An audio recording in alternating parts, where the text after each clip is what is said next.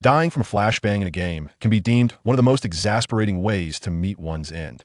Unexpectedly, I found myself transported to a magical realm, and to my astonishment, I have become the grandson of Albus Dumbledore Hector Dumbledore, to be precise. The magical community has never before witnessed such extraordinary talent. Even Albus Dumbledore himself concedes inferiority. Chapter 1. Greetings, New World. Welcome to the Soul Transit Center. I am HP 10032. How may I assist you? Buyan opened his eyes in bewilderment, his hands still poised, as if furiously typing on a keyboard. In an instant, he had arrived in a space resembling a bank lobby from the early 2000s. Ah, so this is how we play, is it? I explicitly mentioned that the grade flash would occur later, and yet you threw it right in my face. Very well, if this is how the game unfolds, I shall practice more instead of whining here. Does anyone dare to challenge me? After a flurry of exasperated ramblings, Buyan gradually focused his eyes, which were still dazed from the overwhelming brightness, and was taken aback to find himself slumped, in a rather undignified manner in a plush chair. What is happening? He surveyed his surroundings and scrutinized his translucent, ethereal form. Could this be real? Having read countless tales of traditional transmigration, Buyan readily accepted the likelihood of his premature demise, feeling an overwhelming sense of shame. After all, dying in a car accident, sacrificing oneself for another, being crushed by a ruthless employer, or being driven to madness by a melodramatic heroine, all of these could be recounted with a touch of pride among the heroes of the transmigration world. Yet to perish from a flashbang while gaming with 4 unruly children? Was this a fate that invited ridicule? Help me up, I demand a more dignified demise. Buyan straightened his posture and cautiously moved his ephemeral body. May I inquire what your name is, and where exactly am I? Before him stood not a seasoned bank clerk, but a luminous orb resembling mist. He responded, Mr. Buyan, I am designated as HP 10032, but you may refer to me as the system. This is the System Binding Service Center, designed to provide you with satisfactory assistance. The system offers personalized onion-owned service, matching you with an appropriate system to help realize each protagonist's dreams. Such grandiloquence, yet the decor is so outdated. Buyan mused internally, maintaining a facade of courteous interest, even managing a faint smile. I appreciate your help. Could you elaborate on the services provided? The glowing orb exhibited no change in emotion, its synthetic voice responding with a slight stiffness. This system will randomly select a universe for you and grant each host 5 drawing opportunities. Each card represents a talent that the host may possess. You may select 3 from the 5 cards to embark on your new journey. The orb paused momentarily before continuing. Additionally, Mr. Buyan, the layout here reflects your own subconscious and is unrelated to the system. Feeling a bit sheepish, Buyan scratched his head, thinking, wow, it can hear my thoughts, and no wonder having arrived here, it probably knows all my childhood misdeeds, including those embarrassing bedwetting incidents. There's no hiding anything from it. Your memories will also be carried over automatically. Do you have any further questions, Mr. Buyan? Just one small matter. Please proceed. Am I truly dead from a flashbang? The orb seemed to pause momentarily, its previously rigid voice now tinged with discomfort. Mr. Buyan, your death was an unforeseen incident within the vast system's operations, and thus HP 10032 has been assigned to offer you humanitarian compensation. I knew it. Wait a moment, did you all cause my demise? Buyan pushed himself off the desk, or rather, floated upward. Mr. Buyan, we have made compensations on your behalf. We hope you can understand the system's operational errors. Do you have any additional questions? If not, we shall proceed to the card drawing phase. Hold on, let's clarify things. Excellent. Thank you for your cooperation. Transitioning you to the card drawing interface now. As the words were spoken, the orb swiftly departed from the counter, and the entire scene began to whirl around him. What a superfluous inquiry, but how could it move so rapidly? In my current state, I can only be at its mercy. Why does it seem to fear me? Amidst the swirling chaos, Buyan could only ponder in solitude. Yet, 1 minute later, a familiar card drawing interface appeared before him. Oh my Gacha system? Indeed, it was the very system from our great nation of Huaxia. After much anticipation, it finally activated. At least it was better than expected 5 draws with a guaranteed outcome. Unlike another game where a single draw could cost a fortune, here, even a minor success felt like a victory. TSK, this is truly a conscientious merchant. Not dwelling too much on his earlier confusion, Buyan rubbed his hands together, performed a gesture of prayer, and fervently pressed the single draw button. As for the 5 draws, that was hardly necessary. As anticipated, a flash of white light appeared before him, reminiscent of a long-standing tradition. Buyan did not open it immediately, but pressed the button a second time. White, dismal white. Buyan, undeterred, pressed a third time. White, still white. This is rather ominous. Various streamers had advised Li Buyan that if he failed to draw a card after 3 attempts, it was time to stop. Continuing would yield nothing but futility. Could I, Li Buyan, tolerate this? I am the protagonist of this very tale, and I must prevail. Kneeling in supplication, he earnestly prayed it was merely a minor misunderstanding.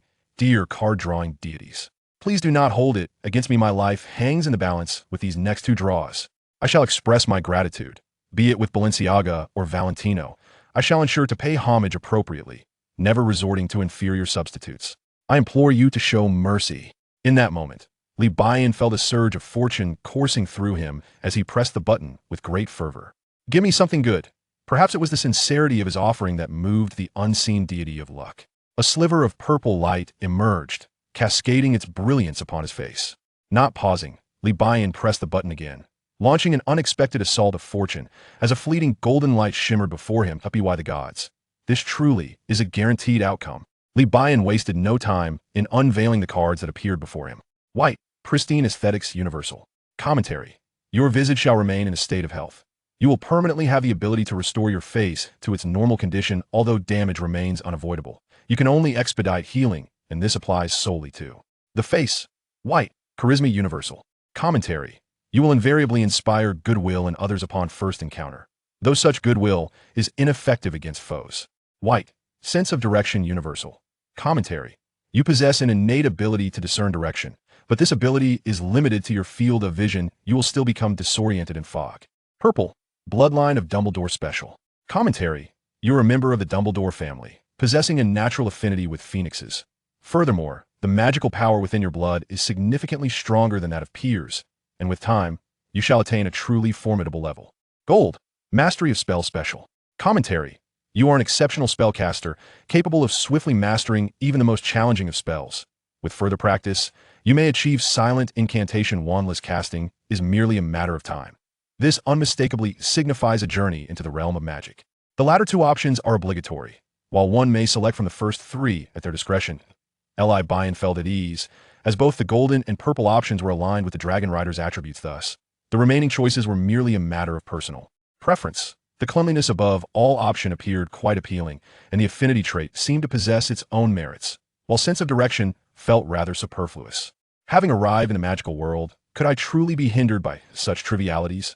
I might as well capitalize on Dumbledore's illustrious legacy to procure a comprehensive set of magical equipment, and when the time comes to confront the main characters, I could bide my time, waiting for the opportune moment to establish my own banner beneath his grand standard, thereby ensuring a prosperous existence, which would serve as recompense for my considerable losses.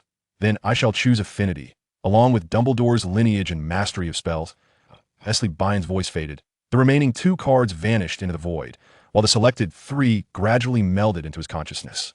Following this, he was enveloped in a familiar, blinding whiteness, accompanied by the system's intermittent voice. This service has concluded. Wishing you a pleasant journey. Farewell. In a flurry of white, Li Buyan's consciousness swiftly dissipated. At that moment, another world was just entering a prolonged night. For many, this night would be like any other, lacking significant distinction. Yet for one elderly individual, this night was destined to be anything but tranquil. Chapter 2. The progeny of the Dumbledore family on a crisp autumn night, within a dilapidated abode in East London, Li Buyan gradually stirred from slumber, rubbing his eyes and pressing his temples as he slowly processed the memories that had just synchronized within him.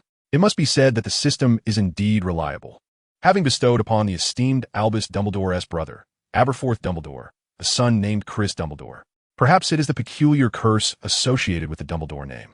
Unlike Aberforth's first son, this Dumbledore is mute, while Credence remains silent. One can only lament the genetic shortcomings that plague old Dumbledore's lineage, coupled with Dumbledore's reluctance to procreate. It seems that the illustrious Dumbledore name is fated to struggle in its continuity. This Chris Dumbledore, separated from Aberforth during the First Wizarding War, found himself adrift in France. After establishing a foothold there, he wed a Muggle woman. Tragically, the couple passed away shortly after the birth of Hector Dumbledore. Subsequently, Hector endured a tumultuous existence, ultimately arriving safely in London through the system's ingenious machinations.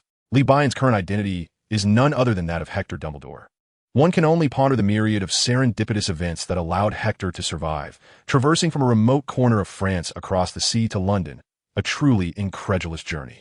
However, now is not the time for idle reflection. As Hector surveyed his surroundings, the dilapidated little house, reminiscent of a perilous shelter, appeared to be the refuge of its former owner. Yet, something felt amiss. While the house was indeed aged, it had not been in such a dire state before. Could it be that he had inadvertently unleashed a surge of magic? Observing the considerable commotion, he wondered if this was the hallmark of his golden magical talent. He recalled that during Harry Potter's time, such an event had not been so grandiose. Feeling an increasing warmth at his fingertips, Hector decided to embrace his power. He directed a finger skyward. With a resounding roar, the roof held firm for a fleeting moment before obediently disintegrating into ashes as the burgeoning beam of light shot skyward. Hector's finger radiated like a powerful flashlight, overwhelming his own vision while the entirety of London sensed the might of this towering beam. Truly, he was a man of extraordinary aptitude. Even his inaugural display of magic was anything but ordinary. As Hector contemplated whether he might once again find himself on the list of disgraced time travelers, the luminous column gradually dimmed, offering relief to his dazzled eyes. He inhaled deeply, relieved that he need not fear being blinded by his own brilliance. Yet, he soon experienced an indescribable emptiness, a void so profound that even the slightest movement of his eyelids felt burdensome. Hector succumbed to slumber, this 11-year-old body having found an outlet for its pent-up energy, albeit through an unconventional means. "Fawkes, I must trouble you," Dumbledore murmured softly. Fawkes nodded, eyes glimmering with curiosity, as it sensed an unfamiliar essence. Another Dumbledore had emerged. In a dimly lit alley in East London, amid shadows unnoticed by passers-by, a flicker of flame materialized, revealing none other than Dumbledore and Fawkes. "By Merlin's beard," Dumbledore exclaimed, his gaze drawn to the conspicuous gaping hole in the roof and the vibrant currents of magical energy swirling in the air. He inhaled deeply, hoping against hope that it was not a dire situation. With a swift motion, he drew forth his elder wand and vanished from the alley, reappearing inside the dwelling. Surveying his surroundings, he noted the rickety bed and a table that had seen better days. No other furnishings graced the space. Dumbledore glanced back at the large opening above before his eyes settled on the unconscious child lying on the small bed. The boy appeared to be merely 6 or 7 years old, his frail frame making the wooden bed seem disproportionately spacious. Leaning down to sense the magic coursing through Hector's body, he found it thankfully manageable, yet astonishingly abundant for one so young. At that moment, Dumbledore couldn't help but gaze at the child's face, feeling an inexplicable sense of familiarity and a burgeoning fondness. "This must be a good child," he mused. Straightening his robes, he raised his wand towards Hector, intent on reviving him. What a stroke of misfortune, he thought, to almost meet one's end twice in a single day, as if hastening to fulfill some grim quota. As Hector's consciousness began to return, he looked up to see an elderly man clad in a purple robe, with a head of white hair and a smile gracing his face, peering through crescent-shaped glasses. This was Dumbledore, an indelible figure in the world of magic, and the preeminent authority within it, Albus Dumbledore, the illustrious white wizard. It was quite the coincidence to find oneself in this new world, untouched by the tribulations that protagonists often endure, now directly approached by an organization, paving the way for a smooth journey ahead in the magical realm. Hector felt a swell of joy at the thought, believing that the hardships of the past were behind him and that happiness lay within reach. Yet, the foremost concern remained, how to rightfully and without question reclaim his lineage. "Child, what is your name?" Dumbledore inquired first. "I am Hector, Mr. Dumbledore," Hector replied, relieved that the system had equipped him with an automatic translation feature to alleviate his worries about communication. "Dumbledore?" The brightness in Dumbledore's eyes intensified. "And who is your father?" he asked, stepping closer and peering into Hector's eyes with a smile. Taking a deep breath, Dumbledore waved his wand, causing a shard of ceiling debris to magnify and transform into an exquisite, sturdy chair, upon which he seated himself. At that moment, a magnificent red bird appeared within the room, perching itself upon Dumbledore's shoulder, its curious gaze fixed upon Hector. Hector felt an instinctive sense of kinship, devoid of any fear. "Fawkes," Dumbledore said, "I must trouble you to make a trip to the Leaky Cauldron and seek out Aberforth." He gazed intently at Hector's countenance, an uncontainable smile gracing his features. "By the way, please bring the book from my office to the Pig's Head Tavern as well." Fawkes nodded, cast one last glance at Hector, and in an instant transformed into a wisp of flame, vanishing before their eyes.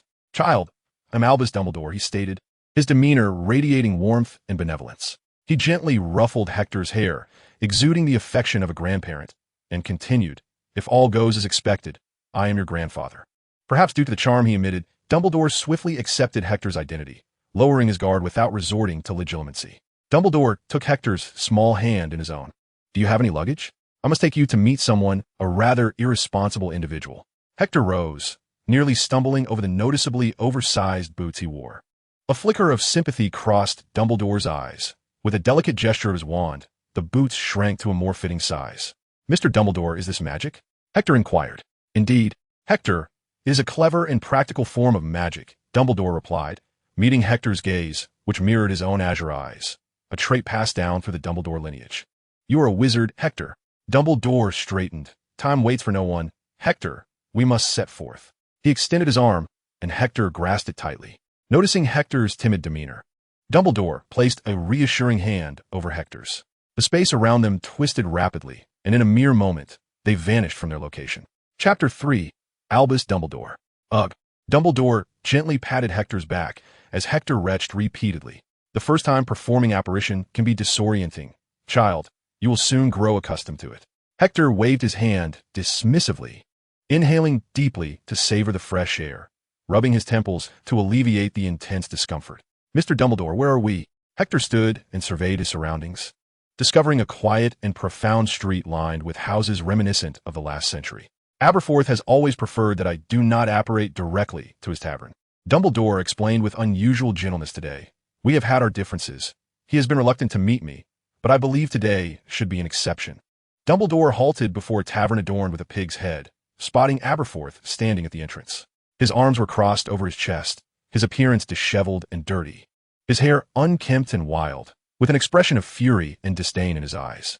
Dumbledore released Hector's hand and approached him. "Aberforth, I hope you can provide me with a reasonable explanation."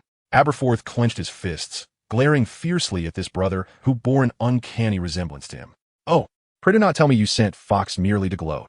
Aberforth's scorn caught in his throat, as he fixated incredulously on the gaunt child who had just emerged from the shadows, his fierce visage betraying utter astonishment.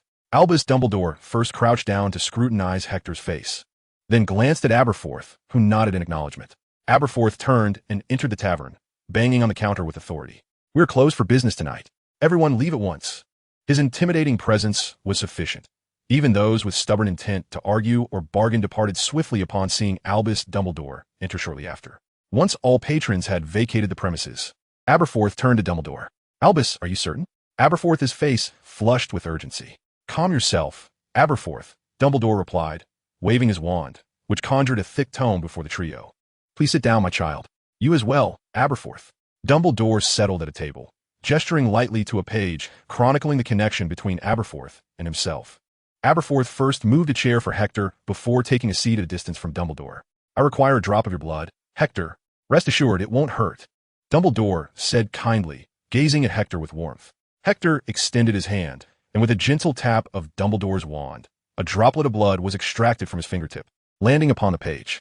The droplet vanished into the paper, and a new line subsequently emerged beneath Albus and Aberforth's names. First, the name of Albus Dumbledore, followed by Hector Dumbledore.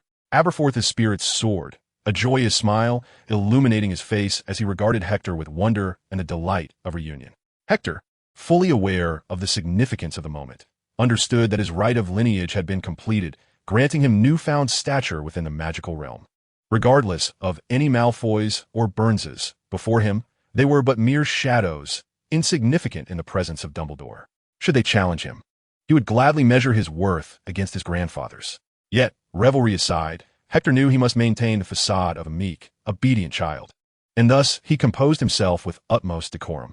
"Aberforth, come here for a moment," Aberforth said, gently caressing Hector's cheek with his rough hand as he stood and exited the tavern. Before leaving, he addressed Dumbledore. Dumbledore rose, briefly meeting Hector's gaze, which reflected the affection and kindness the elder Dumbledore held for his grandson. "You need not follow us, my child. Sit for a while," Dumbledore encouraged, brushing Hector's cheek before following Aberforth outside. Dumbledore succinctly outlined the situation as he observed Aberforth's retreating figure, sighing deeply. "Aberforth, we must have a serious discussion regarding this child." Aberforth suddenly turned, fixing Dumbledore with a piercing stare. "What do you intend to do?" "I must tell you, Albus, you have no claim over him. I will not permit you to entertain any designs upon him." Do not be so agitated, Aberforth. He is also my grandson, Dumbledore replied, holding Aberforth's gaze. And Ariana is your sister, Aberforth retorted, glaring fiercely at Dumbledore. Albus, we agreed not to bring this matter up. The fire in Dumbledore's eyes replaced his usual benevolence, transforming him into a fierce lion. This matter is non-negotiable. I shall not relinquish him to you. Albus, children must attend school. There are other institutions besides Hogwarts. I could send him to Beauxbatons or Durmstrang if necessary. Hogwarts is the finest magical academy, and I am its headmaster, precisely because you are the headmaster of Hogwarts. Albus and Aberforth squared off like two lions vying for territory, their glares unwavering and defiant. Mr. Dumbledore, Hector interjected at an opportune moment, having observed the heated exchange for some time. Is there anything to eat? His rumbling stomach provided the perfect cover and a diplomatic reason for his interruption. Aberforth cast a fierce glare at Albus Dumbledore, but his expression softened as he turned to Hector. Forcing a smile, he said, Hector, I shall prepare something for you. Also, you may call me Grandpa. Moments ago, Aberforth had been bristling with tension, but now he hurried into the kitchen to prepare a meal for his beloved grandson. Albus Dumbledore took Hector's hand, and they seated themselves at a table. Child, how old are you? I am 10, Mr. Dumbledore. 10 indeed. Dumbledore observed Hector's gaunt little face. He hardly resembled a child of 10, as malnourishment made him appear more like 6 or 7. A wave of sorrow washed over him at the thought. Child, you may also call me Grandpa. There is no need to address me as Mr. Dumbledore. After a brief pause, he continued, you will be attending school next year.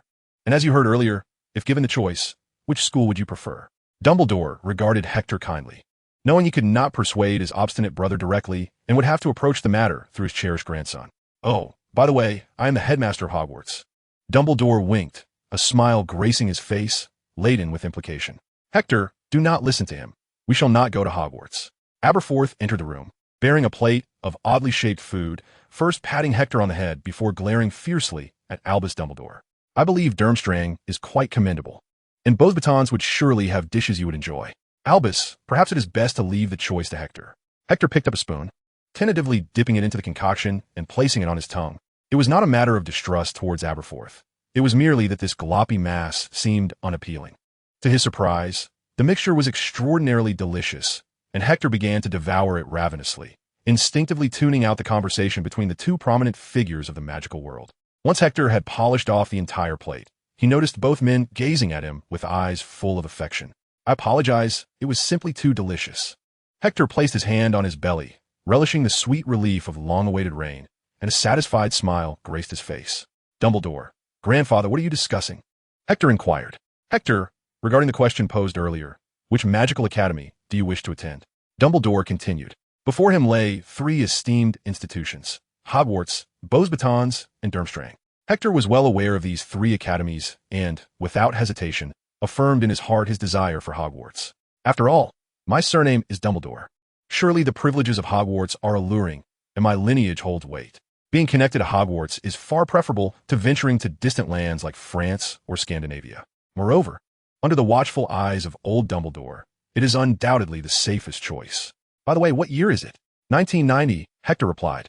As he calculated the time, he realized that Harry Potter would be arriving at Hogwarts the following year, the quintessential chosen one of this era. Hector was not so arrogant as to believe he could rival the protagonist destined for greatness or confront the Dark Lord.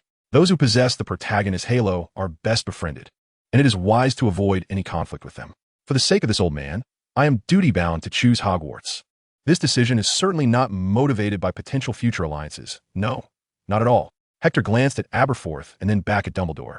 Grandfather, may I please choose Hogwarts? I do not wish to be separated from you any longer. He cast a pitiful look into Aberforth's eyes. Both Dumbledores felt a pang in their hearts. They, who valued familial bonds above all, could not refuse such a request. Aberforth looked at Hector, then at Albus, and with a sigh, he said, Very well, Hector, we shall choose Hogwarts. Aberforth turned to Albus, who, still in a somewhat irritable mood, remarked, Is there anything else, Albus? You know you're not welcome here. Albus Dumbledore also rose to his feet, his cerulean eyes sparkling with joy. He winked at Hector and turned to leave, though his relationship with Aberforth had always been strained. With Hector's presence, everything was bound to change. Fawkes descended from the sky, alighting upon Dumbledore's shoulder. What a splendid evening, wouldn't you agree? The melodious song of Fawkes filled the air, and Dumbledore walked with a lightness he had not felt in ages, disappearing into the darkness. Chapter 4. Diagon Alley. Aberforth gazed at Hector, momentarily at a loss for words, and could only engage in a silent stare. Grandfather, where will I be sleeping tonight? Aberforth suddenly slapped his forehead, exclaiming, Merlin's beard, how could I have forgotten that? With an apologetic look, he addressed Hector, sit for a moment. I will prepare your room. He then swiftly ascended the stairs with surprising agility for his age, and the sound of clattering echoed from above. Before long, Abufus hurried down the stairs, a fine layer of dust clinging to him. He secured his wand at his waist, rubbed his hands together, and a rather forced smile crept onto his fierce visage. Hector, let us go and inspect your room. Do you have any luggage? Hector shook his head and rose to his feet. Very well, Abufus remarked, appearing quite anxious, feeling as if his limbs were bound. The once astute tavern owner now seemed somewhat clumsy. He yearned to take Hector's hand, yet feared that he might inadvertently cause him discomfort. Sensing the elder's unease, Hector extended his small hand and said, Grandfather, please take me to see it. Abufus first grasped Hector's tiny hand firmly, then loosened his grip, worried about hurting him. He led Hector upstairs, making his way to the farthest end of the corridor, stopping at an exceptionally large door. This is your room, Abufus announced as he pushed the door open. Time is of the essence. It will have to suffice for now. He scratched his head, his gaze filled with anticipation as he looked into Hector's eyes. Understanding his grandfather's unspoken wish, Hector enveloped Abufus in a warm embrace. Abufus froze, as if under a spell, feeling stiff all over and unsure where to place his hands, ultimately settling for a gentle pat on Hector's head. Rest well, Hector. Tomorrow morning, we shall visit Diagon Alley. Grandfather will take you to buy some things. The excitement of the day had been quite taxing for the 10-year-old, and Hector obediently climbed into bed. What is Diagon Alley, Grandfather? You will find out tomorrow, Hector. For now, you should get a good night's sleep. Abufus tucked him in and turned off the light. Good night, Hector. Good night, Grandfather. Abufus closed the door, and Hector soon drifted into a deep slumber. The following day, good morning. Abufus was polishing glasses at the counter when he saw Hector descending the stairs, rubbing his sleepy eyes. Compared to the previous day, the tavern appeared notably tidier. The once dusty windows sparkled anew, and the air was filled with the scent of soapy water. Good morning, Grandfather. Hector sat at the table as Abufus brought over breakfast. Today, Abufus wore new clothes and had trimmed his long-neglected beard, looking much cleaner and more spirited than the day before. Eat quickly, Hector, Abufus urged as he sat beside him. We are off to Diagon Alley. You need to acquire some new clothes and a few books. Abufus was still adjusting to his new appearance, frequently smoothing his collar. Of course, we must also buy you a wand. Although you are not yet of school age, I doubt you would mind having it early. Would you, Hector? Hector shook his head and quickly finished his breakfast, his curiosity piqued by the rumored wonders of Diagon Alley. Abufus wasted no time, tapping the table with his wand, causing the plates to vanish instantly. Without further ado, Hector, we shall depart at once. Abufus opened the door, and Hector dashed outside. Seeing Hector's exuberance brought a joyful smile to Abufus's face. He closed the door, and Hector rushed over to ask, Grandfather, how do we get to Diagon Alley? We shall take the bus, Abufus replied, raising his wand. Soon, a bus sped in from the distance, weaving through the houses without causing any damage, and came to a screeching halt before them in a manner that would have overturned Newton's coffin and left him quite startled. A conductor, dressed in a tattered uniform, descended, his eyes glued to a newspaper, entirely indifferent to who had summoned the bus. Welcome aboard the night bus. Where do you wish to go? Upon hearing this voice, the conductor lowered his newspaper, glanced up, and exclaimed, Oh, it's you, Mr. Dumbledore. And this is my grandson, Hector Dumbledore. Ah, a pleasure to meet you. Young Mr. Dumbledore, the conductor greeted Hector warmly. Hurry aboard. Time is of the essence. Hector was well aware of the night bus's illustrious reputation and could hardly refuse such a mode of transportation. Compared to apparition, one might say the night bus was the gentler option. It must be noted that wizards are indeed quite resilient. Apparition is a common occurrence, and the night bus is essential for travel, even for a simple bank visit, where one must endure the roller coaster experience. Those with weak hearts would find themselves encountering Merlin several times over in a single day within the wizarding world. As soon as the door closed, Hector felt as if he were soaring through the air. Although the bus disregarded Sir Isaac Newton's principles, he, a mere mortal, could not escape the laws of gravity. Fortunately, Abufus grasped him tightly, or Hector would have found himself crashing into the back window. Then Hector witnessed the night bus weaving through the bustling morning traffic, performing various illogical sudden stops and turns, until the entire vehicle lifted off the ground, soaring over several small houses and even passing through a wall, leaving Hector utterly bewildered.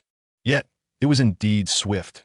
Within minutes, the bus halted before the leaky cauldron, leaving Hector, who was clinging to the wall, retching uncontrollably, and Abufus, who remained remarkably composed. "My apologies, Hector. We've run out of flu powder at home and had no choice but to take this," Abufus said, patting Hector on the back. Hector finally straightened up, took a few breaths of fresh air to alleviate his intense discomfort, and waved his hand at Abufus. "It's fine, grandfather. Where are we headed now?" Abufus pointed to the tavern before them. "Right here. We can enter Diagon Alley from this point." He then took Hector's hand and stepped into the tavern. "Abufus, long time no see. A rare guest indeed. Would you care for a drink?" Old Tom behind the counter greeted Abufus as he entered, then noticed Hector. "And who might this be?" "This is my grandson, Hector. I brought him here to buy a few things today." "Oh, Merlin's beard. Is this little Dumbledore?" Old Tom scrutinized Hector closely, and his first reaction was that he must be a well-behaved child, his smile softening further. "I suppose you won't need me to show you the way, Abufus." Albus shook his head, expressing a desire to share a drink soon, not for any particular reason, but to celebrate the young Mr. Hector Dumbledore. Albus drew forth his wand and tapped the brick wall a few times, which responded to his signal, retreating like a tide. "Hector, welcome to Diagon Alley." The cobblestone path was smooth and well-kept, lined with medieval-style buildings, all exuding a potent aura of antiquity. Most conspicuously stood a crooked yet steadfast structure in the center of the street, emblazoned with the name Gringotts. Typically, Diagon Alley bustled with activity, filled with wizards hurrying about, their eccentric attire setting them apart. Yet it bore similarities to any other commercial street. Madame Malkin emerged to greet Albus, her gaze quickly shifting to Hector. "Mr. Dumbledore, are you here to purchase clothing?" she inquired. "Indeed, for him," Albus replied, noticing her puzzled expression. "This is my grandson Hector. He will be attending Hogwarts next year, so I wish to procure some garments in advance." Madame Malkin appeared, slightly taken aback. "Isn't the new term just beginning? Isn't it a bit early to prepare?" However, she refrained from further comment as she measured Hector with an enchanted tape. "Mr. Dumbledore, would you prefer bespoke garments or ready-made ones? Let us start with 2 ready-made pieces. As for the school uniform, there's no immediate rush, but we can have one prepared." Albus exuded an air of affluence, leaving Hector to silently observe his grandfather's arrangements. "Very well, the total comes to 4 galleons. The tailored clothing will be delivered by owl to the 3 broomsticks in Hogsmeade, if I recall correctly, Mr. Dumbledore. Feel free to browse at your leisure. Choose what you like."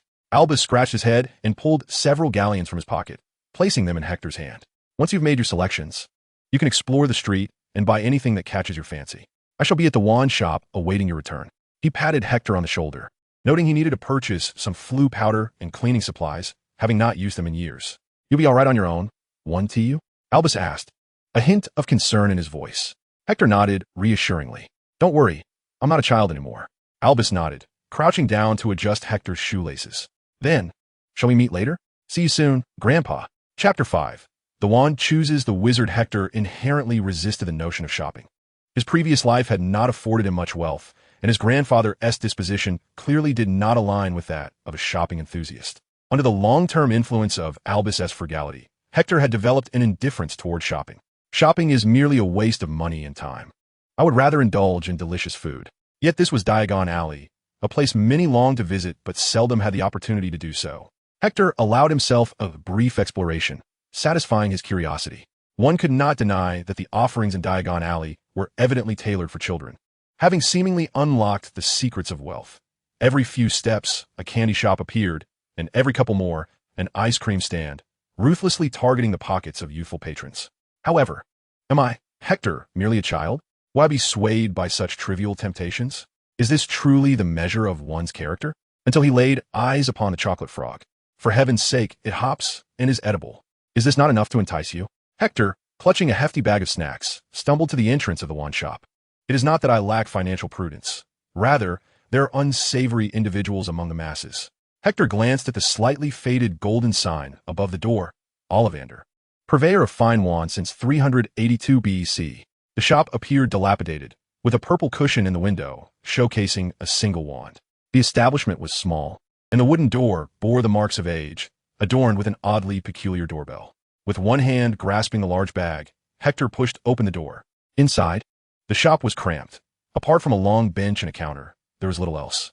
The walls were lined with an array of wands, and towering cabinets reached up to the ceiling, cluttered with wands of various materials. The floor was strewn with wand boxes, creating a sense of tightness. Hector set his snacks down on the bench, and a ladder emerged from behind the rows of wand cabinets. An elderly gentleman with a mane of snowy, fluffy hair and somewhat outdated yet tidy attire descended the ladder and approached Hector with brisk steps, displaying a vitality unbecoming of his age.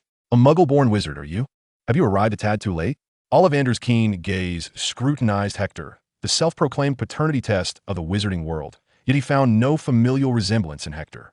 "What is your name, child?" "I am Hector Dumbledore, sir." Ollivander's eyes sparkled with interest as he leaned closer, and Hector could even catch a whiff of the resinous scent about the old man. "The Dumbledore, you say?" Hector nodded. Ollivander's expression grew contemplative. "Abeforth Dumbledore is your—" "He's my grandfather, sir." "That explains much." Ollivander turned to stand behind the counter, lowering his gaze to an unknown object. As for why Ollivander did not first inquire about the illustrious Albus Dumbledore's relation to Hector, the latter understood but chose not to voice it. Questions lead to silence. After all, after an extended pause, Ollivander lifted his head. "Your father is a squib?" "Indeed, sir. Albus Dumbledore." "Who on earth are you?" Hector discerned the underlying tone, stifling a laugh as he took a deep breath and cleared his throat. Ollivander remained blissfully unaware of his own remarks and continued, "So, Hector, which hand do you wield your wand with?" "My right hand." "Excellent, excellent." Ollivander noted the information and ascended the ladder, which promptly shifted and vanished from Hector's sight, leaving only his voice behind. "Mr. Dumbledore, every wand is crafted by my own hand. They're the finest of the finest.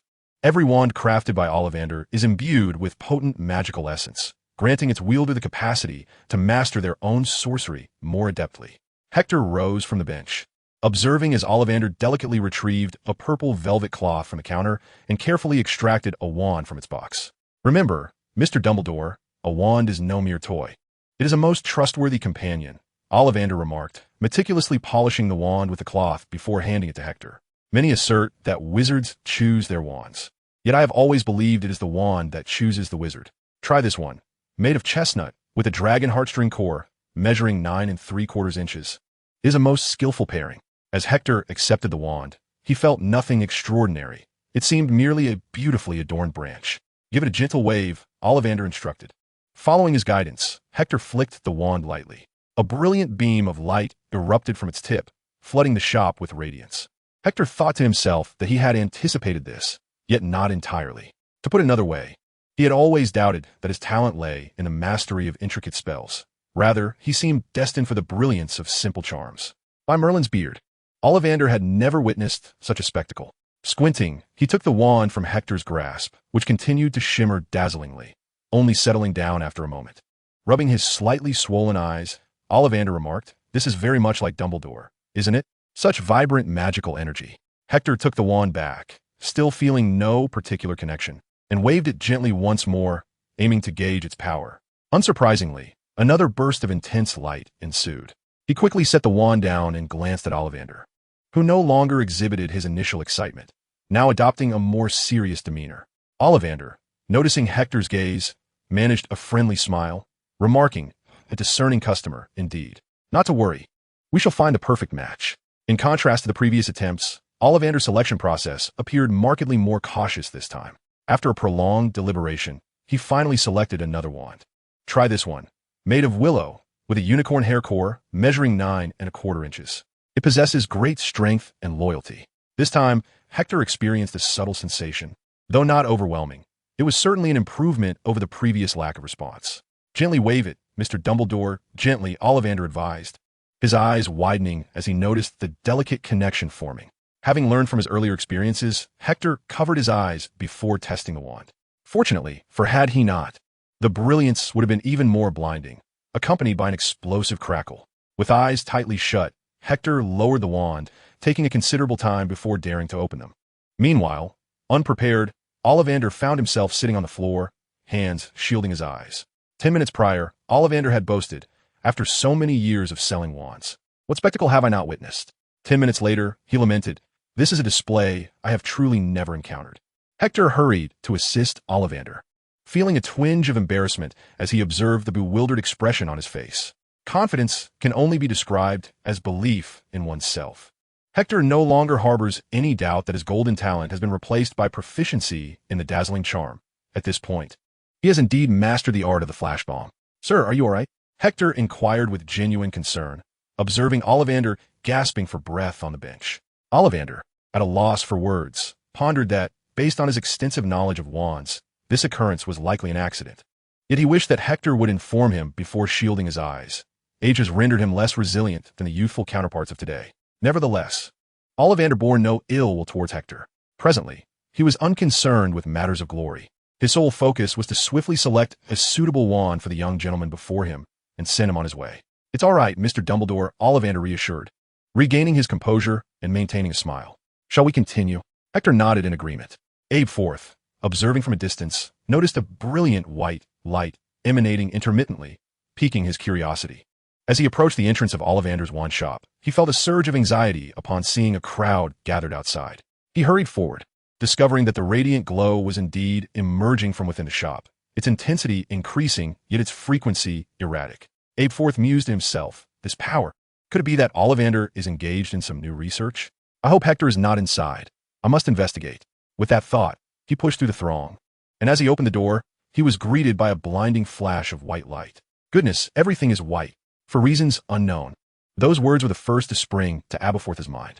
Once the brilliance faded, he quickly opened his eyes to find his dear grandson seated safely on the bench, while Ollivander held an object resembling a mask. A towering stack of wand boxes lay beside them, and judging by Ollivander's expression, he had yet to find an appropriate match.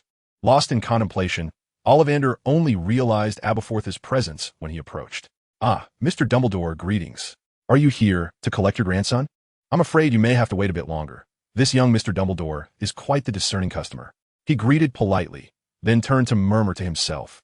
"A core made from dragon heartstring or phoenix feather would be splendid, yet I still haven't found the ideal material. The performance of chestnut wood is rather disappointing, though aspenwood seems promising." Ollivander muttered, diving into the rows of wand cabinets, leaving Abeforth and Hector alone in the shop. Abeforth settled on a bench, observing Hector, who was playing with his fingers, and remarked, "Things aren't going very smoothly, are they?" Hector nodded in agreement.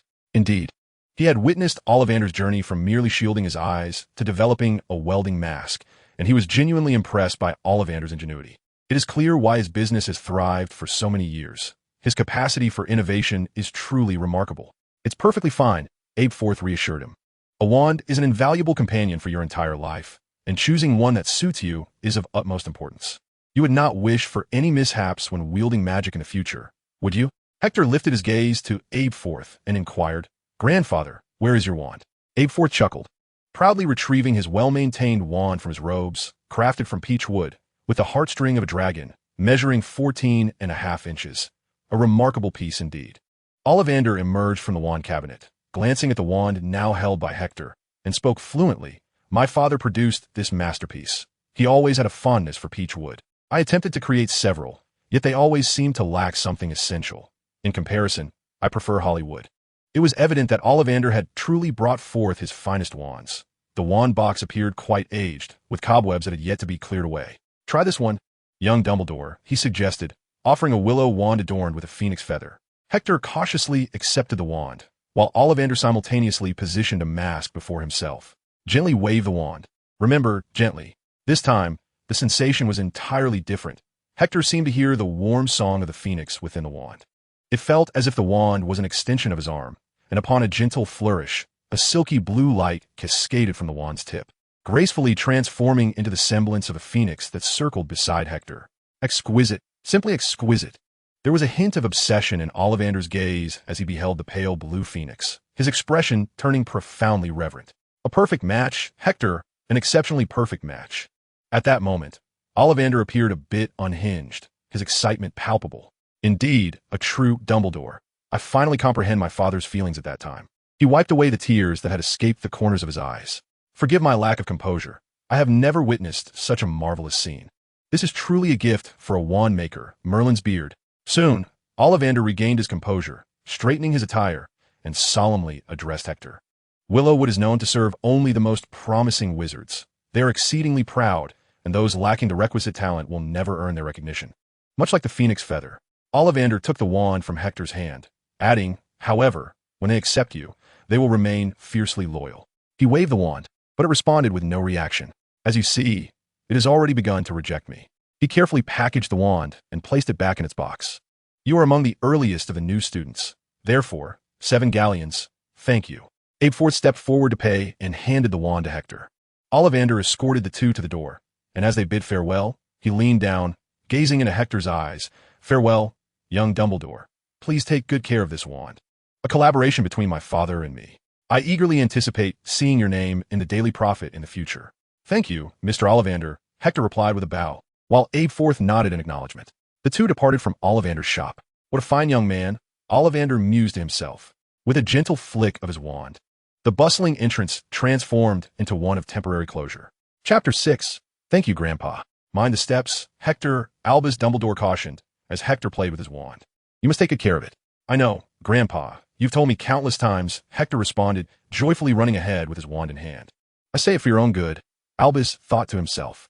Throughout their journey, Hector's wand-wielding hand was never still, poking this and prodding that, prompting Albus to utter apologies more times than he could recall in his entire life.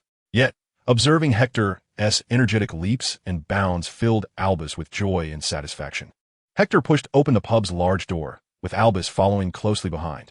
Ah, Albus, old Tom, polishing glass, looked up and greeted him. Everything well? Would you care for a drink? May I borrow your fireplace? Help yourself, Albus. Do come for a drink next time. Hector seized a handful of flue powder, stepped into the fireplace, and called out the leaky cauldron loudly, scattering the powder downward. Remember, pronunciation must be precise. Though Hector knew that flue powder was quite safe, the sight of the roaring flames still sent a shiver down his spine. Hector thought, something feels amiss. It feels as though this old man is out to get me. Do not fear, Hector. The flames will not harm you, Albus reassured, sensing Hector's unease. Taking a deep breath, Hector grabbed a handful of flue powder from Albus's jar and stood before the fireplace, wanting to ascertain if the usual heat emanated from it. It was not distrust, but rather fear of any potential mishap with Albus's silent spell. Hector vowed that if he felt any scorching heat, he would not enter, regardless of how much Albus implored him.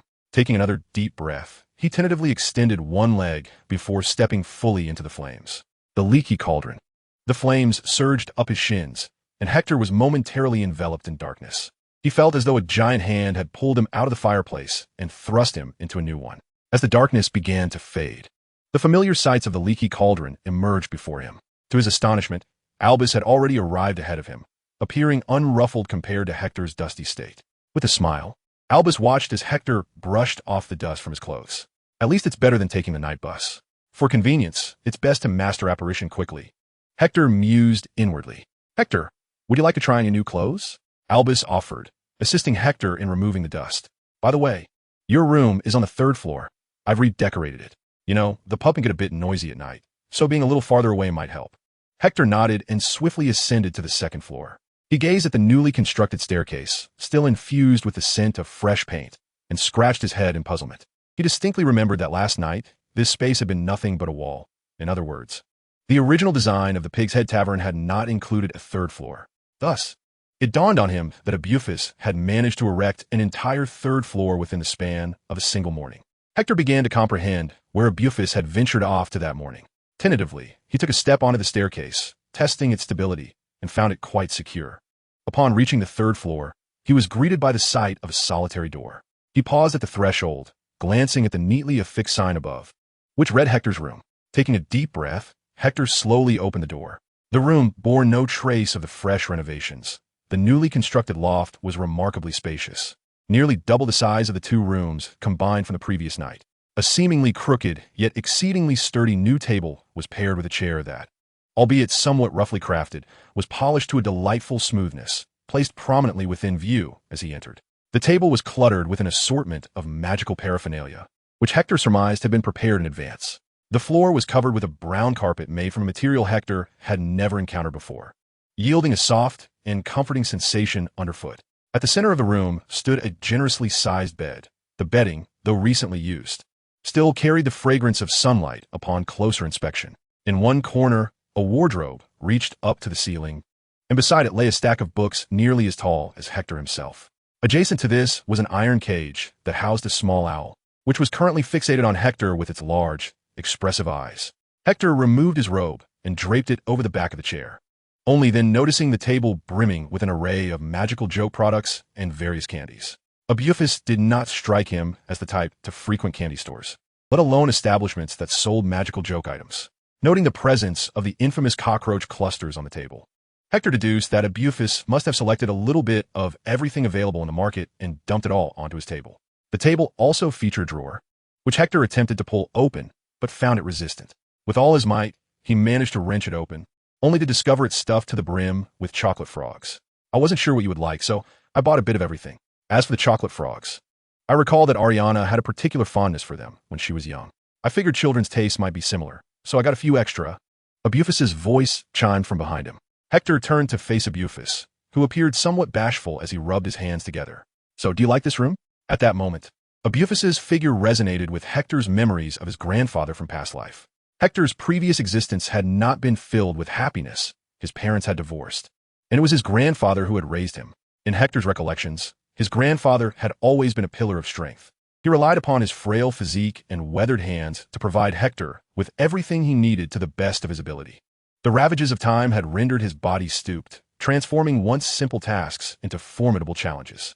Each passing year brought greater difficulties in making a living, yet the grandfather never uttered a word of complaint. He bore the weight of the world on his not-so-broad shoulders for Hector's sake. Life was arduous, but remained steady, and Hector achieved his dream of attending university. The grandfather, with a gentle grip, raised a glass with Hector, feeling a momentary release from the burdens that had long oppressed him.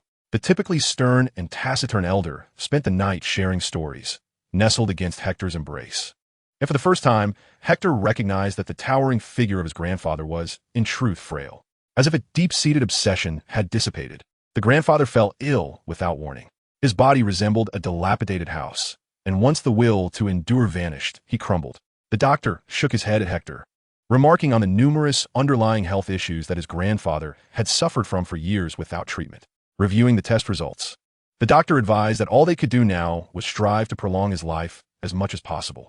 He urged Hector to prepare himself mentally and to treat the old man to something special. Heartbroken, Hector exited the examination room and looked at his grandfather slumped on the chair in the hall, forcing a smile. "It's nothing, Grandpa. It's just a minor issue. You'll be fine soon." He noticed the determination in his grandfather's eyes and lacked the courage to contradict him. They both understood the truth. The grandfather accepted the bottle of liquor offered by Hector, feeling as if merely opening the cap was a monumental task. It was Hector who alleviated the tension.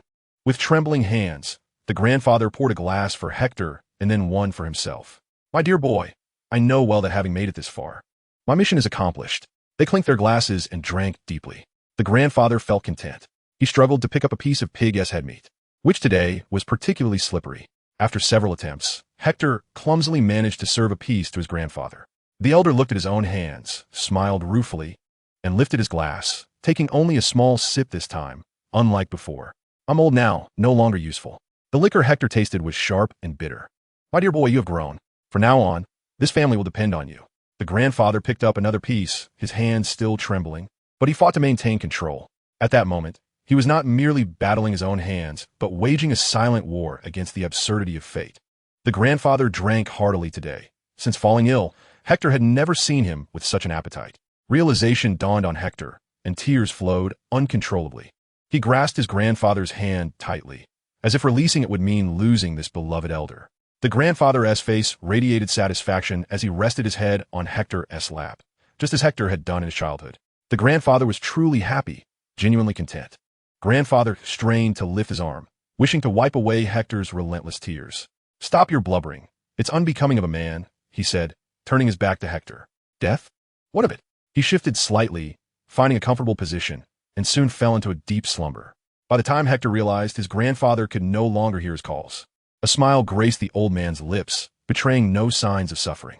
Thereafter, Hector faced solitude until his inexplicable demise. He had never anticipated encountering someone akin to his grandfather. Yet there he stood at the doorway, an elderly man with silver hair. At that moment, Hector gazed at Abufus with tear-filled eyes, then rushed toward him, enveloping him in a warm embrace. Hector was taken aback by his own sobs, especially before this man he had only known for a day. Abufus, confronted with the weeping Hector, found himself at a loss. A warrior who had once stood against Grindelwald now grappling with such an emotional scene.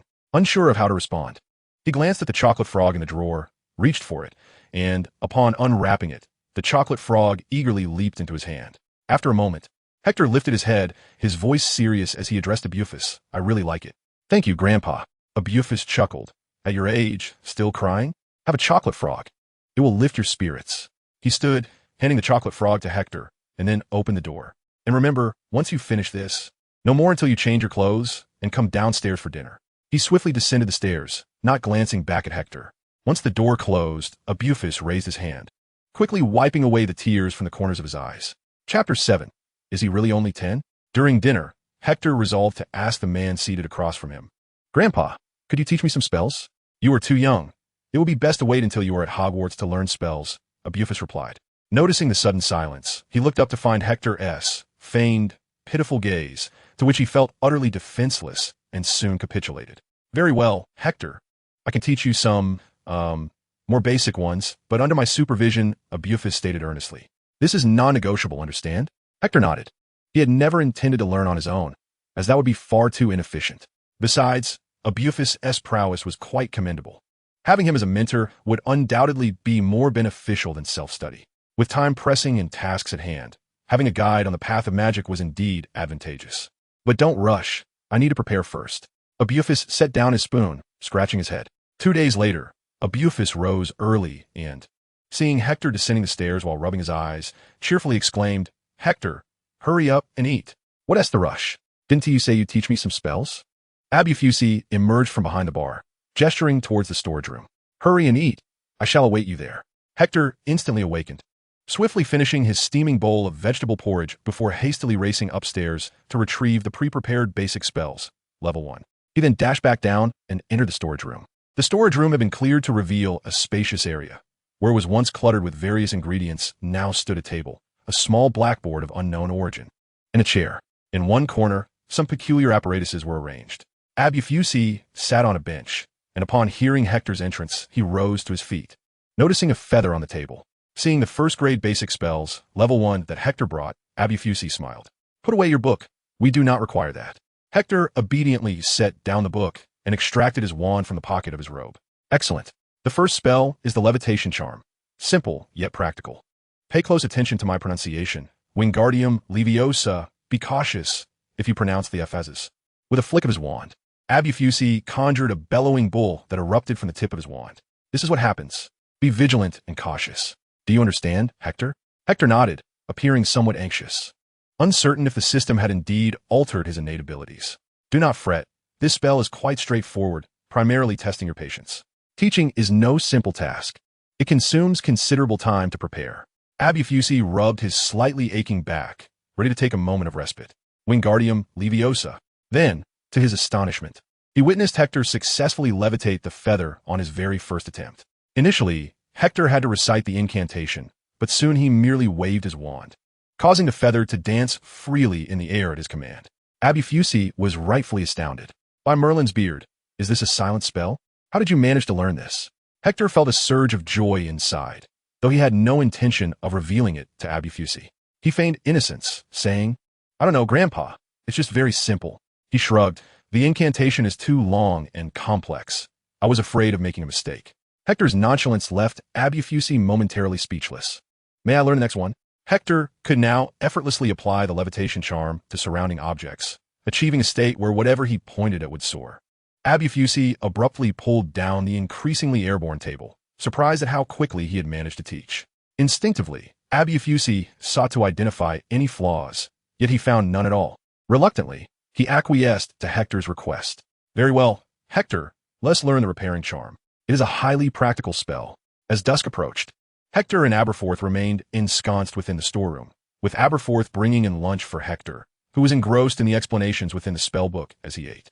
Aberforth, however, scarcely touched his meal, utterly astonished by Hector's extraordinary feat of mastering the entire standard spells, beginner compendium, in record time. He could hardly believe his own eyes. Had anyone claimed that one could learn an entire year's worth of material in a single day, he would have vehemently scoffed at such a notion. Upon scrutinizing Hector's learning process, Aberforth discovered that Hector had not merely memorized all the spells. Rather, he had acquired the ability to wield them with silent incantations. Throughout this educational endeavor, Aberforth became convinced that his grandson was a prodigy, while Hector affirmed the reality of his innate talent for spellcasting. Regarding his own radiant spell, Hector attempted to explore its potential, but found himself unsuccessful in unleashing it fully, likely a mere Easter egg bestowed by the system. Nevertheless, the brilliance of his luminescent spell was indeed striking. Guided by the spell's essence, his initial attempt left Aberforth utterly flabbergasted, causing him to collapse onto the ground in a state of shock. Moreover, Aberforth realized a grave issue. Hector was unable to voluntarily cease the spell. When Hector tried to relinquish his wand, it seemed inexplicably glued to his hand. The enchantment would only relent once Hector's magical energy was completely drained. It was ultimately Albus Dumbledore who sensed the disturbance and rushed over, decisively interrupting Hector's spellcasting. Upon discovering that the disarming charm was ineffective, Albus attempted to pry the wand from Hector's grasp, but the boy held on with an iron grip. Aberforth, who lay on the ground, too afraid to open his eyes and fumbling in the void, could hardly be of assistance. Thus, Albus, summoning his strength, delivered a firm kick. Albus swore he aimed for Hector's wrist, and if the kick landed elsewhere, it was purely accidental. One must consider the frailties of a gentleman over a century old. Although Aberforth harbored considerable disdain for Albus's intervention, he could not deny that his brother was far more adept at teaching than he was, having only recently embarked on this educational endeavor. Henceforth, Albus took charge of Hector's foundational education, while Aberforth acquiesced to his brother's presence at the Hogshead Inn. Albus found this arrangement quite satisfactory, as Hector's arrival indeed eased the tension between the brothers. Soon enough, he was further astonished by Hector's clearly visible talents. What child learns an entire book in a day and, with minimal practice, masters silent spells without a teacher? Albus reflected that he himself had never possessed such abilities in his youth.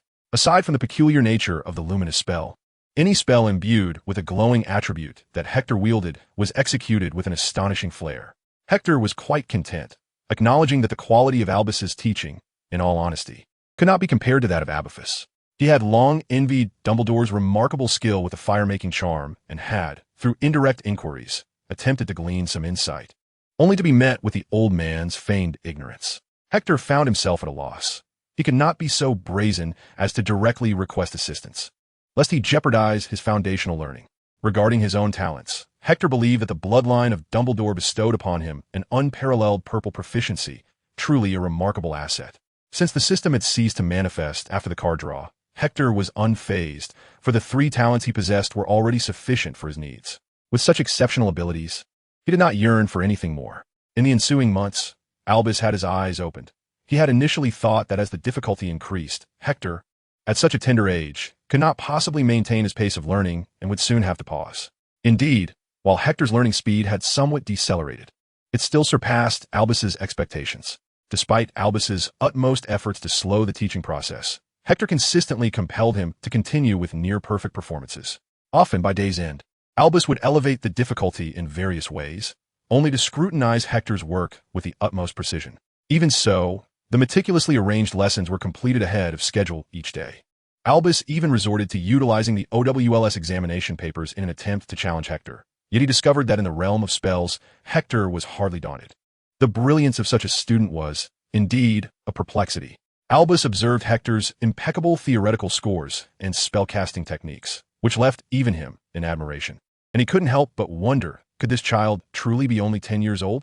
Were it not for the absence of beliefs in reincarnation or possession within the magical community, Albus might have been tempted to bind Hector and subject him to rigorous questioning. This learning pace transcended mere genius. It had reached a level that defied easy explanation. Albus had no intention of delving deeper into the material, believing that some concepts could only be truly mastered through accumulation and long-term practice. This required time. Introducing such teachings too early could hinder Hector's development of his own style. He communicated his thoughts to Aberforth, who concurred wholeheartedly. However, Hector soon discerned a dramatic decline in the quality of Albus's teaching. Initially, he suspected that the old man was deliberately trying to slow his progress, and he even reported this to Aberforth a few times. When he realized that Aberforth steadfastly sided with Albus, Hector sensed trouble brewing. Quietly, the old man had absconded with the household's focus. Given the resoluteness of both, Hector, though somewhat irked, opted not to press the matter further and shifted his attention to transfiguration. Albus was delighted to hear that Hector was preparing to begin his studies in this field, and he approached the instruction with earnestness, fully prepared for Hector's rapid advancement. Fortunately, Hector did not exhibit an extraordinary prowess akin to that of a spellcaster. Observing Hector's struggles with transfiguration, Albus felt a mix of relief and a twinge of regret for Hector. Despite his inclination towards spellcasting, Albus harbored a desire for Hector to excel in transfiguration. After all, it was a skill cherished by Albus, who held considerable confidence in his own aptitude for the art. At that moment, Albus felt a semblance of normalcy, akin to that of a typical 10-year-old child. Albus, is it on? Hector, nope. Witnessing Hector's progress in spellcasting, Albus found it difficult to fathom that such feats could be accomplished by a mere child of 10. Throughout his years, he had never encountered anyone who learned spells in such a remarkable manner. Chapter 8. Greetings, Hogwarts. Time flew by, and before long, Hector had experienced the winter and spring seasons in this new world, with the sweltering summer now drawing to a close. Over the course of a year, Hector had nearly mastered all the spells presented in his charms textbook, with the exception of the Patronus charm. He yearned to learn it, but found it challenging to grasp without the presence of a Dementor for practice. He had repeatedly expressed to Albus his desire for his grandfather to assist in finding a Dementor to practice the Patronus charm, and he even suggested that a Boggart could serve as a makeshift alternative. Albus consistently agreed with enthusiasm, yet no further action ensued. Whenever Hector inquired, the response was always a vague promise of searching, but ultimately, nothing materialized, leading to a sense of exasperation that Albus seemed to brush off with an air of oblivion. During these past 6 months, Hector encountered a pair of red-haired twins, remarkably tall and slender, seemingly crafted from the same mold. Their first meeting transpired at the Hog's Head Inn, where they had ventured to avoid detection while purchasing butterbeer. They settled into a corner, engaged in conversation. When they spotted Hector sneaking out from a kitchen, Hector had been aware of their presence long before, as their vibrant red hair made them easily recognizable. Fred and George Weasley. Fred and George were equally astonished to find a child, even younger than themselves, at the Hog's Head Inn. They approached, encircling little Hector. "Which house are you from, little one? How did you sneak into Hogsmeade?" Fred inquired, with George playfully chiming in, "You can't be from Gryffindor. We've never seen you in the common room. Come on, tell us your house." "I'm not yet a Hogwarts student. I'll be attending next year," Hector replied. "Oh, I see," Fred and George echoed in unison. "By the way, I'm Fred, and this is George. It's a pleasure to meet you." Fred introduced himself with polite courtesy. "Why are you here all alone?" "It's rather dangerous," George continued, taking the lead in the conversation. "This is my grandfather's inn.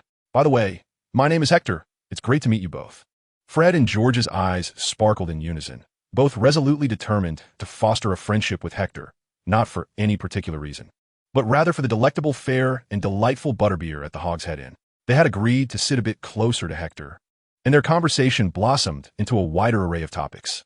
Fred enthusiastically regaled Hector with tales of his nocturnal escapades at Hogwarts, while George chimed in, occasionally interspersing his commentary with promotions of his humorous products. Aberforth served the two Weasleys butterbeer and generously offered a few snacks, to which Fred and George graciously expressed their gratitude before inviting Hector to partake in the feast. "I truly hope you are sorted into Gryffindor," Fred proclaimed, taking a hearty swig of his ice-cold butterbeer. "Gryffindor is undoubtedly the finest house." George, savoring a few bites of the snacks Aberforth had provided, remarked, "I must say, Hector, your grandfather's culinary skills surpass even those of house elves." With an unrefined belch, George patted Hector on the shoulder. "You must join Gryffindor. We'll look out for you." Before departing, the duo exchanged a high-five with Hector, and George produced some of his homemade magical joke products to hand to Hector. "Don't refuse. Consider it a token of thanks for those dishes." Fred leaned in, gently restraining Hector's hand as he reached for his pocket. "We are friends, aren't we?" Fred winked, and George promptly added, "See you in 2 months, Hector. We'll be waiting for you in Gryffindor." "What if I'm sorted into Slytherin?" Hector pondered, gazing at the joke items in his hand, the custom wrapping paper adorned with a large W. "Then we shall meet in 2 months, Hector mused. Time indeed flew by, and before he knew it, 2 months had swiftly passed. One morning, as Hector descended the stairs, Aberforth waved a letter in front of him. Hector's lingering drowsiness vanished in an instant as he rushed over to snatch the letter from Aberforth's hand. The classic envelope bore the wax seal of Hogwarts, its iconic large encircled by the emblems of the 4 houses. Turning it over, he found it inscribed in emerald ink, "Hogwarts, Hogsmeade, the Hog's Head, 3rd floor for Mr. Hector Dumbledore." The contents of the letter are to be found in the original text. It was indeed a moment worthy of celebration. Hector had anticipated the arrival of this letter sooner. Aberforth presented Hector with a large cup of pumpkin juice, raising his glass in a toast. So, here's to Hector. They clinked their cups, a rare instance of indulging in spirits so early in the morning. Receiving the letter signified that the new term was truly imminent.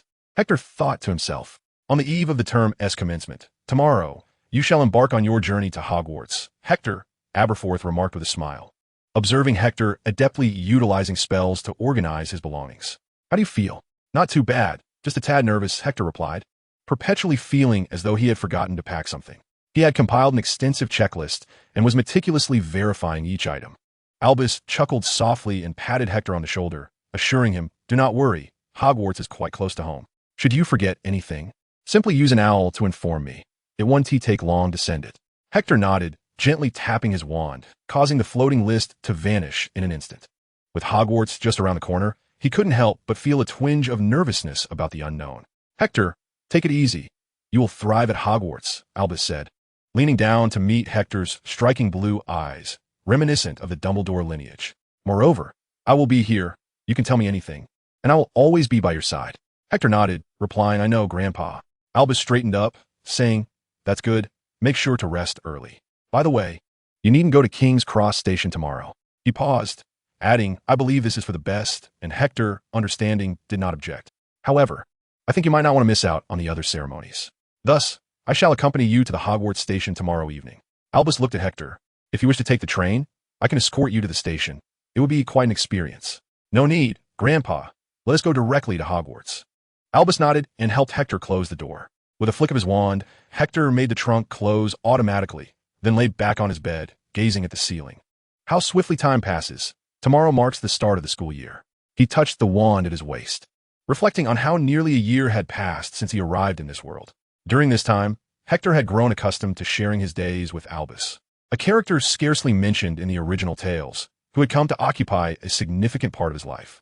As the narrative's wheels began to turn, Hector felt an urge to effect change, though his current abilities seemed woefully limited, leaving him somewhat uncertain about the unknown future.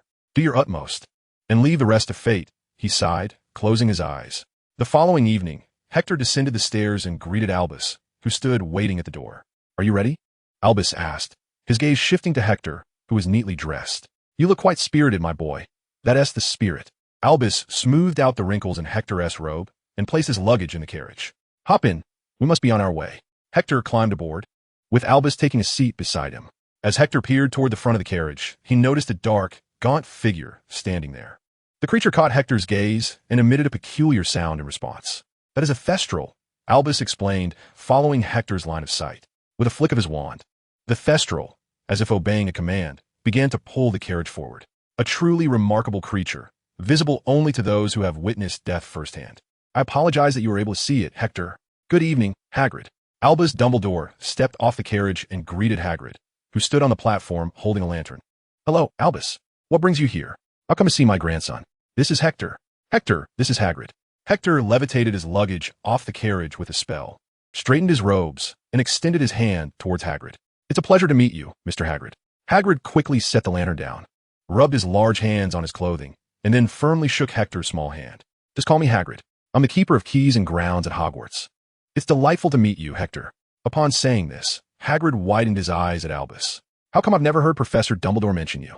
Another Dumbledore. Exciting indeed. Albus scoffed slightly. He had always been this way about matters concerning Albus Dumbledore. That's very Albus. Isn't it? He remarked with a hint of irritation. Always so many secrets. Hagrid chuckled, turning his attention back to Hector.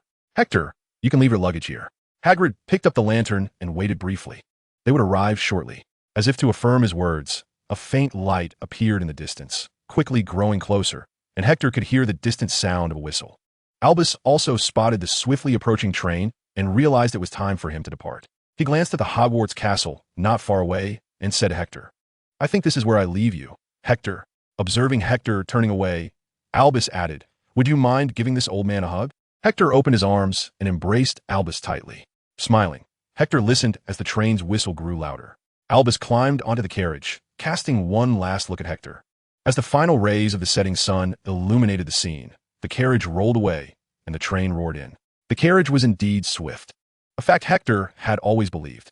He gazed after the receding figure of Albus, soon obscured by the throng of first-year wizards disembarking from the train. Hector turned his attention back to the majestic Hogwarts castle before him. See you later, Grandpa. Hello, Hogwarts. Chapter 9. I'm Hector, Hector Dumbledore. The crowd at the station swelled, and the shouts of the prefects echoed throughout the train station. The new students placed their luggage on the train, where house elves would transport it to Hogwarts. Hagrid held the lantern high, his booming voice cutting through the clamor of the station. First-year students, gather over here. His towering figure was unmistakable, and soon a group began to converge towards Hector. First years, don't be shy. Assemble here. Hagrid's eyes suddenly brightened as a familiar figure came into view. Hello, Harry. Hagrid warmly greeted them, and it was evident that this was none other than the illustrious Harry Potter, the chosen one of the magical realm. The red-haired boy beside him, scanning the surroundings, was undoubtedly Ron Weasley, the youngest son of the Weasley family, whom Harry had just met on the train. Harry, noticing Hector's gaze, politely nodded in acknowledgement. Hector recognized this as an excellent opportunity to make a favorable impression on Harry, so he introduced himself. Hello, my name is Hector. Hello, I am Harry. Harry observed that Hector was unlike other young wizards born of magic. Upon hearing his name, Hector merely nodded, devoid of the exuberant excitement that characterized the encounters of other young wizards with their idols. I am Ron. The red-haired boy promptly introduced himself. I know. Hector replied with a smile. Fred and George mentioned you. Their brother is also coming to Hogwarts this year, and you must be he. You know my brothers? Ron inquired, a touch of surprise in his voice. I met them last semester, Hector explained. I live in Hogsmeade, where my grandfather runs a pub. Hogsmeade? Harry, still naive to the magical world, had little understanding of it. Ron elucidated, Hogsmeade is a wizarding village near Hogwarts, akin to Diagon Alley, just not as far. Casting a glance at Hector, Ron continued, but first-year students aren't allowed to visit Hogsmeade. How did they manage to sneak out? I must ask them later. All right, young wizards. We have ample time to get acquainted later. We must be on our way, Hagrid interjected, having observed that most had arrived. He turned, lifting the oil lamp high above his head, followed by a throng of eager young wizards filled with curiosity. This way, young wizards, over here to the boats. Hagrid led them to a small dock, boarding the foremost boat himself. He produced a pink umbrella from his pocket and tapped the front of the boat, causing all the lights on the vessels to illuminate almost instantaneously. Each boat can hold no more than 4 individuals. It can be fewer, but not more, unless you wish to attend the opening feast thoroughly drenched. Hurry up, what are you waiting for? Hector beckoned. Harry and Ron exchanged glances, both finding their first impression of this newly acquainted wizard to be quite favorable, and they followed suit. Moments later, a plump, timid-looking boy approached their boat, appearing quite nervous, as if engaged in a fierce internal struggle. Ultimately, he cautiously inquired, Is there any space here? Everywhere else is full. This boy must be Neville, the Gryffindor Sword Saint, who in his first term was a pitiable, insecure little fellow often bullied. Come aboard. There's a spot available, Hector said, shifting to one side to make room. Thank you. Thank you. Neville hurriedly bowed to Hector twice, his face radiating joy as tears that once brimmed in his eyes vanished. The little chubby boy's entrance onto the boat was decidedly at odds with his voice. Hector and Harry, being of the more slender build, were ill-matched against Neville, a heavyweight contender.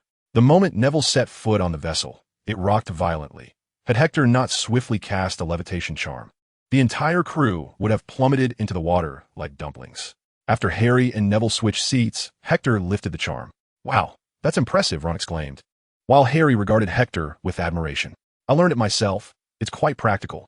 Hector then turned to the remorseful Neville, who had withdrawn to the side. Hector. What's your name? The chubby boy resumed his mosquito-like mumble. I'm Neville. Harry glanced at Ron and teased. We want to introduce ourselves. We've already met on the train. Are we all aboard? Let us set off. Hagrid's voice boomed from the front as he rapped on the boat, prompting all the vessels to glide forward as if responding to an unspoken command. The 4 passengers instinctively ceased their chatter, gazing at the retreating woods beside them. Hagrid's voice echoed again. Watch out for the vines. Be careful not to extend your hands beyond the boat. We shall soon arrive at Hogwarts. The 4 lowered their heads as the boats passed beneath an arching bridge. When they lifted their gazes again, the forest had vanished entirely, and their eyes were captivated by the castle that loomed ahead. Hogwarts Castle stood majestically upon a nearby cliff. As night descended, the grand main fortress, surrounded by towering spires, shimmered in the moonlight. The castle was ablaze with light, illuminating the surrounding forest in a warm glow. In the distance, undulating mountains stretched for miles, their relentless advance halted by the imposing castle. At that moment, Hogwarts emanated a comforting warmth, a stark contrast to the eerie, boundless forest beyond. Hector was awestruck by the grandeur of the castle and turned to his companions. Ron gaped in wonder, while Neville had straightened up and Harry's eyes sparkled. Perhaps reflecting the castle's luminescence, Hector believed his own eyes mirrored that same brilliance. Glittering points of light danced across the placid surface of the Black Lake, which mirrored Hogwarts as it had for centuries. The boat soon arrived at the harbor, slowing to a halt. Hagrid disembarked first, lifting his lantern and addressing the gathering young wizards behind him. "All right, everyone off the boat. Hogwarts first years, stay close. We're almost there." Hagrid led the young wizards up a long staircase, halting before a heavy wooden door. There stood a tall, elegant old woman in a gown of green velvet, adorned with a lofty hat. She appeared kind, though Hector sensed an underlying sternness beneath her benevolent exterior. Hagrid paused, politely greeting the old woman at the door. "Professor McGonagall, here are the first-year students." Hagrid felt somewhat apprehensive in Professor McGonagall's presence, for he held immense respect for her. "Thank you, Hagrid. I'll take it from here," she said, standing before the wooden door, her eyes surveying the throng of young wizards with a warm smile. "In a short while, you will pass through this door. But before you partake in the feast in the Great Hall, you must undergo the sorting ceremony to determine your respective houses." Hector, Harry, and Ron stood at the forefront of the line, exchanging glances without uttering a word. McGonagall paused, her smile transforming into a serious expression. "There are Hufflepuff, Gryffindor, Ravenclaw, and Slytherin. During your time here, your house will serve as your home. Those who excel will earn points for their house, while any misconduct will result in point deductions. At the end of the year, the house with the highest score will be awarded the House Cup." "Leaf, at last I've found you." Hector felt a pang of sympathy for Neville, yet on the surface he, Harry, and Ron struggled to suppress their laughter, their faces turning crimson. McGonagall said nothing further, continuing, "We shall begin shortly. Be prepared." She then turned and opened the door, stepping inside. The trio exchanged glances, and upon doing so, they could no longer contain their laughter. It appeared that the rumors were true. Harry Potter had indeed arrived at Hogwarts. A voice interrupted their mirth as Harry and Ron turned to look behind Hector, who noted the unmistakable expression of disdain on Ron's face. The name Harry Potter had sparked considerable commotion.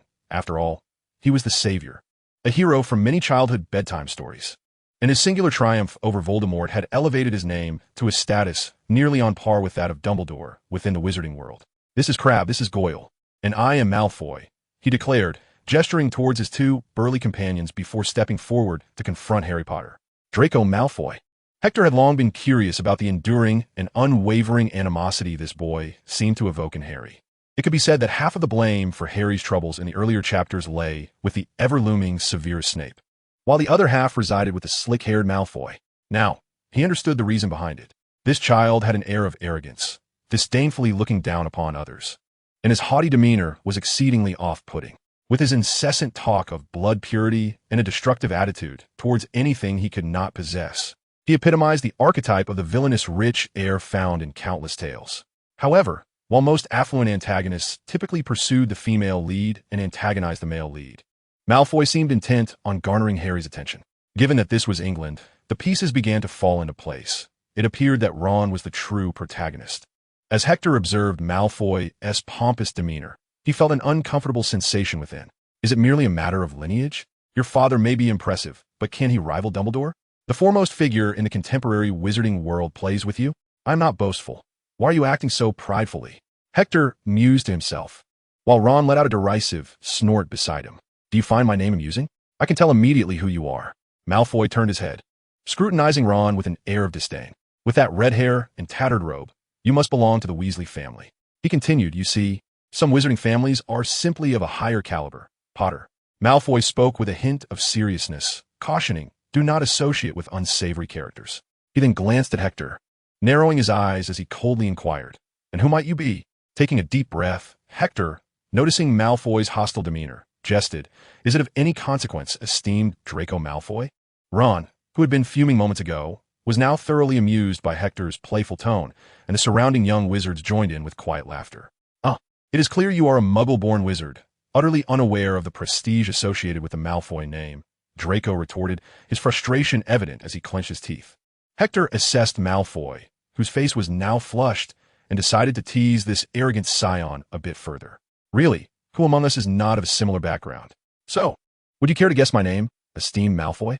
Malfoy scoffed, a muggle wizard, just a nameless nobody. Who cares? Hector's eyes sparkled with mischief as he regarded Malfoy.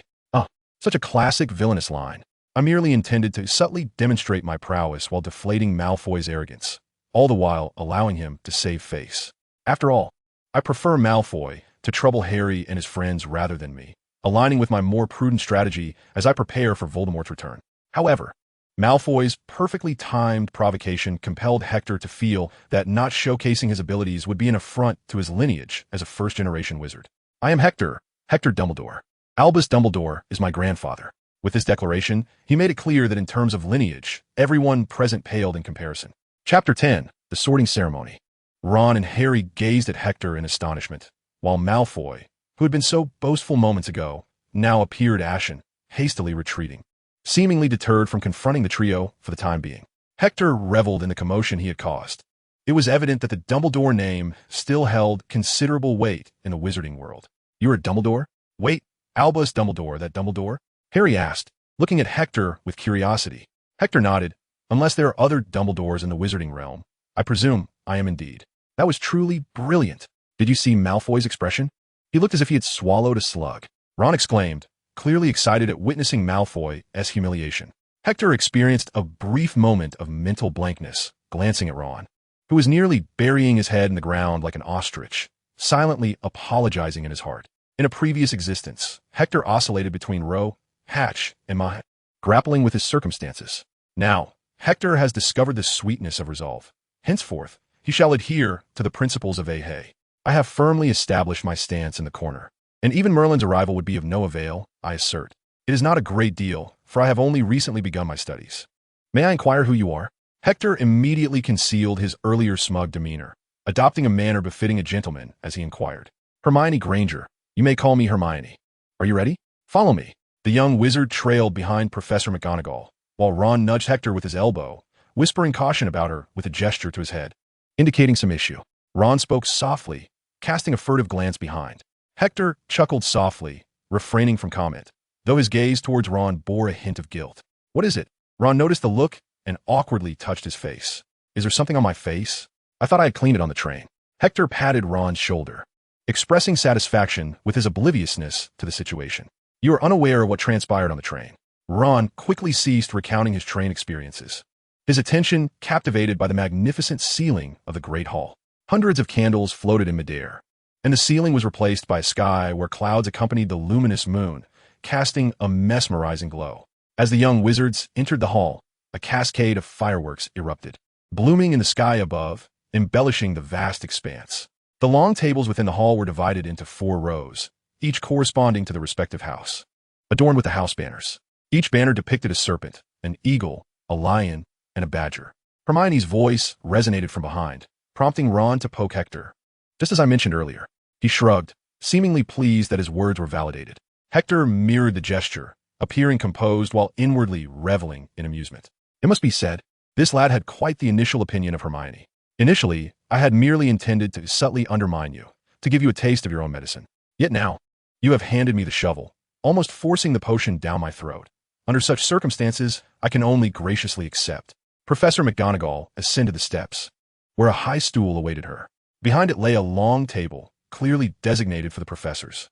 She placed the wizard's hat upon the stool, and all attention converged on this unassuming hat. The hat wriggled and split open, and under the gaze of the assembly, it sang aloud. Perhaps you deem me unremarkable in appearance, but do not judge a hat by its looks. If you can find a hat more splendid than I shall devour myself. You may belong to Gryffindor, where courage lies buried deep within. Their valor, spirit, and generosity render Gryffindor exceptional. You may perhaps belong to Hufflepuff, a house characterized by its members' integrity and loyalty. The students of Hufflepuff are resilient and honest, unafraid of the toil that comes with hard work. If you possess a clever mind, you might find yourself in the wise and learned Ravenclaw, where the sagacious souls gather. Alternatively, you could be sorted into Slytherin, where you might forge genuine friendships to achieve your aspirations. Do not hesitate to don me. Fear not. Do not panic. You are utterly safe in my presence. For I am a thinking hat. As the melody faded, thunderous applause erupted. The hat straightened itself, resembling a proud gentleman, awkwardly bowing to the young wizards who applauded. Before we commence, Professor Dumbledore has a few words to share. Look, all you young wizards have gathered before the steps, Professor McGonagall remarked. Seizing a moment, Hector cast a glance at the professor seated at the high table. Undeniably, the most attention-grabbing figure was the professor whose head was wrapped in layers of purple bandages. Resembling a ball, it could only be the year's unfortunate defense against the dark arts professor, Quirrell. One could only imagine that the feeble Lord Voldemort behind him was orchestrating Quirrell's search among the crowd for the boy who had caused his downfall. Otherwise, it was difficult to explain why he had chosen such a secluded corner, where Quirrell, lacking any other notable features apart from his head, was on the verge of rising to scan the young wizards. Of course, Hector also noticed the shorter figure, presumably Professor Flitwick, the charms instructor. Beside him sat a plump lady, likely Professor Sprout, the herbology teacher. At the center, of course, was the most familiar figure to Hector, Professor Albus Dumbledore. Dumbledore wore a brand new purple robe, topped with a tall wizard's hat, his hair and beard neatly trimmed, presenting a sprightly appearance for a centenarian. He caught Hector's gaze, smiling as he winked, before rising to speak. "Thank you, Minerva," Dumbledore said politely to Professor McGonagall, then turned his attention to the young wizards. "We bid farewell to our seventh-year students, while simultaneously welcoming some fresh blood into our midst. Now, I have a few important announcements to make before the term begins. First-year students, please take heed. Our school strictly prohibits any young wizard from entering the Forbidden Forest. Furthermore, our caretaker, Mr. Filch, has asked me to remind you that the corridor on the right side of the fourth floor is also off-limits. Those who wish to avoid a dire fate should steer clear of these areas." Dumbledore appeared quite serious. "Thank you." Without further ado, Dumbledore took his seat. Hector was well aware that this series of threats and warnings from old Dumbledore amounted to mere trifles for Ron and Harry, as these two would inevitably venture into the forbidden territories each year, providing everyone with quite the spectacle. For the young lion of Gryffindor, the school rules and prohibitions are merely words spoken aloud. Dumbledore, that venerable Gryffindor, is surely aware of this. He simply seeks to deter those little wizards who do not belong to his house. After all, while Hogwarts has its share of brash individuals, not everyone fits that mold. Moreover, Dumbledore himself holds a certain admiration for the courage exemplified by Gryffindor, having once uttered the profound adage that one cannot be said to have violated the rules if one has not been caught. As for Hector, he has long regarded this maxim as his guiding principle. Having lingered in obscurity for so long, one must surely aspire to something greater, mustn't one? When I call your name, please step forward. I will place the sorting hat upon your head and determine your house." Professor McGonagall declared as she unfurled the scroll of parchment and picked up the sorting hat from a nearby stool. "My brother had told me that during the sorting, one must face a fire-breathing dragon, which left Ron somewhat agitated, causing me to prepare for an extended period." Hannah Abbott, a small girl with a ponytail, dashed up the stairs, flustered and nearly tripping in her haste. Once seated upon the stool, Professor McGonagall placed the hat upon her head. "Hufflepuff," the hat proclaimed. Applause erupted from the far-right table as Hannah swiftly removed the hat and hurried over to join her fellow students. "Susan Bones, Hufflepuff." Susan took off the hat and sat beside Hannah. "Hector Dumbledore." McGonagall's voice remained steady as she smiled at Hector, who emerged from the crowd. This name stirred quite a commotion in the hall, prompting McGonagall to clear her throat before the noise gradually subsided. Hector turned and seated himself upon the stool, catching sight of the Weasley twins, who stared at him in astonishment. Hector smiled in return. "Prepare yourself, Hector. I must admit, I would be quite pleased to see you sorted into Gryffindor," McGonagall said with a warm smile, her demeanor radiating kindness in that moment. "Ah, Dumbledore?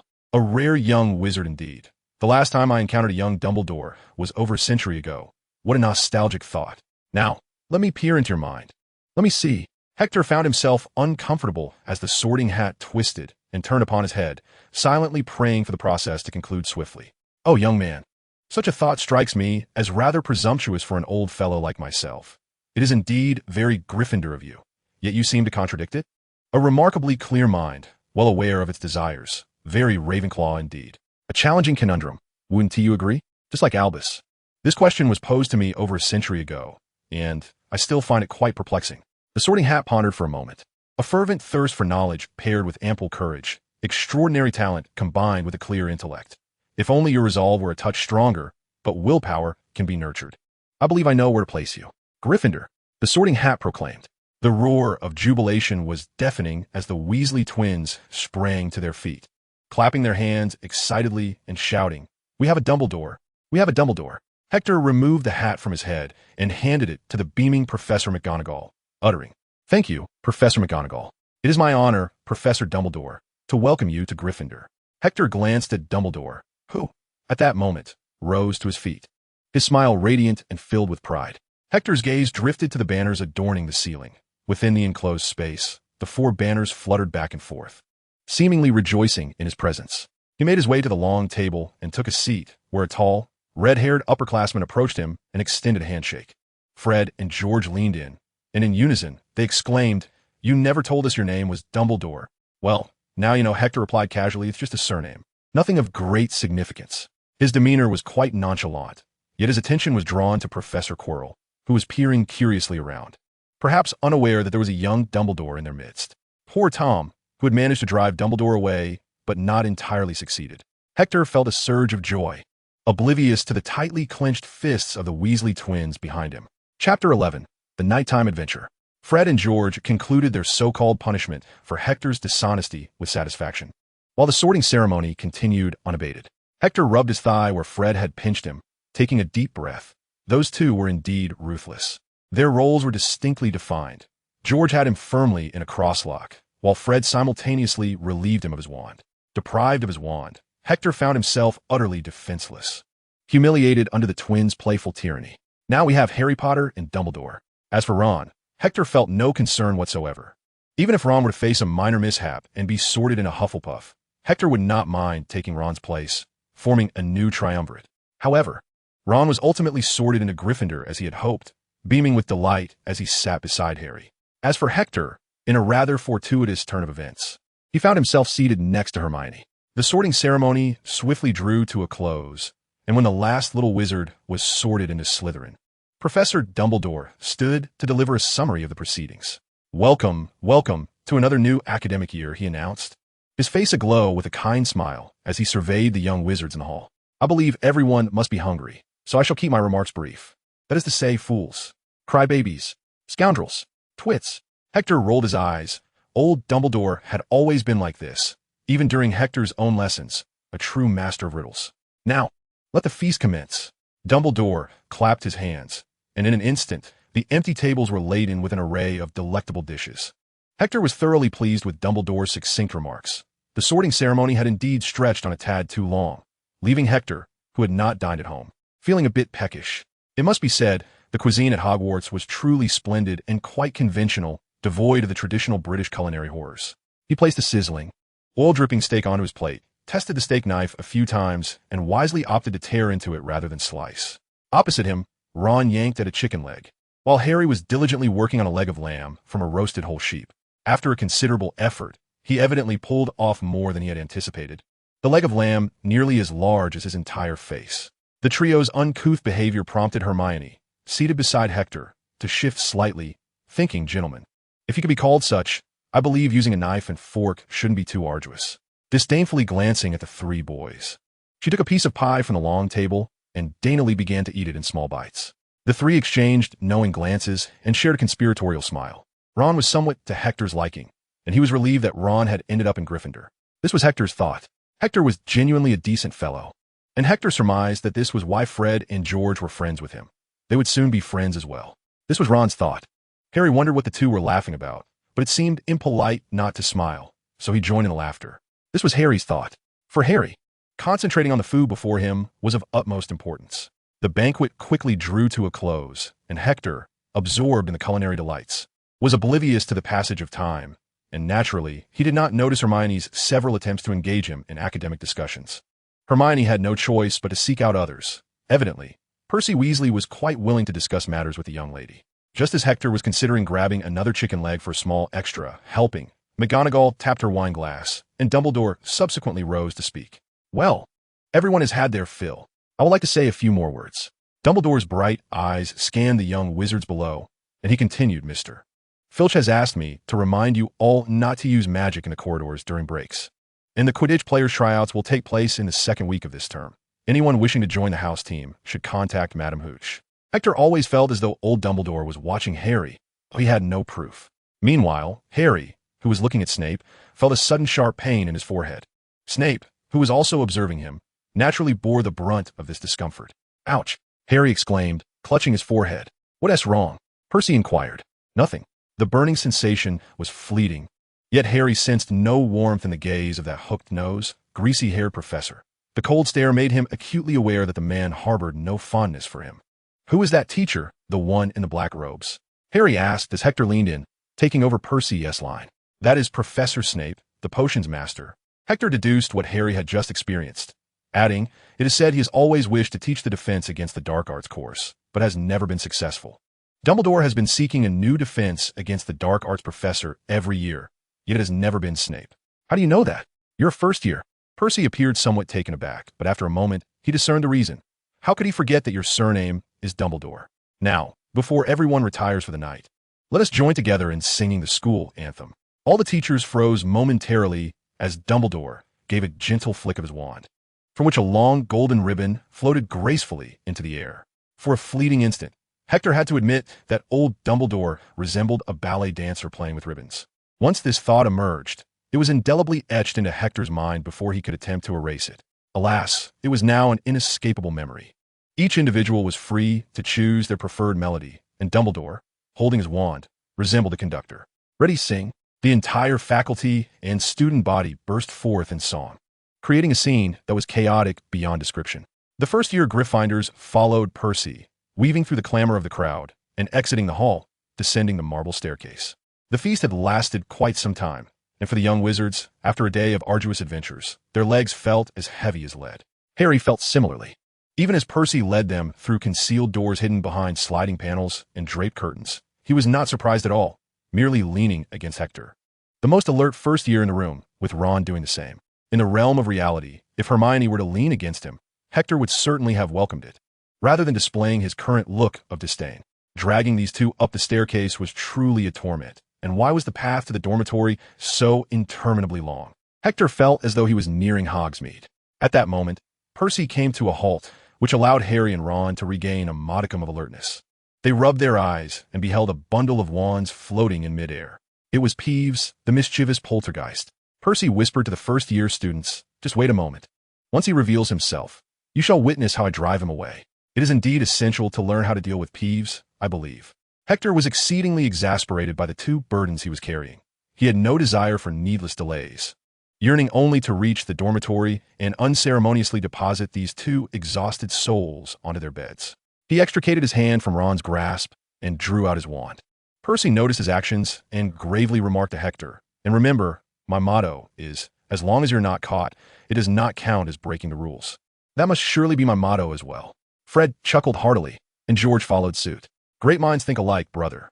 Wadawasi. Hector quietly uttered the incantation, and suddenly a small gnome appeared in midair, encased in a makeshift cage formed by the surrounding wands, swiftly vanishing from the sight of the Gryffindor students amidst the sound of balloons deflating.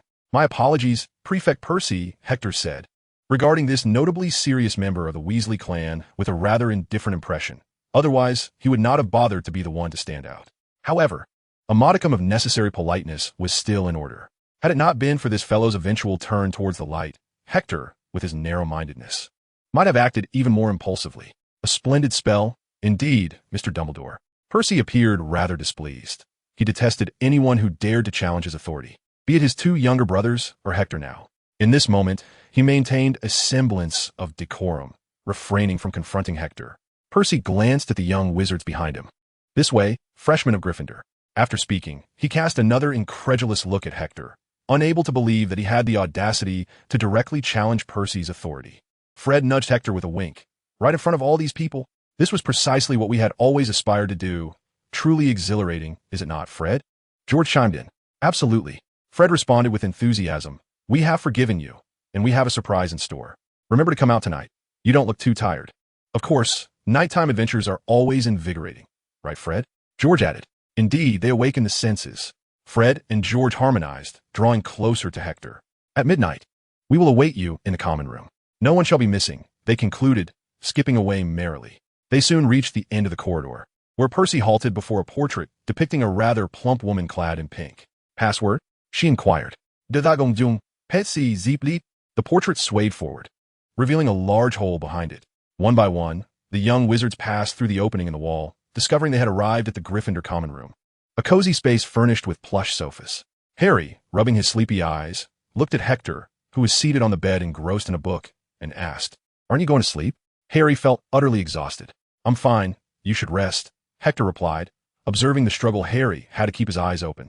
Relinquishing his plan to take Harry out for a midnight escapade on their first night, Hector nodded as Harry lay down. Soon the dormitory was filled with the sounds of rhythmic snoring, much like many other boys' dormitories. Hector, however, found no drowsiness. He patiently awaited the stroke of midnight. Chapter 12. The Forbidden Forest, the Back Garden. As the midnight chimes resonated, Hector suddenly felt alert. He glanced around at his slumbering roommates and quietly slipped out of bed. To prevent any abrupt awakenings, Hector cast a faint charm that sent him into a gentle slumber. Their sleep deepened, evident by the silence of snoring. Hector was quite satisfied with the effectiveness of his spell. Should he ever find himself struggling in the magical world, establishing a clinic for insomnia and rapid sleep induction in the modern world might be a splendid venture, particularly with the added benefit of treating snoring. Hector donned a robe over his pajamas, as the early autumn nights at Hogwarts could still be quite chilly. Upon arriving at the Gryffindor common room, he found Fred and George had been waiting downstairs for a while. "Why are you so late, Hector? We need to hurry," Fred exclaimed. As soon as he and George caught sight of Hector, they rose to their feet. George, with an almost instinctive understanding, seamlessly picked up the thread of conversation, asserting, "We cannot possibly remain outdoors all night. We certainly cannot afford to be tardy on our very first day of classes." "My concern," Hector interjected, "is that I have taken certain precautions before exiting." Precautions? The Weasley twins failed to fully grasp Hector's meaning, unaware that he had cast a stunning spell on his dear roommate. However, they did not dwell on the matter. With a flourish, they drew their wands. "Hector, we cannot stroll about so brazenly at night," Fred remarked, gesturing towards Hector with his wand. "At least not when entering or exiting the Gryffindor common room." At this juncture, a rather clever spell was required. George spoke with a sense of pride, "The disillusionment charm. We have only just mastered it." Hector observed the two brothers, keenly aware of their eagerness to show off their newly acquired skills. He watched as they clumsily attempted the disillusionment charm on one another, their lack of finesse gradually giving way to more familiar spells such as the tooth-blocking charm and the Tarantaligra, until Hector intervened just in time to prevent them from unintentionally stunning each other. The sight of the Weasley twins' partially invisible bodies was somewhat unsettling for Hector. He had suspected their reliability was questionable, but he had not anticipated it to be this severe. He cast a stopping charm upon the brothers, followed by the counterspells for the tooth-blocking charm and Tarantaligra. This malevolent curse typically showed little reaction to the stopping charm, but the upgraded version, known as the All-Spell Ender, wielded a formidable power and was accompanied by a luminous effect. Hector, unless absolutely necessary, refrained from using spells that emitted light. At long last, the Weasley brothers returned to their normal state, brushing off the dust from their clothing before turning their attention to Hector. "Thank you," Fred said. "You know, newly learned spells often come with side effects," George chimed in. "Side effects? I don't quite recall any correlation between the disillusionment charm and the tooth-blocking charm," Hector sighed. "Allow me to give it a try." "You can?" Fred appeared somewhat skeptical. "We've been studying it for months." George patted his shoulder reassuringly. "Don't fret, brother. He is, after all, Dumbledore's own. By the way, what is the incantation for the disillusionment charm?" Hector pondered carefully. He had progressed to fifth-year material. It seemed the charm was not included in the textbooks. "You don't know? What audacity you displayed just now," Fred and George exclaimed in astonishment, their voices rising involuntarily. "Oh, quiet down, you too. Don't awaken the entire castle." Hector gestured for silence. "You may teach me now. I learn quite swiftly. Besides, I am your only option for a trial, am I not?" Fred and George exchanged glances, then checked the time. It was evident that their grasp of the disillusionment charm was insufficient. It would be better to let Hector give it a go. "Very well. The disillusionment charm is not found in any standard spellbook. We discovered it in the restricted section." Fred was the first to speak, followed by George. "The disillusionment charm was quite challenging to master. At that time, we were unable to grasp it fully, so we transcribed the page for future reference." Fred retrieved a crumpled piece of paper from his pocket, one that had been folded numerous times. He handed it to Hector, who took it with a hand that trembled slightly. The writing was crooked, and deciphering it required considerable effort. "You see, we couldn't obtain any professor's signature for permission, which is why we had to sneak out under the cover of night." Fred scratched his head, acknowledging their limited circumstances. Soon, George and Fred witnessed Hector place the paper down, wave his wand, and slowly vanish into thin air.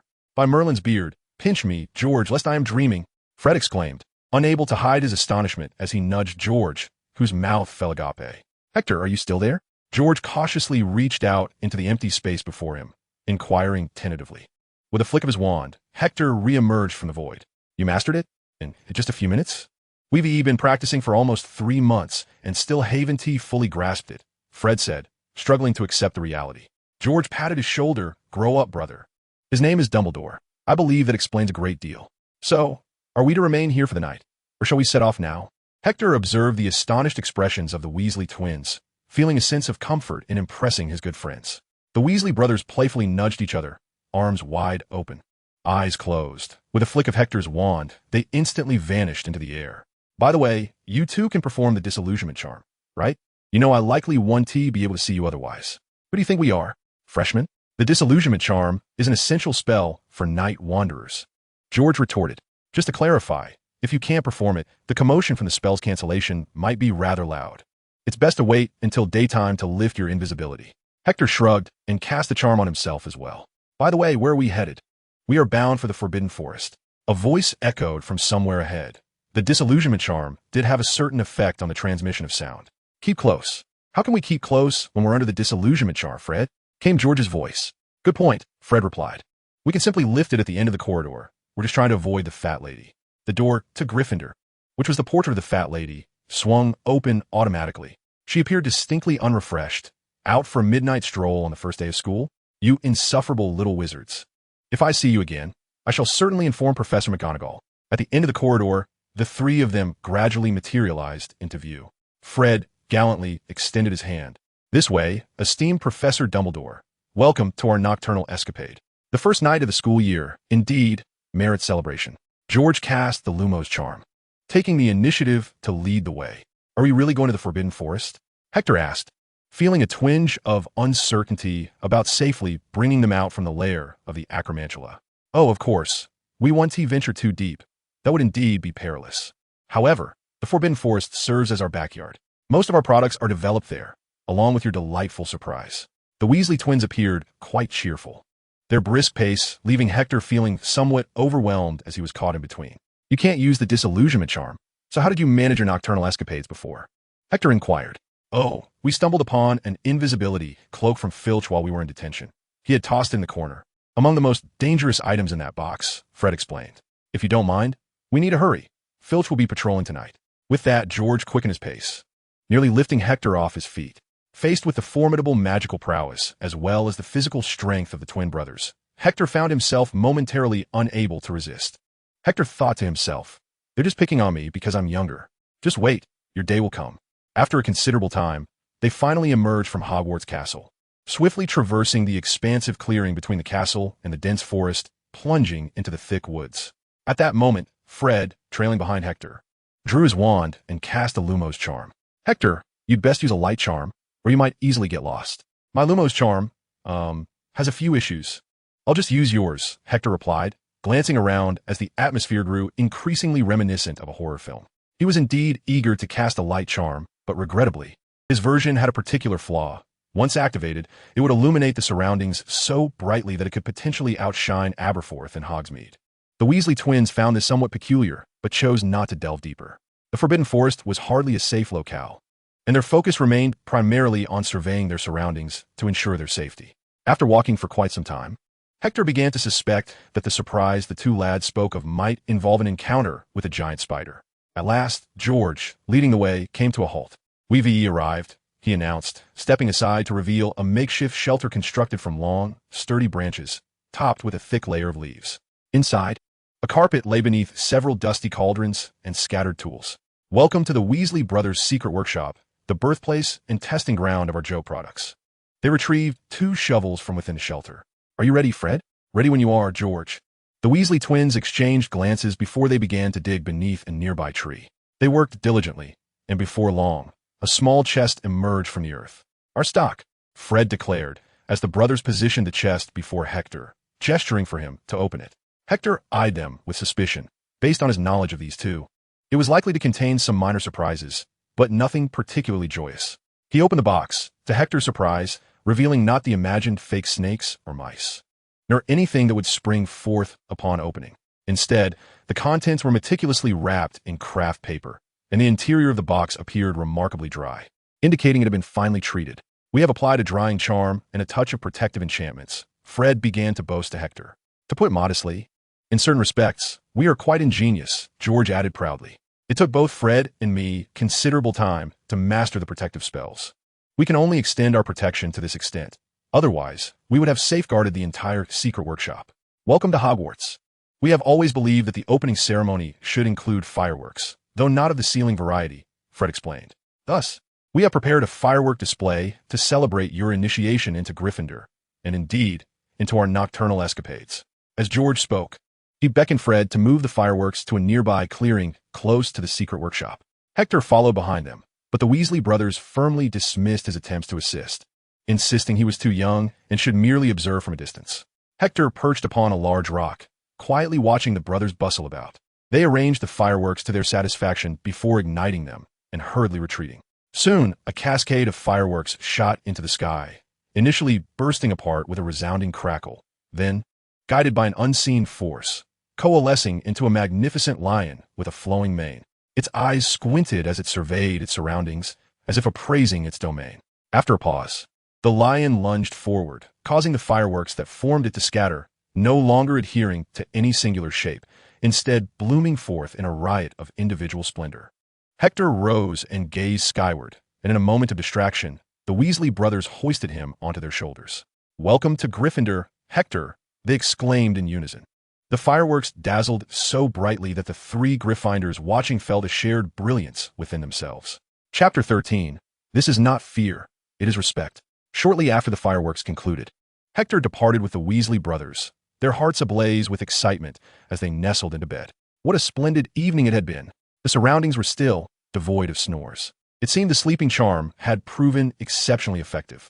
Hector gazed at the ceiling, quickly drifting into slumber. In the following moments, Hector, along with the entire dormitory, overslept. They all marveled at how exceptionally comfortable the beds at Hogwarts were, reminiscing about the delightful rest they had enjoyed the previous night, while hastily rising to wash up. Yet Hector was genuinely fatigued. The night escapade had been quite the burden for his current state. He wished to linger in bed, but Ron and Harry unceremoniously lifted him from his slumber. First, it was the two brothers from the Weasley family. Now, it is the youngest son and the future son-in-law. It appears that lifting people up has become a cherished tradition of the Weasley clan. Hector resolved to eat more to bolster his resilience against such situations. However, this method indeed proved effective in restoring clarity of mind. Before long, the five young wizards rushed out of the Gryffindor Tower in a flurry. And although the corridor was not overly crowded, every gaze was fixed upon Hector and Harry. This resulted in the five little ones being surrounded by a throng of onlookers. Hector had no choice but to pull the tallest among them, Ron, to the forefront, while the remaining four squeezed through the crowd as quickly as possible behind Ron's lead. The following week unfolded in a similar fashion. After discovering the advantages of walking alone, Neville and Seamus soon withdrew from the charge. As for Ron, he seemed indifferent. In fact, he relished the attention he garnered. Hector and Harry lacked the luxury of indifference. Without Ron, they could barely navigate through the throngs outside. The frenzy of the witches made Hector feel somewhat akin to a celebrity confronted by fervent fans. Consequently, Hector's sense of guilt towards Ron deepened. It was rather ungracious of him to covet another's popularity while simultaneously feeling regretful. Moreover, Hector was perplexed as to why Ron increasingly resembled a leading man. After all, being a shield is a quintessential characteristic of many protagonists in popular narratives. If that were the case, did it imply that Harry was the leading lady? And did that make Malfoy the spurned antagonist? Hector's thoughts grew more convoluted, as he couldn't shake the feeling that everything was inexplicably aligning. Regarding the week's lessons, Hector found them quite engaging. Wednesday evenings were often spent gazing at the night sky through telescopes, tracking celestial trajectories, followed by nocturnal escapades with the Weasley twins into the restricted section in the Forbidden Forest. 3 times a week, they attended herbology classes with the stout Professor Sprout in the greenhouse, learning to cultivate peculiar plants and their uses. The chubby Neville appeared particularly interested, while Hector and his companions found it novel yet intriguing. In stark contrast, during the purely theoretical class of history of magic, Hector's initial curiosity towards the ghostly professor waned, and he soon found himself resting his head on the desk. Observing Hector's slumber, Ron mimicked him, using Dumbledore's own napping as an excuse to coax the wavering Harry into joining the ranks of the sleeping. This, however, dismayed Hermione, who sat beside Hector. After class, she earnestly confronted Hector, delivering a serious reprimand for his poor behavior of dozing during lessons.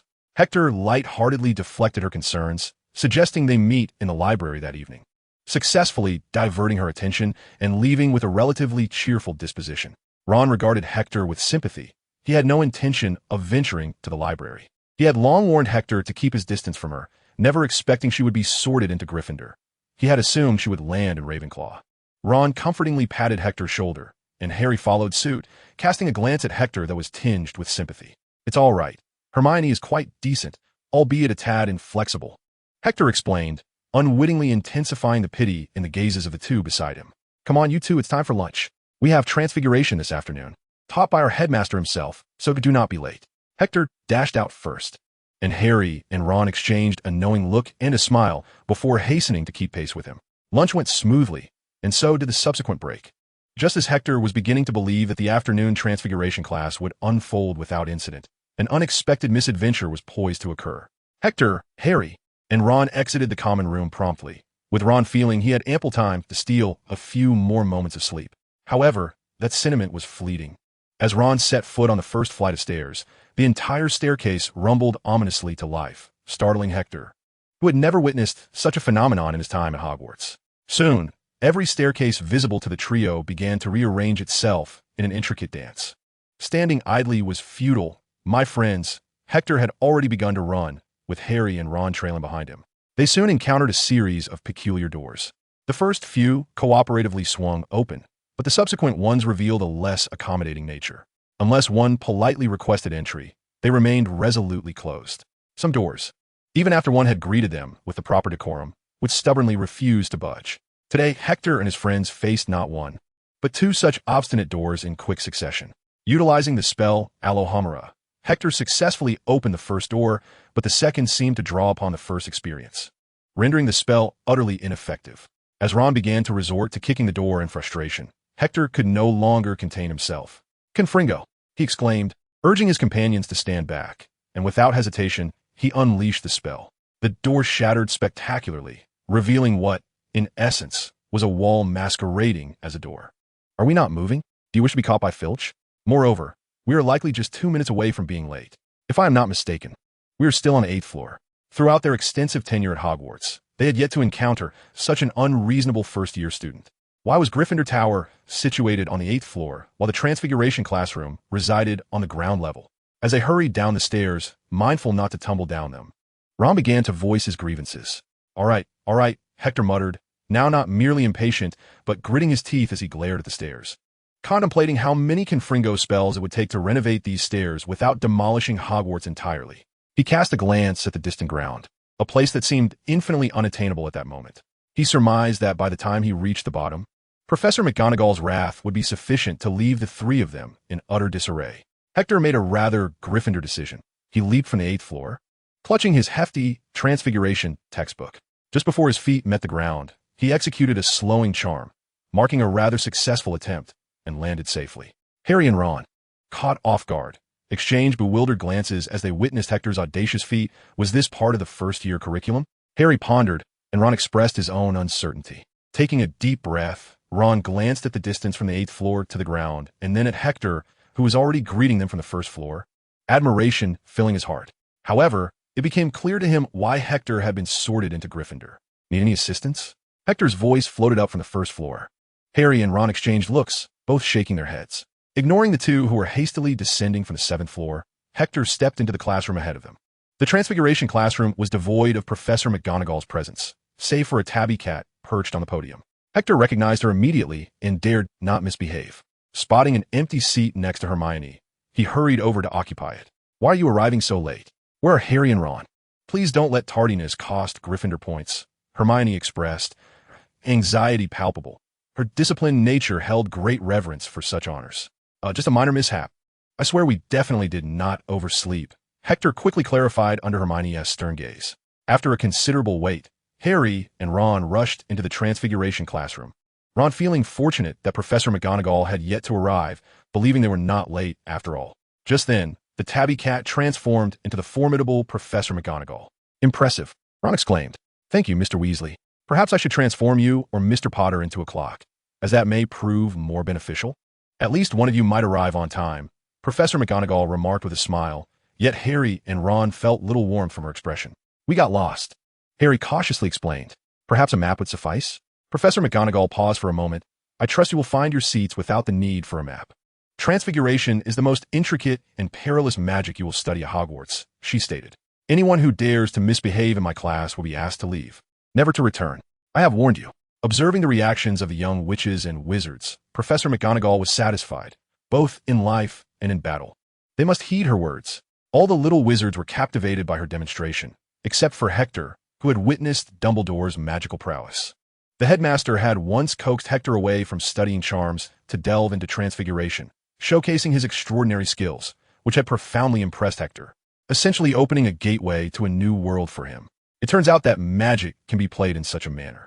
McGonagall was delighted to witness all the young wizards eager to embrace the intricate and profound knowledge. She swiftly concluded the theoretical portion and handed each student a matchstick. Now, let us commence with the basics. Please transform the matchstick on your table into a needle. The young wizards drew forth their wands, eagerly reciting the incantation they had learned. But alas, their efforts bore no fruit. Even Hermione could only manage a slight alteration to her matchstick, which at least appeared somewhat glimmering. Yet it fell far short of her expectations. Frustrated, she cast a glance at Hector, who had been daydreaming since the theory lesson, and now continued to slack off. Igniting her ire, she jabbed Hector sharply, fixing him with a gaze that could only be described as fierce. Hector had no choice but to lean in closer, dutifully preparing to endure the reprimand from this strict and knowledgeable young lady. Arriving late was one thing, but not paying attention during class was another. If he continued this way, she vowed he would not be permitted to sit beside her again in the future. Hermione, observing Hector's lackluster demeanor, felt quite displeased. Hector suddenly perked up. Since contemplating his feelings for Hermione, the thought of not being allowed to sit next to her had become a very real and effective threat. I heard you.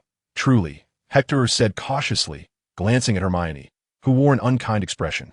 Really? Then, Mr. Dumbledore, please transform your matchstick into a needle. Hermione's disbelief was palpable as she scrutinized Hector, making him feel somewhat anxious.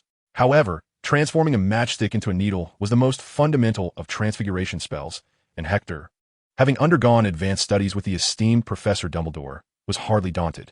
With a mere flick of his wand, the matchstick slowly morphed from wood into a shiny silver needle. And soon a complete and seemingly sharp needle appeared before Hermione's eyes. Satisfied, she nodded in approval. Very well, you have passed this time. However, I expect to see you in the library tonight. Do not repeat the behavior of the past 2 days when you promised to come, but vanished without a trace. Can you ensure that? I promise, Hector replied, feeling somewhat humiliated to find that he did not even dare to entertain thoughts of resistance in Hermione's presence. He ignited a flicker of rebellion within himself, but soon extinguished that unrealistic spark upon gazing at Hermione, who was engrossed in her book. The little Hector inside him stifled that thought, crushing it underfoot. This cannot be seen as fear, he rationalized. It is merely respect. An excellent transfiguration spell. Mr. Dumbledore. 5 points to Gryffindor. Professor McGonagall expressed her satisfaction upon witnessing Hector's silver needle. An impressive talent. Hector, keep up the good work. Hector stood a little taller, filled with pride, for he had also mastered this skill quickly in his first year, and he felt he deserved Professor McGonagall's praise. As he caught Hermione's approving glance, he puffed out his chest even further. Chapter 14. The Room of Requirement. In the library, Hector sat idly, reclining in his chair. He gazed at Hermione, who was engrossed in her books, a smile gracing his lips. Hermione felt her cheeks flush under Hector's gaze. She was quite irritated by his idleness in the library. Hector, this is a library. We come here to study, or else what is the point? Hermione frowned at Hector's nonchalant demeanor, clearly displeased. Hector complied, straightening his posture and mockingly lifting the book before him. Please, take it a little more seriously. The book is upside down, Hermione remarked, finding his lack of focus both amusing and exasperating. Hector set the book down and tentatively ventured, Actually, I believe that the essence of learning magic lies more in practice than in theory. He glanced at Hermione's expression, noting her seemingly unchanged demeanor, although the grip on her book tightened. Promptly adjusting his tone, Hector added, Of course, theory is crucial too. How can one perform without a solid understanding, right? Reading. He could only obediently turn the book right side up, feigning interest. As Hector perused the pages, he realized he had already absorbed most of the content during the summer. What truly captivated him were the forbidden tomes. The difference between wielding a wand and being without one was stark. The conventional spells they were studying were either ones Hector had already mastered or those he could grasp with a mere glance. Boredom enveloped him, prompting him to prop the book upright, preparing to sneak in a nap to pass the time. Hermione, exasperated by Hector's antics, quickly discerned his intention. She tidied her belongings on the table and startled Hector by patting him on the shoulder. He looked up, momentarily taken aback by the little witch standing before him, and then sheepishly lowered his gaze. Since you can't focus on reading, how about practicing some spells? That should keep you awake, Hermione proposed, no longer fixated on reprimanding him. Hector sprang to his feet, wiping drool from the corner of his mouth. Of course, I know a perfect place, he replied eagerly, heading toward the library exit with Hermione trailing behind him, clutching her book. They ascended the stairs, which seemed to graciously support their steady ascent. Hector soon led Hermione to the 8th floor, where she regarded him with skepticism. Hector, Hermione halted, feeling as though he were toying with her. And for someone who meticulously organized her schedule, wasting time was unforgivable. Don't tell me you plan to practice spells in the Gryffindor common room, she exclaimed. Of course not. Just follow me, Hector insisted, noticing Hermione's stubbornness as she remained rooted in place. He approached her, gazing earnestly into her eyes. Trust me, it's truly a marvelous place. Hesitantly, Hermione followed Hector, touched by the sincerity reflected in his eyes. However, she vowed that if he were indeed playing a prank, she would never speak to him again. They soon found themselves before a magnificent tapestry, adorned with depictions of several colossal creatures playfully tormenting Barnabas. Hector halted his steps, ceaselessly pacing in circles before the artwork. The corridor was long and deep, and Hermione surveyed her surroundings, noting the absence of any suitable room for practicing spells. She suspected that Hector was merely toying with her, tears brimming in her eyes. When Hector finally came to a stop, Hermione was prepared to confront him. Hector, why? She demanded, her eyes glistening with unshed tears, embodying the essence of one wronged. Hector felt a wave of discomfort under her sorrowful and indignant gaze. He gestured behind her. See, I haven't deceived you, he said, using one hand to wipe her tears while his other hand still clasped hers, unwilling to let go. Hermione abruptly released his grip, shooting him a fierce glare, though it lacked real menace, causing Hector's heart to race. From his robe, he produced a chocolate frog, a parting gift from Abeforth, now fortuitously useful. He unwrapped the chocolate frog, and it leaped into his palm. Hector extended the chocolate frog towards Hermione, who opened her hands to receive it. My grandfather told me that eating a chocolate frog can significantly lighten one's mood, he remarked, clearing away the remnants of their earlier distress with a flick of his wand. Welcome to the House of Wishes, he proclaimed as he rose to his feet. Hermione quickly followed suit, her tear-stained face still evident, yet now adorned with a joyful smile. She dabbed away the traces of her tears, her irritation at Hector's cheeky grin transforming into a playful determination. Drawing her wand from her robes, she assumed a mock duel stance. Having witnessed my tears, you cannot possibly remain unharmed. Hermione feigned seriousness, her face resolute. Let us duel. Only one of us can emerge from here. Hector, brandishing his own wand in a self-styled cool pose, replied, Come on, show me your skills. He had anticipated a ranged, magical exchange, but was taken aback when Hermione charged at him with her wand raised. What transpired next was less a duel and more an outlet for Hermione's remaining frustrations, with Hector refraining from retaliation, largely out of fear. Besides, he reasoned that a little girl's strikes would hardly cause him pain. Such an experience, involving no real suffering while fostering their bond, was too delightful to resist. Soon enough, Hermione's ire dissipated. She adjusted her collar and tidied her tousled hair, reverting to her typical haughty demeanor. After taking a beating, Hector was about to play the victim, but Hermione, seemingly oblivious to his antics, immediately demanded he teach her spells. What spell shall we practice today? I recall a rather intriguing incantation from our lessons that seemed to be, observing Hermione's serious demeanor. Hector felt a wave of despair wash over him. It was no way to treat a creature, merely wielding a stick without offering any rewards. Soon, the 2 large platters of food had been devoured, and Hermione, satisfied, wiped her mouth, finding Hector increasingly agreeable in appearance. Meanwhile, Hector, unbothered by his image, leaned back on the sofa, patting his round belly. Oddly enough, when the topic of the Lumos spell arose, Hector's otherwise well-concealed unease was detected by the little witch. His adamant denial of his inability to perform the spell and his evasive gaze stirred a sense of unease within Hermione. By the way, you mustn't be late for potions class tomorrow. I've heard that Professor Snape is not one to be trifled with, Hermione reminded Hector as he ambled toward the boys' tower. Don't worry, Hector waved his hand dismissively. See you tomorrow. With that, he vanished into the boys' dormitory tower. See you tomorrow, Hermione murmured to herself, her voice barely audible. And only after Hector's figure had disappeared did she skip joyfully toward the girls' dormitory. Chapter 15. The Potions Master. The next day marked the potions class. They were destined for the coldest classroom in all of Hogwarts, joining the most unfriendly Slytherin students to be taught by the school's most coldly charismatic professor, Severus Snape. Aside from Professor Binns, who, by the way, was a ghost. During breakfast, Ron, while sipping his porridge, described Snape to Harry. Snape is the head of Slytherin House. Fred and George say he shows favoritism toward his own students. We'll find out today if that is true. Harry recalled the greasy-haired teacher whose very presence seemed to aggravate his scar. Each morning, a fixed owl delivered messages to the students. And Harry was astonished to see a note tied to Hedwig's leg as she fluttered down between the jam and sugar pots. Hastily, he removed the note and read it aloud. Ron, Hector, Hagrid has invited me to his hut. Would you like to join me? Ron nodded, while Hector, eager to escape the incessant tutoring on spellcasting from Hermione, welcomed the fresh air. Thus he too accepted Harry's invitation. May I bring someone? Hector inquired politely, aware of Ron's usual disdain for Hermione, which had also influenced Harry's perception of her to some degree. Hermione? I suppose that's acceptable, Harry replied, initially inclined to refuse, but relenting due to Hector's generous sharing of his Transfiguration essay the previous evening. After finishing their breakfast, they made their way to the dungeon. The location of the potions classroom. The potions room was significantly chillier than the castle's main hall, its walls lined with glass jars containing various animal specimens, many of which Hector could not identify. In the center of the classroom, long tables were set up, each laden with an array of cauldrons. Hermione, as was customary, saved a spot for her study partner, and Hector rushed over to sit beside her. After a short while, a tall figure, precisely marking the passage of time, pushed open the door and entered. Snape was clad entirely in black, including his deep and hollow eyes. His face bore no expression, none now, and likely none ever in the future, exuding a chilling aura that enveloped him entirely. He surveyed the classroom, quickly noticing Harry, who was staring back at him. Ah, yes. His voice was soft, but unmistakably belonged to Harry Potter, a figure of great renown. Malfoy and his two lackeys, Crabbe and Goyle, stifled their laughter behind their hands, while Hector had already lowered his head, attempting to avoid Snape's gaze.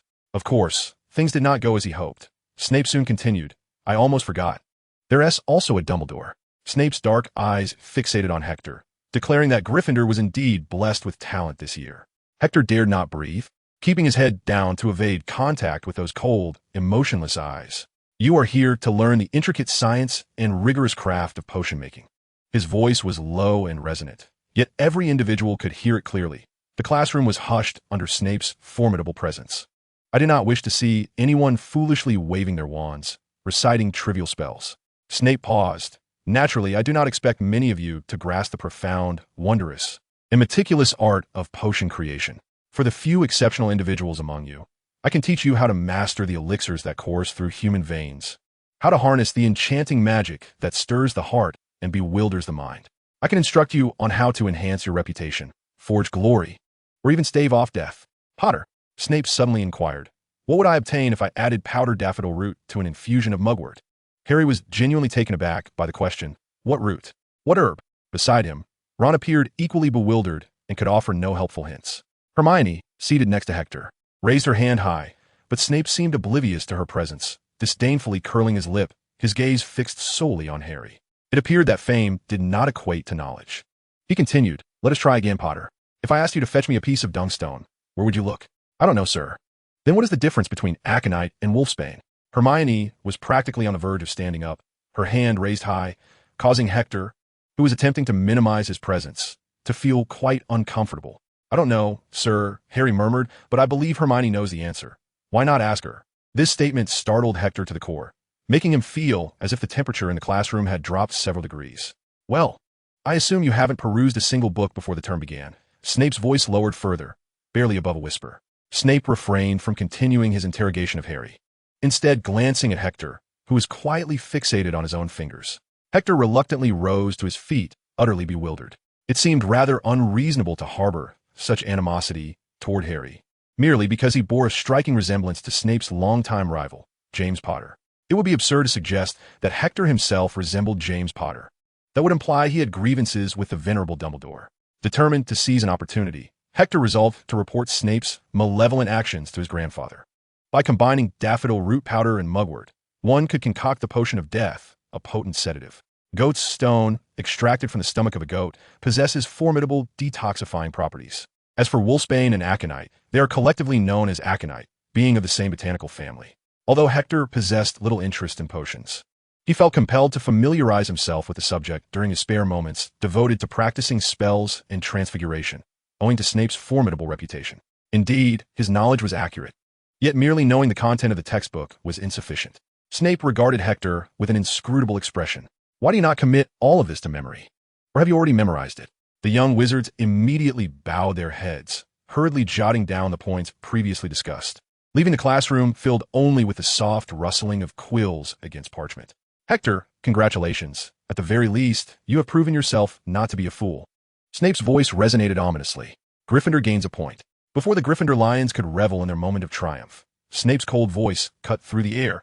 As for Potter, due to your insolence towards the teacher, Gryffindor loses 5 points. Subsequently, Snape divided them into pairs, announcing that the day's lesson would involve concocting a simple potion to treat scabies, which, in Snape's words, was an exceedingly simple potion that even muggles could prepare.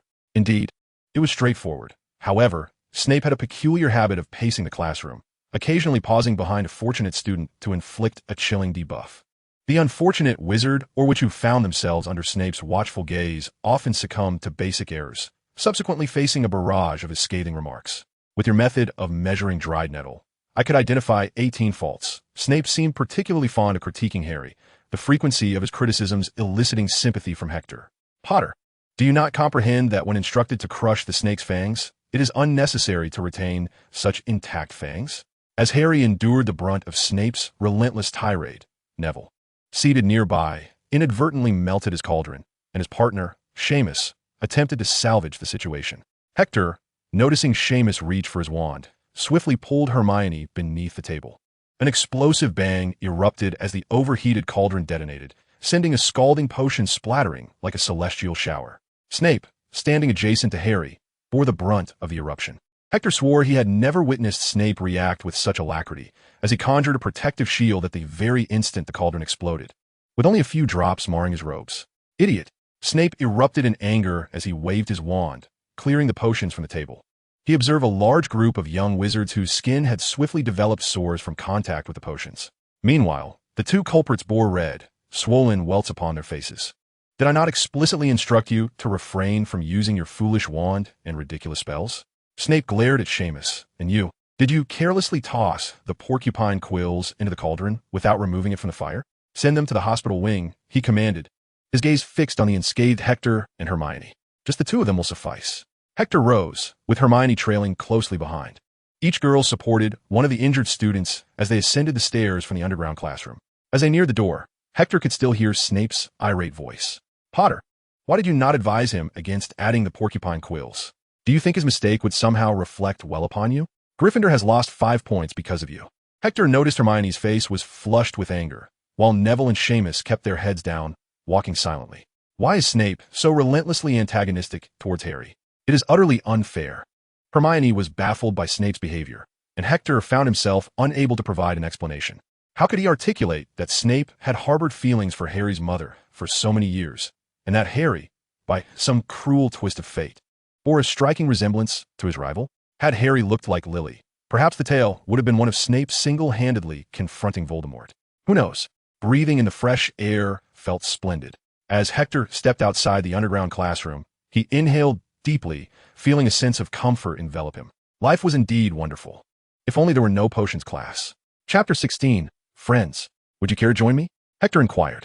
Please, Hermione, today is Friday. You must allow yourself some respite. Sitting for too long stunts your growth. Hector regarded the studious young witch with mild exasperation. By the way, Hagrid has invited me to his hut for a visit. Would you like to come along? Consider it an opportunity to breathe some fresh air. Hector noticed Hermione hesitating, so he approached her from behind and gently nudged her towards the exit of Hogwarts. Come on, let us go. Hermione acquiesced to Hector's request, though she was displeased by his push. In retaliation, she playfully pounded her small fist against Hector's back until he begged for mercy. In an instant, the little witch's spirits lifted. She skipped ahead, with Hector jogging to keep up. Observing her exuberance brightened Hector's mood as well. The halls of Hogwarts were eerily empty before class, save for the two youthful figures racing and chasing one another. Only when they had ventured far did Professor Dumbledore emerge from behind a pillar, holding a small jar containing lemon drops. His face radiated warmth as he watched the vibrant duo gradually recede into the distance, and he popped a lemon drop into his mouth. What a splendid season of youth it was. He cradled his beloved little jar and strolled in the opposite direction of Hermione. The weather was exceptionally clear, with not a cloud in the sky. Hermione and Hector breathed in the fresh air, enriched with the scent of trees mingled with fresh earth, which was incredibly soothing and delightful. It is beneficial to take a walk. One cannot remain in the library indefinitely. Hector gazed upon the expansive, meticulously manicured lawn and the dense forest in the distance, feeling a wave of relaxation wash over him, completely dispelling the discomfort he had felt earlier from Snape's disdain. He led Hermione to a patch of grass by the Black Lake, conjured a large carpet from a leaf, and sat down. From a small pocket in his robe, which he had previously cast a non-detection charm upon, he retrieved some bread and a few chocolate frogs, arranging them on the carpet. "Aren't we supposed to be heading to Hagrid's hut?" Hermione inquired. "There's no rush. We have plenty of time," Hector replied, gazing at the Black Lake, enjoying the gentle breeze caressing his cheeks, feeling that nothing in this world could be more wonderful. Hermione also settled onto the carpet, relishing this rare moment of tranquility amidst her usual haste. "You don't understand, Hector. Wizards born to Muggle families, unlike those from wizarding lineages, have not been exposed to magic since childhood. To establish ourselves here, we must exert even greater effort." Hermione observed the ripples on the lake's surface stirred by the wind, her tone carrying a maturity beyond her years. "It wasn't until last year that I could truly call a place home." Hector felt a pang of nostalgia. The original owner's experiences were nothing short of legendary. Had it been his previous incarnation, he might have starved on the streets of Paris. "I'm not so different from you. I too have only recently ventured into this entirely new world." At that moment, Hector locked eyes with Hermione and smiled, reassuring her, "Relax. You should realize that even fresh faces from wizarding families, compared to you, possess little more than prior knowledge of magic-esque existence. Their advantages are quite minimal." At this moment, Hector earnestly stated to Hermione, "Honestly, you are indeed among the most exceptionally gifted young witches I have ever encountered." Hermione appeared somewhat skeptical. "Don't doubt it. Take Draco Malfoy and his two lackeys, for instance. They belong to the so-called Pure Blood 28, a lineage of great prestige. Yet the only distinction between them and a troll is that they are not as corpulent, although their two companions are nearly troll-like in size." Hermione laughed heartily, her demeanor noticeably lighter than before, her previously furrowed brow finally relaxing. "So, be kinder to yourself, Hermione," Hector suggested, sitting upright as he admired the serene Black Lake and the undulating mountains behind it. They sat in silence for a long while, embraced by the cool, fresh breeze weaving through the mountains, gently brushing against their faces. The sun lazily spilled its warmth upon the earth, and the breeze, touched by the radiant sun, carried a hint of warmth. The tranquil surface of the Black Lake shimmered under the wind's caress, creating a beautiful spectacle. Hector glanced at the girl beside him, who was also gazing into the distance, and found her equally enchanting. Hector suddenly felt that this was indeed the most exquisite experience in the world. Being in your company was remarkably effortless. Hermione gazed into the distance, sunlight cascading upon her face, her eyes squinting with a smile gracing her lips. Perhaps this was the essence of camaraderie. Hermione glanced at the reclining Hector. "Right, my friend? I thought we had long since established that bond." Hector rose to his feet, extending his hand towards Hermione, who hesitated momentarily before reciprocating. He assisted her in standing up and then collected the unfinished snacks. "Let's go meet Hagrid." Hector timely released Hermione's hand, guiding her towards the small cottage at the edge of the Forbidden Forest. As Hector and Hermione knocked on Hagrid's door, it was Harry who answered. "I thought you weren't coming," he remarked, appearing somewhat glum, yet he politely greeted both Hector and Hermione. "Ah, young Mr. Dumbledore, and—" Hagrid hesitated on how to address Hermione. Hector interjected, "This is Hermione, Hermione Granger." "Oh, hello, Miss Granger. Make yourself at home." Hagrid warmly welcomed her, hurriedly pouring 2 cups of hot water and filling a plate with several rock cakes. Inside Hagrid's modest wooden dwelling, there was but a single room. The ceiling was adorned with smoked hams and wildfowl, while a copper kettle simmered over the fire. The space was quite expansive, featuring an outrageously oversized sofa in the living area, where Ron and a large dog named Fong were currently seated. In one corner stood a sizable bed, its patchwork bedding appearing somewhat inadequate for the frame. As for the rug, Hector's eyes widened in astonishment. If he wasn't mistaken, it was woven from unicorn hair. The disheveled condition of the carpet indicated that Hagrid was not overly concerned with its upkeep. It was indeed wealth that made one envious. To alleviate his astonishment, Hector picked up a rock cake to sample, only to notice Harry and Ron exchanging furtive glances. Ron exaggeratedly pointed to his teeth and then to the cake. Hector cautiously took a bite, and, as expected, the rock cake was as hard as its name suggested. Seizing the opportunity while Hagrid was distracted, Hector discreetly placed the uneaten cake back on the plate, earning him disapproving glances from the other three.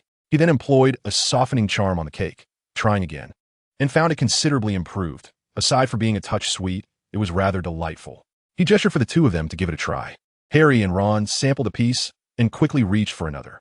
"I'm glad you enjoy it," Hagrid beamed, rubbing his hands together as he settled beside them, his face radiating joy. "If you like, feel free to take some more. Not many people care for my rock cakes." The ensuing moments were filled with Hagrid's animated chatter about various Hogwarts anecdotes. When mentioning Filch, Hagrid's humorous tales delighted Ron and Harry, while Hermione exhibited slight disapproval, yet refrained from contradicting Hagrid in deference to Hector's subtle cue. Harry and Hagrid lamented about Snape, that old bat, and the incidents that transpired in class, becoming so agitated that they even stood up. At this moment, Harry no longer perceived Snape's disdain as mere dislike. He felt it had escalated to outright hatred. "Nonsense. Hagrid. Why would he harbor such animosity towards you?" Hagrid's gaze was unmistakably evasive. He had never been adept at fabricating lies. Hector, however, was privy to certain knowledge, but had no intention of revealing it, as it was Snape's secret. If Snape were to discover that Hector had divulged this to Harry, Hector would undoubtedly face dire consequences. He had no desire to meet an untimely end at the dinner table, for the title of Potions Genius was not to be taken lightly. Hagrid skillfully redirected the conversation, inquiring about Ron, who was currently studying dragons in Romania. Hagrid's eyes sparkled with interest. He had always found these creatures, which he affectionately referred to as delightful little beings, utterly fascinating. He began to ask Ron a series of detailed questions about Charlie. At that moment, Harry discovered a note beneath the teapot. He scrutinized it carefully before passing it to Hector. Hector glanced at it, noting it contained the latest report on the recent break-in at Gringotts. "Hagrid," Harry exclaimed, "the day of the break-in coincidentally falls on my birthday. It's quite possible we were there when it occurred." Harry took a rock cake from Hagrid and continued to read the note Hector had placed on the table. It stated that the underground vault, which had been breached, had been completely emptied earlier that day. This made him ponder the filthy little package. Could that have been the very object the intruders sought? While musing over this, Harry unconsciously bit down harshly on the unsoftened rock cake. "Ouch!" he cried out in pain. Observing Harry clutching his mouth, everyone in the small hut, including Hector, erupted into laughter. Chapter 17. A minor conflict and afternoon spent together successfully strengthened the bond between Harry, Ron, and Hermione. Even Ron began to acknowledge that Hermione was not as terrible as he once thought. Hearing such words from Ron, who had previously described her as a nightmare, was a rare occurrence. Their trip to the library was merely a ruse, primarily to ensure that everyone else had departed. Hermione immediately dragged Hector to the room of requirement. Hector genuinely wished to enjoy a relaxed and pleasant Friday evening, even if he had to prepare for the arrival of the egg, but certainly not on a Friday night. "We have squandered a considerable amount of time," Hermione remarked, correcting her phrasing upon seeing Hector's incredulous expression. "I shouldn't say squandered. Rather, we have yet to complete today's lessons." Hermione was always quite strict with herself, and she hoped Hector would follow suit, considering he was her only true friend at present. This afternoon, Harry and Ron could only be considered acquaintances, not yet reaching the status of friends. Hector furrowed his brow, adopting a pitiful expression, but Hermione was unmoved by his antics. The relentless taskmaster was back in action. As the upcoming weekend approached, Hector found himself, upon awakening, being promptly dragged by Hermione, who had been eagerly awaiting him in the common room, to the library. Later that afternoon, at Hector's suggestion, they ventured out for a stroll, only to be drawn back into the demanding confines of the room of requirement in the evening, where their time was consumed either practicing spells or brewing potions. Hector was coerced into a state of self-discipline, and the acquisition of potion ingredients inflicted both mental strain and a significant toll on his finances. Visually, his wallet was a harrowing sight, and the exorbitant prices left him reeling. Watching his increasingly depleted funds, he realized that the pocket money he had saved over the past several months had been nearly exhausted within a mere month. Hermione, too, was not faring much better. Upon discovering that their combined resources were insufficient to sustain their expenditures, She decisively halted their potion practice and redirected their focus to the study of transfiguration. While their financial situation improved slightly, the mental exertion doubled. Hector found himself in the library, now relegated to reading history books, a pursuit he likened to binge reading a novel, time-consuming yet somewhat enjoyable. Unfortunately, having learned most domestic and healing spells, he felt he had reached a plateau in his magical education, save for the dark arts, which remained elusive, and the nuances of runes, which he struggled to comprehend. In a bid for guidance, he sought out Professor Dumbledore and even penned a letter to Aberforth, both of whom, in a rare show of consensus, advised him to await his second or third year before pursuing further studies with Dumbledore. Time passed swiftly, and Hogwarts basked in an unusual tranquility, with the only notable disturbance being Malfoy's daily attempts to provoke Harry. As Malfoy kept his distance from Hector, this arrangement pleased him greatly. However, one day, a large notice was affixed to the Gryffindor common room, announcing that on Thursday, Gryffindor would join Slytherin for their inaugural flying lesson. In the days leading up to this event, Hector was inundated with the boastful tales of young witches and wizards, boasting of effortlessly evading Muggle helicopters, narrowly missing hang gliders, and executing complex aerial maneuvers as if they were child's play. Their claims of spending most of their childhood on broomsticks rendered the first-year ban on joining the Quidditch team utterly preposterous in their eyes. Inevitably, comparisons between Muggle football and Quidditch emerged, leading Ron to engage in a heated argument with Dean Thomas over the matter. Though Hector harbored a genuine interest in the prospect of soaring through the skies, he grew weary of the incessantly repeated, cliched narratives that filled the air. As such, he sought refuge in the room of requirement to escape the mounting chatter. The much-anticipated Thursday arrived with haste. Hector, having rested poorly, stood in stark contrast to the exuberance of his peers, his lackluster demeanor evident. Hermione quickly noticed his malaise and thoughtfully brought him a cup of pumpkin juice to help warm him. Hector smiled at Hermione, having cast a silencing charm upon himself to block out the increasingly heated discussions surrounding the flying lessons. He contentedly savored his breakfast, and just as he was about to indulge in a delightful sip of pumpkin juice, Draco's hand suddenly reached out, knocking over Hector's drink while attempting to snatch Neville's memory orb. Hector sprang to his feet, dispelling his silencing charm and fixing an intense gaze upon Draco. Oblivious to Hector's penetrating stare, Draco toyed with the memory orb he had just pilfered from Neville, casting a provocative glance at Harry and Ron. However, he soon became aware of an unusual silence enveloping the room. It was then that he noticed Hector standing beside him, his eyes ablaze with an anger Draco had never witnessed before. Provoking someone who had yet to fully awaken was a grave miscalculation, particularly when that individual brandished a wand. Harry and Ron leaped up, seemingly having awaited this moment for an eternity, while Draco's lackeys, Crabbe and Goyle, edged closer, though their leader exhibited clear signs of retreat. Reluctant to concede to Hector, especially under Harry's watchful gaze, tension thickened in the air, and the great hall fell silent. Hector had spotted Professor McGonagall descending from the head table, but he was determined not to let Draco escape unscathed. He raised his wand and silently cast a Tarantaligrus spell. To the onlookers, it appeared as though Hector merely pointed his wand at Draco, who then began to dance uncontrollably in the center of the hall. The initial silence erupted into uproarious laughter. Harry and Ron were bewildered, while Crabbe and Goyle were equally perplexed. Goyle even clumsily attempted to mimic his leader's movements, showcasing his own lackluster dance skills. Professor McGonagall arrived almost instantaneously, her expression a mix of anger and astonishment. Naturally, Draco ceased his antics the moment she appeared, hastily tossing the memory orb onto the table, his face a canvas of shame and indignation. "My father will hear of this." Draco spat, seething with rage before storming out of the hall, his two henchmen trailing behind. "Hector, Professor McGonagall's displeasure was palpable. Can you explain why you acted in such a manner? He spilled my pumpkin juice and stole Neville's memory orb." Hector retorted, "That does not justify the use of a curse against a fellow student." McGonagall's voice rose in irritation. "Professor McGonagall, I didn't hear Hector cast a spell. Perhaps it was someone else?" Harry attempted to defend Hector. "That was a silent spell, Mr. Potter.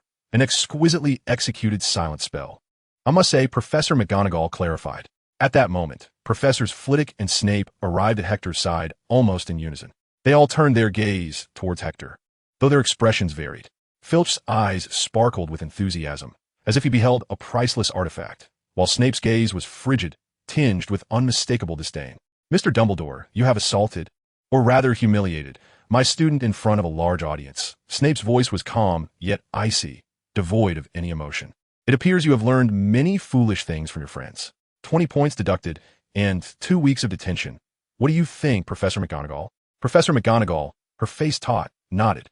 Before Snape could continue, the diminutive Professor Flitwick interjected, I shall oversee the 2 weeks of detention. He stepped protectively in front of Hector, much like he would for a Ravenclaw student, with Professor McGonagall standing beside him. Snape glanced at Flitwick and McGonagall, nodded curtly, shot a cold look at Hector, and turned to exit the Great Hall. Once Snape's figure had completely vanished beyond the hall's threshold, Professor Flitwick, brimming with excitement, spoke up. In my lifetime, I have never witnessed a first-year perform such a flawless silent spell. It was exquisite, for one so enamored with charms. His gaze upon Hector resembled that of an art connoisseur, leaving Hector feeling quite uncomfortable. I have a matter to attend to. I leave the rest in your capable hands. Minerva, with a lingering glance at Hector, Professor Flitwick politely bid farewell to McGonagall and made his way towards the hall's exit. Oh, do not forget to come to my office tomorrow evening to complete your detention. Ensuring he had forgotten nothing, Flitwick hurriedly departed the hall, his footsteps brisk as he soon disappeared through the grand doors. Enough of this. Return to your breakfast, and then hasten to your classes. Professor McGonagall instructed the small wizards who were reveling in the spectacle, before turning her attention to Hector. I trust one need not ask you to take a seat, Mr. Dumbledore. Hector complied, and Hermione handed him a fresh glass of pumpkin juice. It's quite all right. Hermione, who typically placed great importance on grades, appeared unfazed at this moment. Meanwhile, Harry and Ron leaned against Hector's shoulders, their eyes filled with admiration. That was so cool. Be sure to teach me that move, Harry eagerly urged Hector, and Ron nodded in agreement. Chapter 18. Trust in Harry, Trust in Hermione.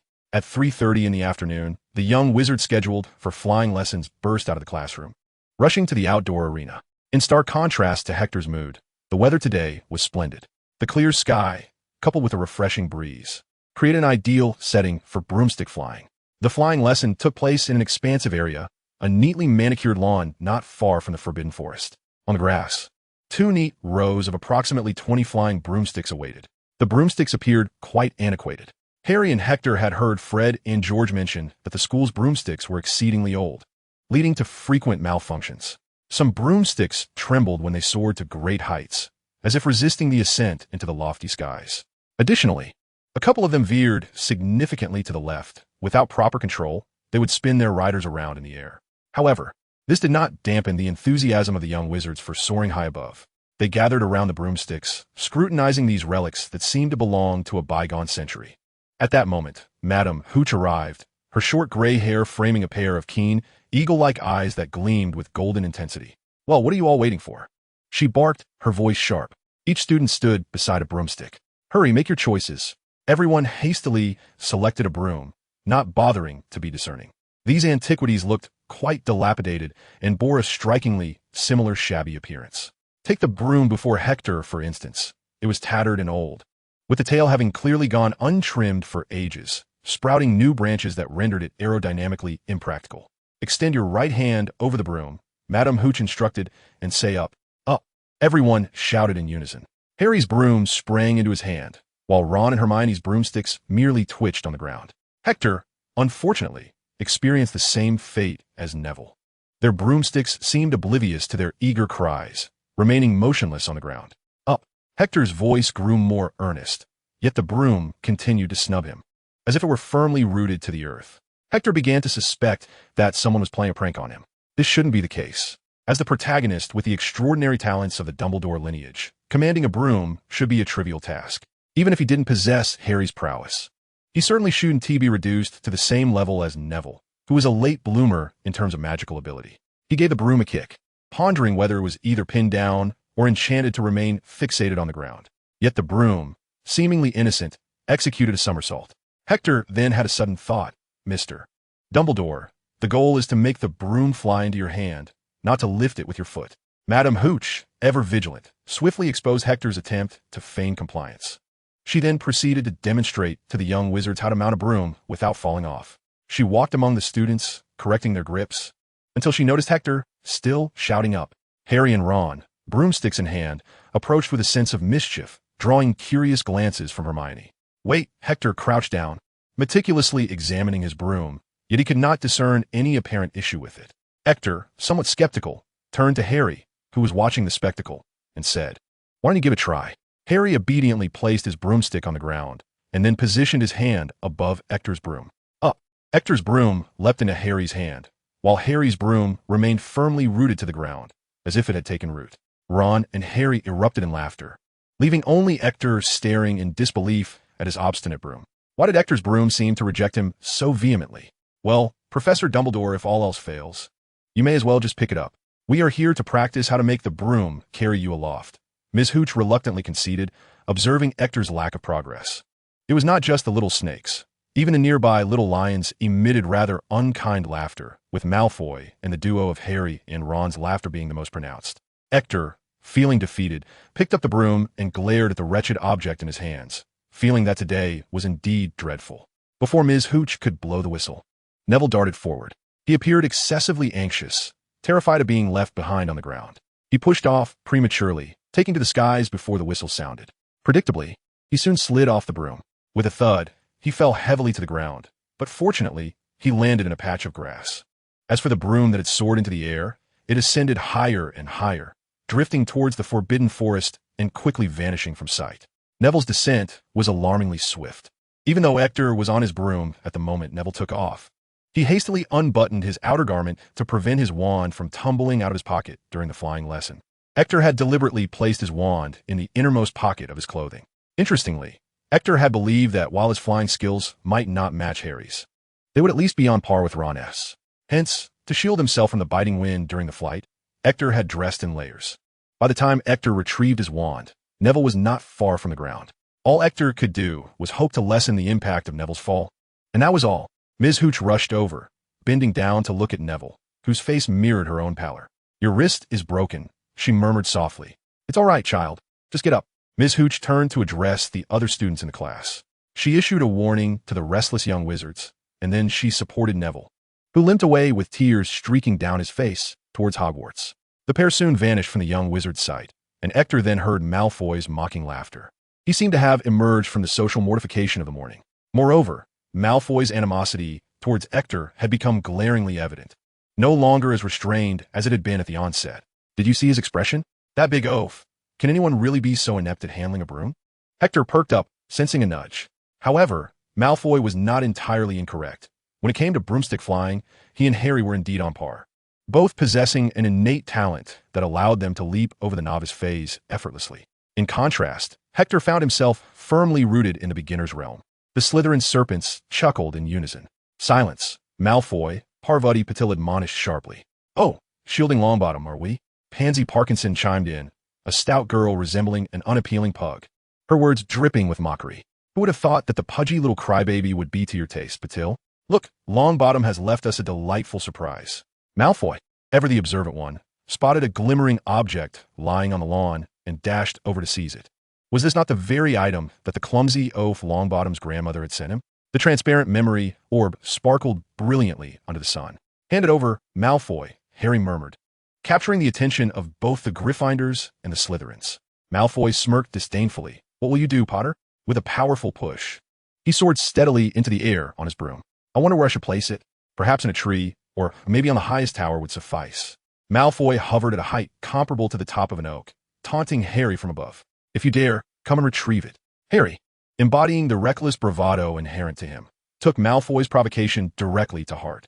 He leaped onto his broom, with Hermione poised to dissuade him from such impulsiveness, only for Hector to timely restrain her.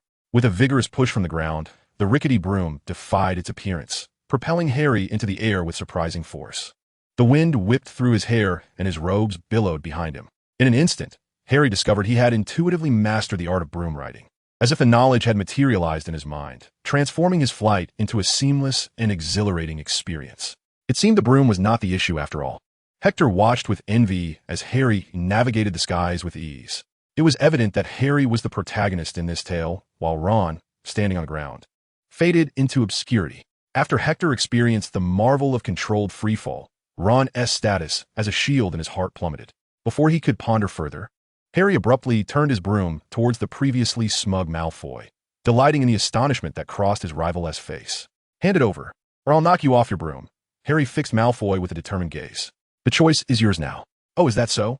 Malfoy appeared somewhat anxious, attempting to mask his trepidation with indifference, but alas, his expression betrayed him.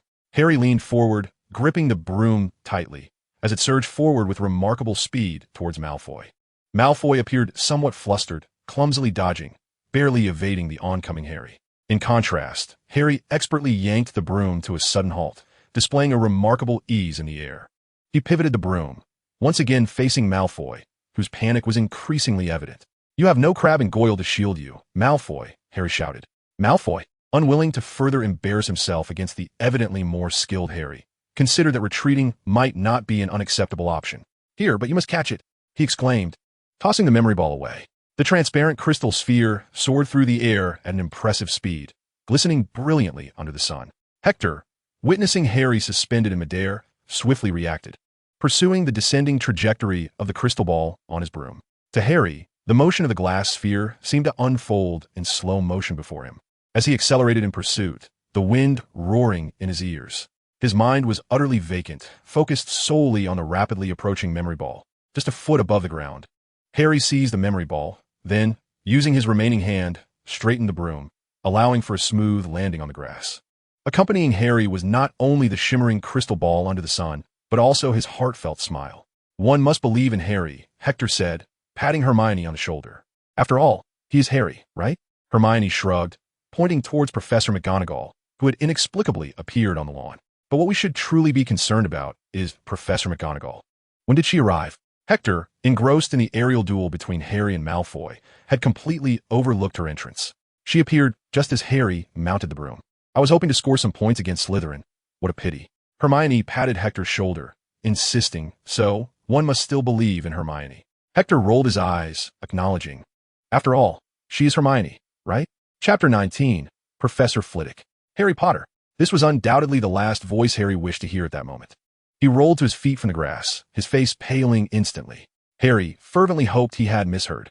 Unfortunately, Professor McGonagall approached faster than he had just dived, appearing before him in an instant.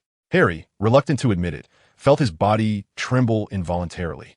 "I have never," Professor McGonagall stammered, her spectacles reflecting an angry glint. "First Hector, now you. Why must you all be such a source of worry for me?" McGonagall exclaimed in frustration. In the midst of the crowd, Hector shrank his neck, anxiously fixating on his shoelaces, devoid of even a thought to defend himself. "How dare you? You could break your neck. It is not his fault, Professor." "Silence. Miss Petty. Yet Malfoy. And you too, Mr. Weasley." Professor McGonagall, unusually assertive, interrupted the two young wizards on 2 occasions. The Gryffindor Cubs had never witnessed such rudeness from McGonagall. Her expression was one of palpable anger. She surveyed the young lions and snakes on the lawn, her piercing gaze compelling all the young wizards to lower their heads in unison. "All right, Potter, come with me." The two soon vanished from the sight of the young wizards. At that moment, Malfoy's visage appeared particularly vile as he, along with Crabbe and Goyle, incessantly made faces at Hector and his companions. "Potter is to be expelled." Malfoy taunted Hector. "You're next, Dumbledore." "Hector? Me? Are you truly speaking about me? You still recognize me as Dumbledore," Hector remarked, staring incredulously at Malfoy, who strutted around as if he had accomplished some grand task. Malfoy froze, his proud demeanor swiftly evaporating from his face. He now appeared somewhat embarrassed. What is there to be proud of? Dumbledore is already quite old. How many more years can he remain headmaster? Malfoy grumbled, somewhat discontented. Thus concluded the first flying lesson. Hector gazed at the still bright sky. Indeed, the weather was splendid, perfectly suited for finding a tranquil spot to enjoy a leisurely picnic. "Shall we sit by the Black Lake?" Hector extended an invitation to Hermione. Hermione shook her head, tapping his forehead with her finger. "I suppose that's not feasible. Don't forget, you still have detention with Professor Flitwick." Hermione glanced at the position of the sun, which had noticeably shifted towards the western hills. "It's getting late. We won't be able to sit for long. It's better to head to the library and relax with a book." Hermione stretched languidly, waved goodbye to Hector, and dashed away.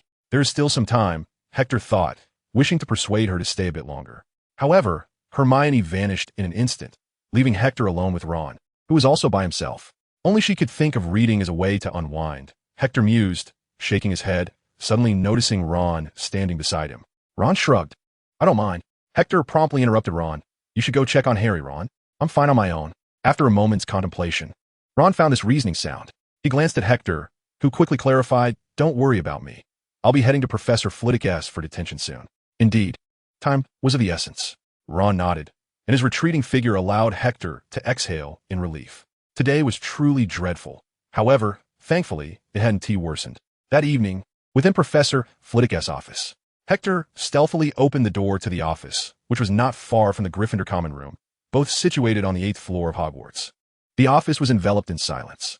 As Hector had imagined, Professor Flitwick's chamber was filled with an array of books, and aside from the standard spell series, Hector spotted advanced tomes, such as Nivern's advanced spells and ancient magic casting techniques. Moreover, he discovered several volumes whose ominous covers unmistakably hinted at dark magic. These books exuded a chilling aura, a sinister presence that could be felt from afar. "Oh, Hector, you've arrived," said Flitwick, perched in a chair that seemed oversized for his stature, diligently grading papers from upper-year students. "Do make yourself comfortable, Hector. Please wait a moment while I finish this task." Professor Flitwick's demeanor remained amiable, which eased Hector's nervousness considerably. He scanned the room, finding no other seats, and reluctantly perched himself atop a towering stack of books. In a short while, Professor Flitwick approached, his small frame appearing remarkably sprightly, his face alight with excitement. "So, Hector," he began, rubbing his hands together, "have you had dinner?" "I managed a little," Hector replied. Flitwick smiled. "Tonight will be a bit tiring. It would be quite arduous to endure without nourishment." Hector did not decline. He seized a crisp croissant and hastily consumed it alongside a perfectly warm vegetable soup. Flitwick stood by, his cheerful gaze fixed upon him, which made Hector feel slightly awkward as he quickly filled his stomach and stood up. "Are you ready?" Hector nodded. "May I ask you a few questions?" Flitwick's tone was exceptionally gentle, and Hector merely nodded again. "Very well." Flitwick's eyes sparkled with anticipation. "The silent spell, was it taught to you by Albus?" Hector shook his head, prompting Flitwick's excitement to heighten. "Do you know any other silent spells?" he inquired tentatively. To him, Hector mastering even one silent spell was quite unexpected. However, surprises were not out of the question, especially given his surname, Dumbledore, known for delivering the unexpected. "Ido, Professor." "That's quite all right." "Wait, you do?" Flitwick initially appeared taken aback, then nearly burst with enthusiasm, his astonishment palpable. "Could you demonstrate it for me?" he asked, carefully suppressing his excitement. "Of course, Professor." Hector drew his wand and first showcased a silent shield charm. "Oh, a remarkably intricate shield charm," Flitwick exclaimed in awe. He had anticipated that this would conclude the display, but to his astonishment, it was merely the beginning. Flitwick watched in amazement as one elaborate silent spell after another erupted from Hector's wand, starting with dazzling beams of light, followed by clusters of roaring flames. Within the confines of a sealed office, a tempest arose without warning, followed by delicate snowflakes drifting down from the ceiling. Hector merely gestured, and a small figurine, previously placed upon the counter as a mere ornament, began to dance joyfully. Abruptly, the figurine froze mid-dance and shattered with a resounding crash. Yet, before long, the powdered remnants reassembled into its original form, resuming its exuberant dance. Hector waved his wand once more, and this time, an array of small creatures appeared as if by magic, each springing forth from the tip of his wand, their curious eyes surveying the office of Flivvy as they scurried about. Flivvy could even hear the roar of a dragon emanating from the wand, as if, in the next moment, a fierce, fire-breathing beast would burst forth into the modest office space. Flivvy was utterly astonished. He had never witnessed a first-year wizard conjuring such a multitude of complex spells, executed in a nearly perfect silent incantation that even most sixth-year students could not manage.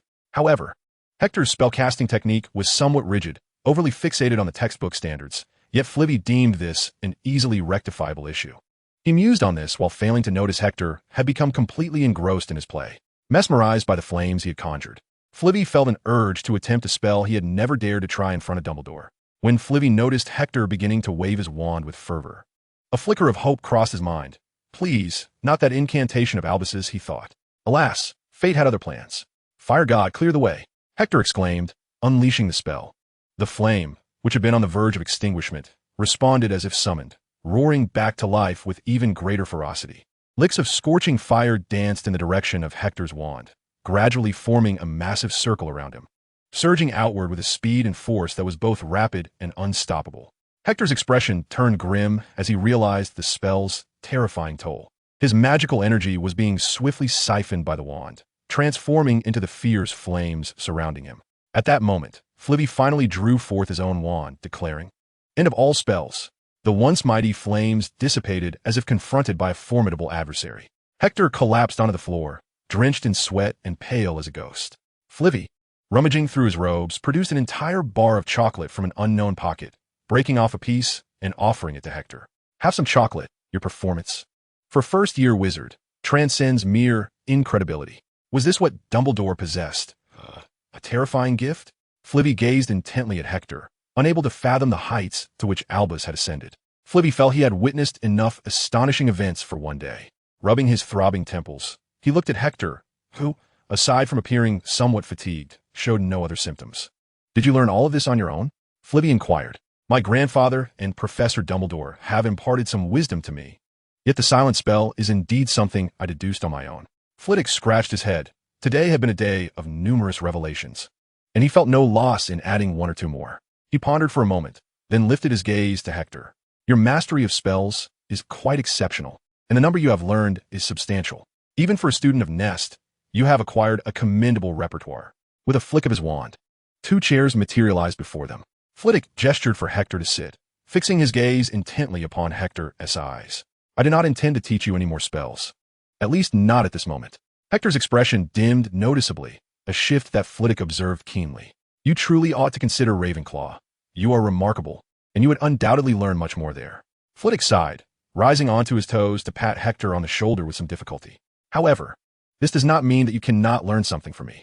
Flitwick brimmed with confidence regarding his own spellcasting abilities, and whenever this topic arose, he would stand proud like a rooster. Hector, mastering spells is not merely about the act of casting. There is still much more to explore. Hector straightened, his eyes once again alight with enthusiasm. He felt an urge to leap to his feet, but upon seeing Flitwick shake his head, he obediently remained seated. You need a rest, young man. There is no need to rush. Flitwick handed Hector a generous piece of chocolate, quite pleased with the eager learner before him.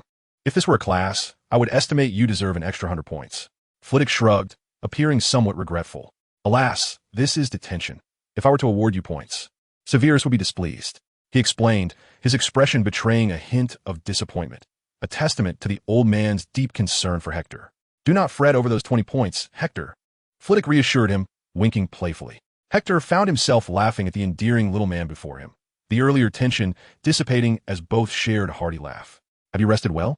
Shortly after, Flitwick composed himself, and upon seeing Hector nod, he waved his wand, causing the towering stack of books to obediently fly to the corner, instantly transforming the once cramped office into a spacious area. Let's commence. Chapter 20. A true master always possesses a learner's heart. Hector adjusted his clothing, standing face to face with Professor Flitwick. I firmly believe that practice yields true knowledge, Flitwick declared, drawing forth his wand. You have learned most of what is in the textbooks. Now, I shall teach you something different. With a serious demeanor, Flitwick instructed, draw your wand. The warmth of his earlier smile vanished, the amiable old man replaced by a figure radiating an aura of sharpness, akin to a sword unsheathed. We shall engage in a formal duel. Flitwick's demeanor was remarkably serene, yet the flames of battle ignited fiercely within Hector. Since his entrance into the magical realm, he had been ceaselessly learning, all in pursuit of the ability to protect himself in times of peril and perhaps even alter the course of the original narrative. While mere survival offered a sense of security, which young man does not yearn to be a hero, having ventured into the world of magic at long last, Hector was determined not to lead a life devoid of excitement, nor did he wish to witness, as in the original tale, the gradual departure of his friends. Fred Dumbledore, and later Sirius, Lupin, and Mad-Eye Moody. They were brothers, mentors, and comrades. Hector found it intolerable to possess foreknowledge of their fates while remaining indifferent. Hector was undeniably pragmatic, yet he also harbored lofty ideals. Previously, he had oscillated between these two extremes, unable to reach a decisive conclusion, which the Sorting Hat had alluded to when it remarked upon the flickering thoughts in his mind. However, as time passed and his relationships deepened, Hector's resolve solidified, and his desire for change intensified. Yet, these matters could not be resolved overnight. Now presented was an opportune moment to assess the fruits of Hector's studies. With determination, Hector grasped his wand tightly in his palm. First, we bow to each other, Flitwick stated, gracefully inclining himself before Hector. Just like this. Both gazes conveyed unwavering resolve, and Hector felt the perspiration gathering in his palm around the wand. Flitwick made the first move, a beam of crimson light shooting forth from the tip of his wand. Hector responded swiftly, casting a protective armor spell around himself. The red light effortlessly pierced through Hector's shield charm, showing no signs of abating. This was no ordinary disarming spell, and Hector's heart sank. The speed of the red beam was overwhelming. He had no time to cast a second protective charm before being struck. He felt his wand tremble violently in his grip, slipping from his control and soaring towards Flitwick. The potency of the red light was formidable, sending Hector hurtling backward to the ground with a heavy thud. There were no restrictions on the number of spells one could cast at once, so he could not afford to be complacent. Rubbing his sore posterior, Hector nodded as he accepted the wand Flitwick offered him. "Are you ready?" Flitwick did not grant Hector much time to recuperate before raising his wand again. "Let's continue."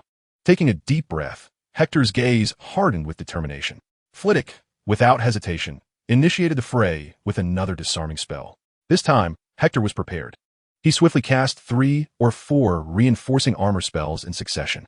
The red light was successfully thwarted, and just as Hector was about to retaliate, Flitwick unleashed a relentless barrage of spells upon him, leaving Hector overwhelmed and unable to mount counterattack. Initially, the situation was manageable. Hector's speed in casting the disarmament spell was adequate to keep pace with Flivvy's offensive maneuvers. However, as time progressed, Flivvy began to unleash a series of rapid strikes, each accompanied by at least 2 disarmament spells, compelling Hector to hasten his own shield-casting efforts. Flivvy's spell-casting velocity escalated dramatically, transforming his 2-hit combos into 3-hit sequences, ultimately resembling a dazzling display akin to a lightning storm, leaving Hector, who was desperately trying to shield himself, utterly subdued. Soon, Hector found himself obliged to relinquish his wand. Collapsing onto the ground, panting heavily as he gazed at the seemingly tireless Flivvy, engulfed by an overwhelming sense of powerlessness. Flivvy, exhibiting remarkable patience, granted Hector a brief respite, albeit a limited one. The third round commenced swiftly. This time, Hector was determined not to allow Flivvy the upper hand. The strategy of defense, followed by counterattack, had proven futile. He initiated his assault with a disarmament spell, aiming to force Flivvy into a defensive position. However, the disparity between aspiration and reality was stark. Flivvy, displaying agility that belied his years, deftly evaded Hector's charged disarmament spell and immediately launched a counteroffensive. Caught off guard, Hector, who had been solely focused on his offensive strategies and was confident in his spell's potency, could not fathom that he would be so easily outmaneuvered by Flivvy despite having the initial advantage. Instinctively, he cast a shield around himself, an astute choice, yet one that rendered him incapable of retaliation. What followed was a familiar scenario of Flivvy assaulting Hector with relentless ferocity, akin to a relentless storm battering a mountain. Hector aspired to maneuver as Flivvy did, yet Flivvy's spells seemed to curve, accurately targeting Hector the moment he paused. The prowess of Flivvy was indisputable. Hector soon found himself disarmed once again, crashing to the ground. Before Flivvy could utter a word, Hector sprang to his feet, reclaiming the wand from Flivvy's grasp for the third time, taking several deep breaths as he once more positioned himself opposite Flivvy. "Let us proceed, Professor." Flivvy regarded Hector with a sense of satisfaction, adopting a serious stance in preparation. "Sleep now." Hector initiated the assault, voicing the incantation. This time, however, he cunningly concealed a disarmament spell beneath the sleep spell. Flivvy, confronted with the dual onslaught, swiftly evaded the first 2 spells, though the exertion made it challenging for him to counterattack immediately. Hector, keenly perceiving Flivvy's momentary vulnerability, seized the opportunity to strike. Flivvy, unable to dodge this time, could only shield himself. The tides of battle shifted. It was now Hector's turn to unleash a combination of spells. Faced with Flivvy's towering shield, Hector unleashed every potent incantation he could conceive. In this moment of fervor, he remained blissfully unaware of the shifting terrain beneath his feet, diverted by the unruly vines. Hector inadvertently allowed Flivvy to regain the initiative, and the roles of offense and defense were once again reversed. As Hector finally managed to free himself from the grasp of 2 tendrils with a couple of freezing spells, Flivvy's petrification curse arrived just in time. Hector was reluctant to admit it, but the truth was that he found himself once again fleeing in disarray from Flivvy's relentless assault. Once Flivvy transitioned from merely disarming spells to employing a combination of various enchantments, Hector was left with no choice but to endure the punishment. The freezing spell restricted his movement, the airborne spell obscured his vision, and the stasis spell muted his steps. Hector could scarcely catch a glimpse of Flivvy, forced instead to raise his shield in submission, enduring a barrage of strikes. The pain was excruciating. It was only after being immobilized by the petrification curse that Hector finally caught sight of Flivy. To his astonishment, Hector observed that Flivy wielded a wand in each hand, employing a dual wand technique that was reminiscent of a warrior. Flivy displayed an astonishing proficiency that belied his age, managing to distract Hector even while he maintained a shield, inflicting unbearable torment upon him. Time and again, Hector was knocked down, only to rise again, each time more battered than before. He protested vehemently, prompting Flivy to sheepishly abandon his unscrupulous dual wand tactics, though Hector sensed that Flivy's strikes grew more forceful in their absence. Without the dual wand technique, the defeats came swifter, leaving Hector despondent. The entire evening was devoid of theoretical study, consisting solely of relentless duels, or rather, Hector's continuous thrashing. Each encounter introduced him to a variety of combat styles. Initially, he found that his casting of the ironclad spell took too long, rendering him unable to retaliate and forcing him into a defensive stance. However, with each blow he endured, Hector realized that adhering strictly to the textbook methods of spellcasting was not a necessity. Flivy was a testament to this. The moment Hector witnessed Flivy donning a shield faster than he could perform a basic attack, he experienced an epiphany. It was as if a door to a new world had swung open, and Hector began to explore it gradually. He discovered that the talents bestowed upon him by the system merely facilitated the quick learning of spells, while Flivy imparted the practical application of these spells in real combat scenarios. Moreover, Hector gained a clear understanding that even the most elementary spells could yield formidable results. This was hardly surprising, considering that after abandoning the dual wand strategy, Flivy adopted a new approach. Surely you know the softening spell? A first-year topic. You must know the freezing spell? A second-year topic. Flivy first softened the floor beneath Hector's left foot into a pudding-like consistency, causing him to stumble and involuntarily step forward. In that very moment, the freezing spell pinned Hector in place, rendering him immobile, and Flivy prudently followed up with a disarming curse upon Hector, who was now incapable of action. Shortly after being knocked down, Hector engaged Flivy in a contest of spell strength, only to come to the disheartening realization that his magical prowess paled in comparison to Flivy's. Take, for example, the freezing spell. The potency of Flivy's freezing incantation genuinely manifests as formidable, with an extensive coverage and precise striking range, reminiscent of the ethereal charm embodied by Wang Zhaojun from a certain game. As for Hector, while he bears a resemblance to Wang Zhaojun, is more akin to a Wang Zhaojun-branded ice maker, suitable for concocting refreshing summer beverages or delightful icy popsicles. However, he falls significantly short of achieving the hard control that Flivy commands. In terms of spell potency, Hector is unequivocally overshadowed by Flivy without a hint of contest. There exists, of course, an exception: Hector's luminescent spell.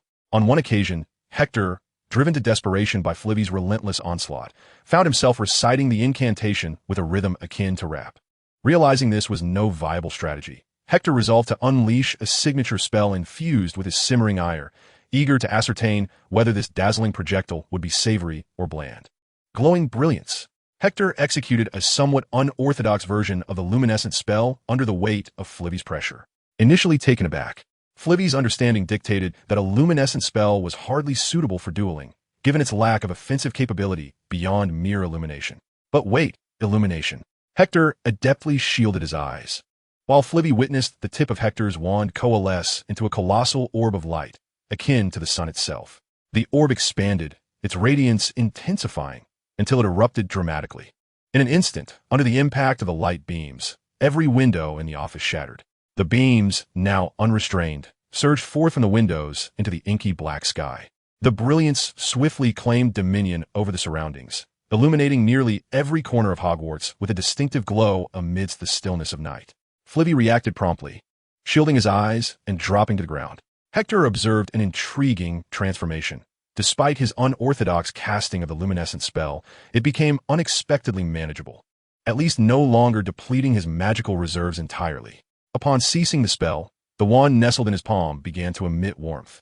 He opened his eyes, only to find the brilliance had receded, leaving the night, dominated by darkness, to swiftly reclaim the sky, erasing all traces of the fleeting light. Though Flivy appeared slightly disheveled, he promptly cast a disarming charm, leading Hector to another defeat in their duel. Nevertheless, following the encounter, Flivy candidly admitted that his luminescent spell could not rival Hector's, granting the beleaguered Hector a modicum of relief. Slumped on the floor, he gasped for breath, while Professor Flivy showed no inclination to continue the duel. He retrieved a piece of chocolate, largely intact save for a section that had been broken off, breaking off a substantial piece to offer to Hector before placing a smaller piece in his own mouth. Hector felt a warm surge radiating from his stomach, spreading through every corner of his body, enveloping him in an exquisite comfort that revitalized his spirit. The chocolate he had consumed was laced with a delightful stimulant, and Severus's potion remained remarkably effective. Flitwick explained as they sat side by side, the once chaotic classroom now enveloped in an unusual tranquility. Hector, your talent is truly astounding. I have never witnessed a young wizard who can so swiftly recognize his shortcomings in a duel and proactively seek to amend them, Flitwick remarked with evident admiration. Moreover, your ability to achieve such significant improvement in such a short time is entirely unexpected. He intended to offer Hector another piece of chocolate, but Hector waved his hand dismissively, opting instead to consume the piece he had broken off. Of course, there is still ample room for growth. I believe you are aware that adhering strictly to the text is undoubtedly the most precise and safest approach, yet it is not necessarily the best. Flitwick continued with a grave demeanor. His gaze conveyed an unprecedented seriousness as he addressed Hector. What I wish to impart to you is how to effectively utilize your knowledge. Exceptional wisdom is humanity's greatest treasure, Flitwick stated, but can also be a most perilous poison, ensnaring you in the quagmire of arrogance, which will ultimately lead to your destruction. You possess unparalleled talent, yet I hope that whenever you feel a sense of satisfaction or invincibility due to your gifts, and you are destined to experience such feelings, you will remember today. Flitwick's voice was soft, but the intensity of his earnestness was unmistakable. You must understand that true masters always harbor the heart of a learner. Chapter 21. Trouble awaits. As Hector exited Professor Flitwick's office, the hour was nearing curfew. He trudged toward the common room, fatigued yet secretly relieved that this dreadful day was finally drawing to a close. Upon nearing the entrance to the Gryffindor common room, he suddenly heard a puffing sound. Initially, Hector assumed it was Mrs. Norris, Filch's cat, who often prowled outside at night. However, upon looking down, he discovered Neville curled up on the floor, sound asleep. Thank goodness. Someone has finally arrived. I've been waiting here for several hours, Neville exclaimed upon seeing Hector, hastily rising to his feet, his head bowed in embarrassment. The new password is pig snout. I suggest you write it down next time to avoid forgetting. The fat lady in the portrait graciously relinquished her position, appearing much more pleased. Thank you for bringing him back, Hector. I have a ball to attend tonight. Had it not been for waiting for him, I would have left ages ago. Do hurry inside, dear. Good evening, Hermione. Is there something amiss? Hector asked, feeling somewhat dazed, his thoughts drifting longingly to his soft bed. The little witch before him appeared somewhat anxious and irritated. Hector, therefore, mustered his resolve and awaited Hermione's insights on how the day could possibly deteriorate further. Unable to resist eavesdropping on Draco's conversation with Harry and Ron, he heard Hermione mention their plans to duel in the trophy room at midnight. The thought was appalling. The number of school rules they would be violating was staggering. Once caught, of which he was certain they would be, Gryffindor would undoubtedly face severe points deductions. The little witch looked furious. She had always abhorred the idea of losing points, and the time wasted here waiting for those two fools was, in her eyes, an egregious misuse of time. It seemed this day was indeed destined to worsen, and Hector rubbed his temples. He swore he had no desire to involve himself in this affair. Yet Hermione appeared resolute in her intention to thwart the two reckless individuals, filling Hector with trepidation at the prospect of an accident befalling the trio, of whom only one possessed a clear mind, and that mind was ostracized by the group. Hermione had one, Ron did not, and, under duress, Harry was lacking too. Moreover, that fellow named Weasley was utterly incomprehensible and quite selfish. Hermione was exceedingly vexed, continuously expressing her grievances towards Ron to Hector. This, Hector mused, might be one of the few silver linings in an otherwise dismal day. What do you want me to do? Hector did not deliberate for long, swiftly resolving to involve himself. He would thwart the foolish plans of those two, while ensuring he did not entangle himself in the mess. Hermione cast a glance at Hector, suddenly recalling that he had clashed with Draco that very morning, and felt a twinge of regret for confiding in him. However, it was too late for her to reconsider, as her peripheral vision caught sight of Harry and Ron emerging from the boys' dormitory. Hermione signaled to Hector and boldly positioned herself in front of the two reckless boys. Hector followed closely behind, keenly aware of the synchronized frowns that appeared on Ron and Harry's faces upon seeing Hermione. I almost told your brother, Percy, he is a prefect, and he would put an end to all of this. Harry, appearing rather impatient, glanced at Hector, who hesitated momentarily but then stood firmly in front of him. Ignore him, Ron. Harry maneuvered around Hector, his determination palpable, making it difficult for Hector to obstruct him without causing a confrontation. Harry often engaged in thoughtless, reckless behavior. Yet this was merely a nighttime escapade, a trivial affair. He pushed aside the fat lady's portrait, and Ron ceased his argument with Hermione, hastily following in Harry's wake as they crawled out through the entrance. Hermione was decidedly displeased with Harry and Ron's attitudes. She was not one to easily concede, especially not to that impolite Weasley. She followed Ron out through the passage, and Hector had no choice but to follow suit. Don't you care about Gryffindor? Or is it only yourself that matters? I am resolute in my desire to prevent Slytherin from clinching the House Cup once more. Nor do I wish for you to squander the points I have procured from Professor McGonagall through the Transfiguration spell. Hermione appeared as a furious lioness, her demeanor resembling that of an indictment against the two obstinate brutes rather than a counsel. Step away, Ron said brusquely, eager to rid themselves of this troublesome presence, as he and Harry exchanged furtive glances towards Hector. Hector, who was equally disinclined to involve himself, yearned for the simple pleasure of a restful slumber in the dormitory.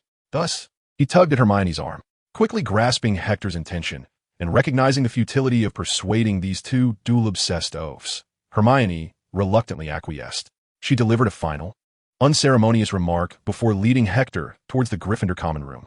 Hector breathed a sigh of relief, contemplating that surely this day had no further reason to linger.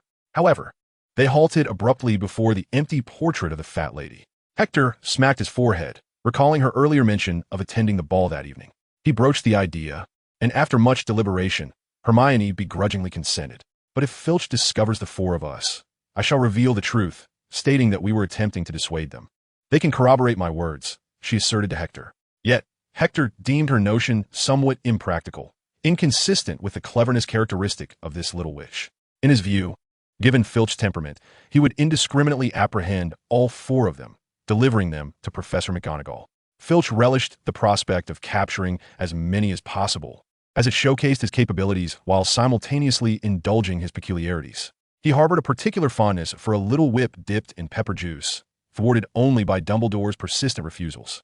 Before long, Hector and Hermione caught up with Harry and Ron, who upon hearing footsteps behind them, froze in fear, shrinking into the shadows in an effort to conceal their presence.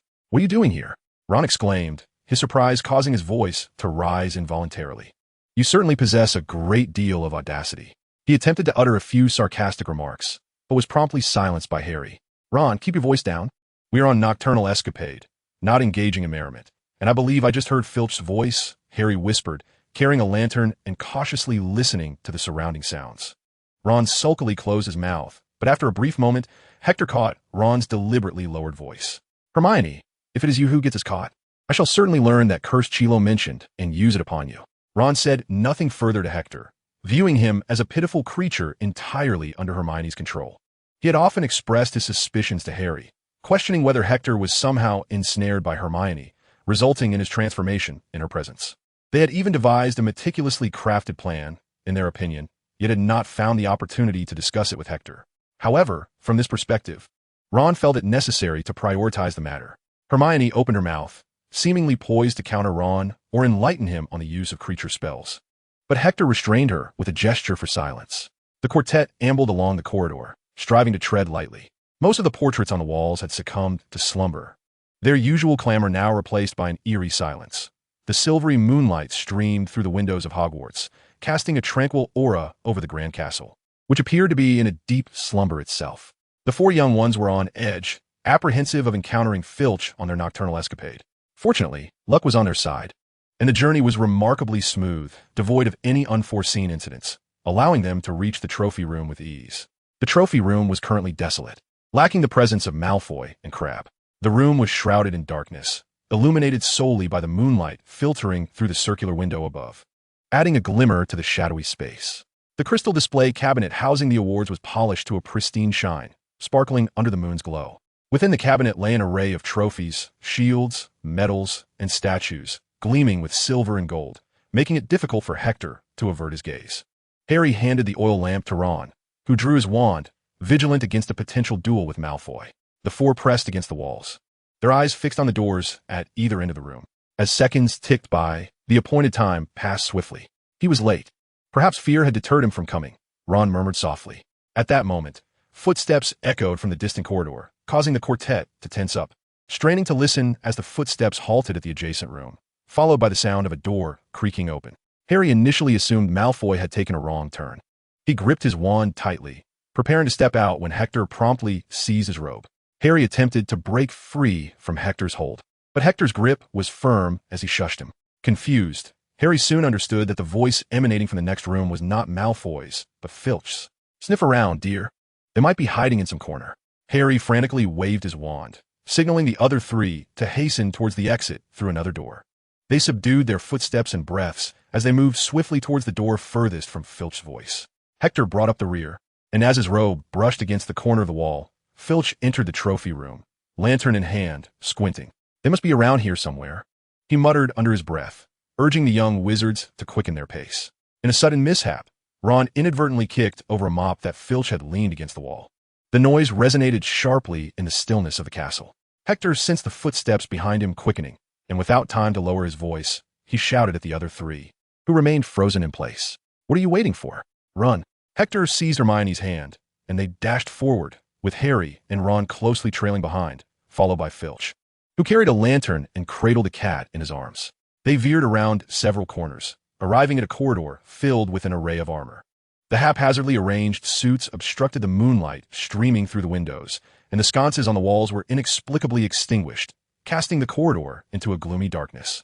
Hector wished to have Harry run ahead to illuminate their path, but he soon realized that Harry had lost his lantern somewhere along the way. Listening to the increasingly close footsteps behind them, Hector took a deep breath and plunged into the darkness with Hermione. Harry and Ron exchanged anxious glances, bolstering each other's resolve, and followed Hector into the corridor. They stumbled along the way, and Ron was particularly unfortunate, tripping over a suit of armor that had been carelessly left in their path. The noise startled Filch, who was certain that the group of wayward young wizards was not far ahead, providing him with renewed motivation. Filch quickened his pace. This term had finally commenced, he thought, and the Weasley twins had somehow learned an array of peculiar spells, making them even more elusive than before. Yet, Filch was confident he would capture these nearly reachable young wizards. He even envisioned how many nights he would have them scrub the chamber pots during their detention. The four of them were panting heavily, and Hector, exhausted from the night's escapades, felt a metallic tang in his mouth, which was exceedingly unpleasant. "I told you so," Hermione gasped, clutching the seam of her shirt at her chest. "Now look, we're all going to be expelled from Hogwarts." Harry and Hector nodded in agreement, while Hermione continued to fret, her panic and anger evident. "Malfoy deceived you," Hermione said to Harry. "Now do you understand? He never intended to meet with you." Filch must have known someone was headed for the trophy room. Surely Malfoy had leaked that information to him. Harry nodded, but this was hardly the time for such discussions, as Filch's footsteps echoed ominously nearby. "He must know of a secret passage we are unaware of," Hector thought, as he struggled to steady his breathing. He considered using the disillusionment charm, but the weariness emanating from the depths of his soul made it clear that running was their only option. This time, Harry took the lead, but before long, he led them into a dead end, where only a single door stood before them. Harry tested it, but the door was firmly shut, showing no signs of yielding. Ron glanced at Hector, but Hector shook his head, indicating that he could not even muster the Alohomora spell, plunging him into despair. "It's over," he said, his voice trembling with despair as he pushed against the door, while Harry used his wand like a makeshift tool, desperately attempting to pick the lock, yearning to master the art of lock-picking in such a short span of time. "We're doomed. We're at the end." They heard footsteps. Filch was drawing near, unmistakably. Hermione, acting with resolve, seized Harry's wand and declared, "Step aside." With a swift tap on the door lock, she uttered, "Alohomora." The lock clicked open, and the door swung ajar. Hector paused momentarily at the threshold, but Hermione yanked him inside by the collar, followed closely by Harry and Ron, who swiftly shut the door behind them. "What are you dawdling for?" Hermione whispered sharply, questioning Hector, who had faltered at a critical moment. "I think I recognize this place," Hector replied, swallowing hard. "Compared to what we just encountered, our current predicament is far more serious." Chapter 22, The Three-Headed Dog. On the fourth floor, at the end of the corridor, it was still Harry leading the way. Buffs were piled high. This could only be the location where old Dumbledore concealed the Philosopher's Stone. Harry and Ron pressed against the door, entirely oblivious to the immense creature looming behind them. Harry, in particular, kept his ear glued to the door, intently listening to Filch's footsteps. Filch's steps halted nearby, but he lingered only briefly before departing. Harry listened as the sound receded until it was altogether inaudible. feeling a surge of relief. At that moment, he noticed the three-headed dog, now standing upright, completely blocking the corridor. Not only Harry, but even Hector felt his legs weaken. This was a three-headed beast. Even Snape had suffered greatly at its jaws, and in his prime, he would have been unable to contend with such a formidable creature, let alone in his current weakened state, unable to cast even the simplest unlocking charm. There was no time to dwell on Filch. They had to flee. If they lingered any longer, the four of them would barely fit in the creature's teeth. Hector whispered, slowly, quietly, "Don't provoke it." In the precarious balance between being caught by Filch and being devoured, the latter suddenly seemed far less severe. The four young wizards simultaneously drew their wands, cautiously inching toward the door. The three-headed dog remained motionless, fixated on them, and they could all hear its growls reverberating in its throat. They edged backward step by step until Ron signaled that he had found the door. "Run!" The monstrous beast reacted instantly, issuing deafening roars as it lunged toward the fleeing wizards. Hector had not anticipated such an event that night and had not given it much thought. However, the four of them were in no mood to continue their conversation with the fat lady. Gasping for breath, Harry uttered the incantation, and the fat lady, albeit reluctantly, vacated her position, allowing the four of them to scramble into the common room. Only then did their anxieties begin to dissipate. What were they thinking? Keeping such a creature at school?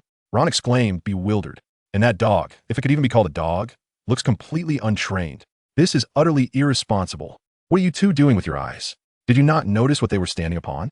Hermione, having regained her composure from her earlier panic, now regarded Harry and Ron's actions as perilously reckless. Her mood was undeniably sour, and she exhibited little patience towards Ron and Harry, her words sharp and direct. "I didn't observe its feet. I was too preoccupied with its head," she remarked. Hector, timely intervening as a peacemaker, calmed the irate Hermione to prevent her from uttering further heated remarks, then explained to Harry. "It is a trapdoor, Harry.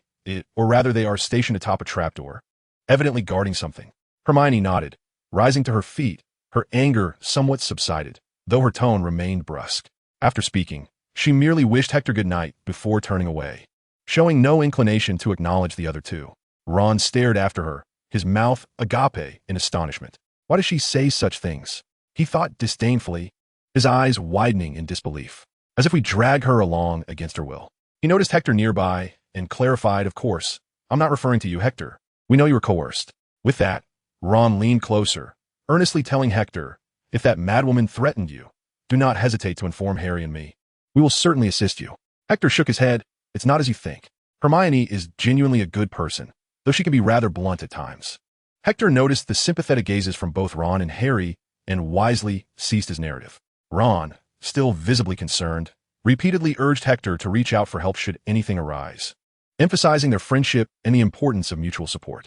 As for Harry, he was awakened to a realization by Hermione and Hector's conversation. The best place to conceal something is right under one's nose, and Hogwarts was undeniably the prime location. He seemed to have unraveled the whereabouts of that filthy little bag from Vault 713. Without time for farewells, the three quickly drifted into slumber. Hector mused, "To be honest, I feel somewhat like a white lotus, adept at navigating both sides." The next day, Draco's exaggerated expressions easily captured Hector's attention. He could not be oblivious to the fact that this boy's underhanded tactics had rendered the previous night's escapade for the four of them exceedingly thrilling. Yet, he could not confront Draco openly. Instead, he made a meticulous note against him in his little notebook. As for Harry and Ron, they shared a mutual understanding, regarding their encounter with that large dog the night prior as an intriguing adventure, even entertaining dangerously reckless thoughts of revisiting the restricted area. Harry generously shared the origins of the filthy little bag with Ron and Hector, along with his speculations from the previous night. Harry was delighted to find Ron particularly interested in the matter, though he felt a twinge of disappointment seeing Hector show little enthusiasm, lacking the desire to join their discussion. There was little to be done. When one already knows the answer, interest in such futile conjecture inevitably wanes. Ron believed that the object in question was either exceedingly precious or profoundly dangerous, while Harry felt it could embody both qualities.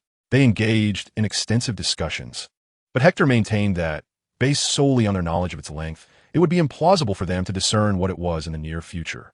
Unless Dumbledore provided them with a shortcut, Hector could not fathom any rationale that would enable them to guess correctly. Early in the morning, Hermione approached Hector, feeling genuinely remorseful for the trouble she had caused him the previous night. However, she struggled to conceive a suitable way to make amends. Thus, she presented him with a book she had brought from the Muggle world, handing it to him with great solemnity. Hector was rather pleased with Hermione's demeanor and readily forgave the seemingly guilty young witch. Nevertheless, he was less than satisfied with the book itself. Hermione had gifted him Victor Hugo's Les Miserables, expressing her fondness for it during her leisure time. Although it bore no relation to magic, she nonetheless urged Hector to give it a read. Hector regarded the book with a mix of amusement and exasperation. For Hermione, it was a leisurely read, while for Hector, he had never comprehended it in his past life. It was merely a means to pass the time when he found himself unable to engage with his studies. Moreover, this tome ranked lower in priority than the reading comprehension section of his language exam. Of course, he had hardly completed any work on the exam. He had diligently attended to every reading comprehension passage.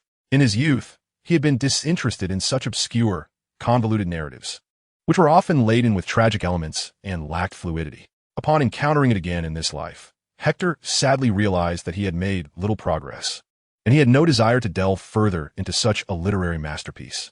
The classic 4 great novels still captivated him, and he intended to find an opportunity to recommend them to the book-loving Hermione, believing they would be far more engaging than this hefty volume. Currently, Hermione completely ignored Harry and Ron, which was splendid news for the two of them. They relished the idea of Hermione dedicating her time solely to Hector. Whenever they observed her animatedly discussing academic topics with Hector, the two, being the quintessential underachievers, would distance themselves as far as possible, adopting a demeanor that suggested they were content to let Hermione engage with Hector alone. Time passed swiftly, and Hogwarts remained remarkably tranquil. Although Harry and Ron had repeatedly hinted around Hector about their desire to revisit familiar grounds, even contemplating reckless feats for the sake of boasting, Hector consistently declined with earnest conviction, patiently explaining the formidable nature of the three-headed dog. He endeavored to make them aware that, armed only with the knowledge acquired in their first year as young wizards, they would merely be delivering food to the creature.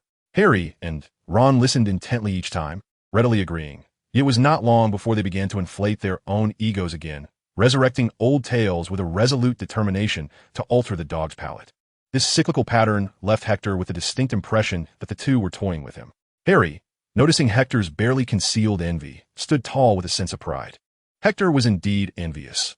A Nimbus 2000 was a realm apart from the antiquated brooms provided by the school, akin to comparing a Cherry QQ to an Aston Martin. This was not a predicament that could be resolved merely by indulging in some honeyed sweets. Perhaps his inability to ride a broom was intrinsically linked to the broom itself? Hector, harboring a glimmer of hope, did wish to purchase one, but alas, his pockets were empty. Approaching Abathus was out of the question. He felt too embarrassed. Thus, Hector buried his aspirations deep within, contemplating the day when he would possess the means to acquire a broom and test his skills.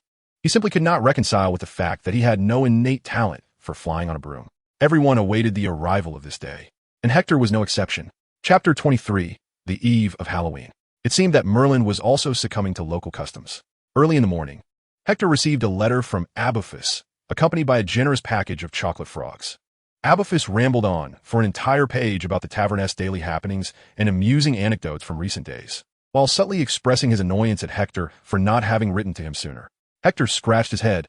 He had been exceedingly busy, although the confinement had ended. He still visited Professor Flitwick's office several times a week, often remaining there for the entire evening.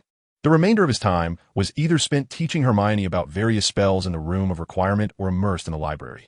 Even Fred and George had remarked on numerous occasions that Hector had not joined them for a nighttime escapade in quite some time, leading them to worry that perhaps Hermione had cast some enchantment upon him.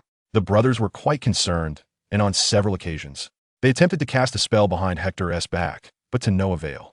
Hermione was always an early riser, leaving Hector to walk alone, which provided the brothers with a splendid opportunity. Fred and George exchanged knowing glances, ready to implement their second plan.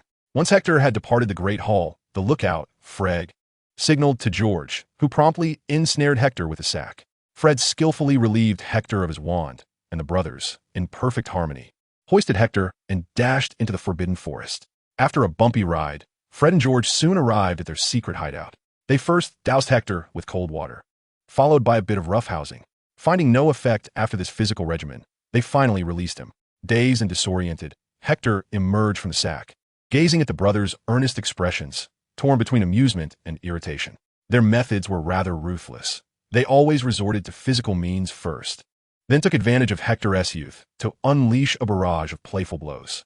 Regaining his composure, Hector seized his wand from the sheepish brothers, quickly drying his clothes, and surveyed his surroundings, realizing he was far from Hogwarts.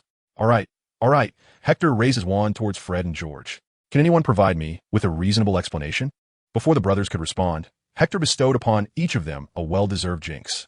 To my surprise, you are quite resolute, and I cannot be held accountable for my lack of mercy. The two brothers were genuinely anxious. Just as they were about to explain, Hector, please listen to us. Hector silenced them with a mere gesture, leaving the brothers gaping but utterly voiceless. Hector feigned patience for a moment, but when they failed to utter a sound, he grew impatient.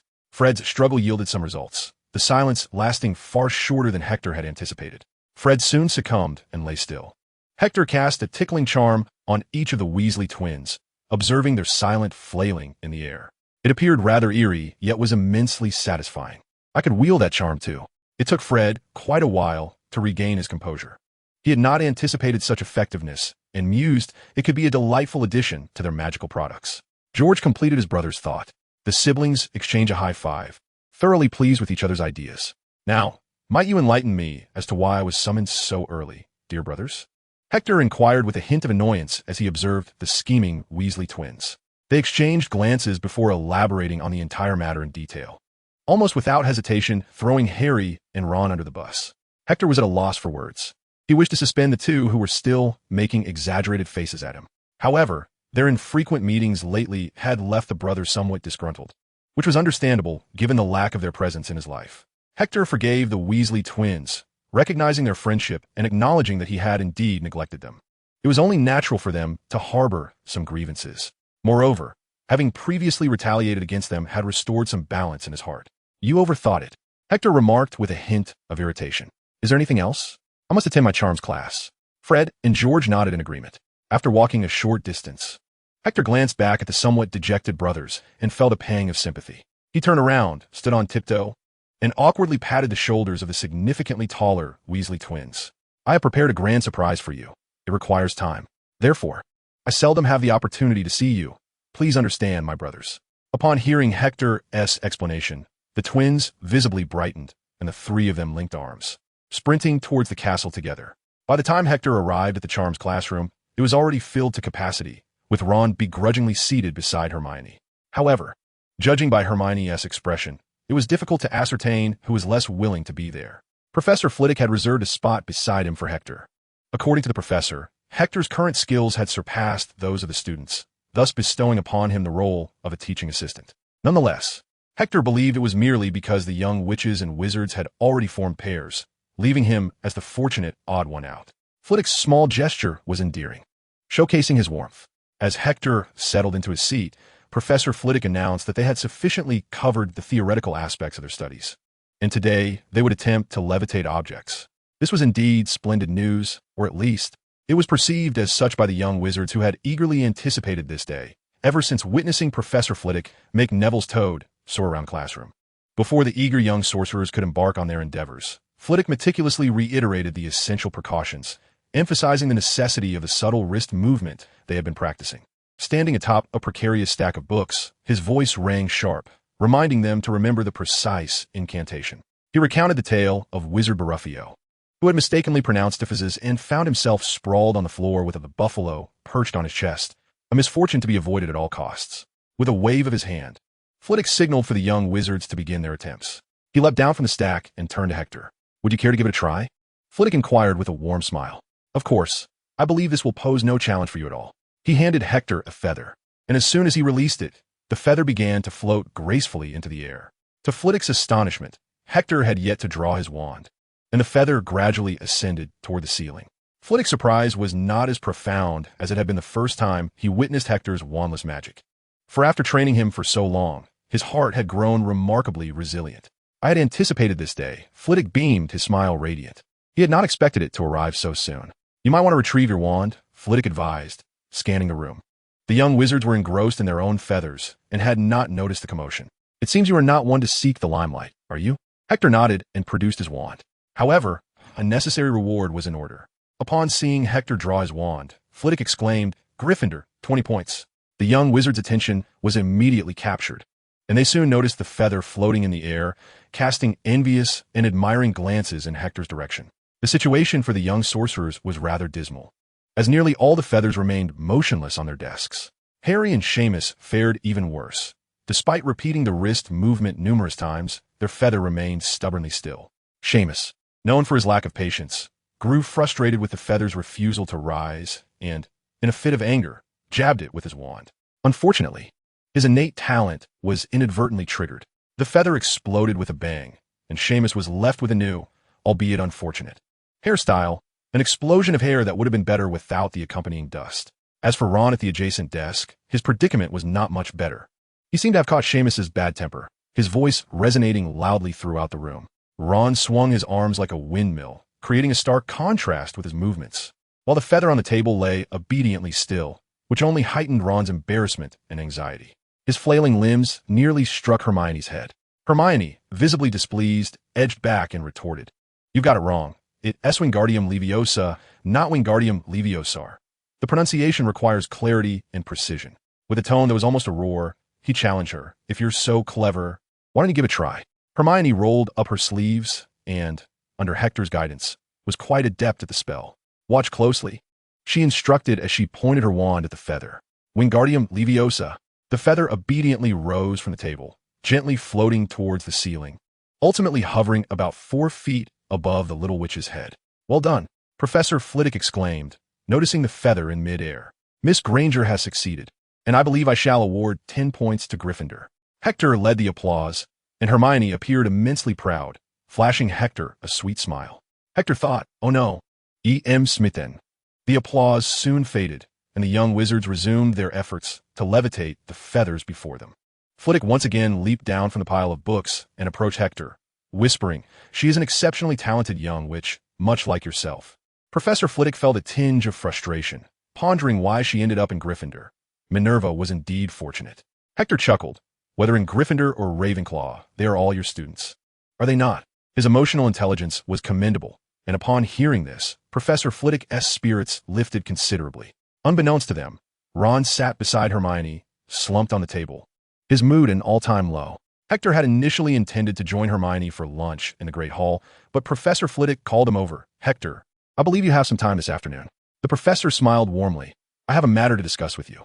Hector glanced at Hermione, who indicated that he need not concern himself with her. The little witch quickly gathered her books and skipped out of the charms classroom. "Since you have grasped the threshold of wandless magic," Flitwick continued. He presented a silver tray bearing the same fare as last time. "Hurry up, Hector. We have much work to do." Hector nodded, eager to learn something new from Flitwick, the more the better. "I am quite weary of this food. I am looking forward to tonight's grand feast." One afternoon, Hector spent his time within Professor Flitwick's office, where the professor relentlessly showcased his adept mastery of silent spells and wandless magic. The manner of demonstration, however, was a merciless onslaught upon Hector, who truly felt the might of the dueling champion. On one hand, the silent spells constrained him, while on the other, the wandless attacks launched with wild ferocity left him with no semblance of gameplay. He was so thoroughly overwhelmed that he could scarcely raise his head. Wasn't it a tad too brutal, verging on bullying? Such were Hector's thoughts. Chapter 24, Hermione. As Hector exited Professor Flitwick's office, his weary body now fully enveloped in darkness, he realized it was mealtime. The professor, engrossed in his work, had lost all sense of time, only coming to this awareness after Hector's several subtle hints. Professor Flitwick urged Hector to depart first, as he needed to finalize the lesson plans for the following day before indulging in a meal. "I am indeed looking forward to this evening's banquet, yet I must first attend to my duties," he remarked, which left Hector quite reflective. After all, he was a professor, and such diligence was truly admirable. However, Hector felt no desire to linger in the office. He yearned to relish his hard-earned respite and the sumptuous feast awaiting him. Yet, unbeknownst to Hector, his wand, previously nestled in his pocket, was being extracted with utmost care and placed in a corner of Professor Flitwick's office. A scene both abrupt and unnoticed by either the fatigued Hector or the professor absorbed in his lesson plans. Hector hurried towards the great hall, where an abundance of young wizards milled about. His usual method of free fall was not particularly effective this time, compelling him to descend the peculiar staircase with caution. Upon reaching the great hall, he pushed open the heavy doors, greeted by the delightful aroma of roasted pumpkin. The ambience within was vibrant. However, The young wizards remained oblivious to it, engaging in spirited conversations that radiated youthful exuberance. Hector first retrieved a box of chocolate frogs from his pocket and made his way towards Dumbledore. The old headmaster expressed surprise. Having harbored mild reproach for Hector's absence since the start of the term, yet he was genuinely pleased to see the boy approach. "Ah, Hector, you finally remember your grandfather." Dumbledore's words, tinged with playful reproach, were accompanied by an unmistakable smile. "Oh, is this your gift for me? Must I still say trick or treat?" Dumbledore's grin widened, his characteristic wit eliciting a joyful response from Professor McGonagall, who watched with a kind expression. "This one is for you," Hector declared, producing another box of chocolate frogs from his robes. "This is from my grandfather, Aberforth. He asked me to bring it to you." Dumbledore, momentarily taken aback, rose and solemnly accepted the 2 boxes of chocolate frogs from Hector's hand. "Thank you, Hector." Dumbledore spoke earnestly. "No need to thank me, my dear boy." Hector turned to dash toward the Gryffindor long table, but Dumbledore called out to him, "No treats, no tricks." The headmaster playfully winked at Hector, who responded with a broad smile. Hector sat down opposite Harry, first shoving a golden, crispy chicken leg into his mouth, then mumbled, "Harry, where's Hermione?" Sensing something amiss, Hector struggled to swallow the half-chewed meat and glanced at Ron, who was also holding a chicken leg, his head bowed, the unease on his face unmistakable. Just as Harry reached for a roasted potato from the long table, Hector's gaze shifted, causing young Harry to flinch, and the potato tumbled back onto the plate. "All right, Hector, here's the situation." Harry exchanged a knowing glance with Ron, ultimately deciding it would be best for him to explain the events of the afternoon to Hector. However, Hector already had an inkling of the incident that transpired in the original tale. He fixed his gaze on Ron, the source of the trouble. Ron set his beloved chicken leg onto his plate, avoiding Hector's eyes, his head lowered in shame. Hector felt a sense of worry. He hoped there would still be time to make amends. Rising from his seat, he patted his pockets. His wand was missing. Hector distinctly remembered placing it there before leaving. Yet the emptiness of his pocket suggested he had erred in his recollection. Thank goodness he and T opted for a free fall earlier. The consequences would have been unthinkable. Seeing Hector stand, Harry followed suit, with Ron trailing behind. "Listen to me, Hector," Ron didn't mean to. Harry's words were abruptly cut off as the grand doors of the hall burst open, revealing Professor Quirrell, who rushed in, his purple scarf askew, appearing as if it might tumble from his head at any moment. Professor Quirrell's face was etched with terror, and all eyes turned towards him. He hurried to the professor's table, leaning heavily against it, looking utterly exhausted. Gasping for breath, he stammered, "A troll in Hogwarts." Quirrell took a deep breath and glanced into Dumbledore's piercing blue eyes, as if expecting him to already be aware. With that, he collapsed onto the floor, appearing to have fainted. The entire hall fell silent, the only sound being the fluttering of bat wings above.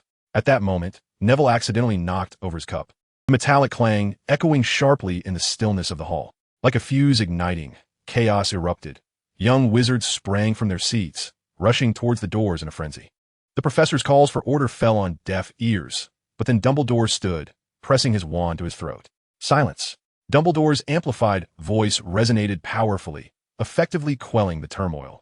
All gazes turned toward the venerable, commanding figure standing at the front of the hall.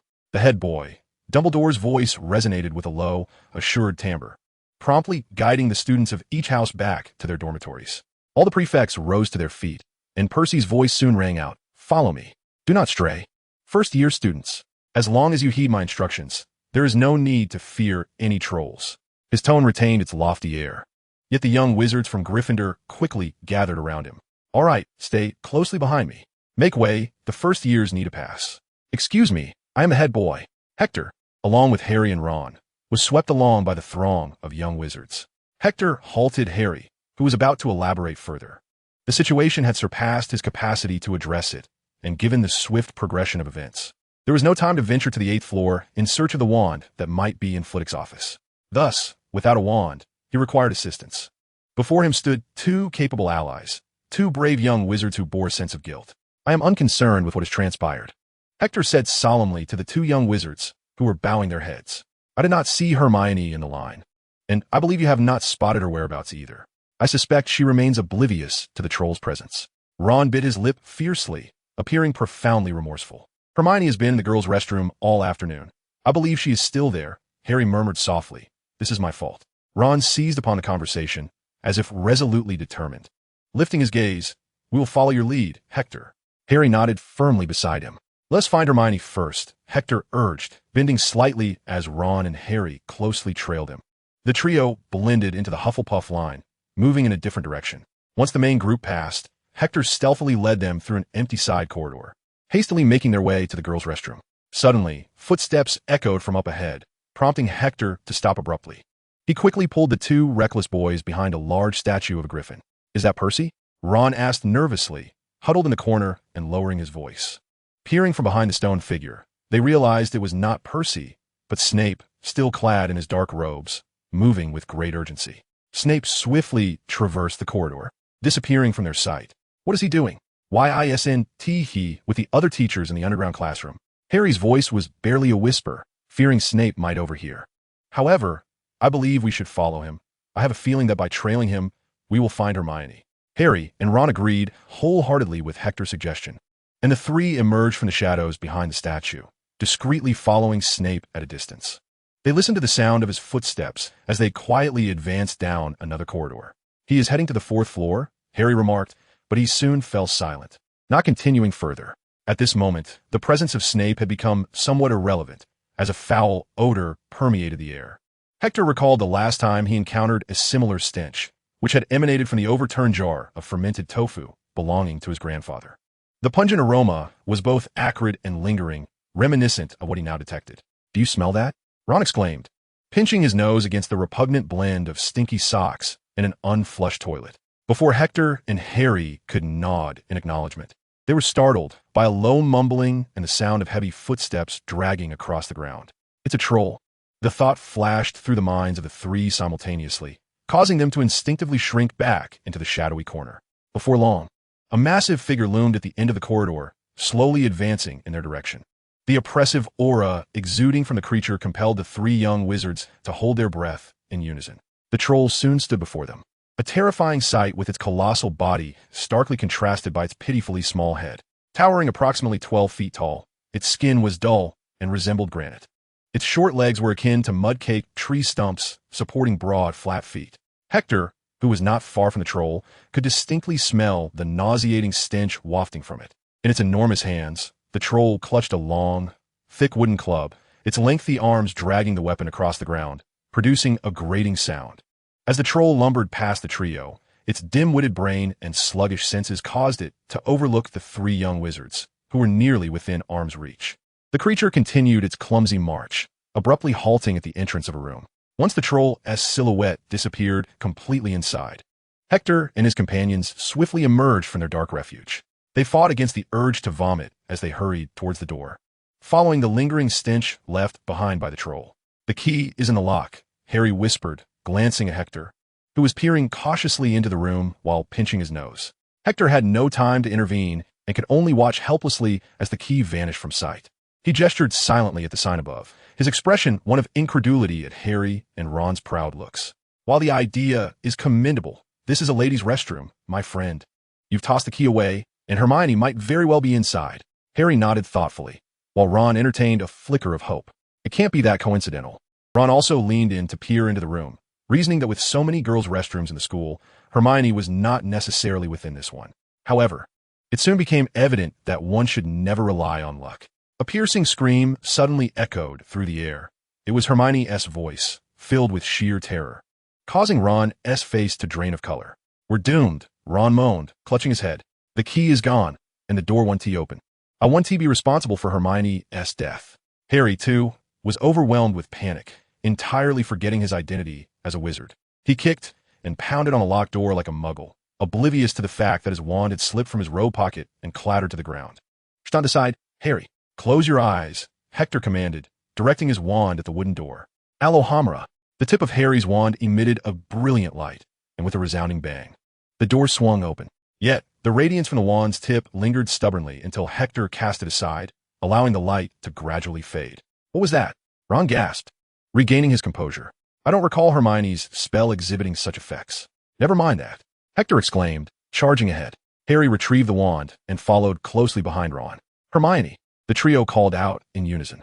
Chapter 25, Confronting the Behemoth. Upon entering the room, Hector immediately spotted a troll wreaking havoc at the center, brandishing a large club with reckless abandon. Hermione, pale as a ghost, pressed herself against the wall. The young witch was utterly terrified. She had never anticipated encountering a troll at Hogwarts, especially not on such a dreadful day and in such a dismal location. The troll, hearing the commotion behind it, struggled to control its massive frame with its pea-sized brain. Clumsily, it crashed into the sunken wall, finally halting its advance before Hermione, only due to the obstruction of the former. Turning around, the troll regarded Hector and his companions with its beady eyes. "We need to lure it away, so Hermione can escape," Hector instructed Harry and Ron. "Keep making noise to draw its attention. Harry, and you too, Ron. You must find a way to confuse it. Use my wand. After all, your magical prowess surpasses that of Ron and me." Harry extended his wand toward Hector, who shook his head in resignation. "I can't use your wand, Harry. I can only wield my own. What about yours?" "If only I knew," Hector lamented, exasperated. From the debris of the sink, Hector retrieved a solitary faucet and a lengthy brass pipe. Gazing at these inadequate objects, he longed for his wand. The metallic faucet carried some weight, and when hurled, it staggered the troll momentarily. However, for the troll, with its tough hide, this was but a minor inconvenience, quickly forgotten. Yet, if it understood the concept of insult, it would surely feel demeaned. The troll, visibly enraged, its club, raised high in the air, demonstrated its fury. Though limping, the provoked creature disregarded its injury, becoming surprisingly agile after its initial strike failed. Ignoring its wounded leg, it swung violently towards Hector. Hector rolled on the ground as the club narrowly missed his shoulder. Quickly, he sprang to his feet and dashed around the column where the sink once stood, attempting to draw the troll further away. Harry and Ron resembled two muggles clutching small wooden sticks, their expressions almost vacant as they watched Hector skillfully maneuver around the troll, their minds utterly devoid of any spells suitable for the moment. "Do something, anything," Hector implored, glancing at the two frozen figures while awkwardly evading the troll's club. The presence of these two was proving more of a burden than a help, adding to his distress without offering any assistance. Unable to conjure an appropriate spell, Harry made the impulsive decision to tuck his wand into his waistband. "Ron, hurry and find Hermione. Get her to safety." With that, Harry seized a brass pipe from the ground and swung it at the troll's leg, achieving little more than scraping away some dead skin. The troll hardly paused, its focus solely on Hector, the one who had provoked it. It soon realized the grave error in disregarding Harry. In an act that could only be described as both audacious and, in Hector's eyes, foolishly reckless, Harry leapt upward. The troll barely reacted. Harry's weight was insufficient to elicit a response. However, when Harry pulled out his wand and thrust it directly into the troll's nostril, the creature could not ignore the sensation.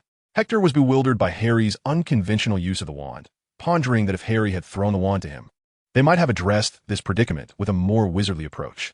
Yet, upon witnessing the wand engulfed by the troll's sticky mucus, Hector swiftly abandoned that thought. Vowing not to touch Harry's wand hand for at least a week, and deciding he would never again lay a finger on Harry's wand, the troll emitted a tortured roar, thrashing its body in an attempt to dislodge the pesky nuisance and crush it with its club. Aware of the dire consequences should he be thrown off, Harry clung tightly to the troll, shouting, "Think of something, Hector." It proved effective. Hector discovered that no male creature could resist such a maneuver. The troll's legs faltered, and a look of unmistakable shock crossed its otherwise expressionless face. Seizing the opportunity, Harry jumped down from the troll's back, too preoccupied to retrieve his wand, and pulled Hector away in the opposite direction. The troll collapsed near the entrance, its massive club blocking the doorway completely. Harry and Hector leaned against the wall where Hermione had once stood, or rather, where Hermione and Ron were still leaning. Frustration consumed Hector as he glared at Ron, who appeared entirely innocent. "Weren't you supposed to leave first?" Hector exclaimed, feeling the weight of two heads on his shoulders. Their adversary was formidable enough.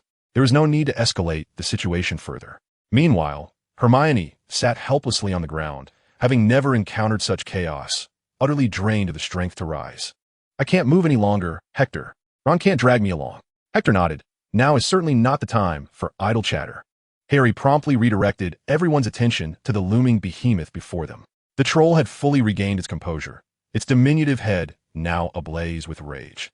Unable to harbor anything but hatred for the humiliation inflicted by these two minuscule beings, it dragged a lengthy wooden club towards Hector and the others. "I'll try to hold it off for a moment." Hector planned to employ the wandless magic he had only just learned that afternoon. "However, I can't hold it for long. You might try using the levitation charm on its club. The troll's head is its weak point."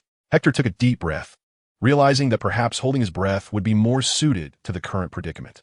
On my command, his gaze firm, Hector signaled Ron, who raised his wand, while Harry endeavored to assist the incapacitated Hermione.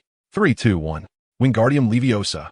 The troll's body momentarily faltered as Ron's levitation charm took effect, the club soaring from its grasp and ascending towards the ceiling. Ron strained to control the massive club, striving to maneuver it directly above the troll's head. The troll, taken aback by this turn of events, experienced another cognitive stall. Hector observed as the troll swung at the air repeatedly and, after some time, realized his hands were empty. "Where's the club?" The troll gazed vacantly at its own hand, as Ron valiantly succeeded in positioning the club above the troll's head. "Look up, you foolish giant." Hector pointed towards the ceiling. The troll lifted its gaze just as Ron released the levitation charm. With a thunderous crash, the club descended upon its original owner, creating a resounding cacophony. The troll froze momentarily, swaying before collapsing face down on the floor. A resounding thud reverberated throughout the room. "Hector, Ron," and Harry slumped onto the ground, momentarily safe, at least for now. "Is it dead?" Hermione's voice trembled, uncertain whether to cover her nose or her eyes. The troll was not particularly intelligent, but its resilience was formidable. This blow would merely render it dazed for a brief spell. Hearing this, Harry hurriedly retrieved his wand from the troll's nostril, wiping it on the creature's trousers. "We need to leave quickly. If it wakes up again, the four of us stand no chance against it." Before Harry could finish, the corridor outside erupted with hurried footsteps, followed by a fierce banging on the door. Creating such a commotion within Hogwarts would not escape the notice of the numerous powerful professors within the school. Before long, Hector and the others witnessed Professor McGonagall burst into the room, followed closely by Professors Snape, Flitwick, and Quirrell trailing at the rear. He arrived the latest, yet made the greatest commotion. The moment Professor Quirrell laid eyes on the giant monster, he let out a deep sigh and silently sank onto a toilet seat, weeping. As for Snape, he was engrossed in studying the creature, with the rather inconspicuous Flitwick standing beside him, who discreetly gave Hector a thumbs up before feigning interest in the giant. Professor McGonagall appeared extremely furious. Her lips were bitten white, and her sharp eyes fixed intently on Hector, Harry, and Ron. "What on earth are you three playing at?" Professor McGonagall's voice was icy, sending a shiver down the spines of the three young wizards who faced her. They lowered their heads, too intimidated to meet her gaze. "I cannot believe you are still alive." Her gaze swept over each of them. "Consider yourselves fortunate to have escaped the giant's wrath. Why were you not behaving appropriately in your dormitory?" The question was sharp and straightforward, yet under McGonagall's formidable presence, Hector felt that any explanation would be utterly inadequate. He slightly lifted his head, only to meet Snape's cold stare. Instantly, he averted his gaze again, not daring to raise his head for some time. How unfortunate it was to draw Snape's attention, which was never a wise decision. However, Snape's focus was unlikely to linger on Hector, especially in Harry's presence. Snape shot a piercing glance at Harry, causing him to involuntarily shiver. "I believe they sought to demonstrate their bravery." Snape's voice betrayed no emotional fluctuation, though there was a heavy undertone of sarcasm in his expression. "Regrettably, I see no bravery, only recklessness and folly." Hector pressed his dry lips together and discreetly glanced at Harry, who, typically disdainful of Snape, now also lowered his head, praying not to be expelled from school. The thought of awarding Gryffindor an additional 50 points had long since evaporated. It was Hermione who finally shattered the silence. "Please, Professor Snape, and you too, Professor McGonagall. You cannot entirely blame them. They were looking for me." Hermione's face appeared resolute as she struggled to rise. "Miss Granger." McGonagall's voice sharpened, her gaze fixed upon Hermione with an air of authority. "I was seeking the giant. I thought I could handle it alone." Hermione finally stood, locking eyes with McGonagall. "I sincerely apologize. I had read about them in books and believed I understood them well enough." Not only Harry and Ron, but even Hector wore expressions of astonishment. Hector had considered many excuses for Hermione, yet he never anticipated that she could weave such a grandiose lie under McGonagall's scrutiny. It was truly uncharacteristic of Hermione. The three shared this sentiment. Had they not found me, I would surely be dead by now. Had it not been for Hector and Harry skillfully diverting the attention of the troll, Ron would have incapacitated the beast with its own club. Hermione commended the three of them, eager to continue her narrative, but Snape rudely interrupted her. "I believe seeking out a professor is still feasible. After all, the office of your headmistress, Professor McGonagall, is not too distant from here." Snape paused for a moment. It was understandable that their minds were preoccupied with the audacious Potter, Dumbledore, and the dim-witted Weasley, akin to the troll itself. "Severus," Professor McGonagall was always fiercely protective of her students. Snape refrained from continuing, his dark eyes fixed upon Harry. They had no time to summon assistance. Hermione explained that when they had arrived, the troll was about to swallow her whole. Harry and Ron were still in disbelief, unable to fathom that Hermione would fabricate such a grandiose lie. However, when Professor McGonagall's gaze swept over them, Harry and Ron did their utmost to feign familiarity with the tale, nodding earnestly. If that is the case, McGonagall appeared to fully believe their story. Casting a glance at the exhausted Hector, she mused, "Miss Granger, you foolish girl, how could you think you could confront a troll as large as a mountain alone? It has nothing to do with your knowledge. Even adult wizards must tread carefully around such creatures." Hermione lowered her head, and a sense of discomfort washed over Harry. Yet he found himself at a loss for words. If there were anyone at Hogwarts least likely to break the rules, Hermione would undoubtedly top that list. Yet now, to extricate them from trouble, she had lied before Professor McGonagall, essentially confessing to rule-breaking. This was as unbelievable as if Snape had suddenly washed his hair and donned a robe of any color but black. Perhaps it was for Hector's sake. Harry attempted to rationalize Hermione's actions, although warmth surged within him, as it did for Ron. As for Hector, he was barely keeping his eyelids from closing. Perhaps he felt warmth too, but he was too dazed to register it. "I must not fall asleep. I must not fall asleep," was the mantra echoing in Hector's mind. "Miss Granger, for this incident, Gryffindor will lose 5 points," Professor McGonagall announced, then turned to face Hector and the others. "Well, I must say you are quite fortunate.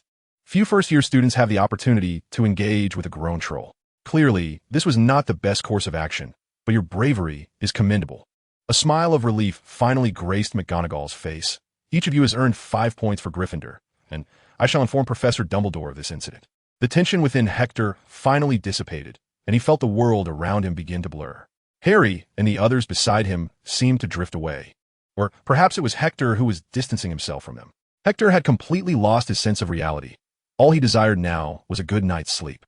With a thud, he collapsed onto the ground, and the light before him swiftly faded away. Chapter 26. Albus and Abufus. Hector found himself in a dream. Before his eyes stood a well-dressed man, standing shoulder to shoulder with Harry. As for Harry, he appeared significantly taller than he currently was. The childishness on his face nearly vanished, exuding an air of maturity. That man must be serious, Hector thought. Indeed, he was a renowned handsome figure. Despite the 12 years of imprisonment etched onto his visage, Hector effortlessly discerned the trace of that striking young man within him. The experiences of those years had not altered Sirius's recklessly brave spirit or his fiercely burning heart. Deep down, he remained the quintessential Gryffindor. Time and experience had merely cloaked him in a veneer of maturity, yet Sirius was still unmistakably Sirius. Hector also beheld himself, tall and well-proportioned. This must be his future self, still remarkably handsome, a fact that pleased Hector immensely. However, he had little time to survey his surroundings, as his gaze was involuntarily drawn to a woman with a grotesque expression, brandishing her wand high. She must be Sirius's cousin, Bellatrix, who bore some resemblance to him. Hector had no time for a detailed examination, for at that moment, the tip of Bellatrix's wand glowed with a sinister green light. Hector watched as another version of himself simultaneously raised his wand, casting a stunning spell at the unprepared Sirius. This was the best solution he could devise. The killing curse was insurmountable. To his astonishment, Hector realized that the fatal curse was aimed at Harry. Sirius's body was propelled backward uncontrollably, and he certainly saw the curse approaching. The ominous green light surged toward his bewildered protege. The grown-up Hector quickly cast another stunning spell, but the crimson beam was clearly too late. A look of resolute determination flickered in Sirius's eyes as he made up his mind. Hector observed as Sirius transformed mid-air into a large black dog, his limbs taut as they made contact with the ground, propelling him upward with all his might. Sirius could not push his protege away in time. He could only use his relatively small frame to shield against the impending doom. He succeeded. Hector saw the look of contentment on his face. Sirius gazed with a longing expression at the familiar yet strange figure, only to be struck by the residual force of the killing curse, crashing beside the archway. Hector attempted to grasp Sirius's lifeless body, but his hand passed through, leaving him helplessly watching the man vanish from everyone's sight. Hector's calls went unheard, save for the older version of himself glancing in his direction, shaking his head in resignation. Hector's face reflected a profound despair, an expression he had never anticipated would grace his features. A whirl of confusion enveloped him as the vivid imagery swiftly faded. The brightness before his eyes receded in an instant, plunging him into an abyss where boundless darkness engulfed him. Hector's initial response was to dismiss it as a mere dream, for the death of Sirius had inflicted upon him an unbearable pain and shock. This was troubling. Hector should not have known of Sirius. He feared that his clumsy attempts at concealment would not deceive the astute headmaster Dumbledore. Before he could dwell on his worries, the anxious figure of Aberforth rushed to Hector's bedside, his gaze fixed intently on him, the joy on his face unmistakable. Aberforth appeared utterly exhausted. This turmoil began shortly after dusk, when a sudden wave of apprehension gripped Aberforth's heart, an instinctive feeling that something was amiss. Trusting his intuition, he hastily cleared the pub of all patrons, neglecting to lock the door before racing towards Hogwarts. There, at the gates, he encountered Dumbledore, equally fraught with concern. Aberforth then sat vigil at the entrance of the infirmary for an entire night, his expression solemn and marked by evident anger. Dumbledore, unable to find solace, joined his brother in silence, offering quiet companionship. I remember you assuring me that Hector would be safe in your care. As the headmaster, you would look after him well. Aberforth's voice, though not loud, was laced with suppressed fury as he turned to fix Dumbledore with a piercing gaze. Is this how you safeguard Hector? Dumbledore, please. It was truly an accident. Dumbledore's voice faltered, weak in its defense, but Aberforth interrupted him brusquely. This is Hogwarts, Aberforth. He rose, glaring at Dumbledore, his brother, nearly roaring the words. How could a troll slip under your watch? You allowed an 11-year-old child to confront a troll. This is your version of care? Dumbledore could not meet Aberforth's accusatory gaze, waiting for his brother to fully vent his frustrations before attempting to explain. The troll was indeed an accident, he spoke softly. A powerful confundus charm disrupted Hogwarts' defenses. Such an occurrence will not happen again, I assure you, Aberforth.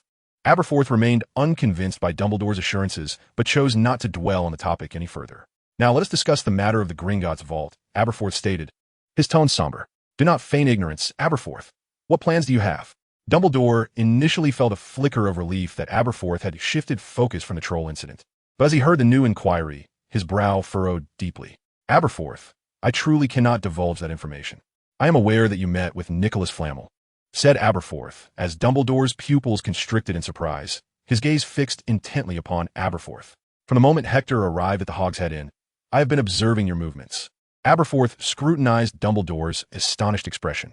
You traveled to France, a place you have never particularly favored, and yet I have seen no news of any events occurring there. It is likely that your meeting with Nicholas Flamel pertained to the Philosopher's Stone. Dumbledore seemed to regard Aberforth as a stranger. The Aberforth he remembered was not one to engage in deep contemplation, but rather one driven by an innate passion for dueling. Aberforth had never been one to ponder extensively, preferring to resolve matters through force. Nicholas's safe house was attacked, employing a familiar dark magic. I am certain it bears his mark, though the one who wielded it appeared rather inexperienced, clearly not him. If you're already aware, why not conceal it more securely, Aberforth? He appeared somewhat flustered. Or simply destroy it. Why bring it to Hogwarts? Hector is your grandson as well. Nicholas wishes for me to destroy him, but not at this moment. I have devised a plan to eliminate him entirely through that boy, Harry Potter, Dumbledore asserted resolutely, finally meeting Aberforth's gaze. I assure you, it will not be long before Voldemort is utterly vanquished, and Hector will grow up safe and sound. Dumbledore spoke earnestly. Consider this an opportunity for me to prove myself. Aberforth, please, trust me. Aberforth was evidently unconvinced by Dumbledore's few words, yet he recognized the futility of persuading him. Once his brother resolved to pursue a course of action, he would not waver. Aberforth had contemplated removing Hector from Hogwarts, escaping Britain altogether, but he knew Hector would vehemently oppose such a decision. After a year of close interaction, Aberforth had discerned his grandson's steadfast nature. Once he had formed a conviction, nothing could sway his opinion. This was quintessential Dumbledore, thought Aberforth, feeling both comforted and exasperated. Dumbledore was well aware of the effort he had expended to persuade Hector to study Transfiguration. Ultimately, he had skillfully intertwined the studies of charms and Transfiguration to sway Hector's resolve. Aberforth found himself compelled to compromise, as he was the most willing to yield within this familial dynamic. I know I cannot sway you, nor do I comprehend your so-called plan. Aberforth continued to gaze intently at Dumbledore, his earlier fury dissipated. But heed my words, Aberforth. Never regard Hector as merely a pawn, and never involve him in this matter. Aberforth rose from his seat, drawing forth his wand, prompting Dumbledore to rise as well. If you intend to act against Hector, consider me first. Aberforth appeared unwavering. I do not wish to become your adversary, Aberforth, nor do I desire it. However, should that day ever arrive, I shall become your most formidable opponent. Dumbledore could only nod, settling into his seat with an empty gaze that conveyed a profound sense of pity. Aberforth joined him, and the two sat in silence throughout the night, the tranquility of Hogwarts enveloping them. Neither felt even the slightest hint of sleep, remaining in their stillness for hours on end. Eventually, Hector awoke to the sight of Aberforth's face, momentarily believing he had entered another dream. Only when Aberforth enveloped him in a warm embrace did reality settle in. You have finally awakened, Aberforth said, wiping away the tears from the corners of his eyes. He had spent the entire night worrying about Hector, unable to find solace in sleep, despite Madame Pomfrey's reassurances that Hector had merely succumbed to exhaustion from his magical exertion. I thought. Aberforth hesitated, his words cut short as Hector returned the embrace with fervor. Within the comforting hold of his grandfather, Hector felt a flicker of reassurance. The overwhelming helplessness stemming from his dreams lingered, casting a shadow over his features, as though everything was preordained and his arrival would change nothing. Hector clung to Aberforth, reluctant to let go, while Dumbledore watched from a distance, a tear glistening in his eye. You must have been terrified, my child, Aberforth said, releasing Hector to present him with a bowl of steaming pumpkin porridge. Have some pumpkin porridge, Hector. It will help you feel better. Yet, Hector hesitated, turning towards the more distant Dumbledore, and extended his arms. Aren't you going to embrace me, grandfather? Dumbledore appeared momentarily taken aback, quickly wiping away his tears before stepping forward to offer Hector a warm and sturdy hug. They knew not whether they could alter the ethereal, yet seemingly destined future, but they could only strive to embrace the tangible present they were experiencing. I'm fine, grandfather, Hector assured as he released Dumbledore. To be honest, I feel even better than before. Eager to rise and stretch his legs, Hector sensed an abundance of vitality coursing through him, almost overflowing. Madame Pomfrey conducted a thorough examination, soon nodding to Dumbledore in affirmation. You may be discharged, she said kindly, her smile bright as she regarded Hector. Your health is splendid, my dear. Both Aberforth and Dumbledore exhaled in relief, only to be overtaken by fatigue, with Aberforth plopping down onto the nearby bed. For two elderly men nearing 300 years of age, enduring an entire night without rest was quite taxing. Dumbledore excused himself, citing a need for rest due to his physical discomfort, while Aberforth glanced at Hector, gently caressing his face and then his hair. You know, those of us who are older tend to forget things easily. Rising from the bed, Aberforth brushed off his garments. Well, I shall take my leave now. He looked into Hector's brilliant blue eyes. Do not forget to write to me. Hector nodded earnestly, and Aberforth turned to depart. Hector waved goodbye to Abufus as he ventured away, then took a deep breath and descended from his bed. Hector did not perceive this as a mere dream. The moment he beheld the helpless gaze from the future, such a notion crossed his mind. Yet, he was not disheartened. Rather, he felt he had yet to accomplish enough. Thus, Hector resolved to further expand his arsenal. Was the future truly predetermined? Hector dared not dwell on it. Engaging in action was certainly preferable to inaction. However, he had no intention of attending the potions class on Friday. Arriving at this hour would surely invite Snape's ire. Instead of attending potions, Hector busied himself by diving into the library. During lunchtime, Hector finally encountered Hermione, accompanied by Harry and Ron. After having shared a significant experience together, it is difficult to avoid developing a fondness for one another. Defeating a 12-foot troll undoubtedly qualified as such an event. They had become exceedingly close friends, conversing joyfully about matters unknown to others. Hermione was the first to spot Hector. She rushed forward and enveloped him in a warm embrace. I'm so glad you're safe, she exclaimed, disregarding the curious gazes of others, which left Hector feeling somewhat uneasy. As for Harry and Ron, they joined in once Hermione released Hector, offering him a hearty hug as well. The three of them embraced, now bonded as brothers would share their lives. We still plan to see you. You truly frightened us last night, Harry remarked, while Ron added with embellishment, I've never seen Professor McGonagall wear that expression. Chapter 27, Quidditch Match Day. Time swiftly advanced into November, and the temperature in the Scottish Highlands plummeted. The sky appeared overcast, with distant mountains blanketed in ice and snow, and the surface of the Black Lake frozen solid. Frost became a daily visitor each morning, yet the young wizards seemed oblivious to the changing weather. Hogwarts Castle remained surprisingly warm, as long as one stayed within its confines, making robes a suitable attire. Hector was content that discussions surrounding the troll incident had subsided. He did not wish to be so renowned, despite already having garnered considerable fame, since that enigmatic apparition, whether it was a dream or not. Hector had become a rare sight in the Gryffindor common room, now frequently seeking the wisdom of Professor Flitwick, relentlessly absorbing knowledge from the elderly wizard to fortify himself. Hector also accompanied Hermione in practicing spells, believing that a reliable teammate was far more trustworthy than two brash individuals who acted impulsively. Hector was not satisfied with Harry and Ron's performance against the troll. Their ability to vanquish it could certainly be attributed to luck. Or perhaps it was simply the absence of Hector's wand that afforded Harry and the others the opportunity to confront the troll. Hermione's rapid learning, as a renowned genius in the magical realm, astonished Hector with her remarkable progress. Hector was preparing to find an opportunity to introduce Hermione to Professor Flitwick's tutoring sessions, convinced that he would surely be enamored by the exceptionally intelligent young witch. Of course, Hector had not completely given up on his two lackadaisical friends. He endeavored to encourage Harry and Ron to learn a bit more. However, he soon discovered that their attention was wholly consumed by the impending Quidditch match. Despite their verbal declarations of intent to study spells, they were reluctant to take any concrete action. Each time Harry and Ron settled down, within mere minutes Hector, as their instructor, could distinctly observe Ron drifting off, soon followed by Harry becoming equally distracted. When it came time to practice the theory, their lack of serious engagement rendered any progress nearly impossible, significantly undermining their confidence. It wasn't long before both of them unanimously abandoned the notion of seeking Hector's additional help. Hector found himself at a loss with their lethargic disposition.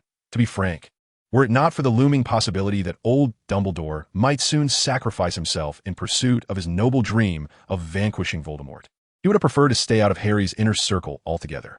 Compared to Gryffindor, Hector longed to be sorted into Ravenclaw, for he believed that mingling with a group of bookworms would be far safer than associating with a bunch of reckless individuals. Yet he had no choice.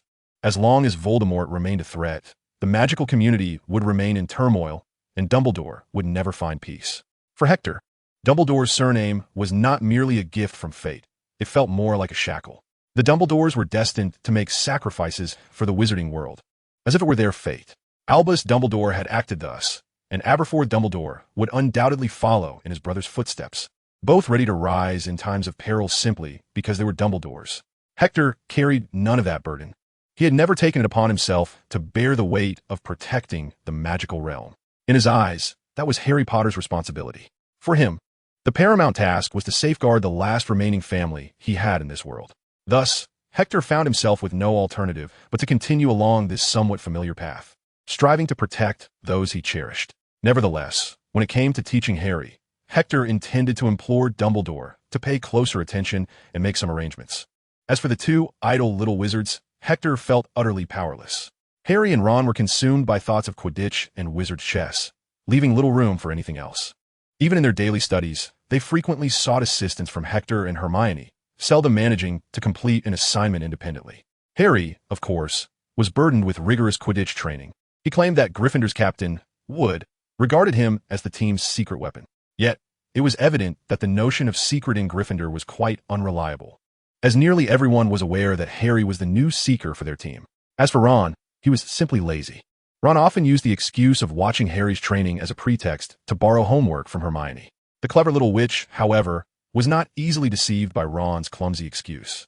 Yet, lending to Harry was almost tantamount to lending to Ron. So in the end, Hermione acquiesced and ceased to pursue Ron's rather poor attempts at lying. Hermione could truly be regarded as an exceptional friend. She thoughtfully prepared a copy of the magical Quidditch book for Harry, which had become the only book he could genuinely engage with during these days. From it, he learned many of the rules that Wood had yet to teach him, including what he claimed were a staggering 700 fouls. Naturally, Harry was also quite familiar with the most dubious rumors and legends contained within the book. Hector had heard him speak of the remarkable feats of seekers more than once, often with a look of earnest admiration on his face. Harry cherished this book far beyond any other. It could even be compared to his beloved Nimbus 2000. Hector had witnessed him fall asleep, cradling, or resting his head on the book more than once. A stark contrast to the fact that Harry had never cuddled his treasured broom while sleeping. Harry felt that life could not be more splendid. He had the best of friends, his favorite sport, and even homework became manageable with the dual support of Hermione and Hector. At least he would not face the professor's scorn, unlike Neville, who seemed to be perpetually under the professor's critical gaze, especially from Snape, whose reprimands were the most frequent and loud. Hector leaned closer, and Hermione explained that it was Snape who had confiscated Harry's most cherished, the magical Quidditch book, using a rather flimsy excuse that library books were not to be taken outside of school. They had just been in the courtyard, resting and discussing Quidditch strategies. Snape had even deducted 5 points from Gryffindor for this transgression. Harry was furious. He had no intention of accepting Snape's reasoning. I even want to ask him for it this afternoon, and he just kicked me out. However, he had stumbled upon something significant. Excited, he eagerly shared his discovery with Hector, suggesting, "You should tell your grandfather, Hector. It was definitely Snape's doing. We must ensure Dumbledore takes note of this." Hector shrugged, knowing that the blame would invariably fall upon Snape, and he attempted to offer some exculpatory defense for Snape, despite knowing Harry would not heed it. Snape is not that kind of person. Hector found this phrase all too familiar, but continued, "Besides, Snape is a professor at the school. While it's undeniable that he often appears unreasonable, I believe he has no motive to steal something hidden by Dumbledore. That is my grandfather, even if you don't trust Snape. You must trust Dumbledore, right? I told you so, Harry." Ron felt that Hector's reaction was entirely predictable. Hermione's sentiments mirrored his own perfectly. "But I believe Snape is capable of anything. Perhaps he has deceived Dumbledore? Yet what exactly is he searching for? What is that creature guarding? Now is not the time to ponder these matters. My grandfather will resolve this issue." Hector did not dwell on the situation. He wished to move past it swiftly. Time was of the essence. "Harry, tomorrow marks your first Quidditch match, and I believe you truly need to rest well." The following day arrived swiftly, and it was evident that Harry had not rested adequately the night before. He entered the great hall, weary and fatigued. The hall was abuzz with excitement, as nearly everyone was discussing Quidditch, eagerly anticipating an exhilarating match. Hector, unusually engaged, listened intently until he noticed Harry's worn appearance. "Are you all right, Harry?" Hector inquired with genuine concern, offering Harry a glass of juice. "You look dreadful." "Thank you, Hector. I merely didn't get enough rest," Harry replied, accepting the juice and taking a seat at the long table, lost in thought. "You must eat something for breakfast," Ron chimed in, approaching with a ketchup-covered sausage. "The Seeker needs to maintain their energy. You'll be under close scrutiny, and not eating at all is simply not an option." Harry took the sausage, mechanically shoving it into his mouth, though he had no appetite. Yet in an hour, he would be heading to the pitch, and he needed to be prepared. The surrounding commotion was of little concern to him. He was focused on cherishing every moment to adjust his state of mind. Before long, 11 o'clock arrived, and it seemed as though the entire school had poured out of Hogwarts Castle. The crowd quickly gathered around the stands of the Quidditch pitch, which transformed into a vibrant scene filled with cheers and shouts. Harry bid a solemn farewell to Hector and the others, walking stiffly towards Wood, who awaited the Seeker. Before he departed, Hector slipped Harry a piece of chocolate, a gift from Professor Flitwick, infused with a touch of exhilaration. Upon taking a bite, Harry felt an immediate uplift, and he gratefully waved goodbye to Hector, now appearing significantly more confident. As for Hector, he was escorted by Ron and Hermione to the top row of the stands, joining Neville, Seamus, and the football enthusiast Dean. They had prepared a soiled bedsheet, upon which Dean had drawn a large lion, and Hermione's minor enchantment made the banner shimmer. "That's brilliant," Dean exclaimed, a sentiment shared by the others, who turned their attention to Hector, causing him to feel somewhat embarrassed. "Look, Harry's coming out." Hermione redirected everyone's focus, and they all turned in unison to the pitch. Harry emerged clad in the vivid crimson of the Quidditch team robes, flanked by Fred and George. Making his way into the raucous stadium, Madame Hooch stood at the center of the field, broomstick in hand, awaiting the players from both teams. The match between Slytherin and Gryffindor can undoubtedly be regarded as a true clash of animosity, as both teams have harbored disdain for one another for an extended period. The pitch serves as an excellent arena for vengeance and grievances to unfold. Madame Hooch stood at the center of the field, earnestly imparting her instructions to the players on both sides before mounting her enchanted broomstick and brandishing her silver whistle. Harry inhaled deeply, his gaze drawn to the banner proclaiming Harry for the win at the highest point of the stands, alongside the vibrant and majestic lion. His heart quickened with joy, dispelling any previous tension, replaced instead by a surge of courage that coursed through his veins. Harry now eagerly anticipated the sound of the starting whistle. Madame Hooch blew her silver whistle, and 15 broomsticks soared into the air, ascending high into the sky. The Quidditch match had officially commenced. The commentary was provided by Lee Jordan, a close friend of Fred and George, known for his pronounced bias. Naturally, Lee favored Gryffindor and dismissed Slytherin with disdain. However, he exhibited impartiality only during the encounters between Hufflepuff and Ravenclaw.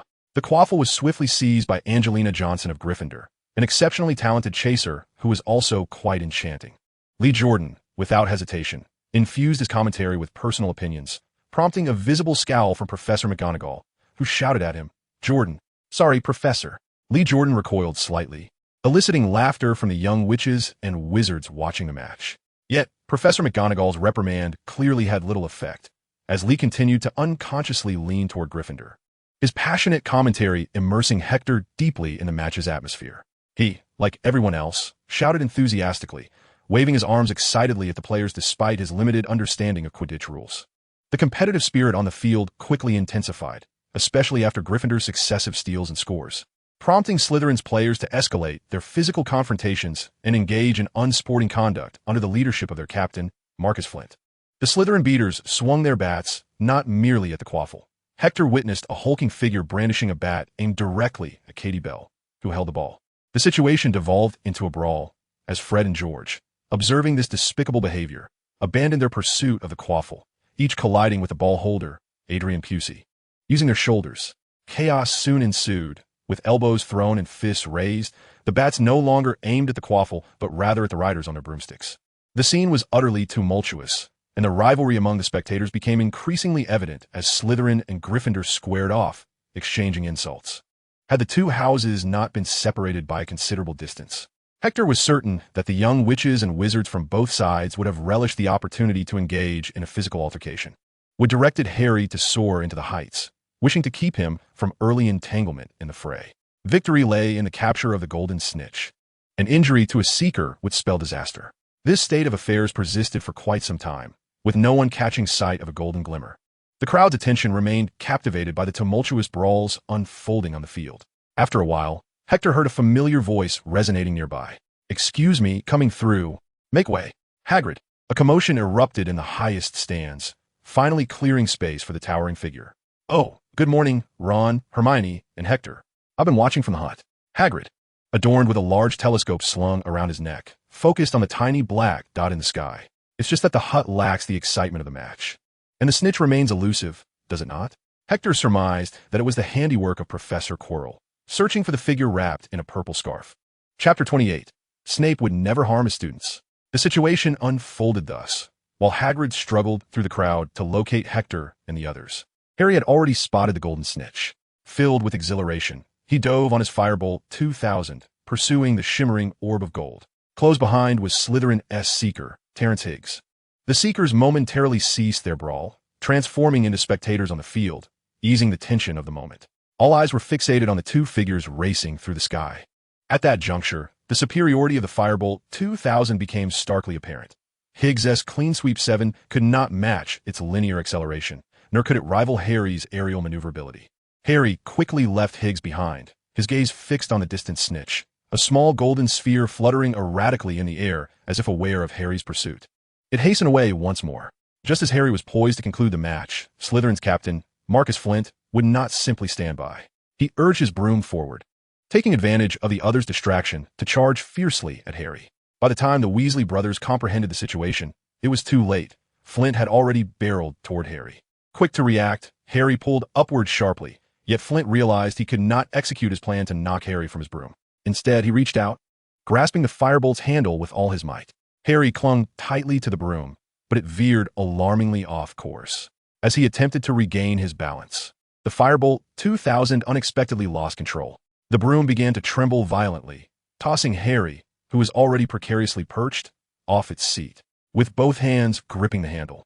He endeavored to calm his steadfast companion, but to no avail. The broom thrashed about like a raging bull, seemingly determined to dislodge its once trusted partner.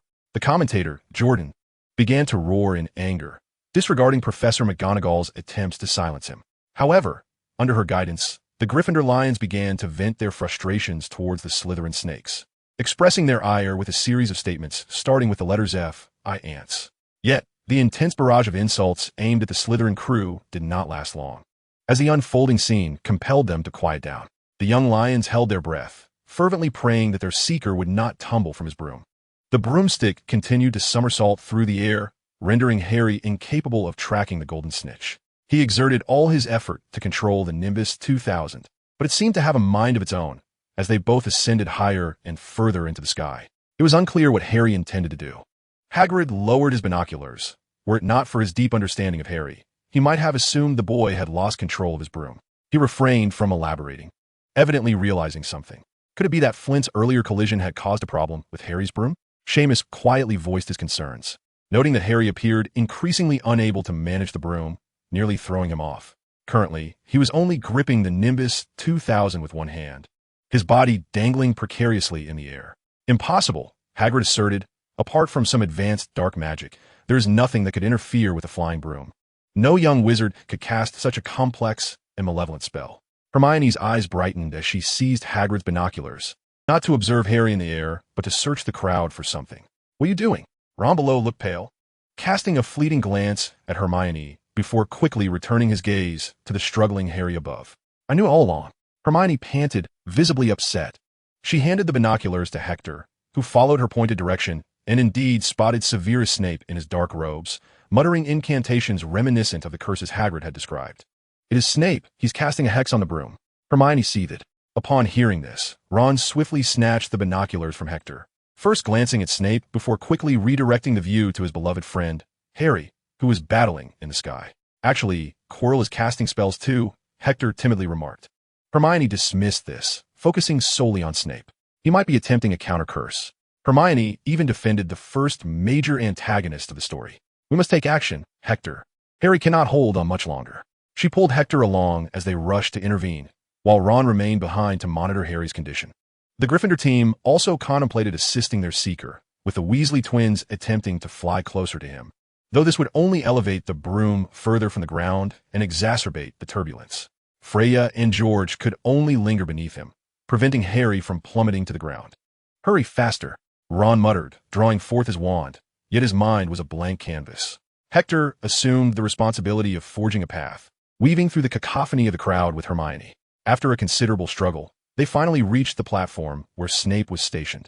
As they navigated through the back of the stands, they endeavored to locate the figure cloaked in black, inadvertently colliding with Professor Quirrell along the way. Before long, Hermione spotted Snape, and Hector was unable to intervene in time as she unleashed a roaring flame that directly engulfed Snape's long robe. The black garment ignited instantly. Snape, momentarily oblivious to the fire in the rear, remained focused on Harry. To his relief, the Nimbus 2000 had calmed, no longer exhibiting the frantic behavior of attempting to dislodge its rider. "Well done." Ron finally exhaled, a hint of color returning to his face as he gave a thumbs up to Hermione and Hector. Higgs pursued Harry closely, intent on thwarting his capture of the Golden Snitch. But he could not keep pace. Harry's speed was unparalleled. Despair washed over Higgs as he witnessed the golden figure vanish into Harry's grasp. Harry brought the broom to a halt on the ground, covering his mouth as if he might be sick. The crowd still had not glimpsed the Golden Snitch, their eager gazes fixated on the diminutive figure. Hector watched as Harry expelled the snitch from his mouth. The match had concluded. Harry triumphantly raised the snitch above his head. Waving his arms, "I caught the snitch." His voice resonated clearly to the top of the stands. The Gryffindor Lions fell silent for a moment before erupting into thunderous cheers, a wave of red surging through the stands. Flint could not accept the bitter reality that they had been bested by a first-year student, shouting that he had not caught the snitch, but merely swallowed it. However, Madame Hooch remained unfazed by his outburst, declaring the conclusion of this dramatic match. Lee Jordan nearly leaped from the commentary box in excitement. Harry caught the snitch. The score stands at 170-60. Gryffindor is victorious. The little Lions rejoiced, exchanging high fives in celebration of this hard-won triumph. Hagrid clapped his hands with great enthusiasm, his voice booming, and Hector noticed a glimmer of tears in the eyes of the sentimental half-giant. "What an exhilarating match, eh?" Hagrid wiped his eyes, his face radiating joy. "Harry is undoubtedly the best, just like his father, an exceptional seeker. Would you like to come to my hut for a bit? Bring Harry along. I imagine he could use a large cup of strong tea right about now." Hagrid turned to Hector and the others, extending a heartfelt invitation. Hector, Hermione, and Ron nodded in agreement, swiftly descending the stands to rush towards Harry.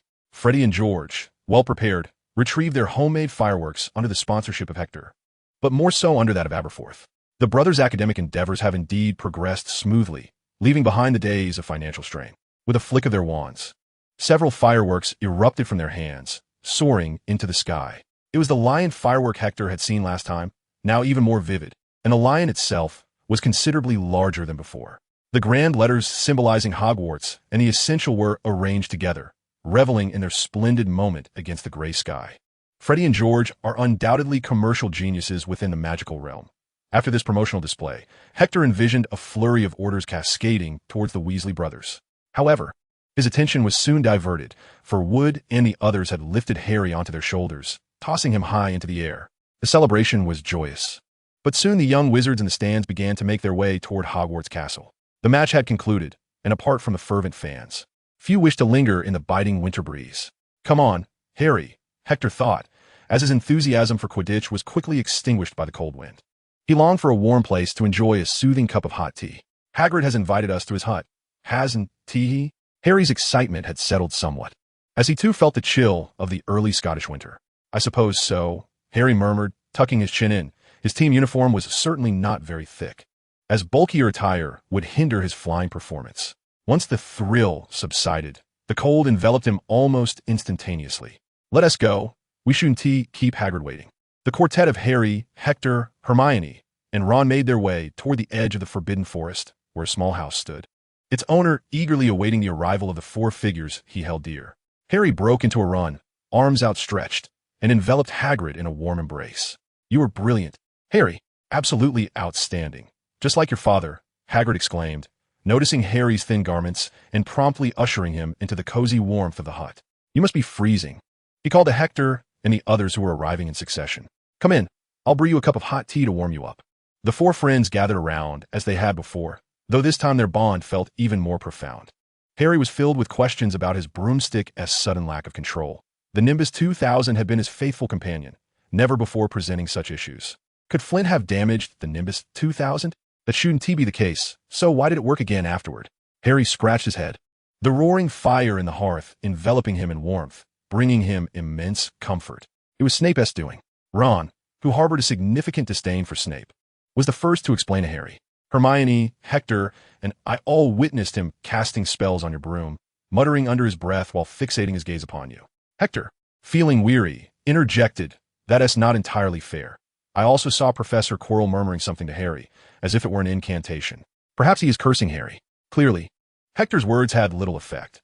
Their impression of Snape was overwhelmingly negative, to the extent that even Hermione, who typically offered fair assessments, found herself aligning with Harry and Ron, united in their disdain. Quirrell is a coward. Moreover, Harry has no enmity towards him, nor does Snape. Hector paused, unable to continue under the weight of their scrutinizing gazes. Well, perhaps there is a slight animosity from Snape towards Harry, but it hardly warrants a death sentence. He faltered, his confidence dwindling. Placing himself in Snape's shoes, Hector concluded that the blame for any hostility could only fairly rest on Snape's shoulders. He certainly couldn't reveal to Harry and the others that the figure beneath Quirrell's purple scarf was Voldemort. Whether Harry would believe it was uncertain. And even if he did, Hector couldn't guarantee that Harry wouldn't engage in some astonishing act, given the hero's penchant for self-reliance. Compared to Dumbledore's strategy of patience, Harry preferred a more proactive approach. As for why Harry didn't seek Dumbledore's counsel, it typically revolved around either a lack of time or difficulty in locating him. Each adventure seemed to conclude successfully, suggesting it was simply Harry's fate to be the hero. Hector had no intention of undermining Dumbledore's plans, at least for now. He was not inclined to do so. Who could say what chaos would ensue from disrupting old Dumbledore's schemes? Hector intended to keep matters on course, ensuring he wouldn't inadvertently create a significant problem. Of course, the primary reason for his caution stemmed from his encounter with Professor Flitwick, which had made it abundantly clear that there existed a vast chasm between the masters of magical dueling and those who aspired to be. Hector was capable of casting advanced spells with sufficient proficiency, yet the practical application left much to be desired. At his current level, challenging Voldemort was out of the question. It would be wiser to remain under Dumbledore's protective banner for the time being, lest he inadvertently bring about the demise of old Albus. The burden of heroism was too great for Hector's still developing shoulders. The future was uncertain, but for now, he felt ill-prepared. As Hector mused, Hagrid set down the teapot, agreeing with Hector's assessment. Snape would never engage in such treachery, Hagrid asserted earnestly. After all, he is a teacher at this school. How could he harm his own students? Harry, however, argued his case fervently, growing increasingly convinced of the likelihood of Snape's malevolence. He fixed his gaze on Hector, who could only nod resignedly in acknowledgement. "Hector, yes, you're absolutely right." Hagrid appeared utterly astonished, his eyes widening as he stared at Harry. "How do you know about Louis?" he inquired. Louis? The four friends raised their heads, gazing at Hagrid, who, realizing he had let something slip, instinctively lowered his gaze. Yes, it's mine. I acquired it from a Greek fellow last year and lent it to Dumbledore for safekeeping. Safekeeping of what? Harry asked, his urgency palpable as he stood up. Enough with the questions, Hagrid replied, suddenly defensive. That's a matter of top secrecy, understand? But Snape wants to steal it. Nonsense. I've told you. Snape is a professor at Hogwarts. He would never do such a thing. Then why does he want to harm Harry? Hermione exclaimed, visibly agitated. The events of the day had thoroughly altered her perception of Snape. I could see he was casting a dark curse. Hagrid. I read about them. Casting such a curse requires eye contact with a broom, and Snape didn't even blink. Hagrid signaled to Hector, hoping he would intervene and offer a fair perspective. Hector shrugged. Nothing could change the trio's minds unless there was concrete evidence to prove Snape's innocence. Hagrid had to speak for himself. I'm telling you, you are mistaken. I don't know what happened to Harry S. Broom, but I can assure you it wasn't Snape S. doing. He would never consider harming a student. He looked extremely agitated, swallowing hard before continuing. And listen to me, you're meddling in matters that don't concern you. It's dangerous. Forget about that big dog. Forget what it guards. That S between Dumbledore and Nicholas Flamel. Hector suddenly slapped his forehead. Hagrid, in the presence of acquaintances, seemed as if he had consumed a truth serum, unconsciously divulging secrets. He was aware of his blunder and promptly covered his mouth, but it was too late. Harry had already caught the revelation. So it has something to do with someone named Nicholas Flamel. Hagrid was furious, but his anger was directed at himself. Chapter 29. The Early Christmas Gifts. Time passed swiftly. It had been nearly a month since their last visit to Hagrid's hut. Ever since Hagrid accidentally leaked his top-secret information, he had not invited Hector and the others again. It seemed as though Hagrid was avoiding them, as Harry suggested. However, Hector thought it best to limit Harry's visits to Hagrid's hut, given Hagrid's loose tongue. It wouldn't be long before Harry learned about the Philosopher's Stone and the methods to navigate the challenges in the Forbidden Fourth Floor. As for Ron, Hector was unsure what he was busy with, but every time Harry buried himself in homework, that red-haired boy was diligently working alongside him. There are many ways to enjoy the snow, but for these energetic little ones, building snowmen seemed rather tedious. A snowball fight was the perfect outlet for their exuberance. The snow-covered ground initially lay in serene stillness, until a rogue snowball, seemingly originating from nowhere, soared through the crowd and struck a lowly, bowed Hufflepuff. The young wizard emitted a soft gasp. Swiftly, the Hufflepuff conjured a snowball of his own, calling out loudly as he hurled it at the surrounding wizards. From that moment forth, Hogwarts would never again witness an unblemished expanse of snow, as every corner became alive with joyous figures. Before long, older students joined the fray, amplifying the delightful chaos. In the snowy landscape, one could observe several Gryffindor lions conspiring with Hufflepuff badgers to toss the usually dignified Ravenclaw eagles into the snowdrifts. Conversely, the clever Ravenclaws managed to incite a few Gryffindors to turn on their erstwhile allies, sending them into the snowy mounds as well. All were reveling in the merriment, Ravenclaw eagles, Hufflepuff badgers, Gryffindor lions, and, certainly, the Slytherin snakes. However, the snakes found themselves more targeted than the mischievous lions, as, aside from a few well-regarded individuals, nearly all the Slytherins faced stealthy ambushes and outright assault from the other three houses.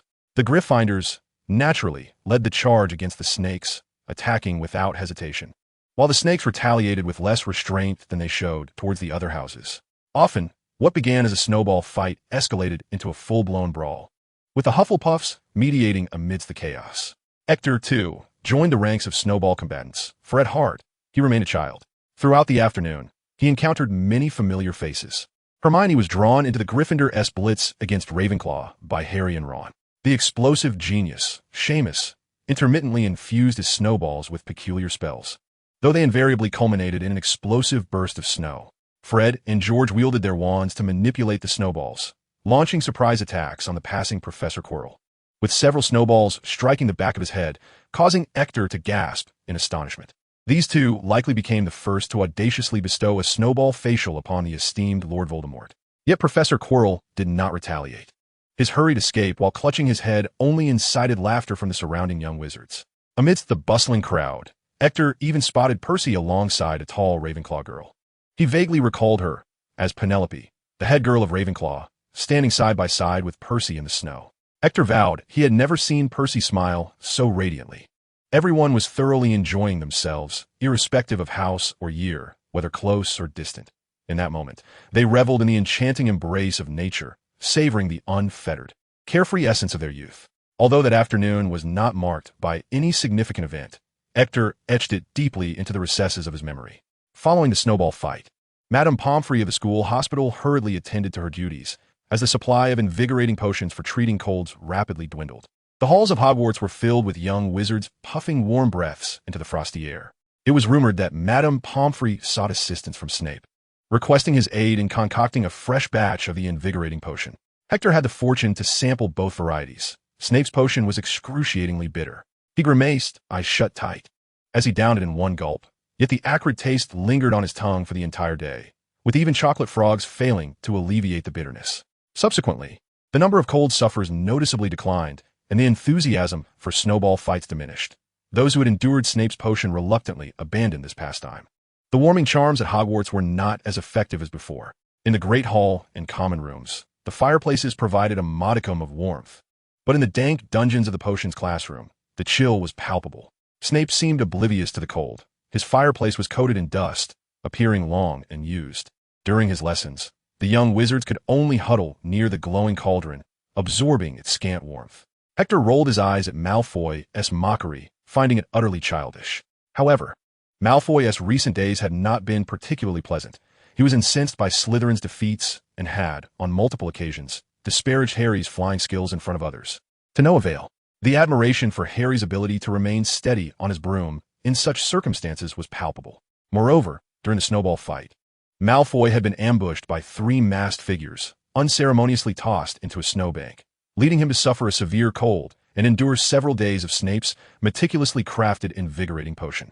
Naturally, he attributed all of this to Hector and his friends, for the numbers aligned, and he had spotted that unmistakable head of red hair. Now, Malfoy was consumed by jealousy and anger, resorting to mocking Harry for his lack of a proper family. Of course, Harry refrained from engaging with Malfoy, maintaining an unusually clear mind and avoiding the entanglement, which only served to bore Malfoy further. Yet, the obstinate Malfoy was not one to relent easily. The potions class soon concluded, and the 4 friends jovially ascended from the dungeon. With keen eyes, Harry was the first to notice a fir tree, its roots revealing a pair of large feet, accompanied by the sound of heavy breathing from behind it. It must be Hagrid, they thought, and indeed it was. Hagrid greeted them warmly from behind the tree. Need any help? Ron inquired kindly, peeking through the branches of the fir and addressing the direction of Hagrid's voice. No, I'm Euphina. Thank you, Ron. Hagrid's voice was somewhat muffled, but could you please move aside? Step back a little, Ron, which provided Malfoy with the opportunity he sought. He drawled mockingly. Are you hoping to earn some pocket money? I suppose your dream after graduation is to guard the gamekeeper's hut, considering Hagrid's little abode is like a castle compared to your home. Ron's face flushed with a sudden rush of color as he turned, charging headlong towards Malfoy. Hector stood in his path, exerting considerable effort to restrain him. Why can't I give him a good thrashing? Ron exclaimed, his eyes wide with indignation. However, he soon understood the reason. A figure clad in black robes swiftly entered his line of sight. Snape seemed to have conspired with Malfoy, before Ron could cover even 2 paces. Snape emerged timely from his underground office. Wesley, Snape's voice was cold and devoid of emotion, instantly calming the previously agitated Ron. What do you intend to do? Assault a fellow student? Yes, Professor Snape, Ron mumbled, lowering his gaze, his flushed face returning to its normal hue. Snape scoffed, casting a glance at Hector, evidently unimpressed by this exchange. Nevertheless, since Ron had not committed any further overt act of aggression towards Malfoy, he deemed it inappropriate to directly penalize the detestable Gryffindor. Very well then, Snape's icy tone resumed. I trust one am not interrupting your so-called friendly handshake? He glanced at the snickering Malfoy. Malfoy. It seems there are still those who understand the concept of decorum. Ron felt as though he were swallowing a slug, and Malfoy was hardly in a better position. He was loath to extend his hand to the red-haired Weasley, whom he perceived to exude an aura of poverty. However, Snape's formidable presence compelled both young wizards to grimace and reluctantly offer their hands to one another. Snape nodded, his gaze sweeping over the young wizards before him. Hermione led the group, followed by Harry and Hector, who guided Ron away from this contentious scene, aligning themselves beside Hagrid. Meanwhile, Malfoy, along with his 2 lackeys, recklessly squeezed past the nearby fir tree, dislodging pine needles in their wake. This was right at the entrance to Snape's office, quite literally beneath his watchful gaze. Any altercation in that vicinity would be impossible for him to overlook, and he could not fail to deduct points. Once they had distanced themselves from the underground classroom, Hector and Ron exchanged explanations, and although Ron nodded in understanding, his anger remained palpable. I will find an opportunity to teach him a lesson, Ron declared, glaring at the retreating figures of Malfoy and his cohorts, his teeth clenched. One day, I will make them suffer. I truly despise those two, Malfoy and Snape. Harry chimed in. Let us head to the Great Hall and see for yourselves. You would never guess. It is truly magnificent. Ah, Hagrid, I believe this is the last tree. I assent it. Thank you for bringing it in. Could you place it in that corner over there? Absolutely splendid, Ron exclaimed, gazing in awe at the enchanting and grand Great Hall. Oh, Hector, Professor Flitwick has pulled Hector aside, and Professor McGonagall stands beside him. Have you ever heard of something called a light strand? Professor Flitwick inquired. I've heard a few students from our house mention it. Though their descriptions have been rather unclear, the transformations always seem to fall short. I shall give it a try. No need, Hector. A mere description will suffice. Professor McGonagall had a rather vague understanding of Hector's transfiguration abilities. Professor Flitwick gestured for her to wait, expressing his unwavering confidence in Hector.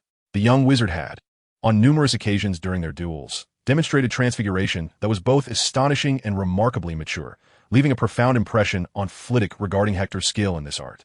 Hector pointed his wand at the pristine white plate before him, and Professor McGonagall watched in awe as it gradually elongated, transforming into a series of slender, delicate lines.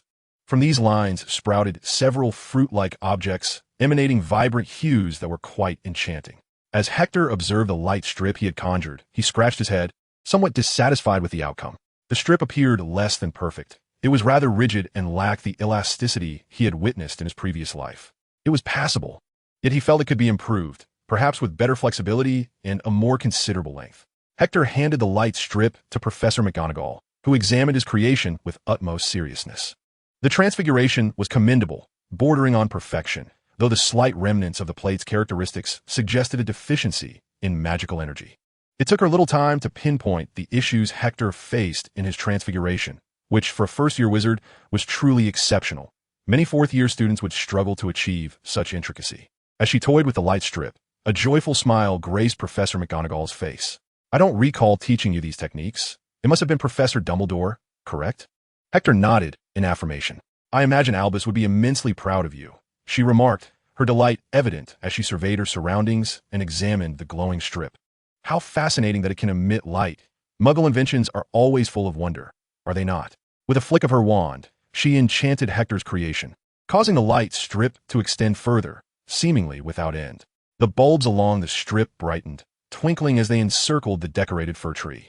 Soon, under Professor McGonagall's guidance, the entire strip melded seamlessly with the tree, leaving no excess visible. Only a Christmas tree adorned with luminous fruit on every branch. Fortunate indeed to be sorted into Gryffindor, McGonagall thought, her heart swelling with pride. At last, Hector caught up with Harry and the others before they ascended the stairs. The trio was engrossed in discussions about the holiday and, naturally, Harry's persistent curiosity regarding Nicholas Flamel. It's such a pity that Hagrid refuses to divulge who Nicholas Flamel is. How long will it take to uncover this name by sifting through pages? Ron lamented Hagrid's rare discretion. However, the group strategist, Hermione, quickly proposed a solution. We don't need to sift through pages. We already have some knowledge about Nicholas Flamel, she said, waving to the arriving Hector, who took his place beside her. Hagrid once mentioned that Nicholas Flamel was acquainted with Professor Dumbledore, which implies that he is certainly not an ancient figure like Merlin. Thus, you may wish to consult the great wizards of the 20th century and the contemporary notable wizards directory. If those do not suffice, there are also significant discoveries in modern magic and studies on the development of contemporary witchcraft. Patience is key. You will surely find something. In recent days, Harry and Ron have been unusually spending all their time in the library with Hector and Hermione. They initially believed it would not take long to locate Flamel, but after perusing over 100 books, they still had not encountered any clues pertaining to his name. The two brash boys, gazing at the daunting expanse of the library's collection, eventually relinquished their reckless endeavor and sought assistance from Hermione and Hector. Harry had a fleeting recollection of the name, yet could not pinpoint where he had seen it. Nonetheless, it at least suggested that its bearer was not an obscure individual, which provided him with some reassurance. Hector conceded that Hermione's reasoning was sound, yet Flamel was indeed exceedingly unique.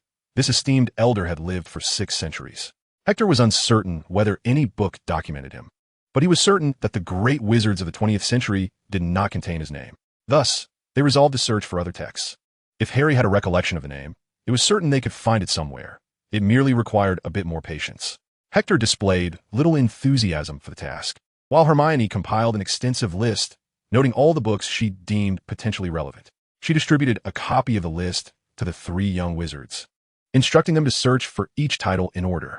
Many hands make light work, as Hermione aptly stated, to which Harry wholeheartedly agreed.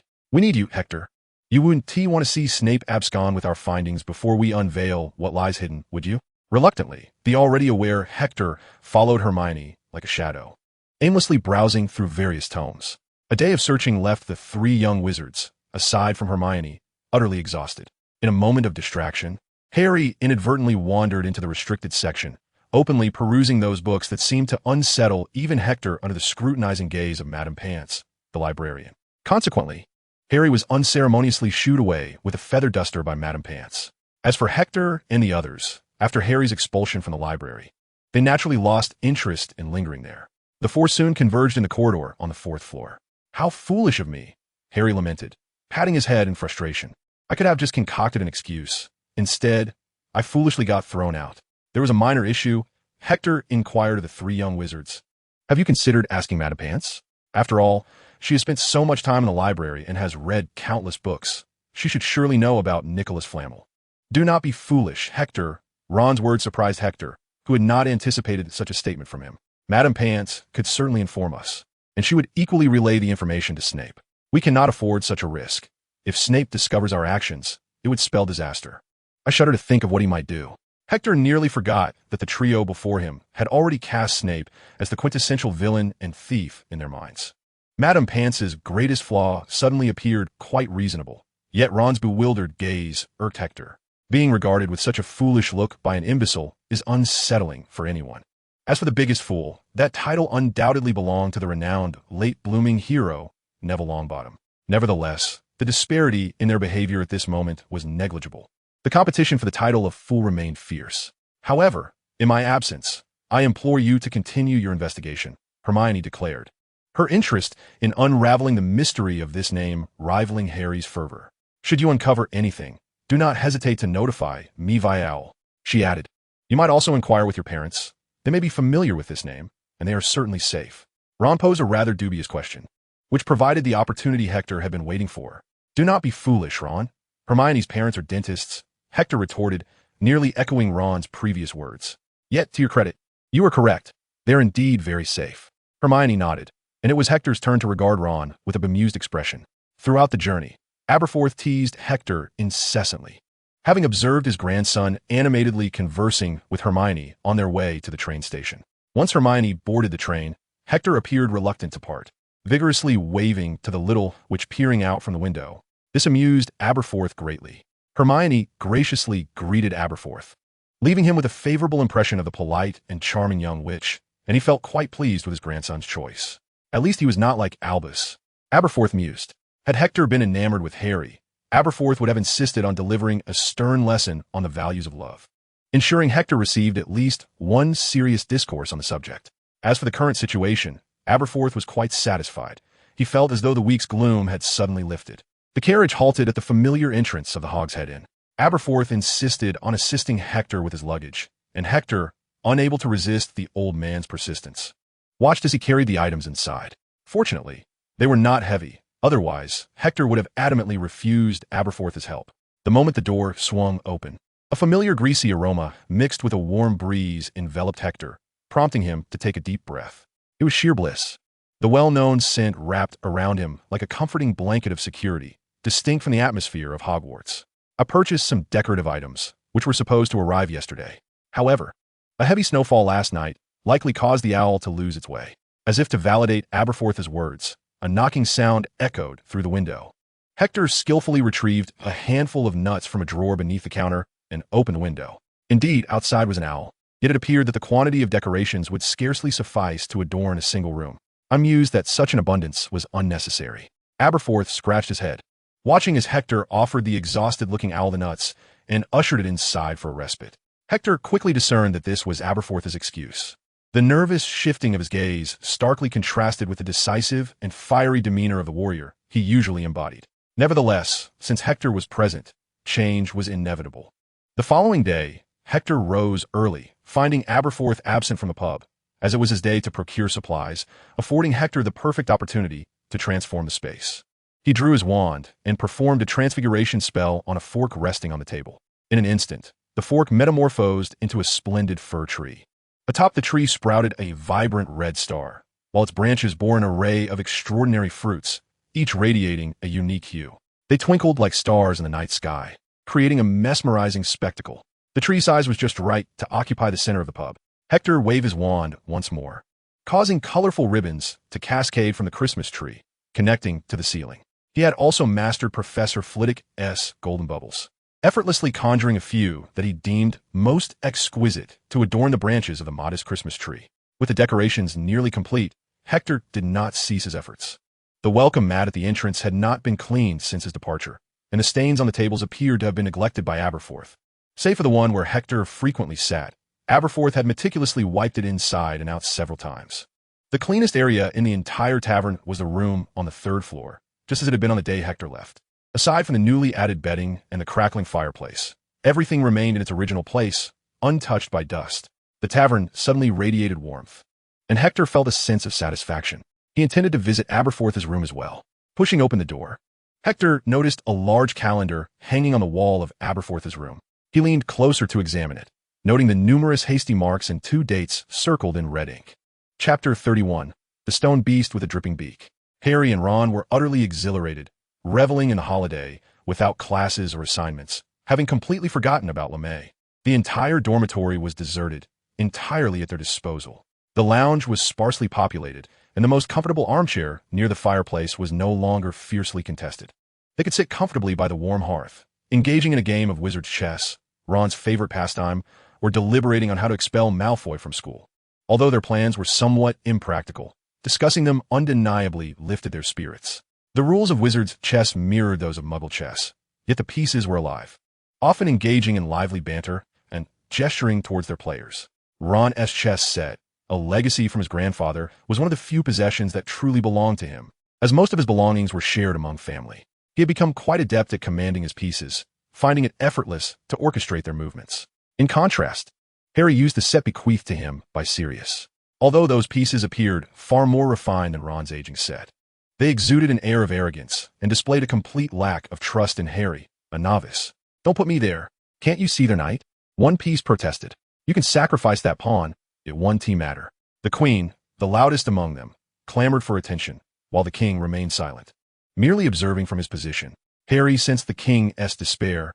As a beginner, he often made foolish moves. Exchanging the queen for an opponent's bishop or placing a pawn directly in front of knight had become frequent blunders. Initially, the king would offer reminders, yet witnessing Harry's lack of understanding made him feel his words were wasted. "By the way, Ron, didn't Hector say he wanted us to visit his home?" Harry, distracted by the cacophony of pieces, felt less enthusiasm for wizard's chess than Ron. "Yes, let's not forget about that. I really want to see Hogsmeade," Ron replied, taking a hearty bite of crispy bread while his gaze remained fixed on the board. "Your move, Harry. Hurry up." With a clumsy acknowledgement, Harry directed his queen to block an attack. The king, about to offer further advice, simply face-bombed at Harry's maneuver and resignedly returned to his throne, a look of utter despair etched on his face. "Let this end soon. If not for the embarrassment of surrendering, I would gladly relinquish my crown to the opponent," he thought. Ecstatic, Ron captured Harry's queen with his bishop, victory looming tantalizingly close. Just then, Hector burst into the room. "Hello, how have you been these past few days?" He brushed the snow off his clothes, his cheeks flushed from cold. "Hector!" Both boys exclaimed, rising to greet him, but in the process, Harry accidentally toppled the chessboard. "Harry!" Ron complained, quickly kneeling to retrieve the fallen pieces. Sorry, Ron," Harry said as he and Hector joined him on the floor. To their astonishment, they noticed the king, now on the ground, bore an expression of relief. "Are you ready?" Hector asked the two of them. "Make sure to dress warmly. It's still quite cold outside." There was no need for such excessive attire. Hector shook his head, yet he refrained from voicing his thoughts as he ushered the two of them out of Hogwarts. Outside, the sky was adorned with snowflakes the size of feathers, and the northern winds howled, starkly contrasting the warmth of Hogwarts. Hector and his companions moved swiftly, reaching Albus's carriage in a matter of moments. Harry and Ron politely greeted the elderly gentleman before climbing into the carriage sequentially under Hector's guidance. Harry felt that Hector's grandfather possessed an unwelcoming demeanor, a sentiment echoed by Ron. Albus appeared to be a rather difficult individual to engage. They sat quietly in the carriage, scarcely daring to breathe. Indeed, one ought to extend a greeting. After all, he's your grandfather, Albus muttered, casting a concerned glance at Hector. I can wait here for a while. I believe your two friends wouldn't mind, he suggested, his gaze sweeping over the two timid boys, who promptly nodded in agreement. Hector shook his head, and Albus, noticing Hector's earnestness, had no intention of denying his request. Very well, Albus conceded. There's no need. I know of a secret passage that leads directly to Hogsmeade. Hector and Albus embraced briefly. The headmaster's office was located on the 8th floor, and Hector soon found the gargoyle, which sat quietly, head raised and eyes wide, as if observing the comings and goings of passers-by. Hector approached the stone creature, from whose mouth emerged a cold, emotionless inquiry. Password? I seek my grandfather, Albus Dumbledore. Password? The gargoyle ignored Hector's words, mechanically repeating the two terms. Undeterred, Hector leaned closer, eager to clarify his identity. I am Hector Dumbledore. Are you certain you require the password?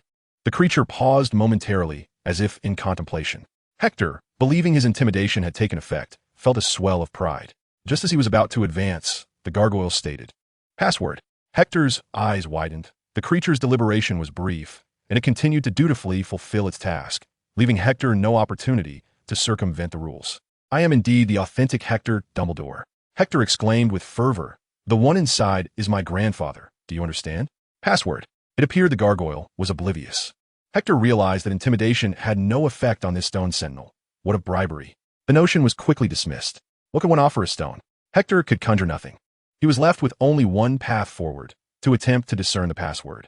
Thus, Hector began to rattle off every type of candy he knew, lemon drops, Bertie Bott's every flavor beans, chocolate frogs, and the like, entirely unaware that Dumbledore stood behind him, cradling his beloved jar, watching with a bemused smile as Hector grew increasingly exasperated.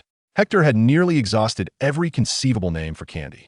Yet the stone beast continued to gaze at him with its large, bovine eyes, unwavering as ever. Hector thought he might have rendered the creature inoperative, and just as he was about to step closer, its cold, mechanical voice echoed, Password. All right, Hector replied, retrieving his wand. Just wait until I find my grandfather. I shall dismantle you and restore your spirits. I refuse to believe that a mere change of object could impair your ability to guard. One last time, will you let me pass? Password. Is there nothing else you can say? Is it all you know? Hector truly wished to unleash a thunderous explosion upon the stone beast's vacant face. He raised his wand, pressing it against the creature's abdomen. Enough, Hector.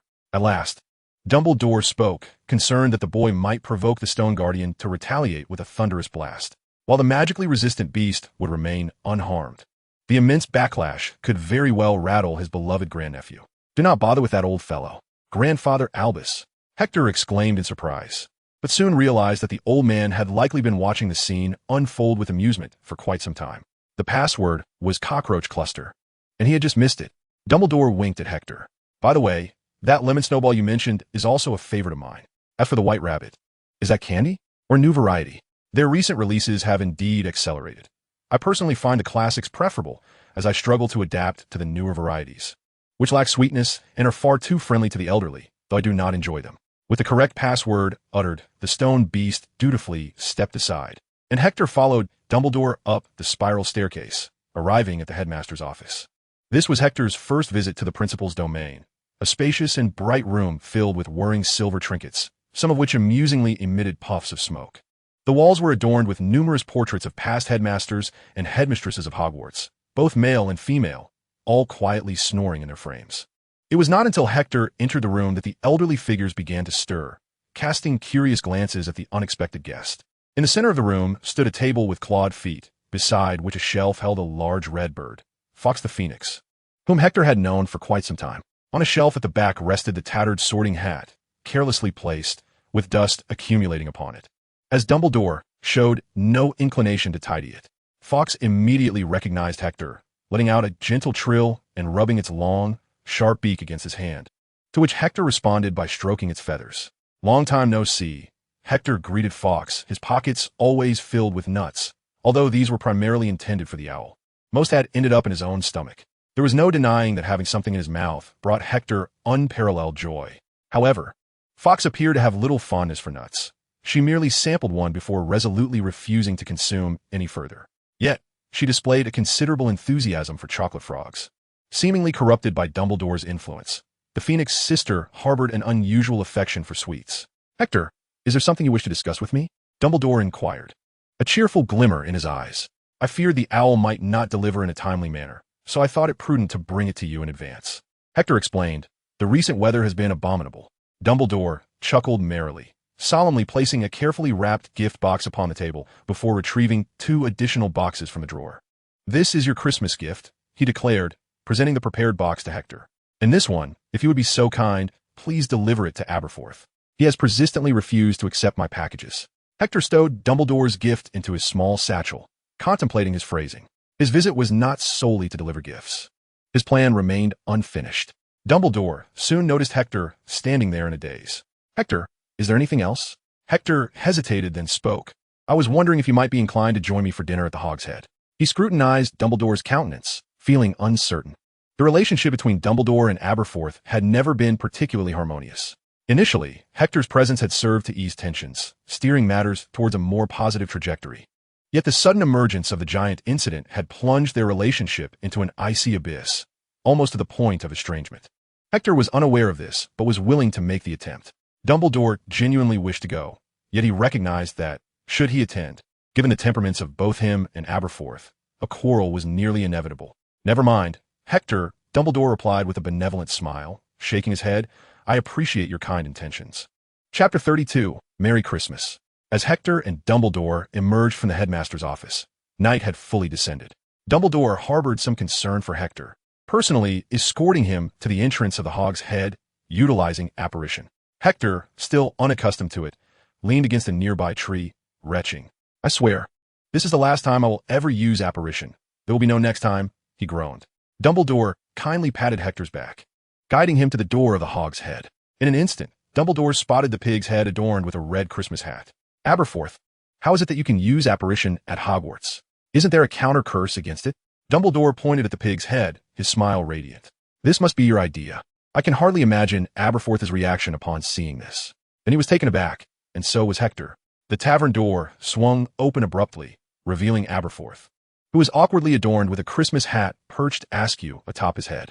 Observing the exaggerated and unrestrained laughter of the duo before him, Aberforth's face flushed crimson, a blend of anger and embarrassment, though it was evident that anger prevailed at that moment. "Have you finished laughing, Aberforth?" Aberforth glared at the mirthful Dumbledore, his irritation palpable. His stern demeanor had no effect on Hector, who was entirely devoted to his beloved grandson. He muttered an explanation to Hector. "I noticed you placed a hat on that pig-headed fellow. It appears rather charming.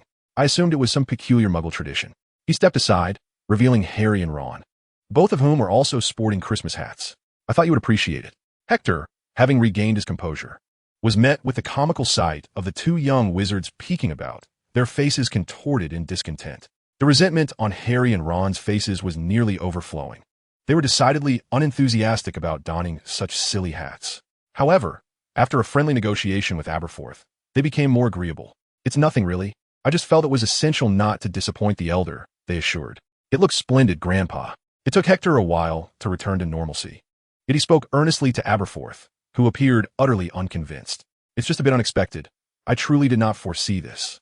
Hector made a few silly faces at Harry and Ron, who had already discarded their Christmas hats, hiding them behind their backs. Harry and Ron looked exceedingly awkward, especially Ron, with his 3 brothers present.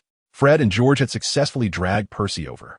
Initially reluctant, Percy had hoped to enjoy the Hogwarts feast with Penelope, the head girl. However, upon learning that he was attending a dinner at the Dumbledore household, Percy seemed even more enthusiastic than his 2 brothers. Hector heard a familiar voice from inside. "Fred, does my tie look all right?" "Relax. It's merely a gathering at a friend's home. There is no need to be so anxious. Hector is our good friend.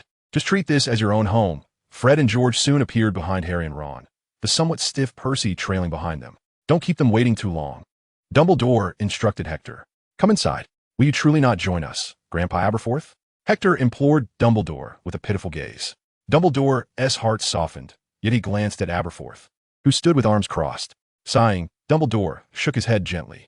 Do not forget the item I entrusted to you. Please ensure it reaches its destination. Farewell, Hector.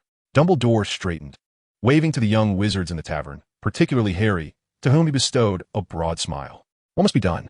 Just as Hector was about to speak to Aberforth, he heard Aberforth's voice. You may stay, Aberforth. Although Aberforth's voice was not particularly loud, and even somewhat unclear, Dumbledore, walking through the snow, abruptly halted his steps. This was indeed splendid.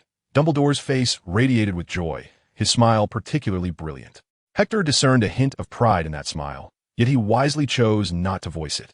Aberforth let out a low grunt through his nose and turned to enter the inn. Harry and Ron obediently and swiftly made way for him.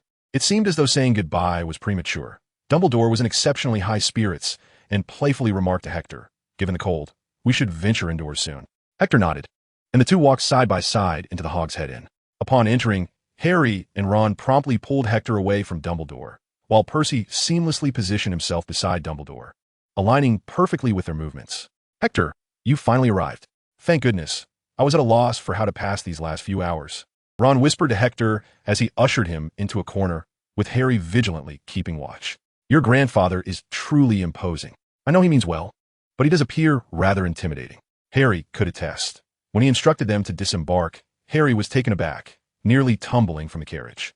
Speaking ill of others behind their backs is hardly commendable. Young Ron, Fred, and George interjected, each carrying steaming mugs of butterbeer, grinning mischievously at their youngest brother. Keep your voice down, Fred, and don't call me Ron. How many times must I say it? Oh, calm down, Ron. Who is being loud now? Besides, disparaging others is hardly a noble act, especially in their own territory. Fred handed Hector a steaming mug of butterbeer, and both brothers clinked their mugs with Hector in unison. Who truly is your brother? Ron mumbled under his breath, casting a glance at Fred and George. However, the brothers' keen ears caught Ron's whisper. Fred and George flanked Ron on either side. We just told you not to speak ill of others behind their backs, Fred remarked as Ron found himself at the mercy of his brothers. Ron, still oblivious, argued, didn't he say? Before he could continue, George cut him off mercilessly. I thought you would defend yourself, yet you've so readily admitted it. One brother restrained Ron, while the other placed the mug of butterbeer in his hands, toasting him again and again. They expertly rotated, ensuring both could toast Ron, whose face flushed crimson as he struggled futilely against the two. Their strength rendered him utterly powerless to resist. Hector promptly intervened to halt the antics of the Fred and George Weasley brothers, who, out of respect, ceased their disruptive behavior, leaving Ron slumped in his chair, a visage of emptiness. Are you all right, Ron? Harry inquired, genuinely concerned for his friend. Mi fine. I've grown accustomed to it. Ron eventually managed to respond, though his tone was frail. Their strength is simply overwhelming. Just wait. I shall exact my vengeance upon them one day. Hector empathized with Ron regarding the brothers' formidable strength, yet upon hearing the latter part of Ron's statement, he cast a glance at the approaching Weasley twins and immediately raised 3 fingers to the heavens, swearing his ignorance and disapproval of Ron's sentiment. How could you even suggest such a thing about them? I assure you, I harbor no such thoughts. I know you all mean well, Hector expounded, which finally prompted the twins to unclench their fists and advance towards the oblivious Ron, who was spouting off words in their direction. Hector, ever the proactive one, distanced himself to grant the brothers ample space. As for Ron's intentions, Hector had certainly contemplated them, though he would never be so foolish as to voice them outright. They remained tucked away in his heart, at least until his magical prowess could support advanced wandless spells. There were but 2 paths, practice or amplify magic. The former seemed rather impractical. No amount of practice could surpass the innate talent of those twin brothers. As for augmenting his magic, that was a matter for a later time. He was not yet ready. Although his magical strength surpassed that of the twin brothers combined, that was contingent upon having a wand in hand. Hector observed that for the twins, retrieving their wands had become a reflexive action. To confront them, he would either need to launch a surprise attack or await a time when his wandless magic could be deemed reliable. Meanwhile, Dumbledore engaged in a rather casual conversation with Percy, who appeared exceedingly animated, ardently discussing various academic matters with him. Percy regarded this dinner as an exceptional opportunity and yearned for valuable insights from Dumbledore. An affirmation from Dumbledore would be even more gratifying. Percy had harbored aspirations of making his mark at the Ministry of Magic since his very first steps into Hogwarts, and all his current endeavors were aimed at fulfilling that dream. Dumbledore discerned Percy's ambitions. In his eyes, the boy was fundamentally good-natured and possessed considerable talent. though his ambition for power was somewhat excessive. Dumbledore felt reluctant to witness him veer off course, yet he never stated this overtly. The old Riddler skillfully offered Percy subtle, friendly advice amidst his praises. However, Percy failed to perceive Dumbledore's underlying suggestions. The old Riddler's intentions were not easily decipherable, and he simply took the words as compliments. Following Dumbledore's accolades, Percy swelled with pride, his voice booming and his speech becoming disjointed, completely shedding his earlier composure. "Marvelous, Percy. I will be delighted to continue our conversation. But I must lend a hand to Aberforth. We shall certainly converse again on another occasion." Without waiting for Percy's response, Dumbledore hurried toward Aberforth, who cast a sidelong glance at him and uttered a dismissive snort. "What is it, Aberforth? I am rather disinclined to engage in a quarrel this evening, so if you could refrain from speaking to me, I would appreciate it. I shall assist you. You have toiled all night, and I have been of little help." "It is indeed rare for the great Albus Dumbledore to remember to show concern for others," Aberforth retorted sharply, though his gaze softened involuntarily as he gestured for Albus Dumbledore to step back. "In the kitchen, prepare to serve the dishes, but do try not to be clumsy."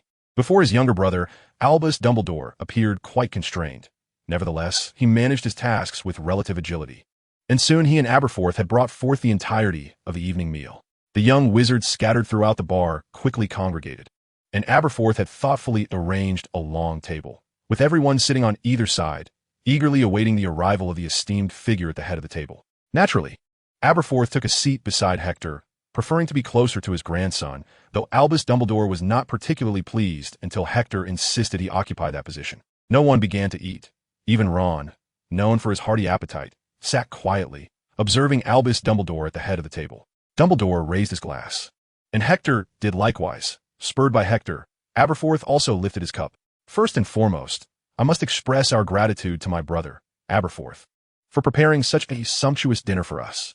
To Aberforth, the collective chorus echoed through the room, while Aberforth offered a perfunctory nod, bestowing a radiant smile solely upon Hector. Cheers erupted, and soon the table buzzed with lively conversation, everyone lauding Aberforth's culinary prowess. Harry gave Aberforth and Hector a thumbs up, while Ron demonstrated his appreciation through action. "To you, Hector, thank you."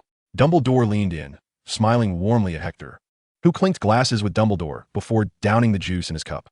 "Do eat quickly, Hector," Aberforth said gently. "You must consume more. You're still growing."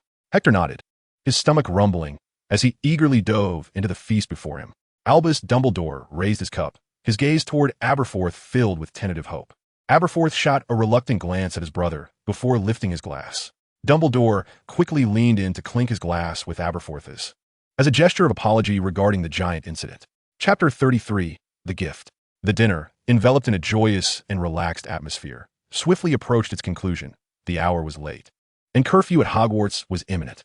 Before departing, Fred and George encircled Hector, preempting Harry and Ron. They spoke in hushed tones, indulging in a lengthy conversation that left Ron, who was trying to eavesdrop, repeatedly expelled from their circle of discussion by Fred and George. This treatment irked him greatly. Their secretive demeanor suggested they were up to no good. However, it did little to conceal the palpable curiosity etched on Ron and Harry's faces. The conversation between the Weasley twins and Hector was brief, culminating in the brothers delivering a hearty pat on Hector's shoulder, a gesture characteristic of their playful nature, leaving Hector grinning widely for a moment. Yet, they did not depart without further mischief. Fred and George promptly turned their attention to Ron, who had retreated behind Harry. Aware of their antics, they swiftly flanked him once more, one on each side. "You never learn, little Ronnie," Fred remarked, while George seamlessly continued. "We just discussed how speaking ill of others behind their backs is a most unbecoming habit. It hasn't been long, has it, little Ronnie?" The brothers, in perfect synchrony, restrained Ron, leaving Harry helplessly watching as Ron struggled against their grip. Initially, Ron managed to make some noise, but soon Fred covered his mouth, with George's hand resting atop Fred's. Consequently, Ron could only feebly kick, his voice suppressed. "All right, enough," Fred said. "Don't think we've forgotten about you, George. Let go." Ron can hardly breathe. Their ruckus was soon curtailed by Percy, who interjected, "Mind your manners, will you? This isn't your home." At last they released Ron, who gasped for air, casting a grateful glance towards Percy for his timely intervention. At that moment, Dumbledore rose.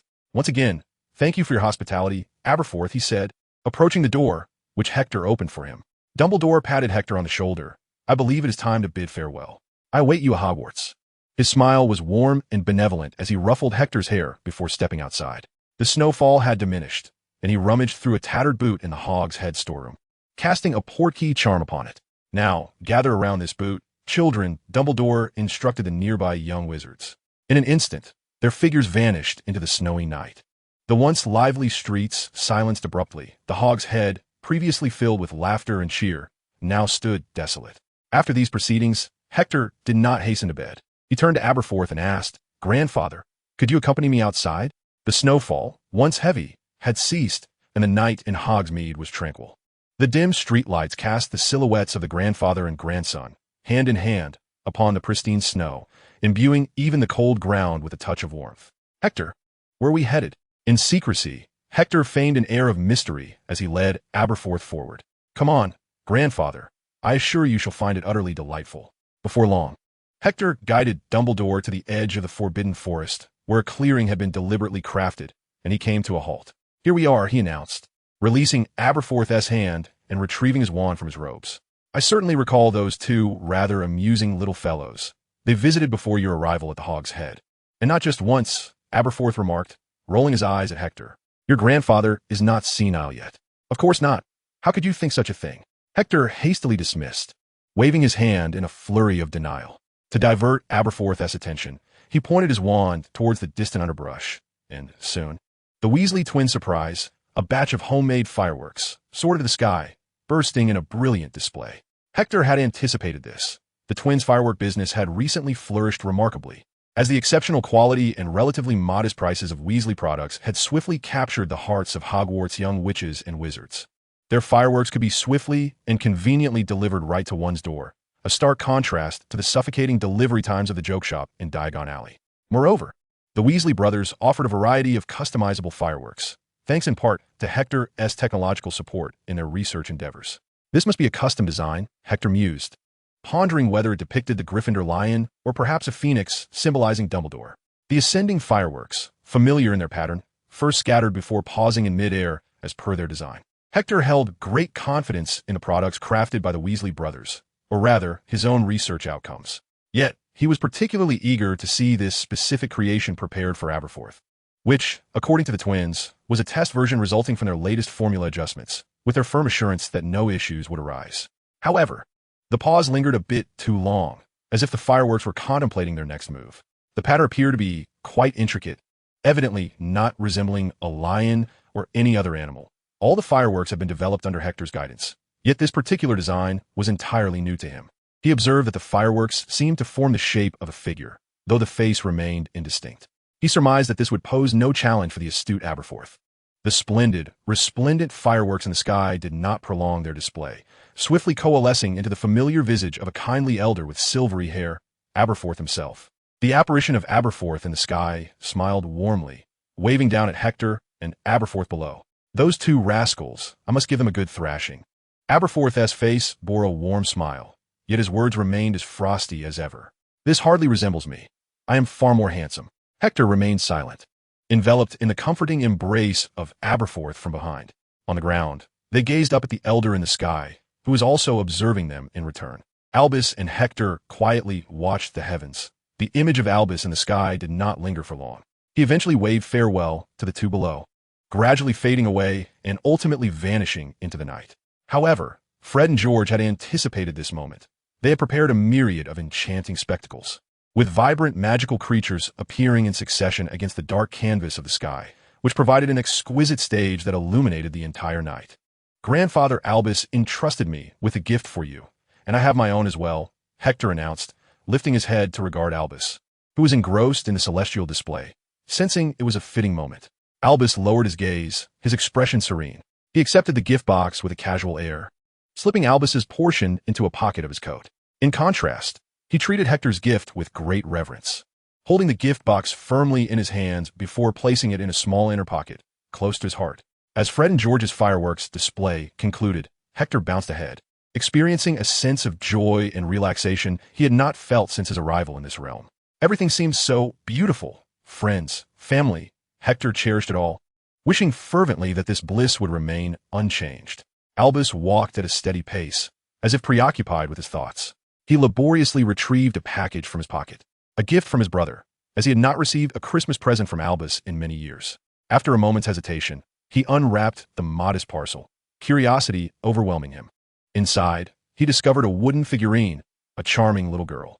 The carving bore no traces of magic. The girl stood still, her eyes fixed ahead, a sweet smile gracing her face. Albus cradled the figurine as if it were a treasure. This little girl represented his sister, Ariana. "Hurry up, grandfather!" Hector's voice echoed from ahead, as he had unknowingly sprinted far away. Coming. Albus quickened his pace, catching a glimpse of the Pig's Head pub's lights in the distance. The departed may reside only in memory, yet the present's splendor remains to be cherished. As for dear grandfather Albus, Hector held high hopes for his gift. Yet within Dumbledore's package lay only a few boxes of chocolate frogs and several pairs of thick cashmere socks, quite similar to what Hector had bestowed upon him. Albus's gift was not to be shared with them. As Hector descended the stairs, he immediately spotted the large package awaiting on the table. Hector eagerly tore open the wrapping, revealing a magnificent broomstick, the silver arrow, crafted by none other than Leonard Jukes himself. The handle was fashioned from white oak, while the bristles had been meticulously arranged, tightly bound together. The entire broomstick exhibited an exquisite aerodynamic design, appearing exceptionally suited for flight. Previously, in Diagon Alley, Hector had fixated on the Nimbus 2000, but rumors of the impending release of the Nimbus 2001 led him to seek out this superior model, prompting him to enlist assistance in procuring the silver arrow. Abe Forth reclined in his chair, sipping tea, entirely oblivious to the slight grimace on Hector's face. I was aware that first-year students were prohibited from bringing brooms to school. They could practice at home and would be permitted to bring them the following year. I sincerely hoped that you would be selected for the Gryffindor Quidditch team, and I would certainly attend your matches. Hector scratched his head, fully aware of the broom's immense value, and did not wish to disappoint Abe Forth. He managed to muster a smile and said to Abe Forth, "Thank you, grandfather. I'll truly cherish your gift, as long as you like it." Abe Forth replied with evident joy, and with a flick of his wand, an array of delectable foods floated out from the kitchen. On the final day of the holiday, Hermione had just disembarked from the train when she spotted the familiar figure seated in the carriage. Hector could see Aberforth's expression transform from disappointment to delight upon hearing the news. After the explanation, Abeforth held no further objections and even suggested the idea of personally escorting Hector. Reluctantly, Hector found himself seated in the carriage driven by Abeforth, making their way to the train station. "Hello, Hector, long time no see." Hermione waved at Hector and politely greeted Abeforth. "Greetings, young one." Aberforth's face radiated warmth as he smiled at Hermione and waved. "So, you are Hermione, the one Hector has spoken of? No wonder he can't bear to stay at home." All right, grandfather. I believe you have some errands to attend to, perhaps purchasing supplies?" Hector interjected, halting Aberforth's ramblings. "But thank you for bringing me here, Hermione. Let's be off." Hector dashed ahead, rarely feeling the urge to escape Aberforth's gaze. Hermione still courteously waved goodbye to Abeforth. Harry and Ron had also risen early from their cozy beds, making their way to the entrance of Hogwarts Castle to await Hector and Hermione's arrival. Before long, two figures appeared in their line of sight. "Long time no see." Hector, Harry greeted warmly, embracing Hector alongside Ron. Hector gifted Harry a photograph he had unearthed from Abeforth, a group picture of the Order of the Phoenix, featuring young James and Lily Potter, being young, yet achieving financial independence. Harry cherished this sentimental gift immensely. As for Ron, Hector selected a few candies from his drawer, which included a variety of peculiar, yet seemingly benign creatures. Though their quantity was modest, the diversity was remarkable. Hermione felt a profound sense of disappointment. She was in no mood to squander precious, searching time in the Great Hall. With the school year approaching, time would become increasingly constrained, making it ever more challenging to uncover the true identity of Nicholas Flamel. Under her earnest insistence, Hector and the others had no choice but to keep pace with the spirited little witch ahead of them. However, just before reaching the library, Harry pulled Hector aside, bringing him to the back of the line, while Ron instinctively positioned himself in front of the two. "What's the matter, Harry?" Hector inquired, noticing Harry's air of secrecy. Lowering his voice and glancing at Hermione's reaction, Harry replied, "There is something I must share with you. I received an anonymous gift, an invisibility cloak." Peeking out from behind Ron, Harry saw that Hermione remained oblivious and continued, "I ventured into the restricted section with the cloak and nearly got caught by Filch and Snape. Yet, I owe them my gratitude. I discovered something truly wondrous, a mirror. Just imagine how perfect it was. I saw my parents," Harry told Hector. "They looked exactly like in the photograph you gave me." I want you to see it too. Hector, I'm curious about what you might see. Hector scratched his head. To be honest, he was equally intrigued about what his heart truly yearned for. It wasn't too long before he acquiesced to Harry's proposal. Harry nodded with excitement and dashed to the front of the group, while Ron appeared notably anxious. Hector, you must talk some sense into Harry, Ron urged in a hushed tone, observing Hector's puzzled expression. Ever since Harry discovered that mirror, he goes there every night. I must admit, it is indeed a magical mirror, but Hector, I can't shake off this unsettling feeling. You'll understand once you go. No, Ron whispered to Hector. That cloak of his is incredibly effective. He passed right by Filch without being noticed. Harry and I have told him countless times. Yet he refuses to listen. He is utterly captivated by that wretched mirror. Think of something, Hector. I'm not joking. To go or not to go. Hector was torn. Adhering to a principle of caution suggested that abstaining would be wise. Unlike the original narrative where Dumbledore discovered Harry, he remained enraptured by the enchanting mirror. Lost in the illusory reunion with his family, it was evident that Dumbledore had anticipated Hector would accompany Harry to view the Mirror of Erist, which explained why he had allowed Harry to escape several times, waiting for the moment to catch them both in one fell swoop. Such a simplistic scheme was truly laughable. Did they truly believe Hector could not see through it? However, even if Hector discerned Dumbledore's intentions, he found himself at an impasse, unless he relinquished his desire to gaze upon the Mirror of Erist. Yet, capturing Harry alone would still allow Dumbledore to partially fulfill his grand design. After all, old Dumbledore never truly loses. It is a masterstroke of cunning. It was better to proceed. Being reprimanded by Dumbledore was a trivial matter compared to the profound regret Hector would feel if he failed to see the Mirror of Erist. Perhaps Dumbledore had simply been too preoccupied of late. It was not implausible for such a busy man to overlook this matter. Just one visit would suffice. Hector's sense of luck urged him on, considering Harry had ventured there numerous times without capture. Surely, he would not be so unfortunate. Slowly, Hector joined the search party, his mind consumed by the evening's plans, while he aimlessly passed time in the library. How could this be? Hermione was perplexed by their inability to locate Nicholas Flamel, scrutinizing the three young wizards beside her. Are you certain you have examined each book diligently? The trio nodded in unison, further deepening Hermione's confusion. Could it be that we are pursuing the wrong direction? Very well, you continue to search according to my list, while I will start anew with the history of magic. Hermione was determined to tackle this issue with the most methodical, albeit time-consuming, approach. The three brothers worked in harmony. Ron, ever the distraction, occasionally pointed out trivial details in the books with exaggerated astonishment, prompting Hermione to roll her eyes at his childish antics, though they did capture most of her attention, rendering her oblivious to Hector's departure. Despite Hector's swift descent, Harry in the dormitory grew increasingly anxious, evident from the worry etched across his face. You finally made it, Harry exclaimed, snatching up a bundle from his bed that appeared to be the invisibility cloak. It looked smooth and weightless. Hector could not discern what Harry held, but he sensed a subtle disturbance in the air. Is this the invisibility cloak? Hector reached out towards the gently rippling air. His fingers brushed against something, and the texture felt incredibly soft, surpassing any fabric he had encountered at Madame Alkin's robe shop.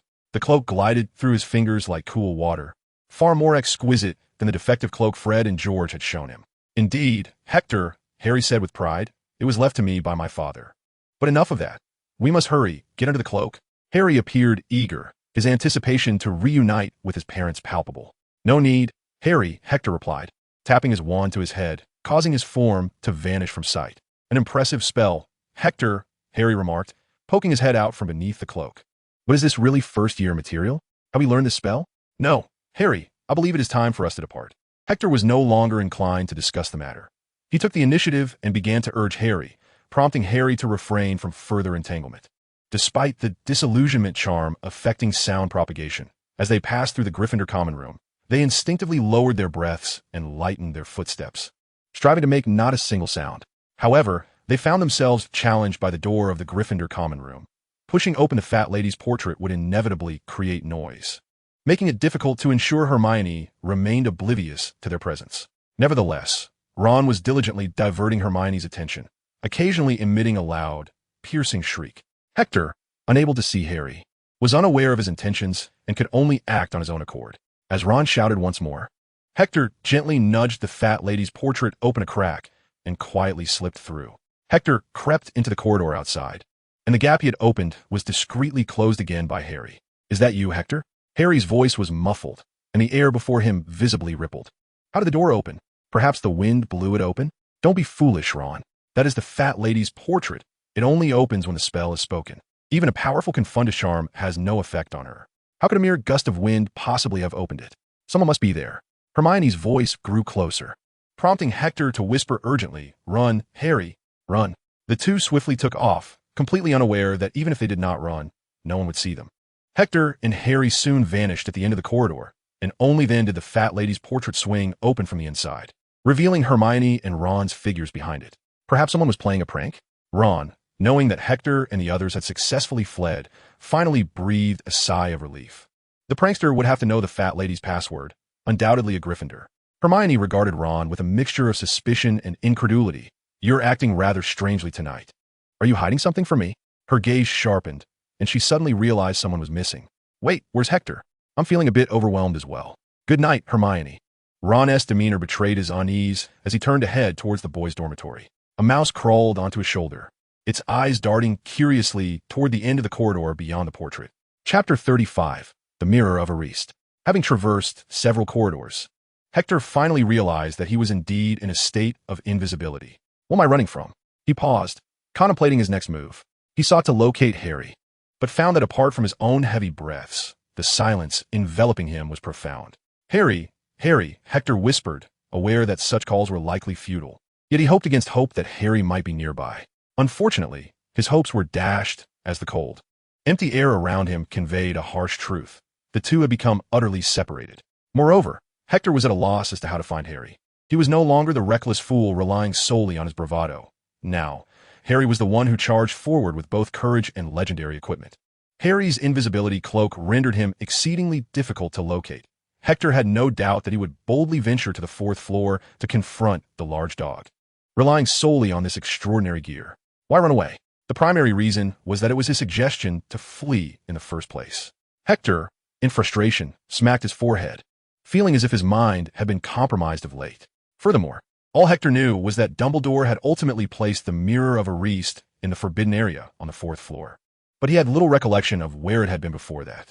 With no other option, Hector could only rely on the scant clues Ron and Harry had divulged earlier that morning. Harry had mentioned that on the day he received the gift, he wanted to test the effectiveness of the invisibility cloak, so he chose to visit the restricted section at night, an exceptionally Harry-esque method of testing. By sheer coincidence, he encountered the two most dedicated and diligent inspectors, Filch and Snape, who could be deemed the most enthusiastic and high-quality inspectors in all of Hogwarts. As expected, Harry created a bit of a ruckus, and in order to evade them, he inadvertently dashed into one of the many abandoned classrooms on the fifth floor. Subsequently, Harry fortuitously stumbled upon the mirror. Wasn't that a remarkably convenient coincidence? Hector couldn't help but question whether he was indeed the protagonist. Surely, a child of destiny wouldn't be so brazen. If this continued, the protagonist would merely end up as a caretaker. The magical realm nodded in agreement, giving Hector a thumbs up. Thus, it was time to venture toward the restricted section on the fifth floor and pray that Harry wouldn't flounder in his search for him. Otherwise, Hector would have no choice but to meet Harry in their dormitory come morning. However, did old Dumbledore anticipate this turn of events? It could indeed be the sole method for Hector to break the stalemate. He believed that even someone as formidable as Dumbledore would never have conceived of their separation, leading to such a predicament. "Good evening, Hector. I never expected to find you here," came a voice from behind, causing Hector's entire body to tense up. It was the last voice he wished to hear, old Dumbledore's. Moreover, Dumbledore's skill in legilimency was remarkably adept. If he unwittingly activated the spell and read Hector's mind, it would undoubtedly spell disaster. Hector contemplated the necessity of learning the mental occlusion technique post-haste. Otherwise, he would face danger daily. But from whom could he learn? Within Hogwarts, there were only two individuals proficient in this art, one standing before him and the other being Snape. The purpose of mastering the occlusion technique was to defend against Dumbledore, so it was clear he could not approach him. As for Snape, even if he were willing to teach, Hector would not dare to learn from him. Moreover, studying the technique under Snape would be no different than learning it from Dumbledore. He might as well go directly to Dumbledore for a more straightforward experience. A splendid disillusionment charm. I nearly fell for it myself. Dumbledore drew forth his wand and gestured at the air before him, causing Hector's figure to gradually materialize. "So Hector, what brings you here at such a late hour?" Hector cast his gaze downward, fixating on his shoelaces. I merely wish to take a stroll, Grandfather Albus. Just a stroll? Is it? Dumbledore observed Hector's timid demeanor with an amused smile. Lift your gaze, Hector. Deceit is not the conduct of a good child. The old man thought to himself. If merely raising his head to prove his innocence is falling into your trap, then Hector remained resolute in staring at his feet, unwilling to comply with the old wizard's wishes. However, who was Dumbledore? He was a renowned wizard who had vanquished 2 Dark Lords, the preeminent white wizard of his era. Such trivial cleverness held no weight against him. Dumbledore allowed the silence to linger for a moment before unexpectedly patting Hector on the shoulder.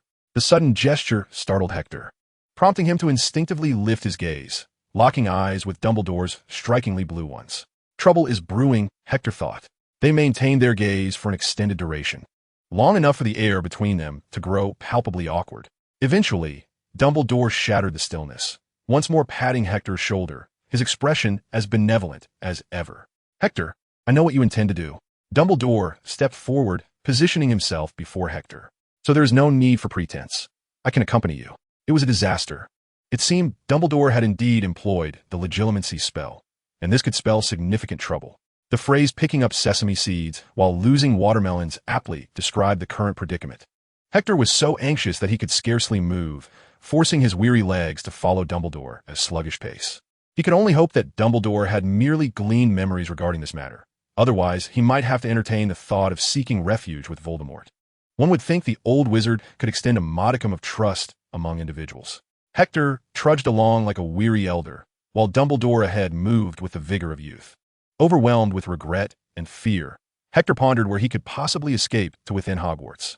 He would be better off at Beauxbatons, he mused, as he trailed Dumbledore down the long staircase, around countless corners, and through numerous corridors, until Dumbledore halted at the entrance of classroom. Understood, Grandfather Albus. As long as you understand, Hector. Dumbledore affectionately ruffled Hector's hair and gestured toward the room. Very well, you may wait for me here for a moment. I wish to speak with Mr. Potter alone. Hector had no grounds for refusal, so he merely nodded, standing obediently at the door as Dumbledore cast a disillusionment charm. Vanishing from Hector's sight, Hector dared not let his guard down, keeping his gaze fixed on his shoelaces, just in case the old wizard had not truly departed. Having already paid the price for his impulsiveness, one must exercise caution. Yet, has Dumbledore truly mastered the art of legilimency to such an advanced degree? Without the slightest fluctuation, he has laid bare his thoughts. Hector must find a way to learn the art of mental occlusion. One cannot persist in this rather undignified state of having one's undergarments displayed for all to see. This time, fortune has favored him. But should old Dumbledore's curiosity compel him to probe deeper into Hector's mind, it would indeed spell disaster.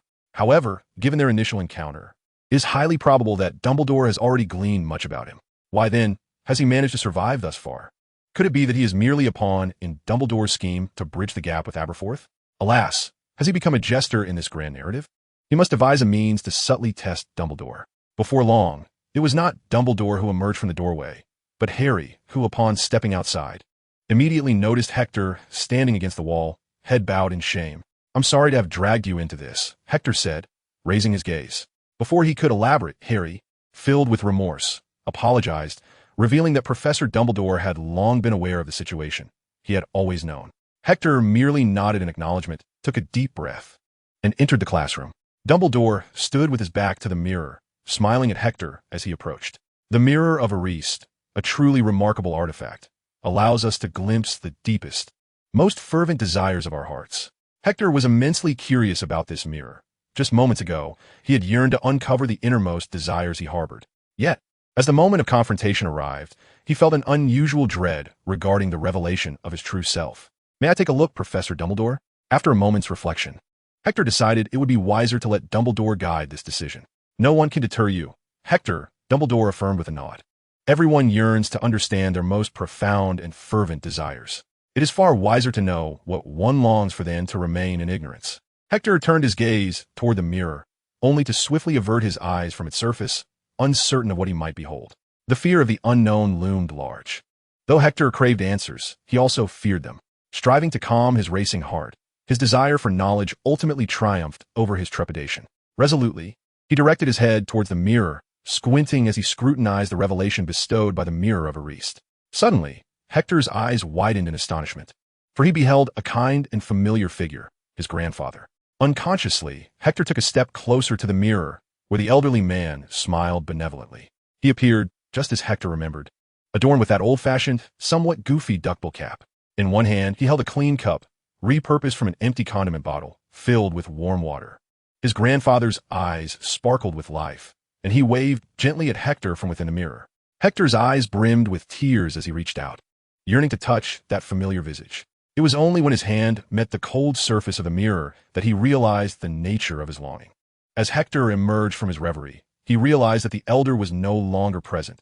What lay before him was but a reflection of his own heart. All he could do was etch that familiar figure as deeply as possible into his memory.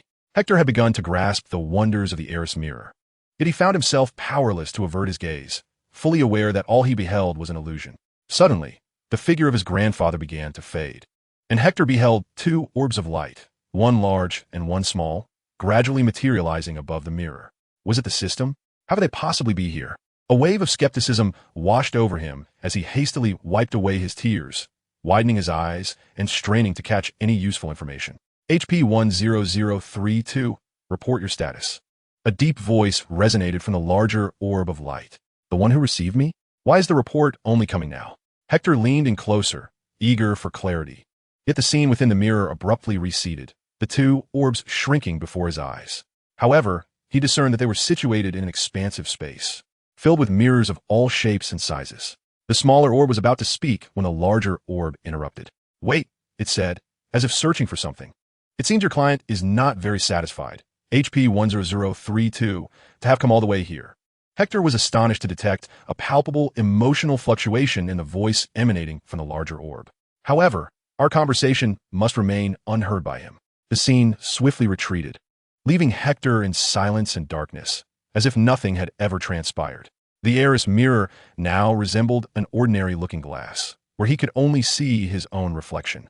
I saw my family, grandfather Albus. Dumbledore noticed the remnants of tears on Hector's face and was immediately choked with emotion. The words he had prepared caught in his throat, unable to be spoken. All he could do was open his arms and step forward to envelop Hector in a warm embrace. I'm truly sorry, my child. Dumbledore gently patted Hector's back, no longer the esteemed headmaster of Hogwarts or the renowned figure of the magical world, but simply a grandfather, an ordinary grandfather. I am truly sorry. After a considerable moment, Dumbledore released Hector, his cerulean eyes shimmering with sorrow and tenderness. However, this mirror is to be relocated tomorrow, Dumbledore declared with determination, seriousness in his tone. I'm truly sorry, but this mirror can neither impart knowledge nor reveal the truth. All that you perceive is mere illusion, devoid of reality. Indulging in fantastical dreams while neglecting the life before you serves no purpose, only leading to endless regret and wasted time. Dumbledore cast a glance at Hector, expecting to discern regret and confusion etched upon his face. To his surprise, Hector's expression was one of unwavering resolve. I understand, Grandfather Albus, Hector declared, no longer intimidated by the elder before him. He now recognized his ultimate goal, to seek out the two orbs of luminous mist. Although he remained uncertain about how to encounter them again, the Mirror of Ariste had bestowed upon him a glimmer of hope. As for Voldemort, Hector was reluctant to squander any more time on him. I have matters to discuss with you. I believe my office would be a most fitting venue. This time, it was Dumbledore who followed in Hector's wake as the door to the abandoned classroom closed automatically, enveloping the surroundings in a silence as though nothing had transpired. Chapter 36. Dumbledore's oversight. What did you see? Hector selectively recounted his dream. Naturally, he conveyed the fundamental plot, yet he refrained from revealing that the protagonist was Sirius, as he was not meant to know who Sirius was. Instead, Hector endeavored to describe the individual's characteristics within his dream as accurately as possible. Dumbledore's eyes widened as he listened to Hector's narrative. Before Hector could finish, he rose swiftly from his chair. Hector's decision to disclose this information was largely motivated by his desire to gauge Dumbledore's reaction. He was well aware of Dumbledore's unwavering belief in prophecies and understood that this revelation would undoubtedly cause him considerable distress. After all, in Hector's dream, Voldemort had successfully returned to life, a scenario that was entirely unforeseen in Dumbledore's plans. Naturally, his grandfather Albus would wish to acquire more precise information, and nothing could be more direct and accurate than observing Hector's memories. There were only two methods available. One was the pensieve, albeit its memories could be manipulated, and the other was the legilimency spell, which would allow Dumbledore to view Hector's memories clearly, provided that he had not mastered the art of mental occlusion. Thus, Hector was acutely aware of the approach Dumbledore would take, even though he was merely a child and his nephew at that. After all, he was Dumbledore. Moreover, Hector sought to test whether he could withstand the effects of the legilimency charm. Although the system had not granted him this talent, one could not entirely rule out the possibility. After all, the effects of a stupefy charm had not been mentioned by the system either. Hector pondered. If Dumbledore could penetrate his thoughts, then the very first moment of their encounter would reveal the color of his undergarments, rendering any attempt at concealment nearly pointless. Consequently, Hector would no longer be burdened by concerns of propriety. He could act as he pleased, which would undoubtedly simplify matters considerably. If he were unable to resist, he would be relieved of the obligation to learn the art of mental occlusion, thereby bolstering his confidence against the looming threat posed by the master of legilimency, Voldemort. Indeed, this outcome could prove to be quite favorable. Dumbledore paced restlessly within his modest office, as Hector's tale had imparted a subtle shock to the venerable elder. Dumbledore's expression grew increasingly anxious, his strides quickening and his gaze sharpening with determination. Time was of the essence. He inhaled deeply as he turned to Hector, who sat in the chair. "Hector, I seek a more profound understanding." Dumbledore leaned closer, his cerulean eyes fixed intently upon Hector. Hector had already formulated his refusal regarding the pensive, yet the moment was not ripe for such disclosure. "I can attempt to articulate further. In fact, there exists an alternative method." Dumbledore's countenance became solemn, his eyes now ablaze with intensity. "Hector, relax. It will not harm you." Hector took a deep breath, acutely aware of the impending confrontation. He observed as Dumbledore retrieved his elder wand. "Hector, focus on my eyes." The two pairs of cerulean eyes locked in a shared gaze. Hector's body tensed abruptly, sensing an overwhelming force infiltrating his mind without forewarning. This power effortlessly dismantled the fragile defenses within Hector's brain, rampantly and audaciously sifting through his memories. There was a silver lining. It appeared that, although Dumbledore was unaware of the reasons, he had indeed refrained from employing legilimency on Hector previously, even during their earlier exchange in the corridor. However, there was a dark cloud looming. Did this constitute a form of self-sabotage? Dumbledore was undeniably now exerting legilimency upon himself. Hector needed to take action. He concentrated fiercely, striving to resist the formidable force as a stinging sensation spread through his mind. He yearned to close his eyes, to sever the connection, yet his body had slipped entirely from his control. "Hector, relax, do not resist." For a fleeting moment, a look of concern flashed across Dumbledore's face, quickly replaced by resolve. "Listening to you would indeed spell disaster," Hector mused, employing every ounce of strength to counter the invasive force. He endeavored to restrain it as he simultaneously attempted to reconstruct his mental defenses. Alas, Dumbledore's surging magic, coupled with the Elder Wand, was beyond Hector's capacity to withstand. All available resources had been dispatched to the front lines of resistance, with only fleeting seconds to gain. Dumbledore's overwhelming magic burst forth with irresistible might, shattering the defenses with ease. Hector found himself utterly unable to withstand this force, left bereft of tears. This probing had truly resulted in disaster. Who could have anticipated that his secrets remained intact solely because Dumbledore had not targeted him? Hector had been led to believe he was a natural master of mental occlusion. His predicament was one of utter despair, calling out to the heavens, yet finding no response, except perhaps from the system. The long-silent system remained mute, yet tendrils of golden light, as if responding to Hector's call, began to emanate from the intricate crevices of his mind, gradually coalescing into a resplendent golden card. "No, I did not summon you. What are you doing here?" As Hector beheld the shimmering card, rumored to embody the essence of the front lines of conflict, a sense of urgency enveloped him.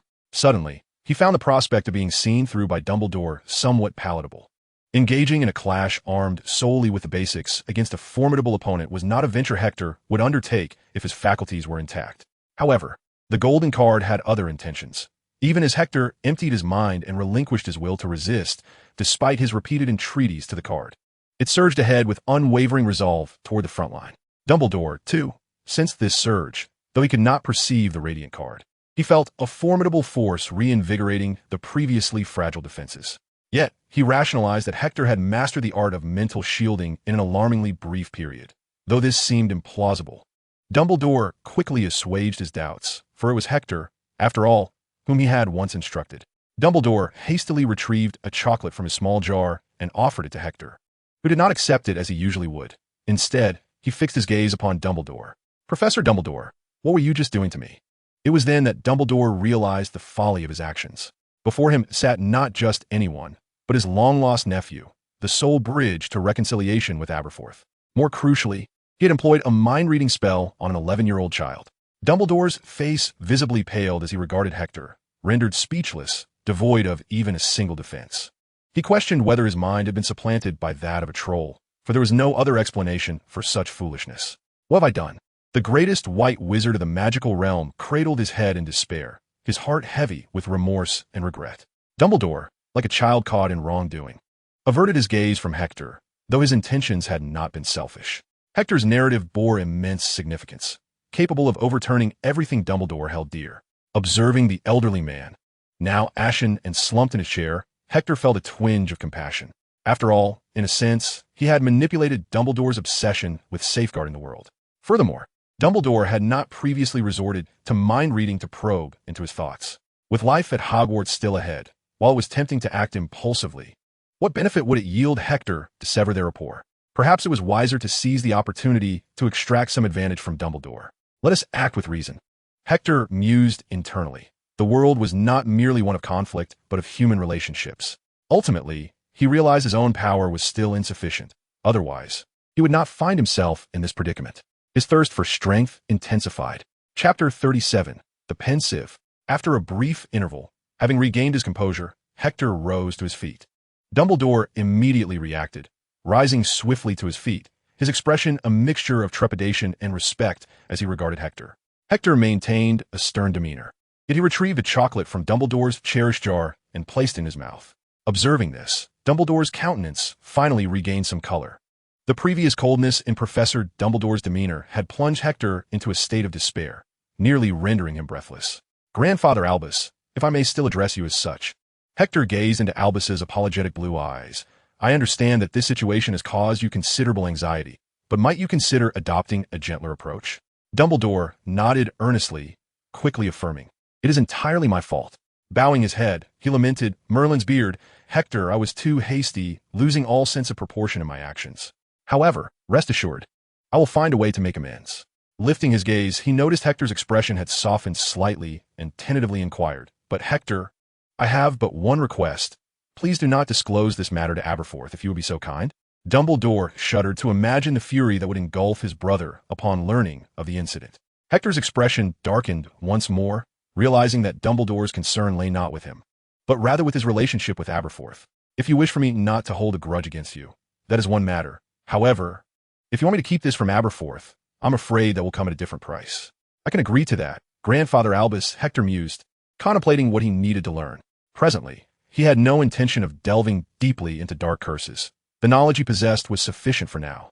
What he needed most urgently was to master the art of apparition, for he currently found himself unwilling to use the night bus, disapparate with flue powder, or even ride a broomstick. Thus, acquiring the skill of apparition would greatly facilitate his future endeavors. "However, I have a few stipulations," Hector added. "I assure you," Dumbledore replied. Although eager to make amends, he prudently cautioned, "But the unforgivable curses are off limits. I shall not permit you to engage with them at this juncture." "Who said I wanted to learn the unforgivable curses? Do you not trust me at all?" Hector observed the flustered yet animated Dumbledore before him, a sight that was likely to be one of the most uncharacteristic he would ever witness. "Very well," Dumbledore murmured, "I wish to learn apparition." Indeed, apparition was far more prudent than the unforgivable curses. Moreover, considering Hector had already mastered spells of considerable difficulty, such as the brainlock, it was reasonable to believe that acquiring apparition would not pose a significant challenge for him. With this thought, Dumbledore nodded in agreement to Hector's request. "I hope to master apparition before my second year," Hector declared. "Excellent," Dumbledore conceded, his last objection effectively quelled by Hector's timely words. He sighed softly, conceding, all right, I grant you this, Hector." Dumbledore yielded, and in completing his task, Hector unexpectedly reaped a reward. Hector believed that this encounter with the Dark Lord was a resounding triumph, though he remained uncertain about the state of his golden talents. He hoped that this trial would not lead to the loss of his most precious abilities, for that would indeed be a grave miscalculation. Consequently, Dumbledore was eager to gather every detail regarding Hector's dream, as it held profound significance for his quest to eliminate Voldemort entirely. With the spell of legilimency proving ineffective, Dumbledore was compelled to contemplate alternative strategies. His gaze first fell upon the empty perch, relieved that Fawkes had been dispatched earlier that evening, before honing in on the basin behind it. The pensive, Dumbledore's mood could no longer be described merely as vexation. How could he have forgotten that the pensive could also reveal images from one's memories? Doubts began to creep in regarding Aberforth. Could it be that Aberforth had surreptitiously exchanged thoughts between them? Otherwise, considering his usual temperament, cautious and contemplative, how could he have resorted to using such a potentially dangerous spell on a child, especially one as dear as Hector? Nevertheless, knowing Hector's mindset, Dumbledore recognized that even if he were to present the pensive, Hector could easily devise excuses about not knowing how to extract memories or suddenly feigning ignorance akin to a troll, thereby rendering the pensive ineffective. Hector had Dumbledore precisely where he wanted him.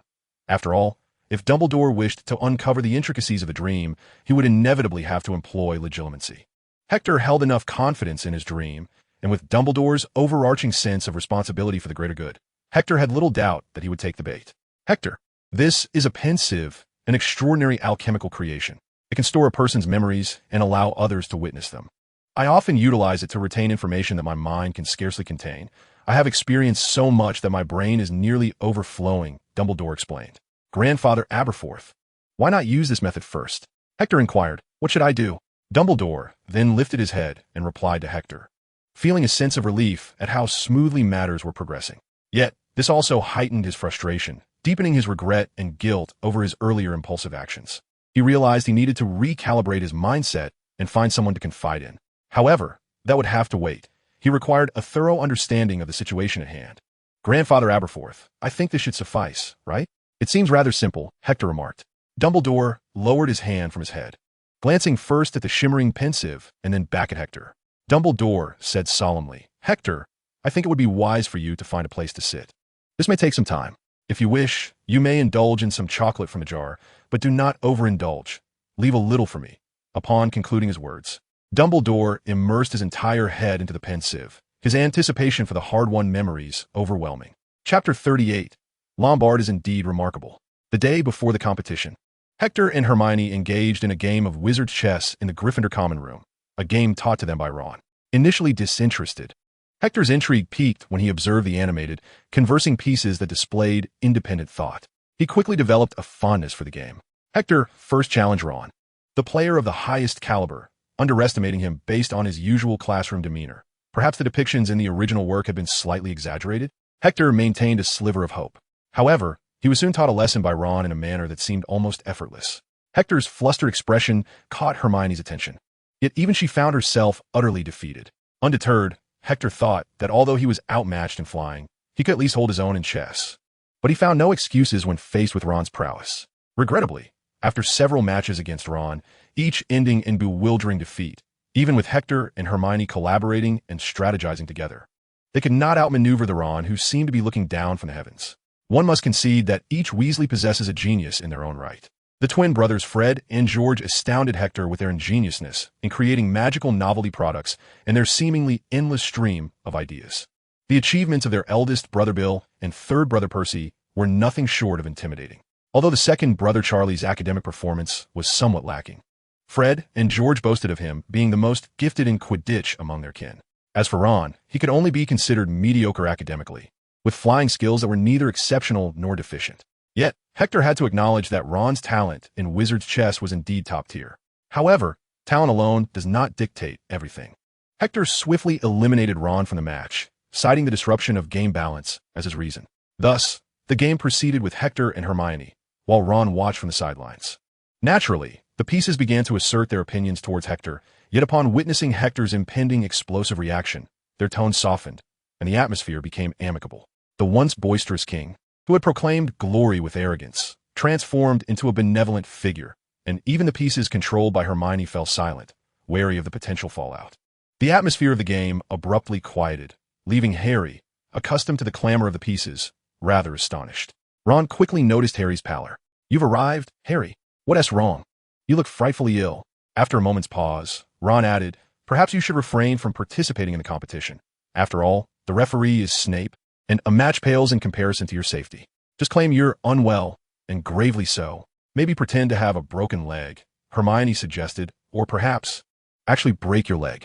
Hector gazed absently at the chessboard, responding with a lack of enthusiasm. He certainly did not wish to be outmatched even by Hermione.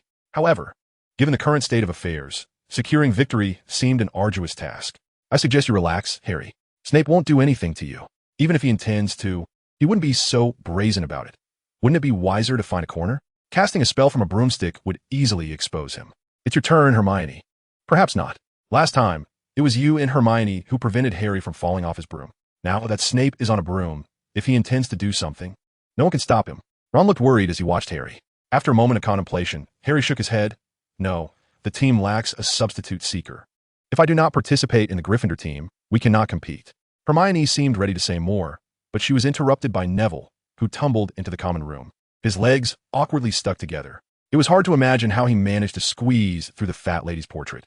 It's the leg locker curse. Neville appeared quite comical, his rotund form bouncing awkwardly as he struggled to move forward. The young wizards in the Gryffindor common room burst into laughter, while only Hector and Hermione quickly rose to their feet to lift the enchantment. What happened?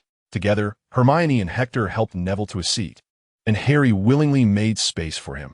Hector retrieved a chocolate frog from his bag, which he always seemed to have in abundance.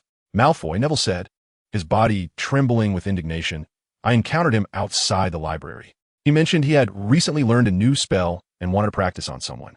Harry and Ron immediately sprang to their feet, as they always did regarding Malfoy, while Hermione appeared quite furious, yet more rational than the two hotheads. We should report him to Professor McGonagall. Neville shook his head, his voice quivering, but Hector could detect his resolve. I do not wish to cause more trouble. Neville, you must confront him with courage. Malfoy is consistently overbearing. If you yield to him, he will continue to bully you. Do not say I'm cowardly and unworthy of being in Gryffindor. Malfoy has already said that. Neville choked on his words, leaning against Hector's shoulder as Hector gently patted his back. No one claims you lack bravery. Hector reassured him, seeing in this little chubby boy a reflection of his past. The Sorting Hat placed you in Gryffindor. What about Malfoy? In that detestable Slytherin. You are worth more than a dozen Malfoys, Harry said earnestly, gazing at Neville's reddened eyes. All right, everyone, let him enjoy this chocolate frog, Hermione said as Neville clumsily unwrapped the packaging, his lips twitching as he managed a feeble smile. Thank you, Hector. Would you like a drawing? Hector shook his head, while Neville handed a picture to Harry, who was quite intrigued by collecting pictures. Another portrait of Dumbledore appeared. Harry accepted the picture, holding it in his hand, where a familiar figure smiled kindly at the young wizards. Although Neville lacked remarkable talent, he possessed a commendable perseverance, which was certainly preferable to the impulsiveness of those two rash individuals. Harry and his companions nodded, and Hector, accompanied by Neville, proceeded towards the tower. Am I truly a Gryffindor? Neville inquired while seated on his bed, gazing at Hector. Hector felt a wave of sympathy for this boy who bore such a striking resemblance to his former self. He looked into Neville's eyes and earnestly replied, Of course, Neville. You are indeed a Gryffindor. The Sorting Hat never errs. Yet the Sorting Hat did consider placing me in Hufflepuff. I felt I should belong there, Neville confessed. It even contemplated Ravenclaw, but I still ended up in Gryffindor. Hector settled beside him, gently patting Neville's shoulder. However, when Malfoy cast a spell on me, I was too frightened to resist. Neville paused, taking a deep breath. And I know about your nighttime escapades. I wanted to stop you, but I feared you would disregard me. This feels so un-Gryffindor-like. Perhaps the Sorting Hat truly made a mistake, considering how ancient it appears. The Sorting Hat never errs, Neville. Never, Hector asserted with unwavering conviction as he rose from the bed. Neville lowered his gaze, unable to meet his eyes. Gryffindor embodies courage, but courage is not merely impulsiveness. Neville, in certain respects, Harry and Ron cannot compare to you. They are far too reckless, rarely considering the consequences of their actions. Hector continued, You possess the wisdom to reflect. Understanding what is right is far more significant than sheer bravery. Is that so, Hector? Neville lifted his head. The tears that had threatened to spill from his eyes had vanished. He locked eyes with Hector, who met his gaze with steadfastness. Absolutely, Hector affirmed with a nod.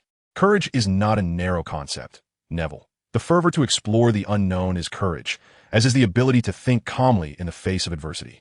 Resisting evil is courage, and carrying a mission through darkness is also courage. When your friends and family face peril, stepping forth to shoulder the burden of resistance is the greatest courage of all. But Hector, I have never done any of that. I believe that when the day comes for you to truly confront these challenges, you will certainly rise to the occasion, Neville.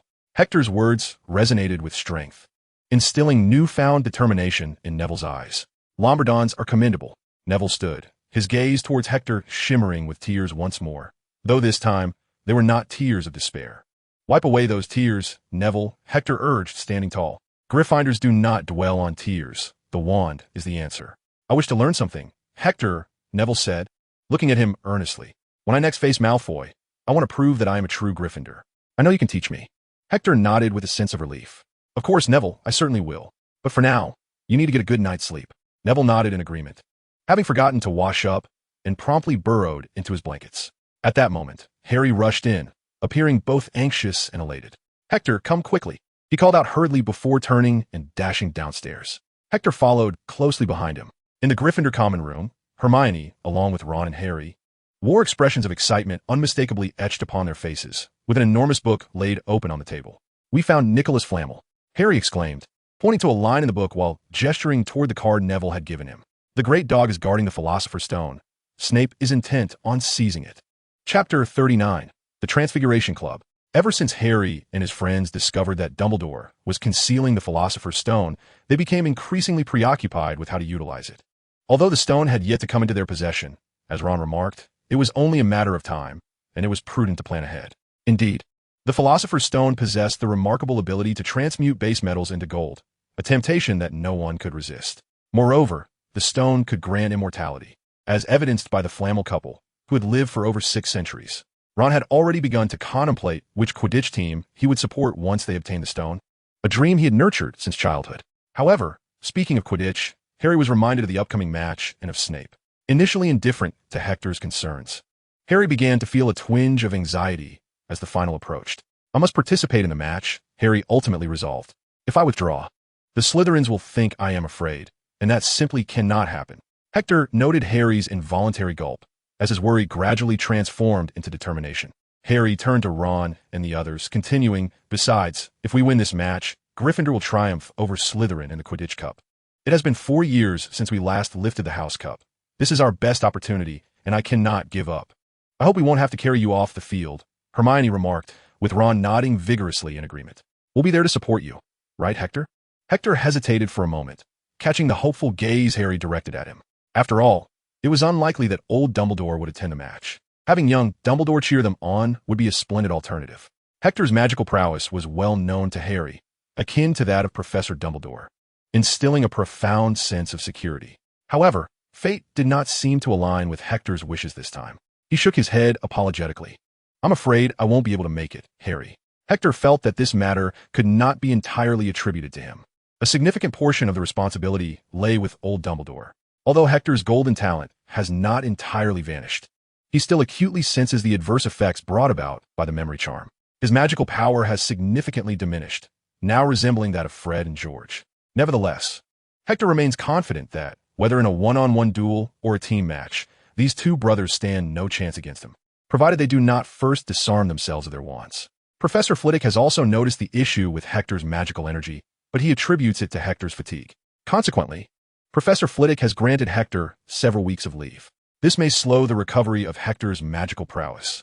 Yet he is not in haste to seek out Grandfather Albus for a restorative potion, despite knowing he surely possesses a solution. Hector understands the principle that one cannot replenish an empty vessel. However, this does not signify that Hector has abandoned his plans to devise a way to outsmart Dumbledore. He has left his owl with Albus, and now, should Hector wish to send something, he must either seek out Harry's Hedwig or summon Fawkes, which proves to be quite troublesome. Hector requires his own messenger. Before long, a familiar voice echoed from the office. Please enter. Hector pushed the door open and strode in swiftly. Professor McGonagall sat behind a long table, grading students' assignments. All professors are so busy. Professor Flitwick is no exception, with an endless pile of assignments to correct. Upon hearing footsteps approach, Professor McGonagall lifted her head, but when she recognized it was Hector, she quickly lowered it again. Mr. Dumbledore, you have arrived, she murmured, still focused on her papers. I apologize, Professor McGonagall, Hector replied, lowering his gaze. I truly forgot. There is simply too much on my plate. Too much on your plate? Then how is it, Mr. Dumbledore, that you still remember to visit Professor Flitwick's office? Hector heard the sound of quills scratching against parchment. I would almost think you were a Ravenclaw, rather than a Gryffindor. Who is your head of house, after all? It is you, Professor McGonagall, Hector muttered so softly he could barely hear himself. He stubbornly defended. If you had reminded me earlier, I would have certainly remembered. Is that so, Mr. Dumbledore? Professor McGonagall's eyes bore into Hector. I distinctly recall reminding you. Counting this letter is the third reminder. What has been the matter with you lately, Hector? You seem so distracted, not paying attention in class. I know this material is fundamental for you, but that is no excuse for your inattentiveness, Mr. Dumbledore. Hector felt as if he could sink his head into the floorboards. Professor McGonagall had reminded him thrice. He had no recollection whatsoever, indicating that the side effects of the memory charm were indeed overwhelming. He now began to question whether he had forgotten anything else of significance. This predicament is entirely Albus Dumbledore's fault. It has nothing to do with me, Hector Dumbledore. I too am a victim. Your treatise on transfiguration is indeed commendable, Mr. Dumbledore. Professor McGonagall precisely extracted Hector's parchment from the extensive pile, scrutinizing it closely. The foundational knowledge is remarkably solid, the considerations are comprehensive, and the insights are quite novel. Mr. Dumbledore, I am relieved that you have taken your homework seriously. Hector nodded silently, his gaze still fixated on his toes. Now, Mr. Dumbledore, I did not summon you here to reprimand you, although your actions were indeed somewhat excessive. Observing Hector with his head bowed, Professor McGonagall softened her tone. Lift your head. Hector. Instinctively, Hector raised his head, his eyes meeting those of Professor McGonagall. He involuntarily shivered. The strength of her presence was formidable. Despite her gentle expression, the moment he locked eyes with her, he instinctively averted his gaze. The shadow cast by his stern primary school teacher loomed large, as he had faced punishment on numerous occasions in his previous life. Consequently, in the presence of such a commanding woman, Hector's legs would involuntarily weaken. Do not be afraid. Hector, this is not a bad thing. Professor McGonagall found it amusing to see this child, who bore a resemblance to Dumbledore, shrinking before her, hardly daring to breathe. Her voice grew even more soothing. I would like to invite you to join my Transfiguration Club, Hector. Chapter 40, A Visit to the Headmaster's Office. Professor McGonagall elaborated on the details of the Transfiguration Club to Hector. It must be said that the threshold for entry into her club is quite high. First and foremost, all members must be proficient in the disappearing spell, which Hector can execute, having mastered it prior to his arrival at Hogwarts for the school supply list. However, he could not assure that he could still perform it smoothly. As for the second requirement, Professor McGonagall stated that each academic year, members must publish at least one paper on transfiguration in the authoritative journal, Today's Transfiguration, or face the harsh consequence of expulsion from the club. This is undeniably characteristic of Professor McGonagall, exceedingly rigorous. However, one can be assured that the club is teeming with talent. According to Professor McGonagall, Percy is also a member, and not just from Gryffindor. The eminent figures from all houses in the field of transfiguration have been encompassed by her. Mentioning this, Professor McGonagall exuded a sense of pride, as if to proclaim that all heroes had entered her domain. Before her now stood a rising star in the field of transfiguration, and simply by virtue of his surname. Dumbledore, Professor McGonagall felt compelled to include Hector. The remarkable achievements of old Dumbledore in transfiguration had left a profound impression on her. However, I have heard from Phileas that you seem to be experiencing some issues with your health. Professor McGonagall examined Hector from head to toe. Have you consulted Madame Pomfrey? Professor McGonagall nodded, suggesting that matters concerning the Transfiguration Club could be postponed until Hector had fully recovered. However, she emphasized the importance of attentiveness during lessons, as it is a fundamental respect owed to any teacher. Hector, like a chick pecking a grain, nodded in compliance, standing still as he awaited Professor McGonagall's next directive. If there's nothing more, you may leave, Hector. With a flawless nonverbal spell, McGonagall glanced at the small bag in Hector's arms. Did you make that yourself? No wonder Phileas holds you in such high regard, she remarked, her tone tinged with a hint of envy. Nonetheless, I hope you achieve greater success in transfiguration, akin to Albus. However, that does not grant you the liberty to neglect your studies and charms, for that is the foundation of all magic. Hector could only nod obediently before deftly steering the conversation back to the study of transfiguration. As Hector exited the office, laden with newfound knowledge, the hour approached dinner. The Quidditch match had long concluded, and soon he found himself in the great hall amidst the jubilant Gryffindors celebrating their victory. Seamus, brandishing a fork with a sausage smothered in ketchup, stood atop the Gryffindor bench. Hector heard his exuberant voice proclaiming, "Gryffindor has won the Hogwarts Cup." Harry caught the golden snitch in just 5 minutes. His voice was quickly drowned out by a chorus of cheers for the Gryffindor. This day was akin to a festive celebration. Hector spotted the Weasley twins, each clutching a large jug of butterbeer, exclaiming that these beverages were specially provided for the Gryffindor Common Room festivities. Following closely was a robust figure, presumably Oliver Wood, cradling a large sack of snacks. Wood's radiant smile illuminated the hall as he enthusiastically distributed various candies to the young witches and wizards seated at the Gryffindor table. Even the bold Hufflepuff students who had dared to sit among them received sweet treats, as Wood engaged them in lively conversation while stealthily slipping snacks into their hands. A few audacious students had even produced Weasley's Wizard Wheezes fireworks within the hall, reveling in a raucous celebration while McGonagall was absent, smiles illuminating the faces of all seated at the Gryffindor table. In stark contrast, the Slytherin students, particularly a blonde boy in the corner with a slicked-back hairstyle, wore long faces, furiously stabbing a chicken leg on his plate while glaring at the jubilant Gryffindors, muttering under his breath. Hector encountered Neville beside Seamus. The chubby boy's face was flushed with excitement. Upon seeing Hector, he enveloped him in a hearty embrace. "Hector, today Ron and I gave Malfoy and his gang a proper thrashing." Neville's voice had never been so loud, as he patted Hector's shoulder vigorously. "I now believe I am truly a Gryffindor. I am stronger than 12 Malfoys combined." "Excellent, Neville." Hector gently patted Neville on the shoulder, declaring, "I believe they shall no longer dare to provoke you." "How did you teach Malfoy a lesson, Neville? What spell did you use?" "No spell at all," Neville retorted, shaking his fist. "I use my fists, Hector." "Fists," Ron chimed in, asserting that Malfoy was merely a bully who preyed on the weak. With a wave to Hector, Neville joined in the jubilant celebrations of Gryffindor. Hector soon lost sight of him in the crowd, but spotted Hermione, Harry, and Ron nearby. Hermione waved at him, and Hector approached them. "Hector, I have received new intelligence," Harry said earnestly, his face devoid of triumph, reflecting the anxiety and alarm shared by the trio. "We need to find an empty room. I must share this with you."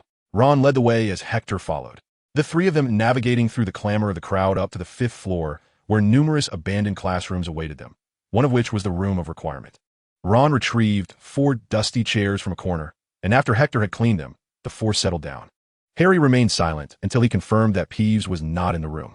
He then recounted in detail how he had eavesdropped on a conversation between Snape and Quirrell in the Forbidden Forest, stating, "I am certain our analysis is correct.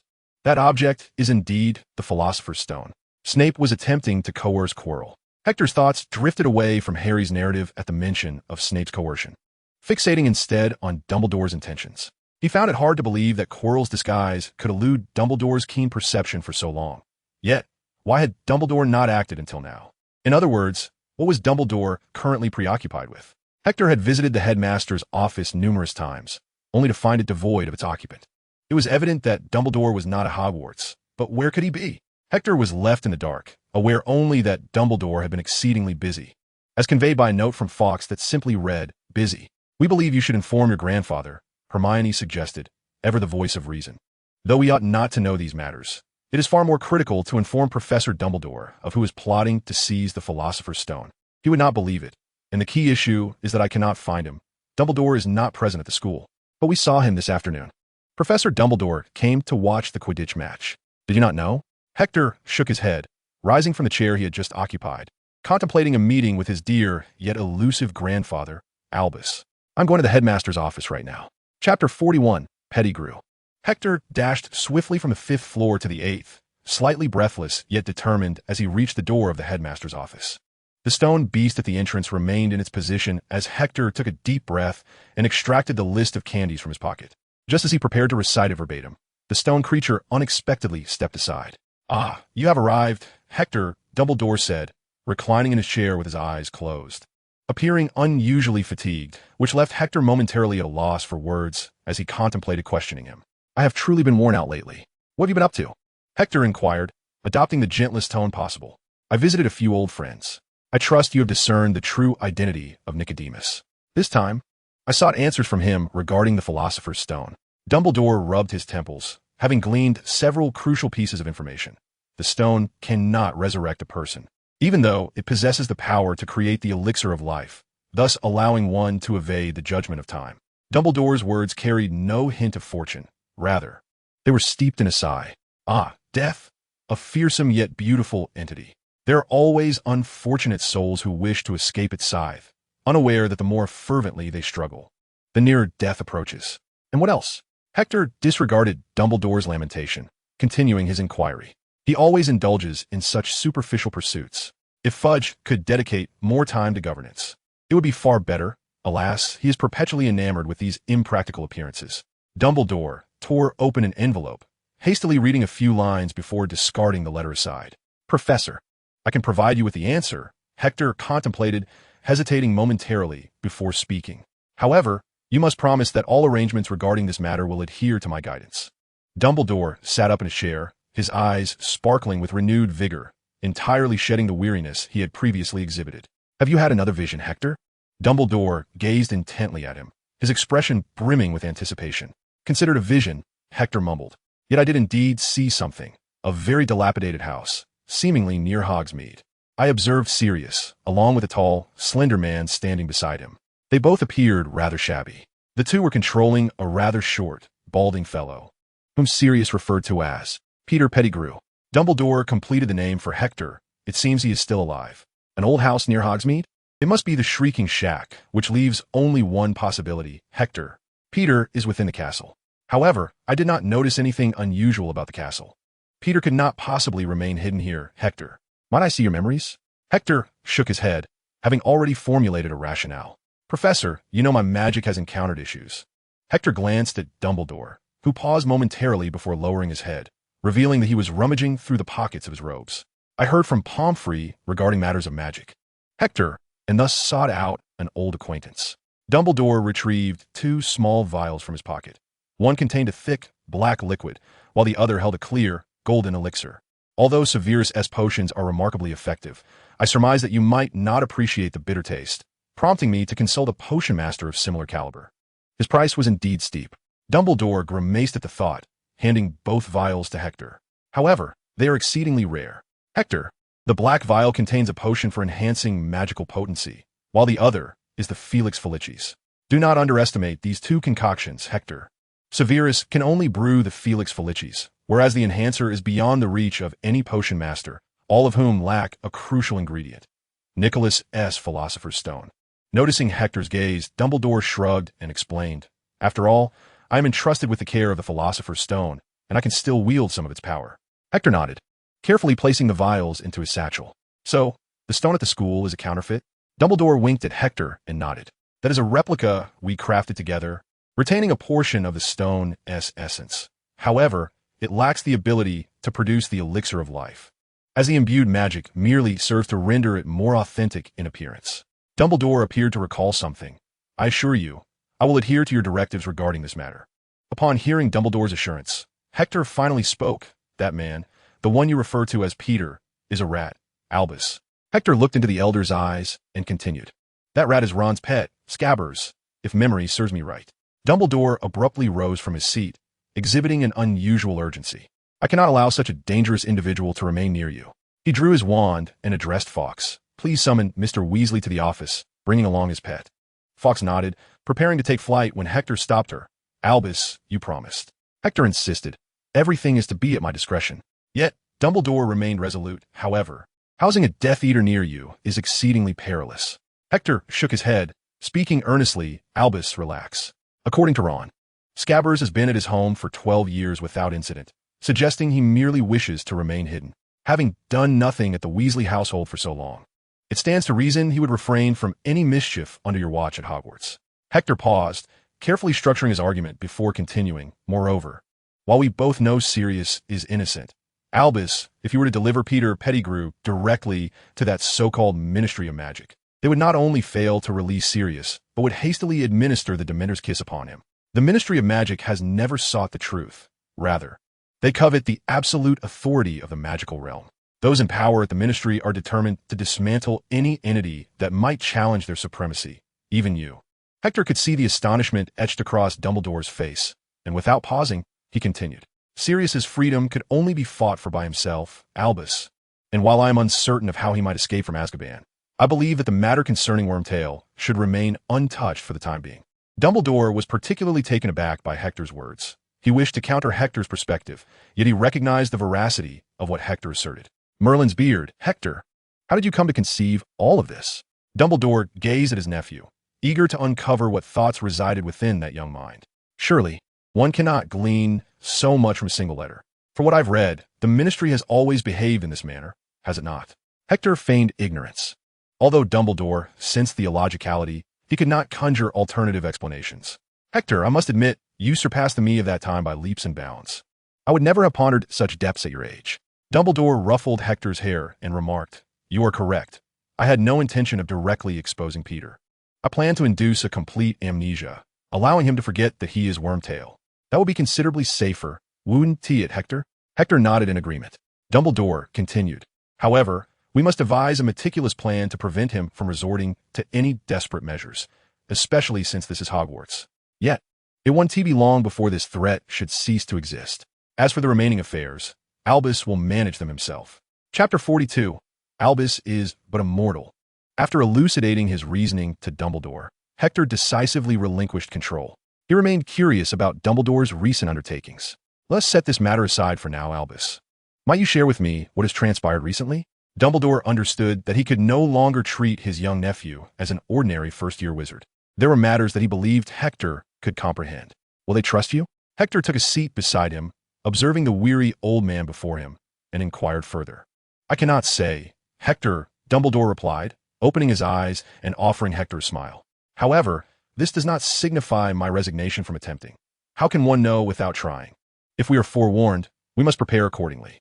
Albus, all your arrangements are predicated upon the belief that my dream will indeed come to fruition.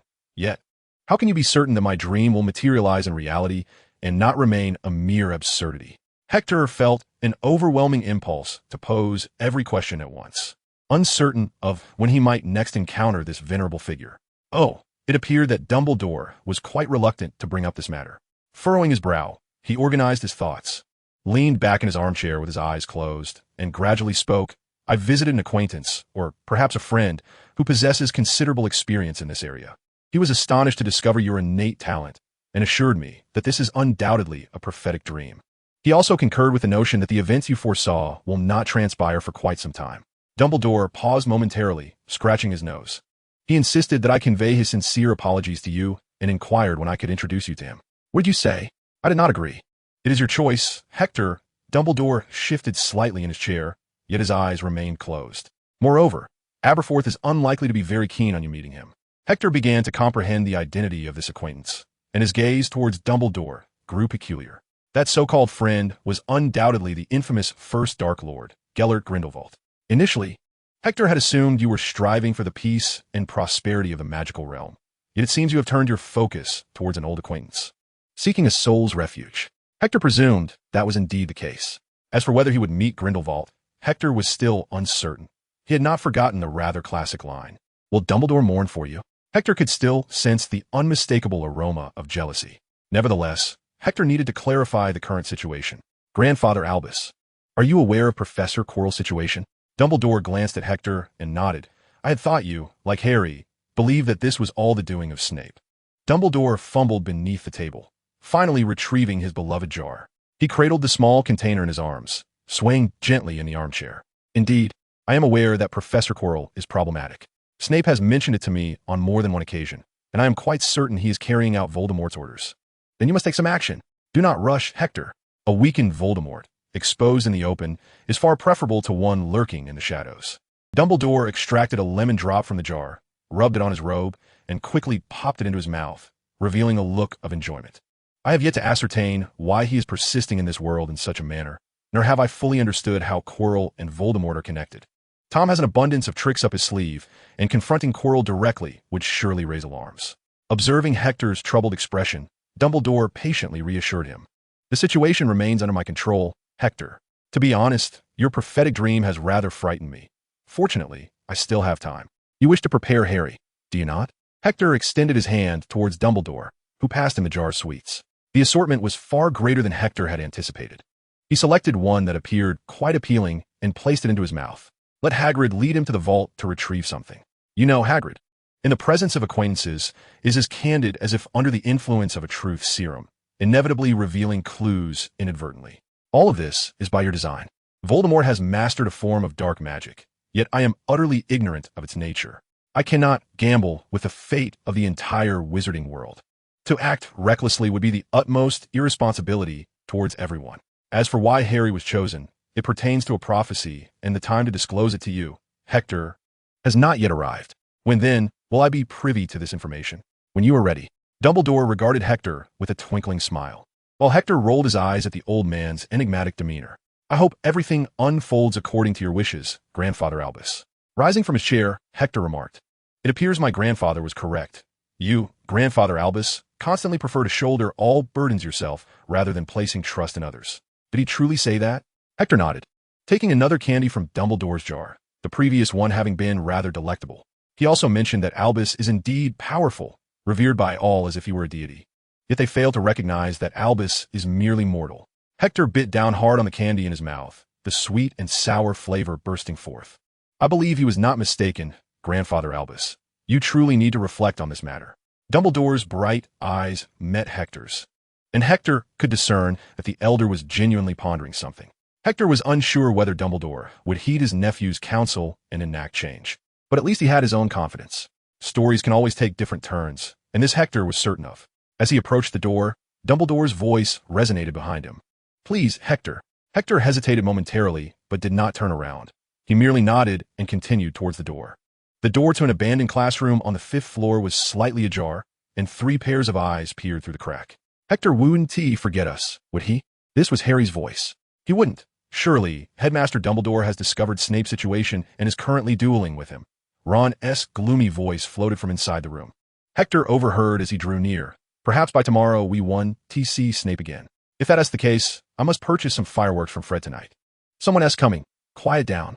This was Hermione's voice. No sooner had she spoken than the classroom door swung open, revealing Hector. The 3 young wizards swiftly pulled him inside. Hermione, visibly anxious, inquired, What did Professor Dumbledore say? Hector shook his head. Grandfather Albus said nothing. But I can tell he does not believe it is Snape. What? It's so obvious. Could it be that Snape has put your grandfather under a charm? Ron reacted vehemently, but Hermione interrupted him. What are you thinking? That is Dumbledore. It seems we cannot rely on Professor Dumbledore any longer. We must devise our own solutions. Harry's gaze was particularly resolute. Hector contemplated advising Harry, but was reminded of Dumbledore's words and reluctantly dismissed the thought. Chapter 43. A new partner, Neville. Moreover, their perception of Professor Quirrell had shifted as well. Ron, who had previously labeled Quirrell a coward on numerous occasions, now began to counsel others against mocking him. Each time Harry encountered Quirrell, he offered a smile imbued with encouragement. Surely, he was gathering information. Harry had repeatedly conveyed to Hector the consensus he and Ron had reached. Poor Professor Quirrell, he must be utterly worn out from dealing with Snape. Do you not think his health appears to be deteriorating? He looks dreadful. Hector, do you know of any potions that could restore his vitality? We might discreetly deliver some to him. Hector shook his head, observing Harry, who was utterly oblivious to the adversarial dynamics at play. Harry sighed. He had contemplated concocting some invigorating elixir, or even a calming draught. Quirrell's pallor suggested he had not enjoyed a restful night in quite some time. Regarding potion making, Harry had to concede that Snape's assessment of him, being only slightly more astute than a troll, was rather fair. Just gazing at the intricate steps made Harry's head ache, let alone the actual brewing process. Upon inspecting his own creation, he questioned whether he was concocting a poison. As for Ron, his evaluation from Snape was akin to that of a troll, leaving Harry with little hope in him. Hermione was currently preoccupied with preparations for the end-of-term exams, although there were still 10 weeks until the exams. This did not deter the young witch from meticulously organizing her study schedule while simultaneously attending to matters concerning the Philosopher's Stone. Although Hermione fully supported Harry's intentions, she deemed revision and previewing material far more crucial than the time-consuming and laborious task of potion-making. There isn't much time left, Harry. Do you not realize we must pass our end-of-term exams to advance to second year? Hermione gazed at Harry, shaking her head in bewilderment, embodying a sense of exasperation. She continued, The end-of-term exams are truly significant, and I believe you ought to place more trust in Professor Quirrell. After all, he is the defense against the dark arts instructor at Hogwarts. Perhaps he has simply caught a chill lately? In summary, relying on Hermione was no longer feasible, and Harry had to resort to his final option, Hector. However, Hector had also been quite busy recently, and he consistently exhibited an undeniable attitude toward the consensus that Snape was the primary antagonist. Hector leaned towards the belief that the courageous Quirrell, in Harry's eyes, was the true villain. Yet, whenever pressed for evidence, Hector would falter, as if harboring some unspeakable secret.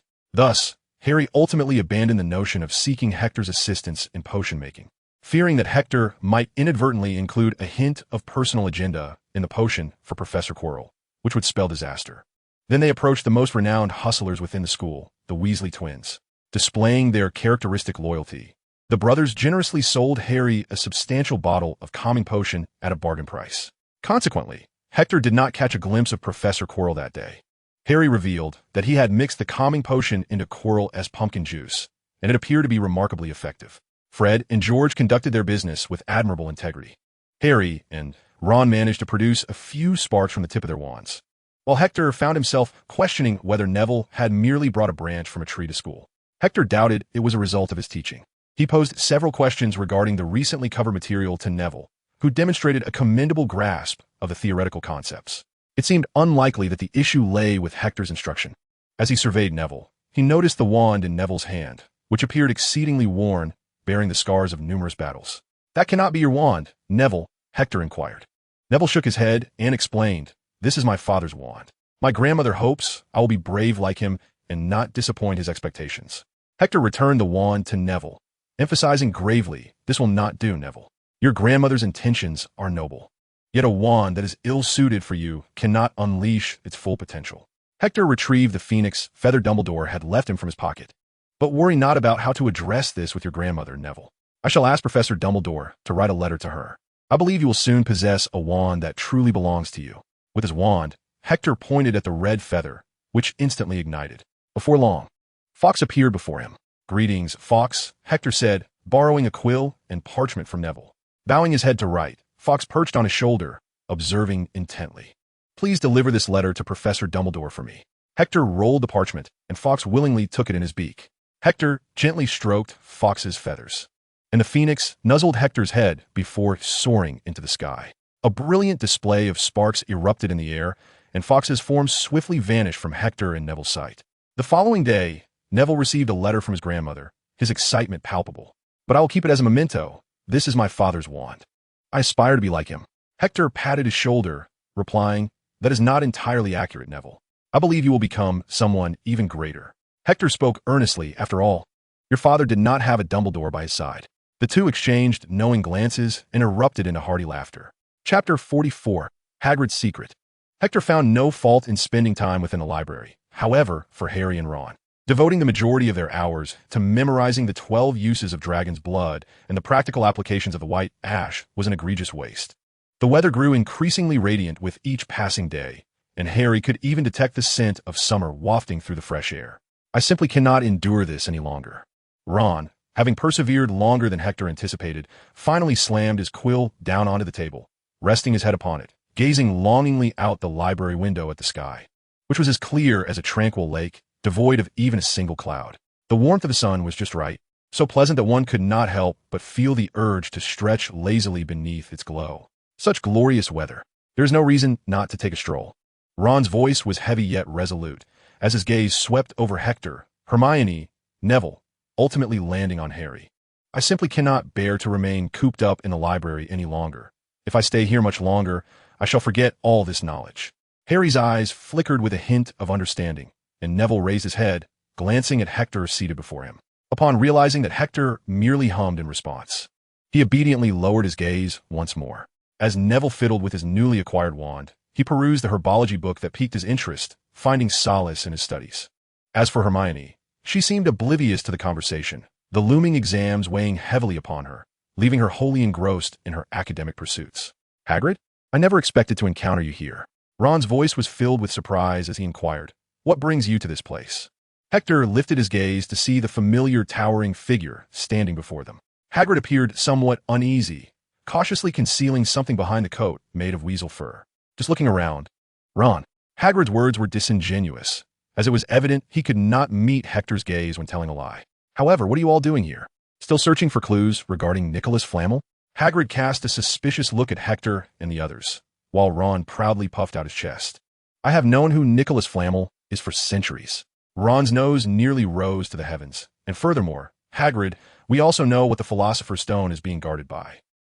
Hagrid stepped directly in front of Ron, his large hand resembling a paddle as it firmly covered Ron's mouth. "Shoo! I told you that this is a matter of utmost secrecy." What do you intend to do? Hagrid seemed exceedingly anxious, cautiously surveying the area to ensure no one had overheard Ron's previous words, which inadvertently caused him to grip tighter. Hagrid, be careful, Ron. It was Hector who noticed Ron's face turning crimson beneath Hagrid's grip. Hagrid hastily released him, allowing Ron to gasp for breath. Apologies, Ron. Hagrid's apology lacked sincerity, as his focus remained fixated on the mention of the Philosopher's Stone. We have some questions for you, Hagrid, Harry said, gazing at Hagrid, who awkwardly averted his eyes. About the guardian mechanisms, of course, aside from Fluffy. Hagrid attempted to cover Harry's mouth again, but Harry was far too agile, and Hagrid's large hand failed to restrain him in time. Consequently, Hagrid resorted to a gentler approach. Listen here, come to my hut later, but remember, I never agreed to tell you anything. Just don't speak of this place carelessly. I do not wish for other students to learn of it. Or Dumbledore might think I leaked it. Harry and the others nodded. At that moment, Neville's voice intruded awkwardly. Who is Nicholas Flamel? What is the Philosopher's Stone? What are you all talking about? Hagrid glanced at Neville, then at Harry and the others, his expression clearly conveying a message. Harry shook his head, and Ron shrugged. They hardly noticed Neville's presence. When did you get here? Ron asked Neville. Now other students know. Hermione, who had been quietly observing, finally lifted her head. But Hagrid is right. This matter should not be discussed in the library. Well then, see you later, Harry said as Hagrid stomped away, vanishing from Hector and the other's sight as quickly as he had arrived. What do you think Hagrid is hiding? Hermione inquired, her perceptiveness always keen. Harry shrugged, rising to his feet. Perhaps it relates to the Philosopher's Stone. I'll go see what book he was reading. Ron slammed the book he had been holding onto the table, beckoning Hector, who was busy explaining the situation to Neville, and Hermione, who was utilizing every spare moment to study. Ron deliberately lowered his voice. Dragons. All these books are about dragons. He listed the titles, noting that nearly every book Hagrid had read pertained to dragon husbandry. Hagrid told me when we first met that he has always wanted a dragon, Harry remarked. But raising dragons is illegal. Ron, well versed in this knowledge, rarely spoke so much in one go. The law prohibiting the private ownership of dragons was enacted at the Wizarding Conference in 1790. Everyone knows this. Dragons are simply too difficult to conceal. Muggles would easily spot those fire-breathing beasts. Moreover, taming a dragon is exceedingly challenging and perilous. My brother Charlie does just that. He has been injured numerous times while wrangling dragons in Romania, causing our mother great distress. Ron detailed the distribution of dragons. Having a brother who dealt with them made him quite knowledgeable. However, such knowledge only heightened their concerns. Why would Hagrid be interested in this information? It was indeed peculiar. Never mind. We'll find out soon enough, Harry said to Hector and the others. I plan to seek out Hagrid. Do you wish to come along? Hector stood up, intrigued by dragons. Who wouldn't he be fascinated by dragon? Neville was still processing the information he had just gleaned from Hector when he noticed Hector rising to his feet, prompting him to do the same instinctively. Thus, the five of them exited the library in a grand procession, causing quite a commotion that earned them a disdainful glance from Mrs. Pants. However, none of them noticed a mouse that had stealthily emerged from Ron's pocket. It glanced back at Hector and the others as they receded into the distance before quietly scurrying into a corner of Hogwarts. Chapter 45, The Dragon Egg. Before long, Hector and his companions found themselves at the doorstep of Hagrid's hut. All the windows were tightly shut, shrouded in gray cloth, enveloping the little dwelling in a stifling darkness that permitted not a single ray of sunlight to penetrate. Harry stepped forward and knocked on the door, and it was not long before Hagrid's voice resonated from within, Coming. Soon, the door was opened just a crack, and upon seeing Harry and the others, Hagrid cautiously widened the gap a little more. You've arrived, he said, propping himself against the door, glancing back over his shoulder as if to ensure that no one was following Hector and his group. Come in one at a time, no need to rush. With Hagrid holding the door, the others could only squeeze through the narrow opening beneath his arm in an orderly fashion. With Hagrid swiftly closing the door behind Neville as he entered, the interior was oppressively warm. Despite the bright day outside, the fire in the hearth blazed fiercely. The hut was not only hot but also stifling, the air laden with an unpleasant odor that made it difficult for Hector to breathe. He stood up and pulled aside the cloth covering the window, yearning for a breath of fresh air. Yet, barely had he opened the window when Hagrid rushed over, unceremoniously shutting it tight once more. So, you have something you wish to ask me? Hagrid inquired, turning to busy himself after closing the window. Before long, 5 cups of strong tea and freshly made ferret sandwiches were placed before them. Hagrid seemed utterly oblivious to the flushed faces of the 5 young wizards, his attention consumed by the crackling fire. After a moment's respite, Harry finally spoke, Hagrid, could you tell us what other protections guard the Philosopher's Stone aside from Fluffy? Hagrid furrowed his brow, shaking his head resolutely. I certainly cannot divulge that, he replied, his voice low and rumbling as if emanating from his chest. Firstly, I do not know. Secondly, you already know enough. So even if I did know, I would not tell you. Dumbledore had his reasons for placing the stone there. It was nearly stolen from Gringotts, and I believe you are well aware of that incident, correct? I truly cannot fathom how you learn about Fluffy. To put it this way, Hector, having been squeezed close to the hearth, could only turn sideways, trying to distance himself from the heat. Had luck not been on our side, Fluffy might have had a change of taste that night. Hermione nudged Hector, who had been seated there, and upon seeing her approach, he promptly relinquished his seat. She spoke to Hagrid in a sweet, almost flattering tone. Oh, Hagrid, you probably don't want to divulge this, but you must be aware. After all, there's hardly anything that escapes your keen eyes at Hogwarts. Hagrid was visibly pleased, his beard quivering as he beamed with delight. Hermione seized the moment, opting for a more tactful inquiry rather than directly asking about the obstacles. We merely wish to understand whom else Dumbledore might trust besides you. Hagrid's smile widened. He had little resistance to such sentiments, especially when expressed by Hermione. His chest puffed out proudly, and Hector sensed that Hagrid was about to share his innermost thoughts. How could Dumbledore have chosen such an unreliable confidant? Surely, it was to nurture Harry's potential. It seemed that their esteemed Albus had indeed invested considerable effort. Well, it wouldn't hurt to share with you. Let me think. Professor Dumbledore borrowed the troll from me, and then enlisted several teachers to cast spells. Professor Sprout, Professor Flitwick, Professor McGonagall, Professor Quirrell. Of course, Dumbledore himself performed some magic. Yes, there's also Professor Snape. Professor Snape? Harry and Ron instinctively rose from their chairs, Harry nearly exclaiming in surprise, clearly astonished by this revelation. Indeed, he is also a member of the faculty. Surely, you don't still harbor doubts about him? Unexpectedly, Snape has also aided in protecting the Philosopher's Stone. He would never attempt to steal it. Harry and his companions exchanged glances, their thoughts aligned. If Snape was indeed involved in safeguarding the stone, he must possess intricate knowledge of the traps set by the other professors. Snape could potentially be privy to everything. Barring the method involving the troll and Quirrell-esque spells, provided Quirrell could withstand the pressure of not revealing them to Snape. Anxiety washed over Harry and his friends. Hector, however, seemed less troubled. He was more captivated by the dark, large egg nestled in the fireplace. You are the only one who knows how to get past the troll. Right, Hagrid? Harry asked urgently. And you won't tell anyone, will you? Not even the professors. Aside from myself and Dumbledore, no one else shall know, Hagrid declared proudly. You know my lips are sealed. That's reassuring. Harry and the others murmured quietly. Though they harbored doubts about Hagrid's assurances, they were left with no choice but to place their hopes in the gentle giant. Hagrid, what is that? Hector inquired, pointing to the large egg in the fireplace. Harry and the others followed Hector's gesture, gazing at the dark, scorched egg nestled in the center of the hearth beneath the teapot. An unnatural expression appeared on Hagrid's face as he twirled his beard, his mind racing to concoct a suitable response. Ron had directly approached the fireplace, positioning himself as close as possible to the flames, intent on scrutinizing the large egg. Why is it so warm in here? Ron squinted at the egg for a while before turning to Hagrid. This is a dragon egg, isn't it? Where did you acquire it, Hagrid? It must have cost you a fortune. Oh, I won it, Hagrid replied, nervously rubbing his hands. I was in Hogsmeade last night, playing cards with a stranger. I had a stroke of luck. He lost this egg to me, and I reckon he was eager to part with it. But what do you intend to do once it hatches, Hagrid? Hermione inquired with genuine concern. Oh, I've been reading up on it, Hagrid said, pulling a thick book from beneath his pillow. He patted the cover, revealing a somewhat outdated tome borrowed from the library, titled Raising Dragons for Fun and Profit. It's quite comprehensive. The book mentions placing the egg in the fire to simulate a dragon mother's breath. Hagrid eagerly flipped to a specific page and handed it to Harry and the others. Here, look.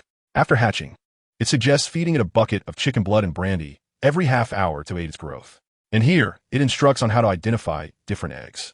It appears this is a Norwegian Ridgeback, a rather rare breed. As Hagrid spoke of his dragon egg, a proud expression involuntarily crossed his face, as if he were already prepared to be a dragon mother. However, Hermione thought otherwise and kindly reminded him, Hagrid, don't forget, you live in a wooden house. Hagrid seemed oblivious to her concern, his focus solely on his precious dragon egg. Following the book's instructions, he carefully adjusted the fire while cheerfully humming a tune. Hermione shook her head. New worries had emerged. Hagrid appeared determined to illegally raise a dragon in his small abode, a perilous endeavor indeed. What would happen if someone discovered his secret? The young wizards could only urge Hagrid to exercise utmost caution. Chapter 46, The Hatching Day Crisis. Ultimately, the young wizards could no longer endure the oppressive heat and unpleasant odors of the small hut. Hector and the others did not linger long, bidding farewell to Hagrid before filing out in the same orderly manner they had entered, making their way back to Hogwarts. Why are there so many troubles in a single day? Harry sighed as he gazed at the sky. Ron nodded and added, Indeed, I wish to know what peaceful and tranquil days are truly like. Contrary to their wishes, the days ahead would prove even more arduous, as they found themselves buried in a mountain of homework assigned by their teachers, spending every evening in the library. Hermione had completed a round of revision and thoughtfully prepared detailed study plans for her friends, including Neville, who had joined later. Hector was entirely unprepared for the fact that Hermione had even crafted a plan for herself. However, it appeared that it was not intended for Hector to review first-year material. Rather, it increasingly resembled a preparatory schedule. The timetable was exceedingly tight, with Harry and his companions so busy that they scarcely had time to lift their heads. The overwhelming academic demands were driving them to the brink of madness.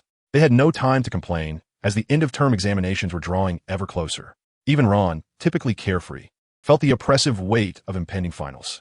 One morning, Harry S. Owl, Hedwig, delivered a note from Hagrid, stating simply, "It's about to hatch." Upon hearing this news, Ron was filled with immense excitement and declared that he no longer wished to attend herbology class.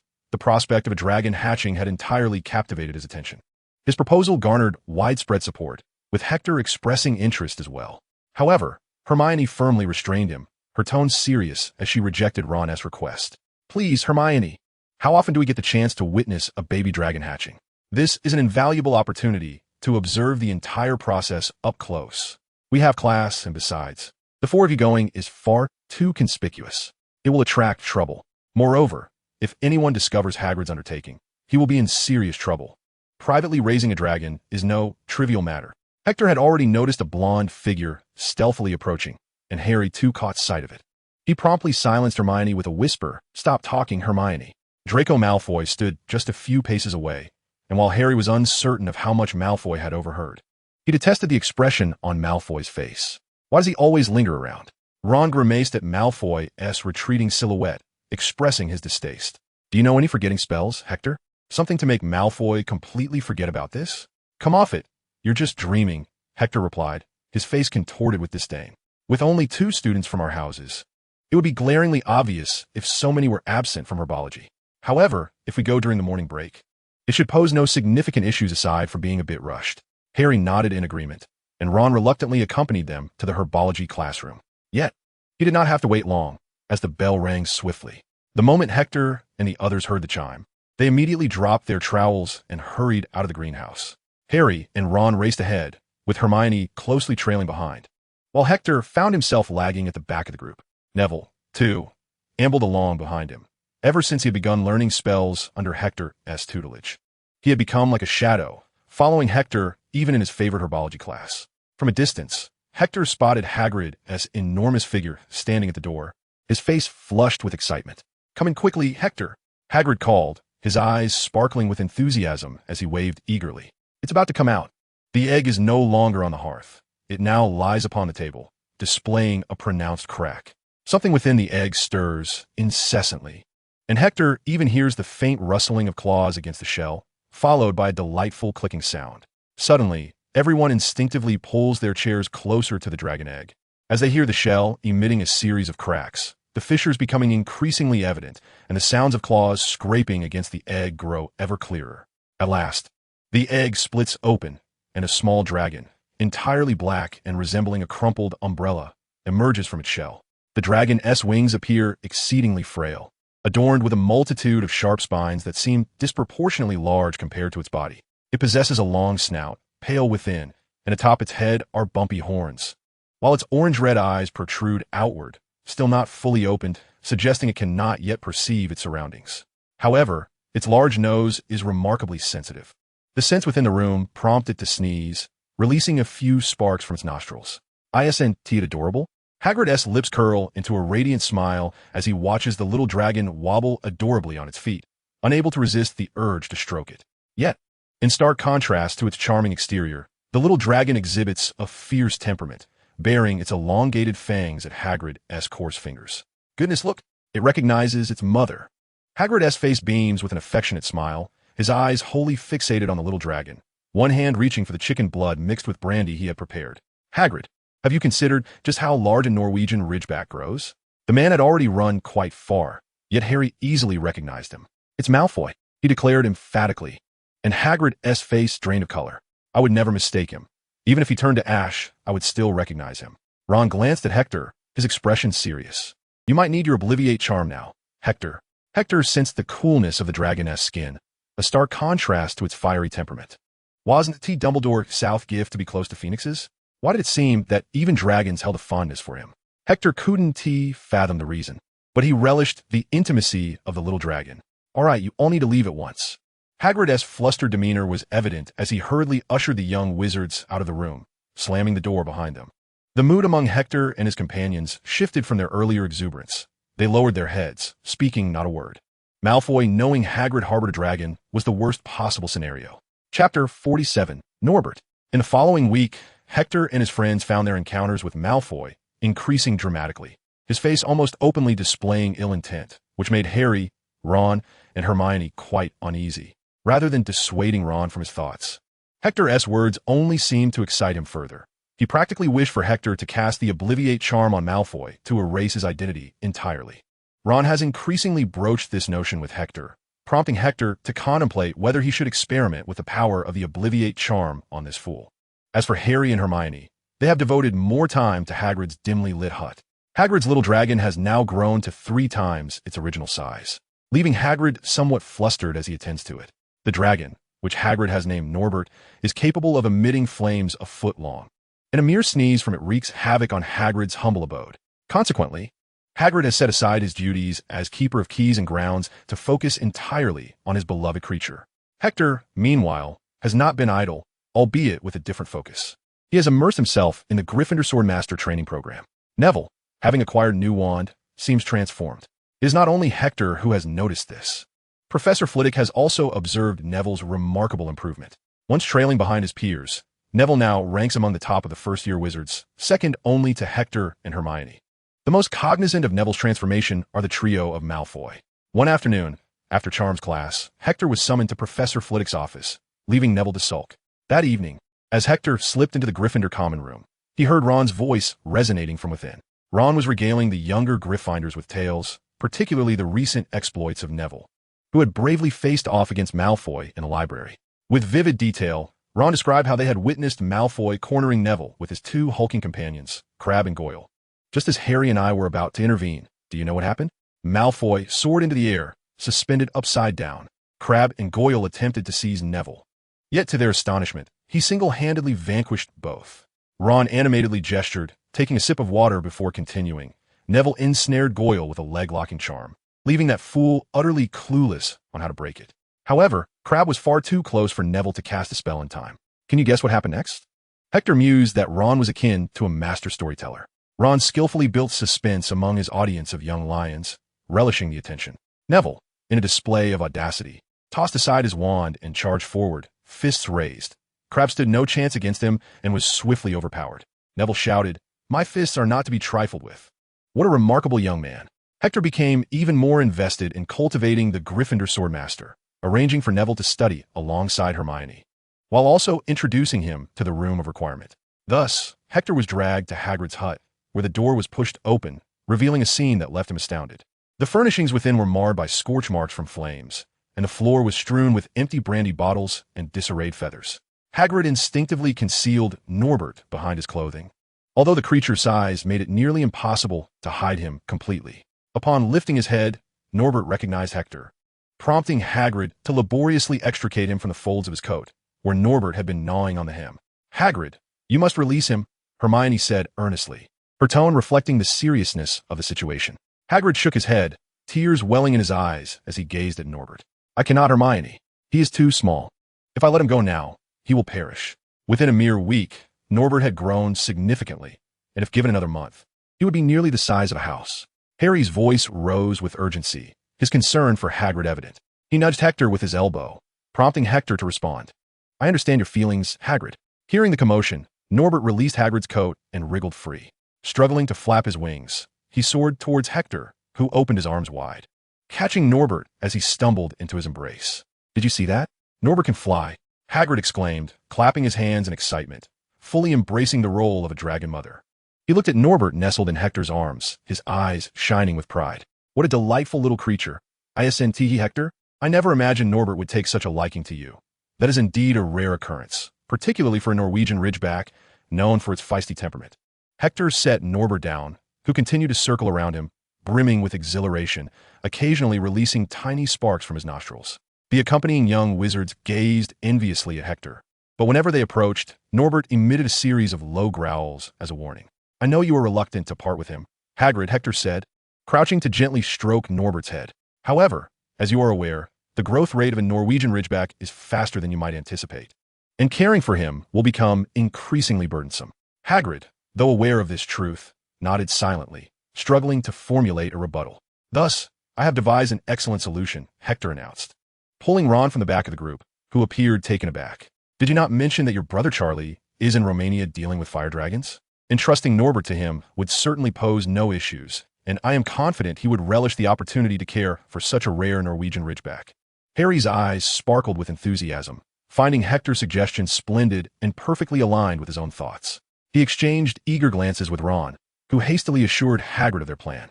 Ultimately, it took Hagrid considerable time to reach a decision.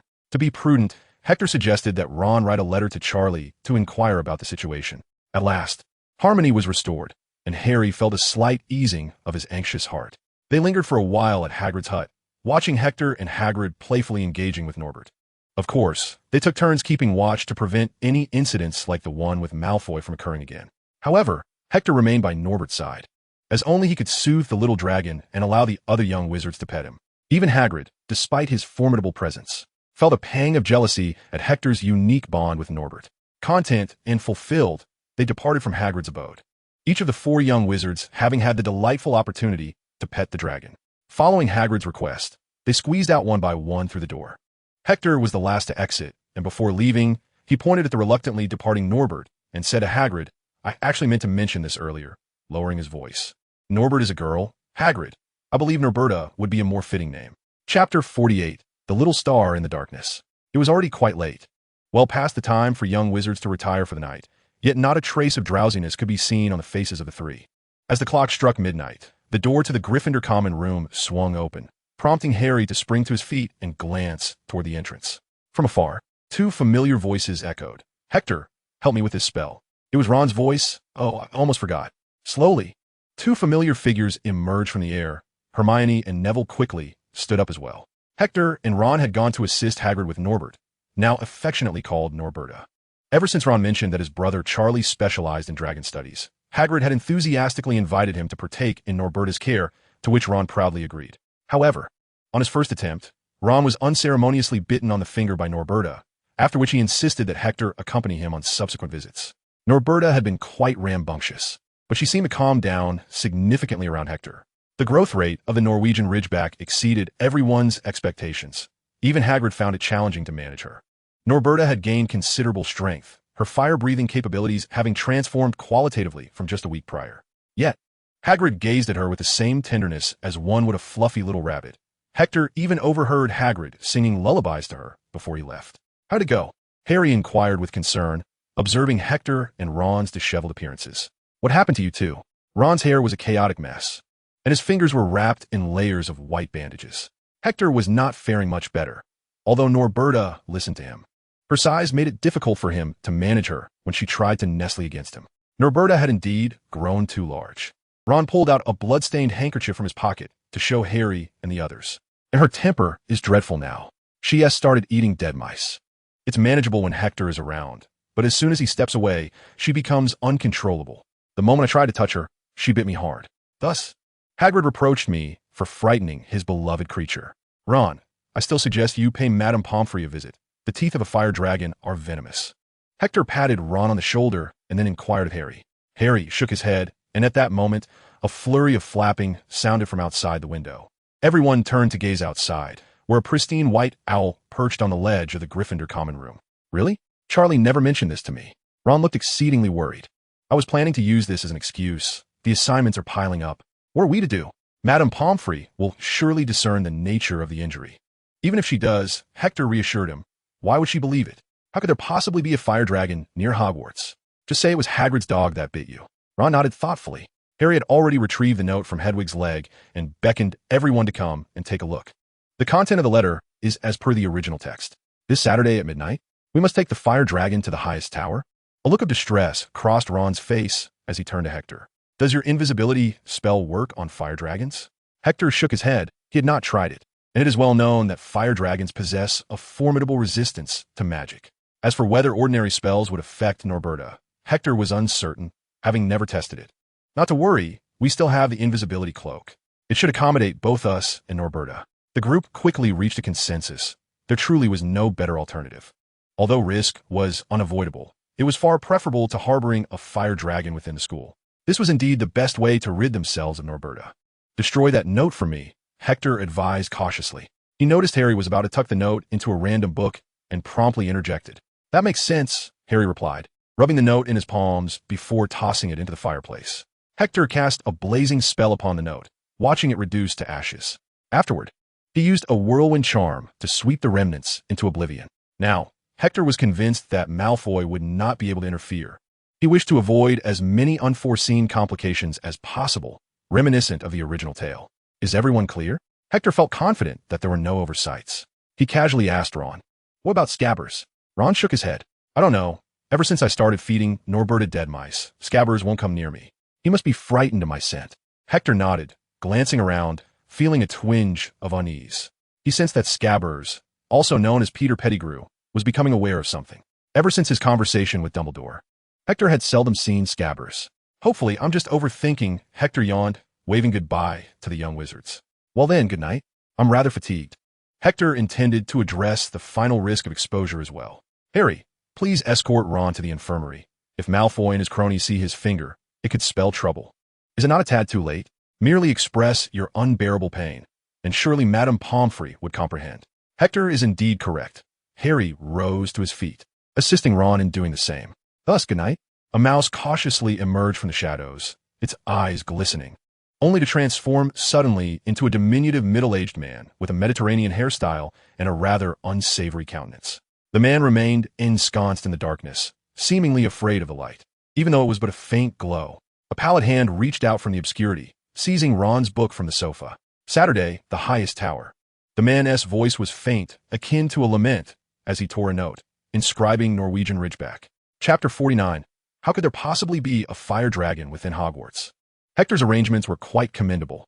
Malfoy appeared oblivious to everything. The past few days had unfolded in remarkable tranquility, much to Harry and his friend's satisfaction. At this juncture, the absence of trouble was indeed the most favorable outcome. So soon, Hagrid attempted to stroke Norberta's head, but the little dragon rudely evaded his hand, biting fiercely at his calf. Tears brimmed in Hagrid's eyes, though it remained unclear whether they were born of sorrow or pain. His voice was somewhat hoarse, his gaze fixed upon Norberta. Ultimately, she was still but a small creature. It pained him to part with her. The little one had already grown significantly larger than Fawn, and her teeth were even sharper. Fawn could no longer contend with Norberta, as evidenced by the bandages adorning his tail, clearly her handiwork. Nevertheless, Hagrid had come to accept the reality of Norberta's impending departure. He could only cherish the dwindling moments they had left together. Saturday approached swiftly. In the afternoon, Hector dispatched Neville on a mission to tail Malfoy. Although Malfoy should have no inkling of their plans, Hector preferred to err on the side of caution. It appeared that all was well. Hector remained slightly vigilant. Truth be told, he saw no necessity for Wormtail-less involvement. Such an endeavor, lacking in significance and fraught with the risk of exposure, warranted no participation from the overly cautious Peter. Before nightfall, Hector meticulously inspected Harry and his companion's equipment, finally patting his pocket where his wand quietly resided. The previous incident of forgetting his wand had served as a stern reminder. Malfoy could not possibly know. It was illogical, as no one had informed him. Ron lowered his voice, expressing some confusion regarding Hector's arrangements. Caution ensures longevity, Ron. Malfoy was aware that Hagrid had raised a fire dragon. He also knew that they visited Hagrid's hut frequently this week. Hector gazed towards Hagrid's abode, elucidating to Ron, to be honest. I am genuinely curious why he does not simply inform Snape. However, That is of little consequence. It is merely a precaution. For having no issues is always preferable to having them. They arrived at Hagrid's hut, where the door stood resolutely shut. As Harry knocked gently, Hagrid swung it open, exclaiming, "You've come." Tears streamed down his face, betraying his struggle to suppress his emotions before the young wizards. "Everything is ready." Hagrid gestured towards the large crate in the center of the room, which had brightened considerably with all the windows flung open, finally resembling the familiar sight that Hector and the others knew. "I prepared plenty of mice and some brandy for her to eat on the way. I even put her teddy bear inside. Poor Norberta, having to leave her mother at such a young age." "You're not her mother," Ron muttered under his breath, earning him a collective glare from the other 3 young wizards. He shrank back, slightly chastened. Fortunately, Hagrid had not caught Ron's remark. His focus was solely on Norberta.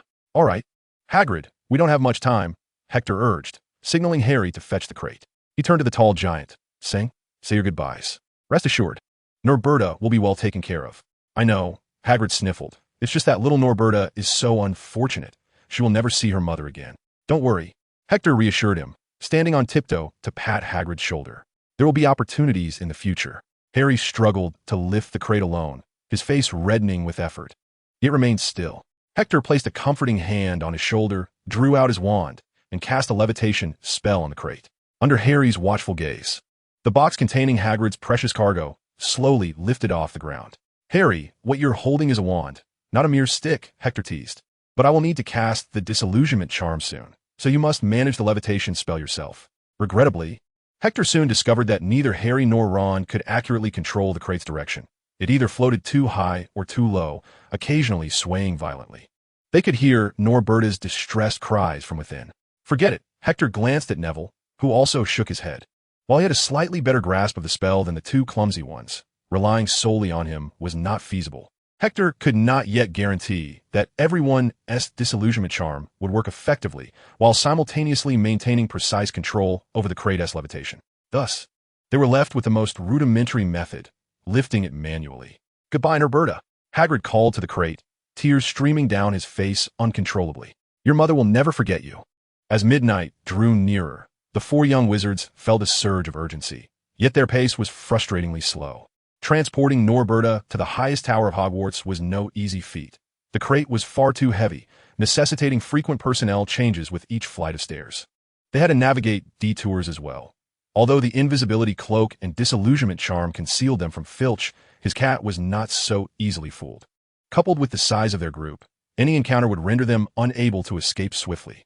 In preparation for the evening's venture, Hector had prudently borrowed the Marauder's map from Fred and George, keenly observing the movements of Filch, as well as the diminutive Peter and Malfoy. Upon their arrival on the 6th floor, the very event Hector dreaded transpired. The footprints of Malfoy on the map began to shift, indicating he had exited the Slytherin common room and was ascending the stairs. There was no time to waste. Hector scrutinized the map and urgently instructed Harry and the others, who were leaning against the wall, to hasten their departure, exclaiming, "Malfoy is coming." Harry immediately straightened, while Neville and Ron quickly grasped the situation. "Impossible. How could Malfoy possibly know about this?" Ron questioned aloud, yet instinctively lifted the large trunk, with Neville promptly raising the other end. "Besides, how do you know?" they inquired, but their pace quickened nonetheless, opting to believe rather than doubt. After all, it was Hector speaking, and Harry and the others held a considerable trust in his words. "Never mind the details. Malfoy is indeed heading our way. Although we do not know how he found out, it is certain he is coming for us." Hector positioned Harry in front and took the rear, vigilant of Malfoy's movements. The 4 of them disregarded any notion of rest, their focus solely on reaching the highest tower. This pace was unsustainable. Hector observed as Malfoy arrived at Professor McGonagall's office. Soon after, her footprints emerged alongside his, and their empty hands granted them a speed that far surpassed Hector and his laden companions. In no time, they reached the 5th floor, while Hector and the others, expending their last vestiges of energy, were still 2 entire flights below the highest tower. At this rate, capture was imminent. Just then, a melodious voice rang out. "Harry, is it you?" It was a familiar voice, Hermione. Could there be an issue with the disillusionment charm? Hector hastily checked, confirming that the charm's effects remained intact, save for a corner of Harry's cloak that was exposed, rendering it conspicuously visible. "Hermione," Harry whispered urgently, as the young witch sought the source of the sound, only for Hector to pull her into their midst. "You're here." Hermione noticed the disturbance in the air and promptly covered the exposed corner of the trunk before joining their makeshift transport team. Through the combined efforts of the Gryffindors, they managed to laboriously ascend another level. Now, only a single spiral staircase separated them from the pinnacle of the astronomy tower. All collapsed against the wall, striving to meld into the shadows while gasping for breath. "Let us take a moment," Ron said, rubbing his aching calves, unsure to whom he was speaking. Yet from ahead, Hector's voice resonated. "Everyone keep it down. We'll wait here for a bit. Malfoy and Professor McGonagall are coming up." Professor McGonagall? The newly arrived Hermione clearly had not yet grasped the situation. She had been assigned by Hector to the astronomy tower, intending to connect with Charlie's friends. However, the young witch was exceedingly anxious as midnight drew nearer, and still, there was no word from Hector and the others. It was only then that Hermione descended to wait near the staircase on the 7th floor, and indeed, her patience was rewarded. "Oh, and you too." Hector hastily cast the disillusionment charm on Hermione, the dual drain on his physical and magical energy, leaving him somewhat lightheaded. He checked his pocket and was relieved to find his wand still there. "Ah, this is the disillusionment charm." Hermione regarded Hector with suspicion, recalling events from long ago. "I believe you owe me an explanation." Hector, though not at this moment. Rising to his feet, Hector noted that the two figures on Marauder's map were drawing ever closer. He needed to conduct a final check. Harry's invisibility cloak thoroughly concealed him and the box, while the other's disillusionment charms had yet to fade. Hector was uncertain whether his charm could completely evade Professor McGonagall's keen observation. For now, all he could do was retrieve the Felix Felicis from his bag and take a small sip. "Be cautious, draw back into the shadows. The disillusionment charm isn't infallible," Hector whispered. However, his warning proved unnecessary, as everyone instinctively lowered their breathing. A dim yellow light appeared at the far end of the corridor, and they all recognized that familiar voice. "I trust you are not making excuses, Mr. Malfoy. It is utterly absurd to suggest that a dragon could possibly be within Hogwarts." Chapter 50, Hector's Phoenix. Hector and the others observed two figures, one large and one small, materializing about 10 paces away. The larger figure was undoubtedly Professor McGonagall, while the shorter one was the golden-haired Malfoy. They paused at the staircase, Malfoy glancing upward, leading the way, with Professor McGonagall trailing behind, lamp in hand. Clad in plaid pajamas, her hair disheveled. "Are you certain, Malfoy? The upper floor is the highest tower in Hogwarts, and thus far, I have seen no signs of anyone." "It cannot be mistaken, Professor McGonagall. Potter is undoubtedly there, and he is accompanied by a dragon. I am certain he is nearby, and Dumbledore is likely with him, as well as Weasley." Professor McGonagall felt a twinge of discomfort at the mention of Dumbledore's name, yet she could not refute Malfoy's assertion, merely furrowing her brow as she continued up the stairs. With a little time, yet until the appointed hour and the destination so near, Harry and his companions could finally breathe a sigh of relief. Can they truly relax? Hector suddenly experienced a peculiar sensation, perhaps an instinct. He could not articulate it, but he felt an urge to move away from this location and towards Gryffindor Tower. Instinctively, he thought, "Everyone, we must hurry. I sense this place will soon become unsafe." Hector lowered his voice, though the surrounding young witches and wizards heard him clearly. Professor McGonagall was likely preoccupied with reprimanding Malfoy. "She would not notice us. Listen to me, Ron." Hector's tone bore an unyielding firmness that brooked no dissent. He rose to his feet, causing a ripple in the surrounding air. The notion that my disillusionment charm would escape Professor McGonagall's notice grew increasingly tenuous in Hector's mind, and a surge of anxiety compelled him to take action. "Trust me, I have a feeling." Though Hector could not see them, he could hear the sound of the box being lifted. Ron muttered a few words under his breath. It seemed that Hector had not erred in his observations this evening, which led Ron, despite his grievances, to place his faith in Hector's words. The 8th floor housed numerous vacant rooms. Following his instincts, Hector selected one and slipped inside. "Are we all here?" The intense unease that had gripped Hector finally subsided. He surveyed the air around him and, lowering his voice, inquired, just as sounds erupted from the corridor. The young wizards within the room hurried to the door, pressing their ears against it to listen intently to the commotion outside. "Detention!" Professor McGonagall's voice echoed from the staircase, unmistakably laced with fury. 20 points from Slytherin. To be wandering about at this hour with such absurd justifications. How dare you? You don't understand, Professor. Harry Potter is definitely here. He must be nearby. And so is Dumbledore. Malfoy's voice followed, brimming with agitation. I understand now. It must be Dumbledore who knows some sort of concealment charm. I assure you they're lurking nearby, perhaps shrouded in shadows. It's almost time. They cannot be far with the dragon, Professor. Just trust me on this. Hector finally grasped the root of his earlier unease, astonished by Malfoy's cunning. Professor McGonagall's ire seemed to wane slightly as she drew her wand. Very well, Malfoy. I shall trust you once more. She directed her wand toward the corner where Hector and the others had originally concealed themselves. Finite incantum. Regrettably, Hector and his companions had already vacated the premises, rendering the spell ineffective. The air remained unchanged, and nothing transpired. Well done, Malfoy.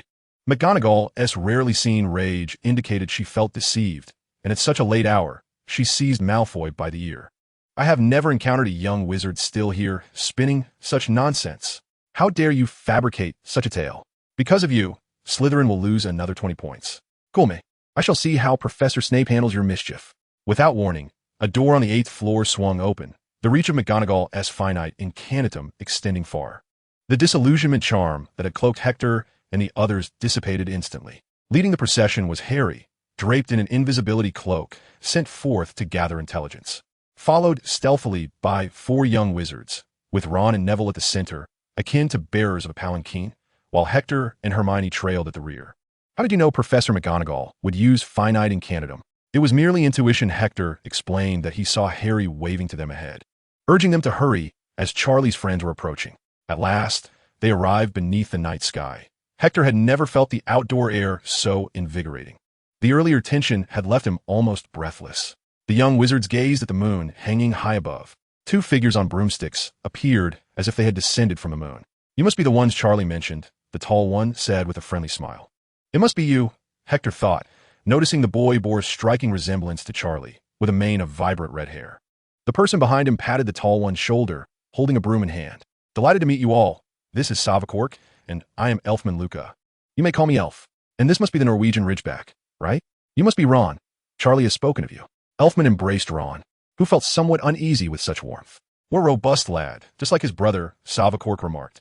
All right, Elf, let us get down to business, he added. Elf nodded, releasing Ron, and together they hastily secured No Berta to the spare broom. Thank you ever so much. Charlie's friends are such jolly folk, they said, shaking hands with Hector and the others as they mounted their brooms. No need for thanks, just be safe on your journey. Hermione politely bid them farewell. Savakork and Elfman mounted their brooms, waving goodbye as they soared into the distance. At last, No Berta departed, and Hector gazed after the receding figures, the 3 brooms gradually vanishing into the darkness. You may go ahead. Hector remained rooted in place, a peculiar feeling stirring within him, distinct from the earlier sense of urgency. This time it was a deep, instinctual calling. He felt the blood coursing through him, hot and electrifying, as if something were beckoning him. This sensation was unlike the effects of the Felix Felicis. It was entirely new. Hector extended his arm, and a smaller phoenix fluttered its wings, awkwardly alighting on his arm from Fox's shelter. The little phoenix, with its fiery red eyes, sought Hector's sky-blue gaze, and as they locked eyes, Hector felt the boiling blood within him gradually cool, replaced by a wave of inner tranquility. The small phoenix nuzzled against Hector before raising a leg, prompting him to notice a note tied to its leg. Fox landed on a nearby tower, calling out amiably to Hector. Grateful. Hector glanced at Fox and quickly removed the note from the phoenix's leg. It was a message from Dumbledore. Hector, I found owls to be rather ordinary, so I procured a phoenix for you, thanks to a friend who knows where to find them. Hector finished reading the note and glanced at Fox perched atop the tower as pinnacle. Thank you, Fox. Please extend my gratitude to Professor Dumbledore as well. I'm right here, Hector. Chapter 51, The Dilemma of the Mousetrap. Hector was quite astonished to see Dumbledore, who smiled warmly as he approached and patted Hector's shoulder. Initially, I intended for Fox to deliver this to you, but upon reflection, I decided it was best to come myself. Dumbledore beamed at Hector, inquiring, Are you satisfied with this gift, Hector? Why not give a name? With a twinkle in his eye, Dumbledore continued, I think Krell sounds splendid, and Corolla is lovely as well. Ultimately, however, the decision rests with you. I am confident you possess the ability to choose a name like Nobita, which is quite charming. You already knew? Hector looked at Dumbledore, who nodded with a smile. Indeed, Hector, I'm fully aware. This egg was procured by Quirrell, who handed it to Hagrid in a pub in Hogsmeade. Quirrell also managed to extract from Hagrid the method to access the chamber. He believed his plans were flawless, but alas, they could not escape my notice. Dumbledore appeared exceedingly self-assured, but pondered another matter. Oh, and what about Peter Pettigrew? Have you decided when to confront him? I believe now would be an opportune moment. Hector nodded, eager to resolve the issue with Pettigrew as swiftly as possible. He suspected tonight's events were intricately linked to him, and it would be ideal to eliminate this threat promptly. Then let us proceed tonight. Hector looked at the small phoenix on his shoulder. You shall be named Aurora. Little one. Aurora, symbolizing light, was indeed a fitting name. Dumbledore smiled at Hector and the small creature on his shoulder, while Fawkes softly chirped at Aurora. Now, let's take action, Hector. Hector nodded and was about to step outside the astronomy tower when he suddenly noticed the invisibility cloak lying on the ground. Harry had forgotten it. Hector picked it up, realizing they were likely to be caught. Yet, he felt helpless. His caretaking had been quite thorough, and allowing them to depart had resulted in such a predicament. Hector could not meticulously oversee every detail. In his view, the pressing concern was the matter of Pettigrew rather than the points lost. Hector, regardless of who it is, those who violate school rules must face consequences. Dumbledore discerned Hector's thoughts and offered reassurance. However, as long as they are not caught, it does not count as a violation. Dumbledore playfully winked at Hector, who nodded in agreement. You are heading to Gryffindor Tower, I presume? Dumbledore extended his arm, and Fawkes intuitively called to Aurora, who took flight from Hector's shoulder. The two phoenixes swiftly transformed into blazing orbs of light, vanishing into the night sky. Do not fret. Fawkes will take good care of Aurora. Are you not eager to master the art of apparition? Begin with adapting to the disillusionment charm. Hector instinctively swallowed as he watched Dumbledore extend his arm. He was acutely aware that the disillusionment charm was foundational to learning apparition. Yet, the mere sight of Dumbledore's outstretched arm made him feel queasy. It was of his own volition that he had made this request, and thus he could not lay the blame at Dumbledore's feet. Hector clasped Dumbledore's arm, and in an instant, their figures vanished from the astronomy tower. Unbeknownst to them, Filch had heard the sounds emanating from the tower and had quietly waited at its base throughout the night. Strangely, there was not a soul in sight, leading Filch to suspect the existence of a secret passageway in the astronomy tower, one of which he was utterly unaware. After a distortion of space, Hector and Dumbledore reappeared in the Gryffindor common room. Fortunately, the room was void of occupants, enveloped in darkness. Dumbledore retrieved a small object from his robes, from which a gentle glow began to emanate, illuminating the Gryffindor common room in a brilliant light. Lead the way, Hector, he instructed. Hector nodded, taking the lead, with Dumbledore following closely behind. 10 minutes prior, the small creature had been atop Gryffindor Tower, and Hector believed there was no reason for the creature to venture out at night from the safety of the tower. Nevertheless, to be cautious, Hector produced the Marauder's map. Peter Pettigrew's footprints were absent from any location within Gryffindor Tower. Hector hastily scanned the map, ultimately discovering his name in the most undesirable of places, next to that of Quirrell. In the Defense Against the Dark Arts office, Professor Dumbledore, the situation has escalated, Hector declared, now fully disregarding the map's secrets, handing it directly to Dumbledore. A remarkable alchemical creation, ingeniously employing the human presence-revealing spell, Dumbledore commented instinctively upon examining the map, though he was quickly drawn to the footprints of Peter Pettigrew, his demeanor shifting to one of gravity. It seems the matter has become quite intricate, Dumbledore remarked to Hector, extending his arm once more. It was clear that the Gryffindor common room was not an appropriate setting for such discussions. Hector placed his hand on Dumbledore's arm, and they vanished once again into the air. When they reappeared, it was within the confines of the headmaster's office. Hector could not help but feel that this experience was far more agreeable than in previous instances, as he sensed he was gradually acclimating to the sensation of apparition, an encouraging sign. Yet, before the thought could fully dissipate, Hector retched, and Dumbledore absent-mindedly patted his back. His gaze fixated on the Marauder's map. We can no longer afford to keep Quirrell here. Allowing Voldemort another loyal servant within Hogwarts is a perilous notion. Hector spoke earnestly, rising to his feet and drawing forth his wand. Yet Dumbledore remained unhurried, standing still. Hector, one must not be so hasty. Dumbledore's voice resonated softly, his expression solemn. It was evident that he regarded the matter with utmost seriousness. Peter Pettigrew had evaded capture for so many years. Apprehending a rat intent on escaping was no simple feat. Even within the confines of Hogwarts, should he manage to slip away, Sirius would remain imprisoned, for Fudge would never permit me to meet him. Hector nodded, beginning to grasp the meaning of caution in the face of danger. What could possibly motivate Pettigrew's flight? Hector found himself perplexed by Peter's escape, even beginning to question his own analysis. It was altogether too peculiar. For all those years, Peter had remained dormant in the Weasley household, never attempting to contact his former master, merely existing as their pet rat. In the tomes Hector had perused in his previous life, Voldemort's assessment of Peter was clear. Had he any other refuge, he would not have sought me out. Hector was confounded. Yet now it seemed as if Pettigrew was aware of something, igniting a profound sense of unease within him. "You're not mistaken, Hector," Dumbledore affirmed. Hector lifted his gaze, meeting Dumbledore's eyes. "Peter is a coward. He would sacrifice anything for his survival. Yet he is not unintelligent. He understands that the truth cannot remain concealed, and presently, he finds himself unable to embrace the light, for the Death Eaters would not accept him.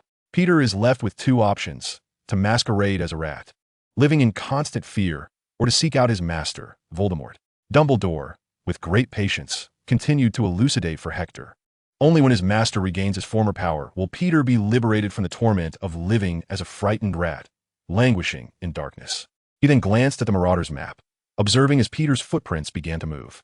In unspoken agreement, Hector and Dumbledore refrained from further discussion, their attention fixed on the direction in which Peter was heading, downstairs. Peter lingered in the Great Hall for a moment, as if hesitating.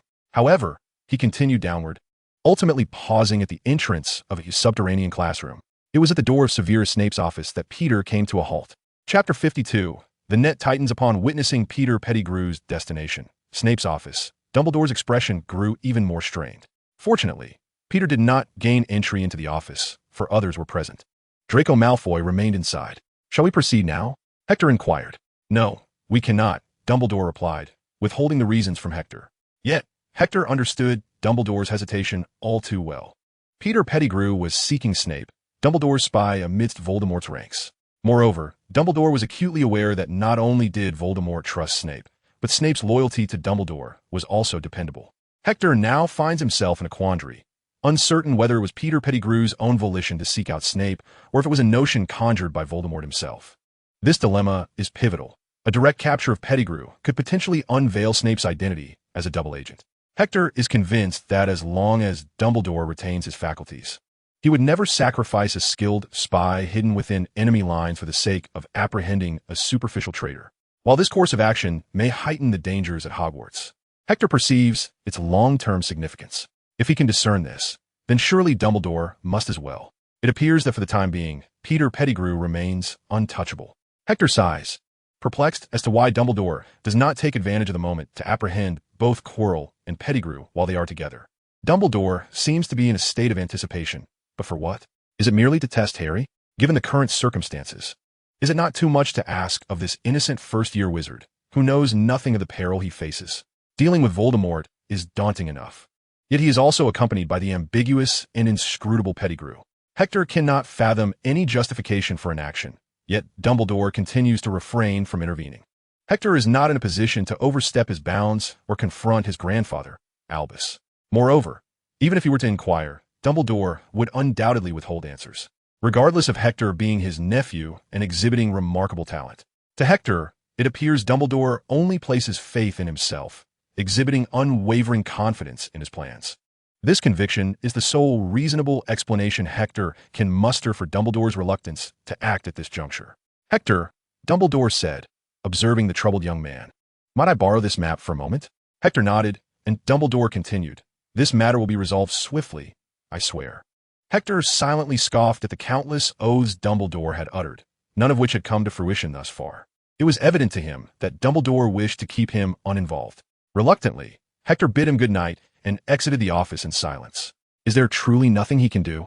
Hector felt a sense of frustration, yet challenging Quirrell and Voldemort alone seemed utterly impractical. He is not Harry. He lacks that ancient and formidable protective magic. The office returned to its tranquil state, but such silence would not endure for long. Dumbledore gazed intently at the Marauder's map, observing not merely Quirrell and Pettigrew, but also the footprints of Hector, which were gradually distancing themselves from the office. As Dumbledore noted Hector's footprints entering the Gryffindor common room, his gaze sharpened with sudden intensity. Rising from his chair, he cast a glance at the portraits of former headmasters, all of whom opened their eyes in unison. "Delilah, could you kindly assist me in locating Minerva and Phileas? Have them meet me at the entrance of Chilo's office. Also, please inform the house elves to keep a vigilant eye on the mice of Hogwarts and ensure they do not escape." The wizard in the portrait nodded and vanished from the frame. It seems Peter has yet to seize an opportunity to converse with Snape, which, under the circumstances, is rather fortunate. This night promises to be restless. Fawkes, you know what must be done. There is much to attend to, and we must act swiftly. Fawkes nodded, and soon disappeared from the headmaster's office. Dumbledore gazed out the window, contemplating deeply before retrieving a shimmering vial from his robe. Luck is essential tonight, he thought, regarding the bottle of Felix Felici's in hand, and took a generous sip. You are correct, Aberforth. I am but a mere mortal. It is impossible for me to orchestrate every detail. I require assistance, Dumbledore murmured to himself, his eyes fixed on the moon hanging in the sky. However, Hector cannot be involved. That is non-negotiable.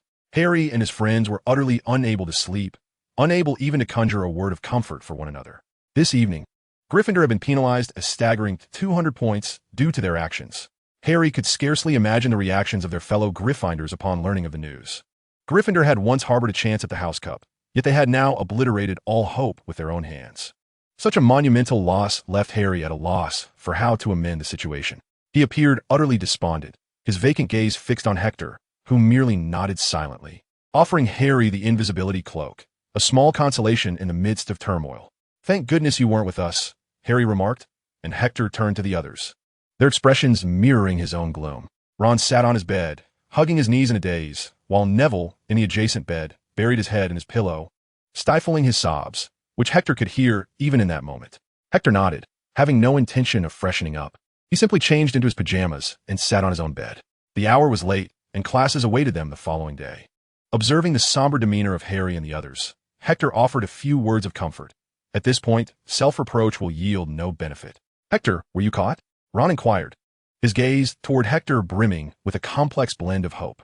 He wished for Hector to have escaped capture, so Gryffindor would be penalized less. Yet he also harbored a desire for Hector to have been apprehended, as it might provide him with a sense of balance. Hector nodded and explained. Professor Dumbledore did apprehend me. Fortunately, my points were not deducted, though I suspect I shall face detention. That night, apart from the oblivious Seamus, everyone else slept rather uneasily. Harry and the others were wide awake, wishing for the night to stretch longer. They had never dreaded the arrival of dawn so intensely. Hector also found little rest, feeling an unsettling sense that something was amiss, compelling him to investigate. Yet reason urged him to remain in bed. However, Hector was a Gryffindor, and although he possessed reason, it was in scant supply. Finally, before dawn broke, Hector had grown weary of this agonizing wait in bed, where time stretched interminably, mingled with the desolate feeling of fatigue and wakefulness. Resolutely, he decided to rise from his bed, don his outer robe, and prepare to exit the dormitory. I'm going to see my grandfather. Hector fabricated an excuse. I'm feeling a bit unwell. Do you need assistance, Hector? Queried Neville, his voice still tinged with remnants of last night's distress, a significant blow for him, which had led him to vow never to become embroiled in any affairs again and instead focus on learning magic quietly alongside Hector. Nevertheless, upon hearing Hector's claim of discomfort, he instinctively sought to offer his support. Hector shook his head, yet he was grateful for Neville's concern. Thank you, but it's unnecessary, Neville. You should rest, he replied, prompting Neville to nod and recline once more. Before departing the dormitory, Hector cautiously patted his pocket, reassured that his wand lay securely within. He drew it out, gripping it firmly, and then pushed open the door to the dormitory. Hector descended the spiral staircase, vigilant for any shadows lurking in the corners. He approached the Gryffindor common room, where not a single light flickered. However, by the light of the moon, he discerned a figure, large and leaning against a chair. Hector pointed his wand at the silhouette, his caution heightened. Any movement from that figure would prompt him to strike decisively. Why aren't you asleep, Hector? A familiar voice emerged from the darkness, and instantaneously, the lights in the Gryffindor common room illuminated, blinding Hector momentarily, forcing him to squint to adjust. Yet, he lowered his wand, recognizing the voice all too well. It was Albus. Hector could just make out him, arms crossed, smiling at him. What is Albus doing here? Hector pondered, feeling overwhelmed by the inexplicable events of the day. Chapter 53. The Disappearance of Chilo. Hector attempted to inquire about what had transpired, but Albus confessed ignorance. Albus Dumbledore had merely instructed Fawkes to inform him to guard Hector at Hogwarts for the night. Upon receiving the news, Albus had hurried from the leaky cauldron to Hogwarts. Hector found Albus's enigmatic behavior utterly perplexing, his mood darkening further with frustration and confusion. He was increasingly convinced that something significant was unfolding that night, and he resolved to make his way to the headmaster's office. Yet, before he could take a step, Albus timely extended his arm to halt him. Albus specifically instructed me to stop you, he asserted. Albus's arm was robust, and his words carried the same strength. Tonight, Hogwarts is not at peace. Hector had nearly discerned the unfolding events, his emotions complex. He felt a sense of relief witnessing Dumbledore's departure from his rigid plans, embracing change. It appeared that Dumbledore had taken his words to heart, which brought Hector solace. However, he remained deeply dissatisfied with the obfuscation exhibited by his elder. Hector implored Dumbledore to cultivate trust in others, a sentiment that certainly included himself. What rationale existed in excluding him? I wish to discuss something with you, my dear professor. Hector endeavored to persuade the venerable figure before him. He hasn't divulged anything to you either, has he, grandfather? Can you truly endure being kept in the dark by Dumbledore? In response to Hector's clumsy and transparent attempts at sowing discord, Albus merely twitched his nose, paying little mind to the provocations. I admit, I am indeed vexed by Albus withholding information from me, Albus remarked, his brow involuntarily arching as he regarded Hector. He swallowed hard before continuing, but that is just Albus. I have grown accustomed to it. However, he did say something today that I believe holds merit. Albus stared intently at Hector. What did he say? Hector inquired. Do not involve Hector, was Albus's response, and that was precisely why I am here. Hector opened his mouth, poised to counter Albus, yet found himself at a loss for words. He recognized the futility of persuading Albus. Thus, all that remained was the option of quietly spending a moment with this long-absent elder. The thought of employing the disillusionment charm crossed his mind, yet he was acutely aware of Albus's formidable prowess. With nothing else to be done, Hector settled beside Albus, feeling a twinge of nostalgia for the elder he had not seen in quite some time. Albus, using the very arm that had just restrained Hector, gently drew him into an embrace. Throughout the encounter, Albus utilized only one arm, while Hector quickly noticed that the other remained pressed against his body, his hand firmly clutching his wand. Albus was steadfastly committed to the task of safeguarding Hector, vigilantly observing all potential threats to the boy's safety while offering his warm embrace to the troubled child. Hector, relax. I am here for you, Albus murmured, sensing the boy's discontent as furrowed brows betrayed his inner turmoil. This distress tugged at Albus's heart, leaving him unsure how to console Hector, compelling him to instinctively hold the boy a little tighter. Moreover, the meals at home were quite delectable, rivaling those of Hogwarts. The embrace of Albus was exceedingly warm, rendering Hector incapable of contemplating anything else. The profound unease that had earlier gripped his heart dissipated entirely in this moment. Drowsiness washed over him like a tide, and Hector soon found himself unconsciously closing his eyes, his body sliding downwards until he nestled comfortably upon Albus's thigh. Albus sat quietly, Hector's head resting upon his lap, and before long, Hector succumbed to slumber. The early spring night still held a slight chill, and Albus grew concerned that Hector, without a blanket, might fall ill from the cold. He hurriedly removed his coat and delicately draped it over Hector's form. The night seemed to lose its length. With dawn approaching more swiftly than usual, Albus sat there, wishing against the rising light of dawn more than he ever had before. If only the night could linger a little longer, Hector could at least enjoy a bit more rest. As the first rays of dawn kissed Hector's face, Fawkes arrived at the Gryffindor common room. She perched upon Albus's shoulder, who nodded in acknowledgement.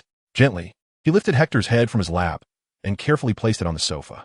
Albus performed these actions in utter silence, while Fawkes leaped onto a nearby armchair, patiently awaiting his next move. Did Albus seek me? Albus rubbed his wrist and, lowering his voice, inquired of Fawkes, who nodded without uttering a sound. Very well, Albus muttered, casting a glance at the curled-up Hector on the sofa. He crouched down, extending his hand to softly caress Hector's head. What a splendid child he is. Rising, he turned to Fawkes. Please refrain from employing your usual tactics here. I shall approach on my own. Albus made his way towards the portrait of the fat lady, with Fawkes perched upon his shoulder. They departed the Gryffindor common room quietly, as though nothing had transpired. Wake up, Hector. After an indeterminate passage of time, a familiar voice roused Hector from his sleep. Blinking his eyes open, he beheld Hermione, her face awash with concern. Instinctively, he glanced around. Aside from the coat draped over him, Albus was nowhere to be found. How'd you end up sleeping here? Hermione asked, her expression filled with worry. Then, as if recalling something, she lowered her gaze. You weren't caught by Professor McGonagall, were you? Hector sat up, stretching his stiff limbs. He shook his head at Hermione. It wasn't that bad. I merely encountered Professor Dumbledore. He yawned and continued. No points were deducted, but of course, I am confined to his quarters. Relief washed over Hermione. Yet Hector could discern the guilt etched upon the young witch's face. His attempts at reassurance seemed to have little effect. She merely nodded. And soon they encountered Harry and others who had risen early, or perhaps had been sleepless throughout the night. An air of awkwardness filled the Gryffindor common room as they grappled with the remnants of what could only be described as a nightmarish experience. Unsure of how best to broach the subject, Harry, Hermione, and Hector merely exchanged morning greetings, after which silence enveloped them as they made their way to the Great Hall.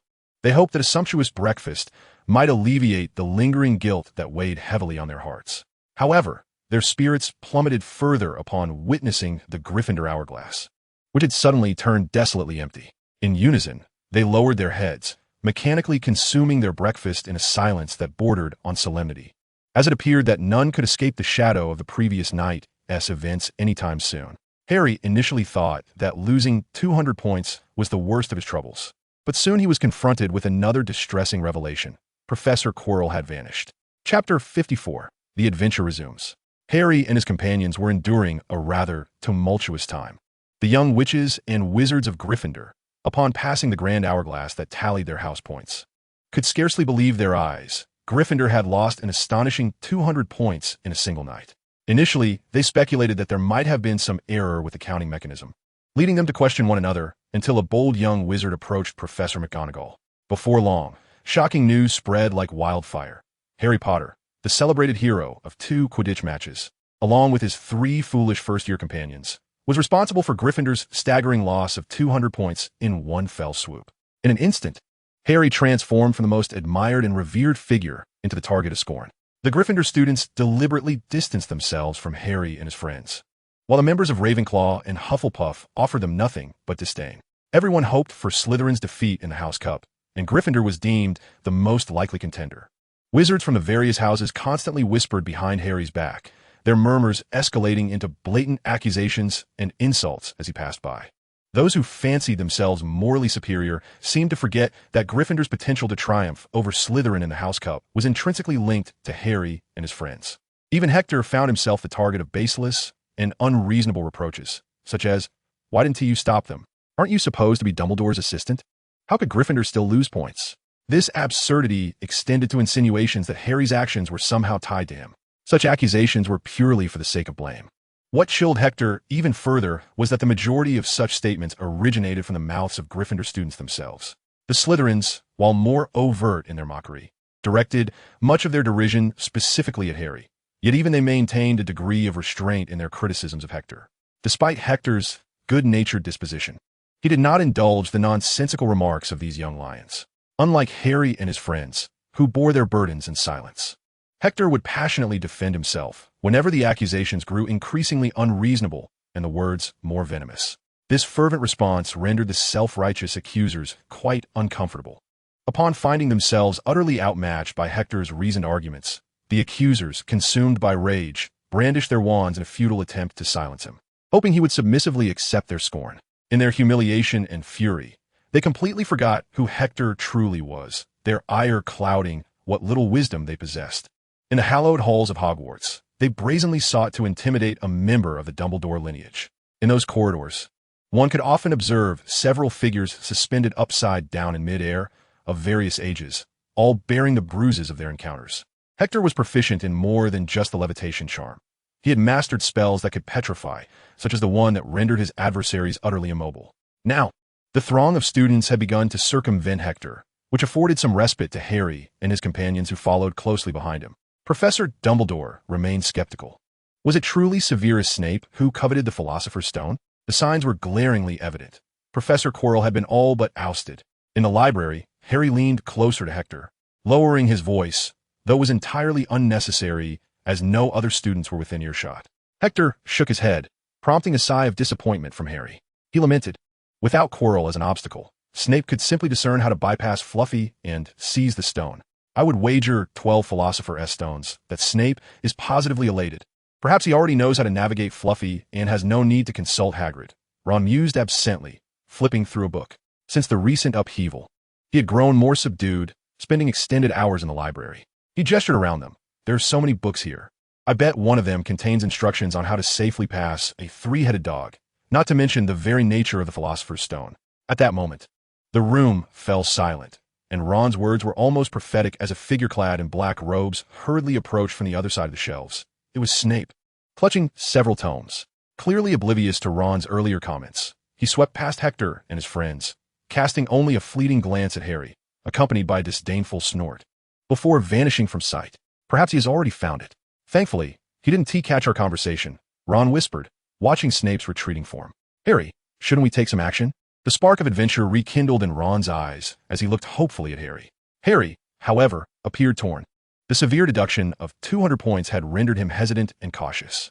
Despite this, the fire of adventure still burned within him, leaving him indecisive as he cast a pleading glance toward Hermione. Are you certain, Harry? If we get caught again, expulsion will be our only fate, Hermione replied, sharing Harry's concern about Quirrell's sudden disappearance, which surely could not be attributed to mere illness. However, the reckless actions of the past had left Hermione burdened with guilt for an extended period, and the endeavor to protect the Philosopher's Stone would undoubtedly entail a multitude of rule violations and point deductions. Hermione found herself in a quandary. Her rational mind advised against such actions, yet a profound sense of duty compelled her to consider stepping forward. Hermione understood that Quirrell was no longer at the school, and the only obstacle remaining before confronting Snape was the formidable challenge posed by Lucius, and nothing more. Harry ultimately persuaded himself to abandon the notion of minding his own business, and with newfound determination, he gazed earnestly at Hermione, Ron, and Hector, who was engrossed in a potions book, along with Neville, who clutched a hefty tome on herbology behind him. We have no allies left. Even Dumbledore does not believe that Snape is the true mastermind behind these events, and naturally, the other professors will not trust us either. As for Filch, his relationship with Snape is far too close, and he would relish the opportunity to see more students expelled. Only we know the truth, and only we can thwart him. Hermione and Ron were swayed by Harry's words, and the adventurous flame within them reignited. However, Hector, the pinnacle of their combat prowess, remained silent, his head bowed, offering no commentary. He felt indifferent to the incendiary rhetoric of the group. After all, Harry's deductions had been flawed from the outset. At this juncture, Hector was far more concerned with how Dumbledore was managing Quirrell and Peter Pettigrew. He had visited the headmaster's office on multiple occasions, yet Albus seemed to have vanished entirely, with even Aurora, whom Hector had dispatched to deliver messages, unable to locate him. Hector's frustration persisted until this morning, culminating when Aurora returned, this time with a note affixed to her leg. After dinner, a meeting in the headmaster's office was scheduled. It appeared that old Albus intended to clarify everything with Hector in one fell swoop. Hector mused upon this, his curiosity piqued. What had transpired with Quirrell? Had Peter Pettigrew been captured? Why had Albus come to Hogwarts that fateful night? All these questions would remain unanswered until the evening. Chapter 55, Answers. After dinner, Hector first returned to the Gryffindor common room with Harry and the others. Throughout their journey, Harry and his companions were engrossed in planning something, originally intending for Hector to join, but upon showing them Dumbledore's note, they reluctantly abandoned the idea of insisting he remain. You might want to discuss Snape with your grandfather, Harry suggested, evidently still hopeful. He yearned to secure Dumbledore's trust. If successful, their burdens would be significantly alleviated. Professor Quirrell's whereabouts remained a mystery. He had vanished from the school, his office devoid of his presence, and he had not even taken his belongings, which served as compelling evidence that Snape had surely done something to him. Harry gazed eagerly at Hector, who nodded thoughtfully. I will speak with Grandfather Albus, he assured. However, to temper Harry's expectations, Hector cautiously added, but do not hold out too much hope, Harry. I can guarantee that he will not heed your words. With that, Hector offered a precautionary warning, waved farewell to everyone, and departed the Gryffindor common room, making his way directly to the headmaster's office on the 8th floor. Upon arrival, the stone guardian promptly moved aside, allowing Hector to ascend the spiral staircase with practiced ease. To his surprise, it was not Dumbledore who greeted him first, but rather Aurora, whom Hector had entrusted to the headmaster's care. Not wishing to be overly ostentatious, he had placed Aurora under Dumbledore's supervision, and she had flourished under Fawkes' attentive guardianship. You've arrived, Dumbledore remarked, reclining in his grand chair. He appeared to have been conversing with the portraits adorning the walls, but the instant Hector stepped into the office, their chatter ceased. Dumbledore, clutching a jar of sweets, turned with a warm smile, while the illustrious wizards depicted in the portraits promptly feigned slumber. Hector surmised that those who hastily departed their frames had likely gone elsewhere to relay Dumbledore's directives. His gaze drifted to the portraits behind Dumbledore, each frame inscribed with a golden plaque bearing the name of the esteemed wizard depicted. Most of these portraits were of former headmasters of Hogwarts, alongside a few notable figures from the magical community. Hector was aware that the individuals in the portraits possessed their own thoughts. While perhaps not as astute as their living counterparts, they were capable of simple conversation. Yet, despite their loquacity, none had ever spoken to Hector, as if by some unspoken arrangement, for whenever he cast his eyes upon them, they would instantly adopt a pose of deep slumber, despite their lack of need for rest. "Forgive me, Hector," Dumbledore began. "That night, a perilous event transpired at Hogwarts, and I did not wish for you to become entangled in it, which is why I refrained from informing you. Is it now the time for me to learn?" Hector inquired, striving to appear somewhat indignant, if only to elicit a twinge of guilt from his grandfather Albus. Yet, the curiosity etched upon his face belied his true feelings. "That is precisely why I summoned you," Dumbledore responded, exhibiting a far more composed demeanor than during their last encounter. He appeared relaxed, suggesting that recent endeavors had progressed smoothly. Even fox feathers gleamed with an added luster. Dumbledore plucked a candy resembling a cockroach from the jar, and Hector could hear the crunch as Dumbledore bit into it, evoking a sense of unease within him. As Dumbledore savored his cherished treat, his eyes twinkling, he began to recount. "That night, I felt we could not delay any longer. While having Voldemort in plain sight may have its advantages, it is unwise to allow him to regain his strength unchallenged. Thus, I resolved to eradicate this latent threat once and for all." The candy had already been swallowed by him, and Dumbledore retrieved another cockroach from the jar and placed it in his mouth before continuing. "I consider myself fortunate. Quirrell had no inkling that I had uncovered everything. He is still preoccupied with deciphering the challenges set by the other professors. Even Peter Pettigrew was fortuitously discovered by Voldemort. It took Quirrell quite some time to capture the slippery Peter. However, Peter did not escape. It was Hogwarts house elf that apprehended him. Surprisingly, Peter's wand was ill-suited for him, its origin unknown, and he was unable to cast any spells before being bound by the house elf. Moreover, he was entirely oblivious. The reason he fled that night was due to Voldemort's summoning him. In truth, we had overthought the matter. The reality is far simpler than we presumed." Dumbledore scratched his head, his hand instinctively reaching towards the jar of sweets, as if he would cease to speak without it. "Quirrell is a pitiable fellow. Voldemort relentlessly siphons his life force, even resorting to drinking unicorn blood to prolong his existence. When Minerva and I cornered Quirrell, Voldemort unhesitatingly abandoned him, even draining the meager life force that remained within him before departing. Quirrell was reduced to ashes, with no chance of salvation. The blood of a unicorn is cursed. It can indeed temporarily restore vitality, but the toll it exacts far outweighs the benefits gained." Dumbledore paused, gesturing towards a cage in the corner that contained a familiar rat. "As for Peter Pettigrew, I borrowed some Veritaserum from Severus, and its efficacy was remarkable. He divulged everything, including how he betrayed James and Lily and framed Sirius. Rest assured, I have retained evidence. Arthur provided me with a rather useful contraption he salvaged from Muggles, known as a camera, if I recall correctly. As I have mentioned, Muggles often possess remarkable ingenuity." With a flick of his wand, Dumbledore summoned the cage, which floated over to rest upon the long table before Hector. The rat inside cowered in the corner, and Hector could see its body trembling from fear. Presently, Peter Pettigrew bore no distinction from an ordinary rat, save for living a tad longer. Hector scrutinized Scabbers, who was cautiously beginning to move, curiously sniffing the scents upon Dumbledore's desk, while the jar in Dumbledore's hand quickly captivated its attention. After observing for some time, Hector discerned no signs of performance in Scabbers' behavior. It seemed merely a house rat that would not last much longer. Once Sirius emerged, Hector could conceive of no reason to spare its wretched life. Peter also shared a wealth of invaluable intelligence. Dumbledore glanced at Fong, who extended its tiny claws through the gaps of the cage, its steadfast black eyes fixated on the jar of sweets in Dumbledore's hand. Dumbledore retrieved a pile of cockroaches from a jar and offered them to Fong. Tom had devised numerous strategies to acquire the Philosopher's Stone. He even instructed Peter to reach out to his former associates. Tom intended for his loyal followers to create a disturbance, facilitating his acquisition of the stone. This presented us with an excellent opportunity to apprehend as many of the Death Eaters as possible who were currently on the run.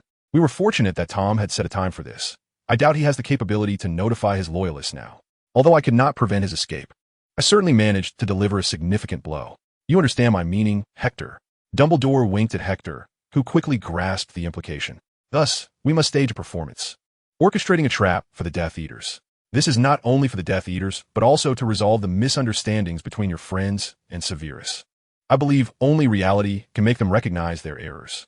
Dumbledore maintained a smile, but Hector discerned a cunning undertone within it. Naturally, someone must play Professor Quirrell, and I cannot think of anyone more suited than Severus. Professor Snape?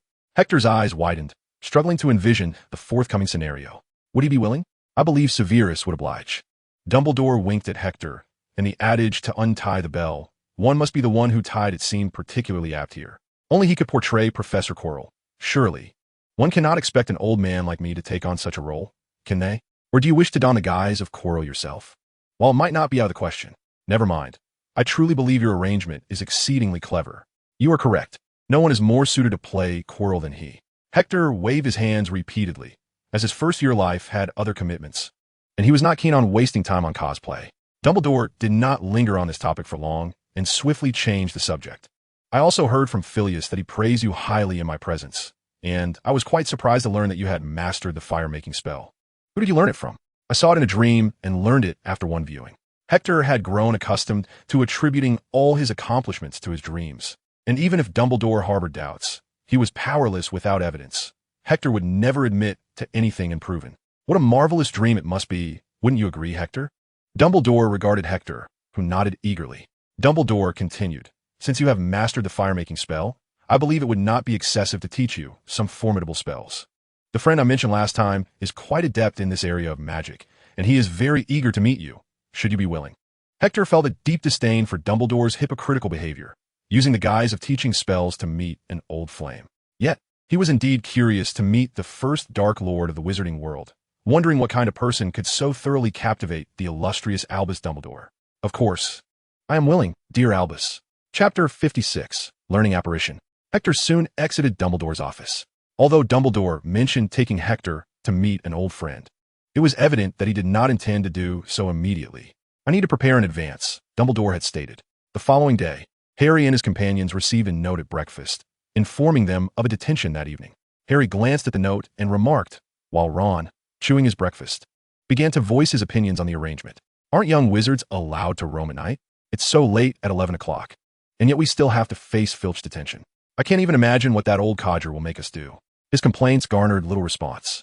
Hermione and Neville deemed the punishment reasonable, and even Harry, typically siding with Ron, silently continued with his meal. Will you be joining us? After being rebuffed by Harry, Ron turned to Hector, who was sipping oatmeal while reading a newspaper. Hector glanced at Ron and shook his head. No, Ron, my detention is quite different. Professor Flitwick has arranged all my detentions, including the future ones, so I will likely be going to him. Oh, how I wish I could be in your position. Ron muttered, poking at the bread on his plate. I would prefer 2 detentions with Flitwick over facing that old codger. However, his complaints would not alter the situation. After the midday break, Hector bid farewell to Harry and the others, turning to head toward Professor Flitwick's office for his detention. Oh, Hector, your detention will not take place here, Professor Flitwick said, causing a weight to settle in Hector's heart.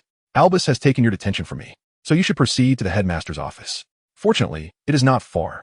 Hector nodded, bidding farewell to Professor Flitwick before making his way to the headmaster's office. The door to the headmaster's office stood ajar, and the stone guardian was absent from the entrance. It seemed that ever since Hector had prepared his list, he had not faced any further challenges, which left him feeling somewhat disoriented, as if he had been played. Nevertheless, it was convenient. He could enter the classroom directly without the need for the complex process of reporting his name. You've arrived, Hector, Dumbledore greeted from his armchair, appearing quite spirited. Instead of the familiar jar of sweets, an ancient wand rested before him. Are you ready to learn apparition? Hector nodded, retrieving his wand from his pocket. Having contemplated this on his way, however, he knew he must begin with the basics of the spell. Dumbledore extended his arm, gesturing for Hector to join him. I'm mused that the Forbidden Forest was indeed a fitting locale. Hector draped his arm over Dumbledore's shoulder, and, as the familiar contours of space twisted, the two vanished from the office. Their figures re-emerged in a clearing near the Forbidden Forest, surrounded by dense woods that embraced everything that transpired here. 2 large circles were drawn on the ground, spaced apart considerably. It appeared that Dumbledore had devoted ample time to fulfill his promise. Hector reflected that this instance of apparition was significantly improved compared to any previous attempt. The disorienting dizziness was far less severe, and the urge to vomit was notably diminished. Well done, Hector, Dumbledore remarked with a smile, pointing to the 2 large circles. I trust you are now familiar with the apparition spell. The next step is to accurately transition from this circle to the other. Dumbledore extended his arm further, adding, "Shall we give it a try? If you feel prepared." Hector shook his head. He had confidence in his abilities. Mastery of spells was no trifling matter, and enlisting Dumbledore's assistance was merely a precaution. After all, learning apparition carried tangible risks of injury. Although self-assured, exercising caution was prudent. Dumbledore nodded, expressing his faith in Hector. Yet he did not hesitate to retrieve a plethora of fresh herbs, a large jar labeled with a potion for healing, and another substantial container filled with blood-replenishing elixirs. Hector even noticed a sizable jar of bone marrow essence. Just in case, Dumbledore explained, you might find these useful. He also reminded Hector, remember the 3 Ds, destination, determination, and deliberation. Focus your mind on the destination and be resolute. You may turn in place. This will help you attune to your body. Once you perceive your body as ethereal, then move with composure. Isn't it better to wait for the interest to accumulate if you can't reach the destination? Hector muttered under his breath, yet he absorbed Dumbledore's words. All right, when I count to 3, be ready. 1, 2, 3. Hector held his breath, concentrating entirely on the distant circle, listening to Dumbledore's command, striving to embody the calmness he had mentioned. As Dumbledore reached 3, Hector turned in place, quickly sensing a lightness in his body. This must be the feeling of being ethereal. His mind honed in solely on the destination and the necessity of reaching it. While the surrounding space contorted rapidly, Hector felt himself fold into the very fabric of space, a sensation far more liberating than previous experiences of apparition. Akin to the relief a driver feels compared to a car passenger who suffers from motion sickness. Hector's body materialized precisely within the circle that Dumbledore had drawn, perfectly aligned. The sensation of apparition was utterly exhilarating, devoid of any dizziness. Hector even reveled in the initial feeling of ethereality and lightness. Have I succeeded? Hector glanced at Dumbledore, who stood beside him, his eyes crinkled into a smile. Indeed, Hector, a successful attempt, with no bodily parts lost, not even a strand of hair. With a flick of his wand, Dumbledore levitated the scattered bottles and jars from the floor, which then autonomously made their way into his satchel. You need to practice more, Hector, until you achieve mastery, though I believe you may not require these again.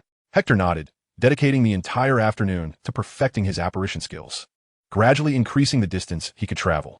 Dumbledore had lifted most of the anti-apparition charms in the Forbidden Forest, allowing Hector to fully appreciate the allure of this magical art. The learning is far from over, Dumbledore remarked. Mastering apparition is merely the first step.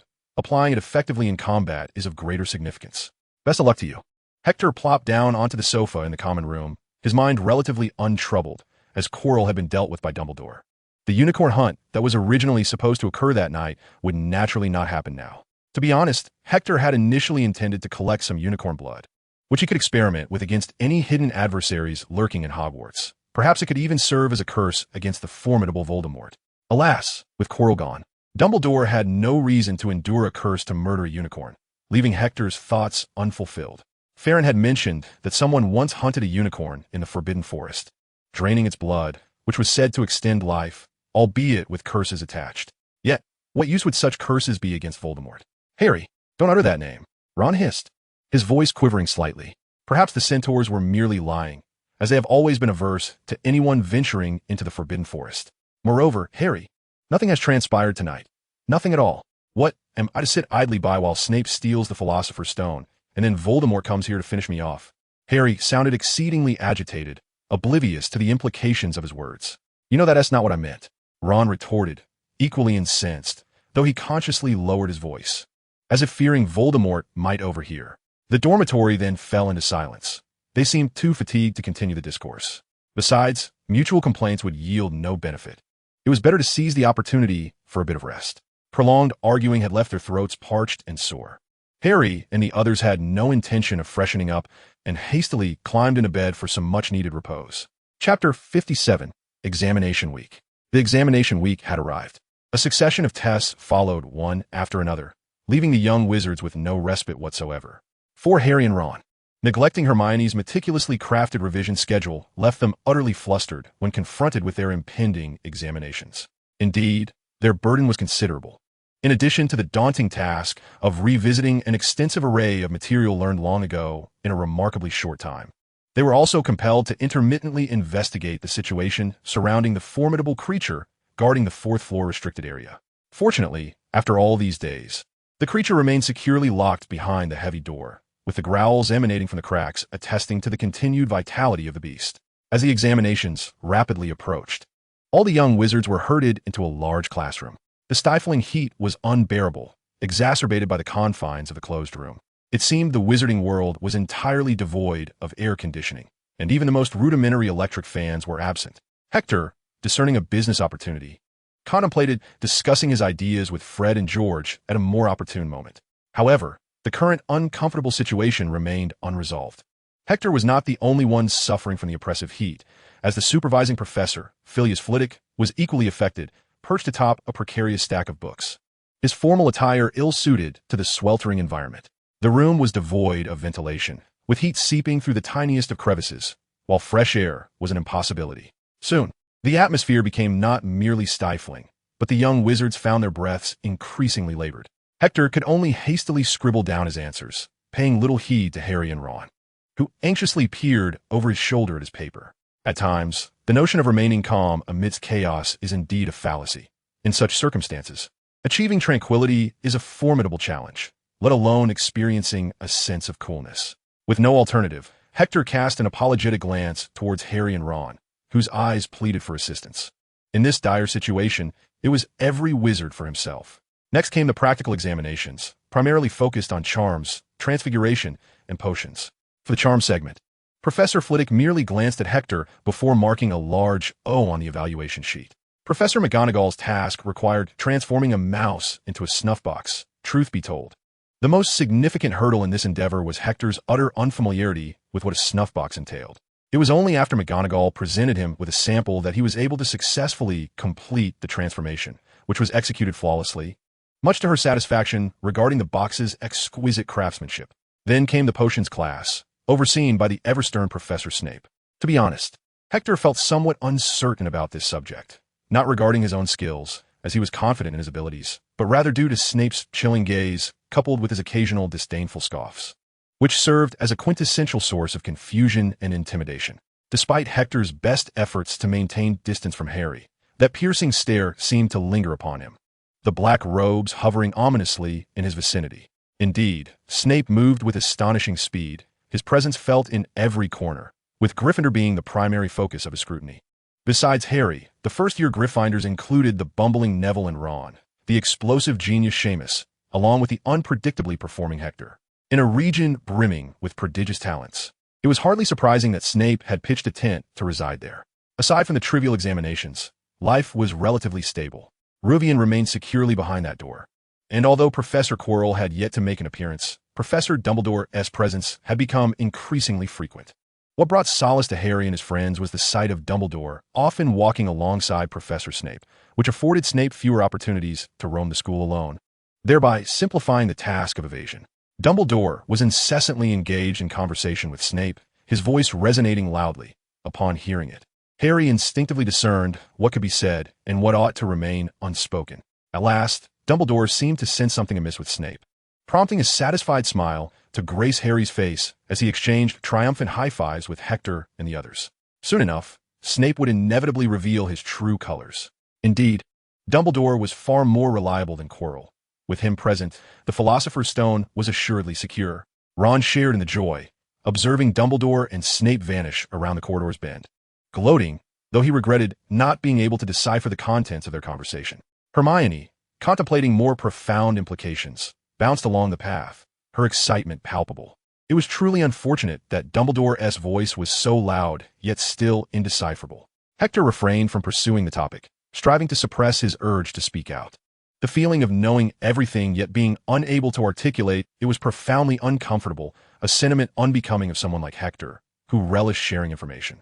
The beseeching expression on Dumbledore's face was glaringly evident to Hector, while Snape exhibited a demeanor of cold indifference, even bordering on impatience. They were not walking side by side. Snape had taken the outer path, his strides noticeably brisker, while Dumbledore trailed closely behind, evidently struggling to penetrate Snape's defenses. Hector could only offer silent encouragement to Dumbledore, unwilling to involve himself in the endeavor to persuade Snape. Nevertheless, he did not wish for Dumbledore's failure.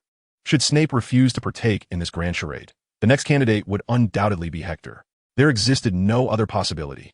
Only Snape's concern for Harry could compel such a disgraceful act. If he declined, Hector would be the sole alternative. Dumbledore would never willingly assume the role. He would prefer to employ the unreliable and easily discernible art of transfiguration rather than take the stage himself.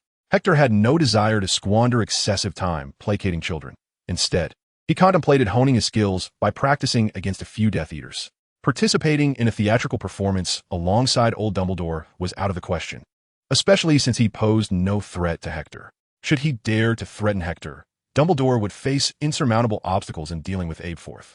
The final examination was in the subject of history of magic, undeniably the most tedious course imaginable. When did those eccentric old wizards invent the self-stirring cauldron? Regarding the rebellion of the little sprites, Hector was completely uninterested. Rather, he yearned to delve into the life of Voldemort and the historical confrontation between Dumbledore and Grindelwald. Unfortunately, no tome of magical history dared to comment upon these two figures. In summary, all was well, save for one minor inconvenience. Ever since that confinement incident, Harry had been plagued by nightmares for several consecutive nights, each dream haunted by a cloaked figure with blood dripping from its lips. Nothing more than that. Harry's scar had not throbbed in quite some time, which was a relief. Not only Hector, but Harry himself shared this sentiment. With a full week remaining until the exam results were announced, this time could be entirely devoted to casting all worries aside and relishing in this hard-won tranquility. However, life at Hogwarts was bound to be anything but serene. Of this Hector was acutely aware. A grand spectacle loomed ahead. How would the story unfold? Hector was already brimming with anticipation. Chapter 58. You are not alone, Hector. Harry was frequently beset by an unsettling feeling, which he initially attributed to the pressure of successive examinations. Yet now that all tests were completed, the discomfort had not abated. Rather, it intensified. Clearly, this unease had nothing to do with the exams, Harry mused. He felt as though he had overlooked something profoundly significant, though he could not quite identify it. Harry could not dismiss the instinctual sense of impending crisis that surged within him, and it soon escalated. His scars suddenly throbbed with pain. Harry gasped, clutching his forehead tightly, his brow furrowed as he endured the sudden wave of agony. What is wrong, Harry? Ron, seated beside him, was the first to notice the anomaly, his concern evident. I don't know. My scar just started hurting, Harry replied, panting for breath as he rubbed his forehead in an attempt to alleviate the discomfort. Though it seemed ineffective. Should we go see Madame Pomfrey? Hermione, seated on the carpet, cast a worried glance at Harry. He shook his head. I'm not ill, Hermione. I believe the pain in my scar serves as a warning. It hurt the last time Snape looked at me. I think it is signaling that danger is imminent, and Hector is not here right now. Indeed, Hector was absent. The narrative of the first academic year was drawing to a close, although Dumbledore had not disclosed when the Death Eaters would enact their so-called plan. Hector was certain it would be soon. To prudently manage any unforeseen events, Hector deemed it was time to utilize that potion of magical enhancement. On the afternoon of the first day post-examinations, Hector bid farewell to Harry and the others, departing the Great Hall to make his way directly to the headmaster's office. As expected, the cunning gargoyle readily granted Hector passage. His actions, combined with that hollow and seemingly arrogant gaze, only served to further irritate Hector. Yet, he managed to refrain from putting Hector in a difficult position, given Dumbledore's frequency of changing passwords and his ever-expanding array of suites. Reciting the now considerably lengthened list of favorites would surely keep Hector occupied for quite some time. Oh, it's you, Hector. I knew you would come, Dumbledore remarked, as composed as ever in his rocking chair, his eyes slightly narrowed in apparent contentment. However, I didn't expect you to seek me out so soon. I thought you would arrive a bit later. You must be eager to know when they will commence their actions, correct? It is indeed today, but that Group 1T begin executing their plan until midnight, so there is no need for haste. Has Snape agreed? Hector, observing Dumbledore's tranquil demeanor, felt a twinge of foolishness for his question, yet he still inquired. It is Professor Snape, Hector, Dumbledore replied, still not opening his eyes. He swayed gently in his chair, his hand unconsciously reaching for a small jar at his chest. Indeed, Severus has consented. Convincing him took considerable time, but all is still not lost. You are certainly not here solely for this matter, Hector.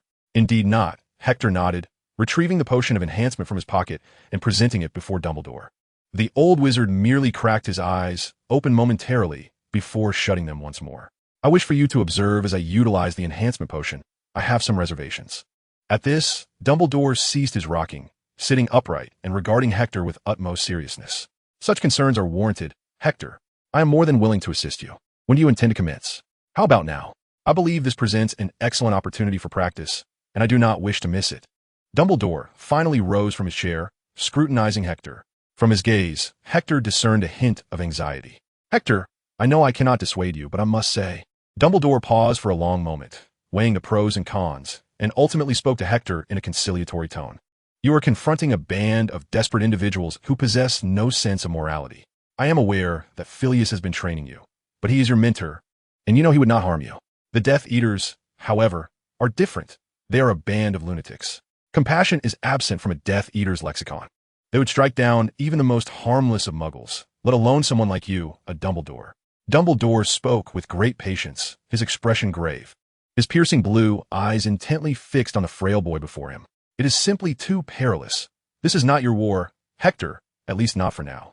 Hector furrowed his brow, eager to counter Dumbledore's words. Yet, before he could utter a syllable, Dumbledore continued, I understand, once you have made up your mind. No one can deter you. However, Hector, you are not alone. You have friends like Harry, Fred, George, Hermione, and Neville, as well as family, Aurora and Aberforth, and of course, me, Hector. Hector lowered his gaze, the retort he had intended to voice lodged in his throat, leaving him utterly speechless. The elderly figure before him appeared so earnest, so resolute. Hector seemed to envision the silhouette of someone striving to uphold their home within their means. Hogwarts was that home, and Dumbledore stood as its most steadfast pillar, shielding them from all conceivable threats outside the castle walls. For many years, this had been the case. Dumbledore must have grown accustomed to such days.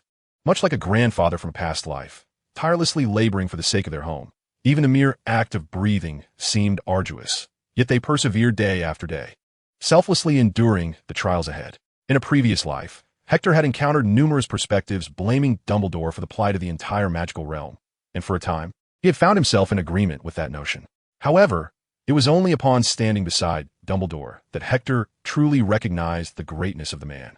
It was never Dumbledore who was extricable from a magical world, but rather the magical world that could not exist without Dumbledore. Under Dumbledore's protection, they enjoyed tranquility and peace. Over time, they had come to take this serenity for granted, turning to reproach the tallest figure who stood resolutely against all adversities. Peace had never been a gift bestowed by fortune. It was the fruit of enduring struggle and vigilant guardianship. Thus, one must exercise caution and refrain from bravado, Hector. Dumbledore's words were imbued with sincerity, and Hector nodded, I will, Grandfather Aberforth. That is good to hear, Hector. Are you not planning to use the enhancement potion? Now indeed seems a propitious time.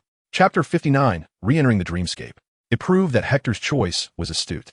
The previous dosage of the enhancement potion had been quite modest, leaving him with little sensation. This time, however, he consumed the entire potion in one go, and it must be said, the experience was markedly different. The viscous black liquid coursed down Hector's throat, initially providing a chilling sensation. Yet, before long, that coolness dissipated, replaced by an intense heat. Hector could feel the scalding liquid surging through his veins, gradually spreading to every corner of his body. The warmth erupted from the area just above his lower abdomen, initially presenting a gentle heat. Gradually, the warmth made its way towards his heart, transforming from a temperate sensation to an overwhelming blaze. Hector felt as though he were ignited from within, bending over and curling his body, striving to endure the discomfort brought forth by the torrid flow. When that surge of heat knocked upon the gates of his heart, Hector felt the vigorous thumping of his heart suddenly come to a halt. For but a fleeting moment, his muscles tensed as if commanded by some unseen force, and the rigidity of his limbs caused him to lose his balance. Fortunately, Dumbledore was there to support him, preventing a fall. The heart soon resumed its rhythmic beating, its force intensifying, and Hector could even hear its strong cadence resonating in his ears. The blood pumped from his heart became scalding hot, swiftly coursing through his veins with fervor. Dumbledore observed the veins on Hector's exposed skin bulging. The surface flushed a rosy hue, reminiscent of being scalded by boiling water. Hector's body remained stiff, and despite his attempts to regain control over his limbs, the tautness persisted, his muscles rigid.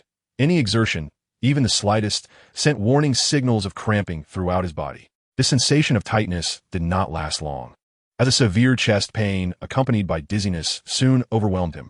Dumbledore assisted Hector onto a conjured bed, where his muscles transitioned from taut to slack. He found himself devoid of the strength even to lift a finger. Words eluded him, and he struggled to breathe, as though a colossal hand were constricting his throat. Hector's breaths came in fits and starts, and he longed for Dumbledore to intervene, yet his esteemed mentor merely stood by the bed, wand in hand. As his consciousness began to fade, the world around him gradually transformed into a blurred mirage. Was that sensation truly the beating of a heart? Hector could no longer discern. As the chest pain lost its sharpness, and he plummeted into an abyss of darkness, the light dwindling from a beam to a narrow slit, then to an inconsequential point, until finally, the darkness enveloped him entirely. Time became an abstract concept, and after an indeterminate span, Hector felt a beam of light piercing into his eyes. I hope this isn't a pupil check, he mused, attempting to open his eyes. To his surprise, this proved less arduous than he had anticipated. However, Hector soon realized he was ensconced within a dream. Surely, had he perished? He pondered, feeling his body suspended in mid-air, yet he sensed the presence of his limbs. Not in a disembodied manner. Before him, a luminous scene unfolded, portraying a familiar episode from the Department of Mysteries, the narrative set earlier than his previous encounter. Heir and his companions were now clutching their wands, weaving through rows of crystal memory orbs displayed on stands. The group included Harry, Ron, Hermione, Neville, and an eccentric which adorned with a necklace made of beer bottle caps, her golden hair cascading down. An important detail emerged. The older Hector was absent from this gathering.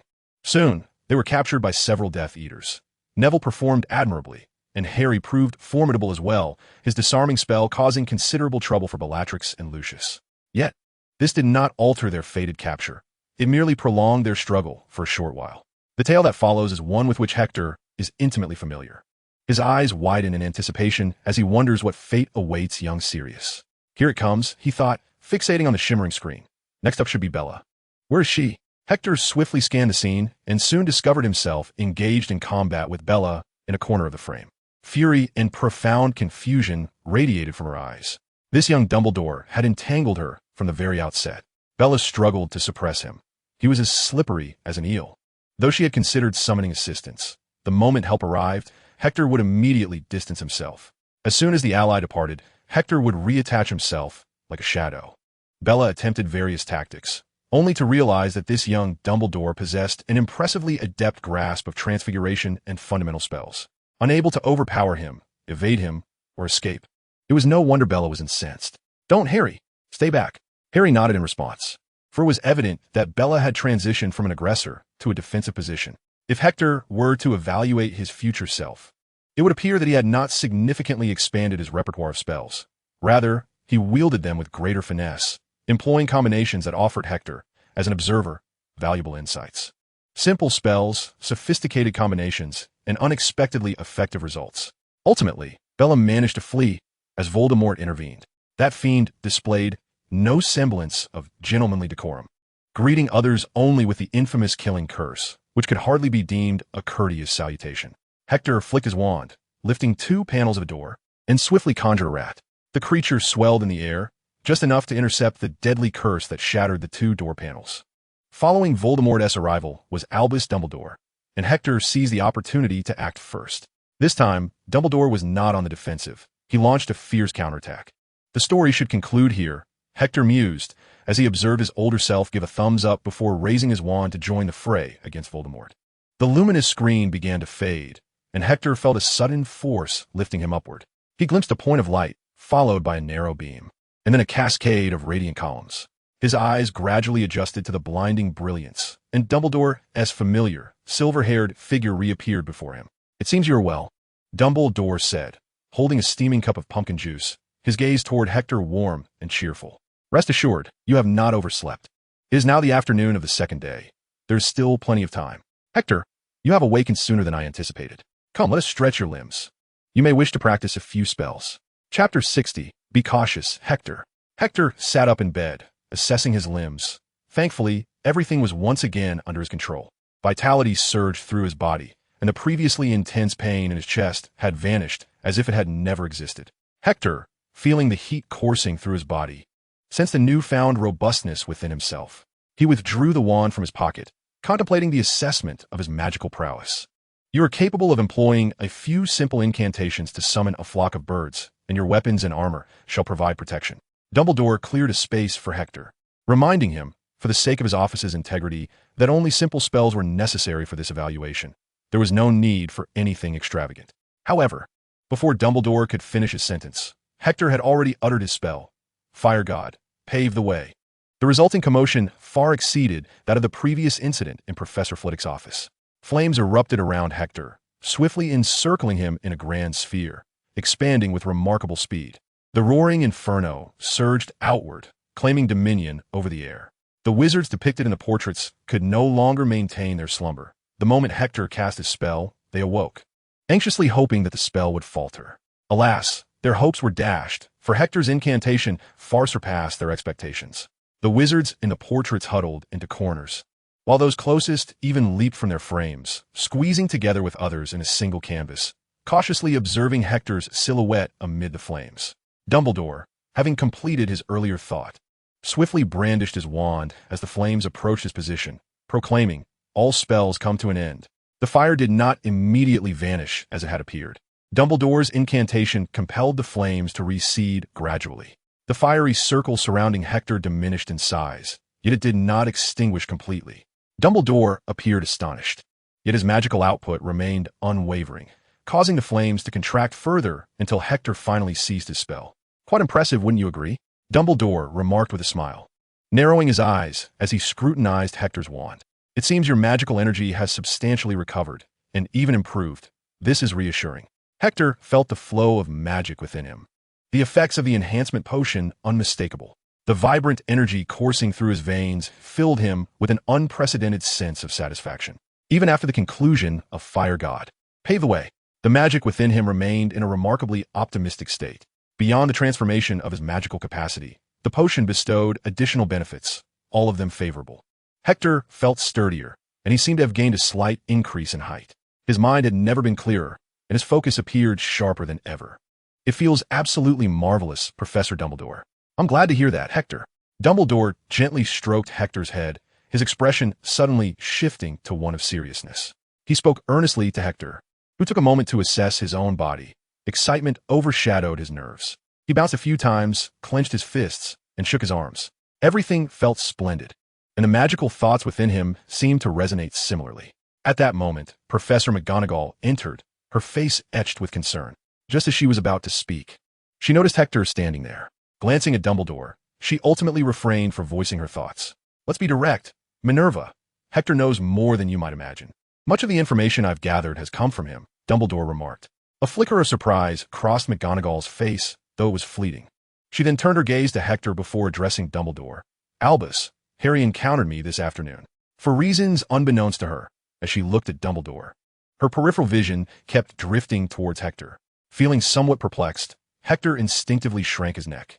"Harry wanted to come and see you personally, but I declined on your behalf, citing your urgent matters at the Ministry of Magic." "Thank you, Minerva. You are correct. I indeed have business at the Ministry. You know their interests lie not only with Hogwarts, but also with the Ministry itself."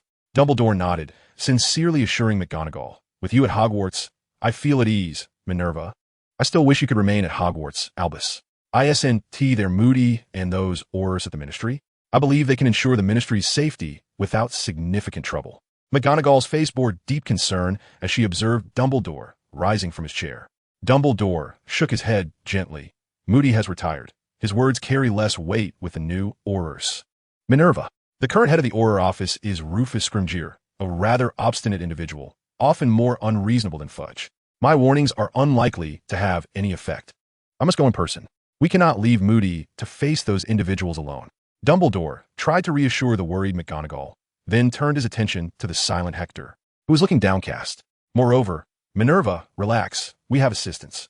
McGonagall glanced at Hector, who finally noticed their gazes.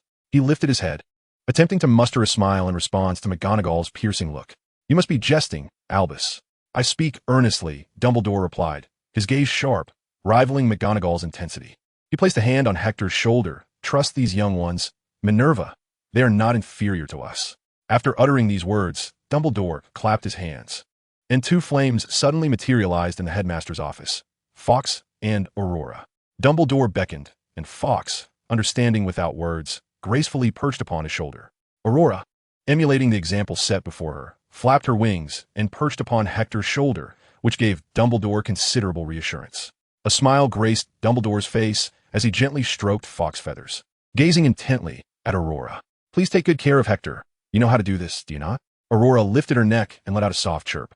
Dumbledore nodded in agreement and opened his arms towards Hector, who readily approached and enveloped Dumbledore in a warm embrace. Be safe, Hector. I have faith in you. After releasing Hector, Dumbledore acknowledged Professor McGonagall with a nod before vanishing from the headmaster's office. Since Albus has agreed, I shall not impede you. Though the notion is indeed rather absurd, Professor McGonagall remarked, observing Hector, who bore a little phoenix upon his shoulder and noting how much he resembled Albus. As she watched Hector's silhouette, a burgeoning trust began to blossom within her. After all, he was a Dumbledore, she mused, yet she still found it challenging to accept the idea of a first-year wizard becoming entangled in such perilous affairs. You must prioritize your safety, Hector. Chapter 61. Unfortunate Harry. Harry exhibited an unusual urgency, feeling compelled to share this news with Dumbledore. However, they were unaware of the location of the headmaster's office, while Hector was certainly in the know, being present there at that very moment. What are you four doing lurking in here?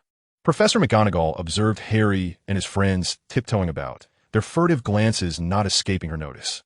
Following the incident that cost them a total of 200 points, McGonagall harbored little fondness for these unruly young wizards. Before McGonagall, Harry found it difficult to concoct any lies.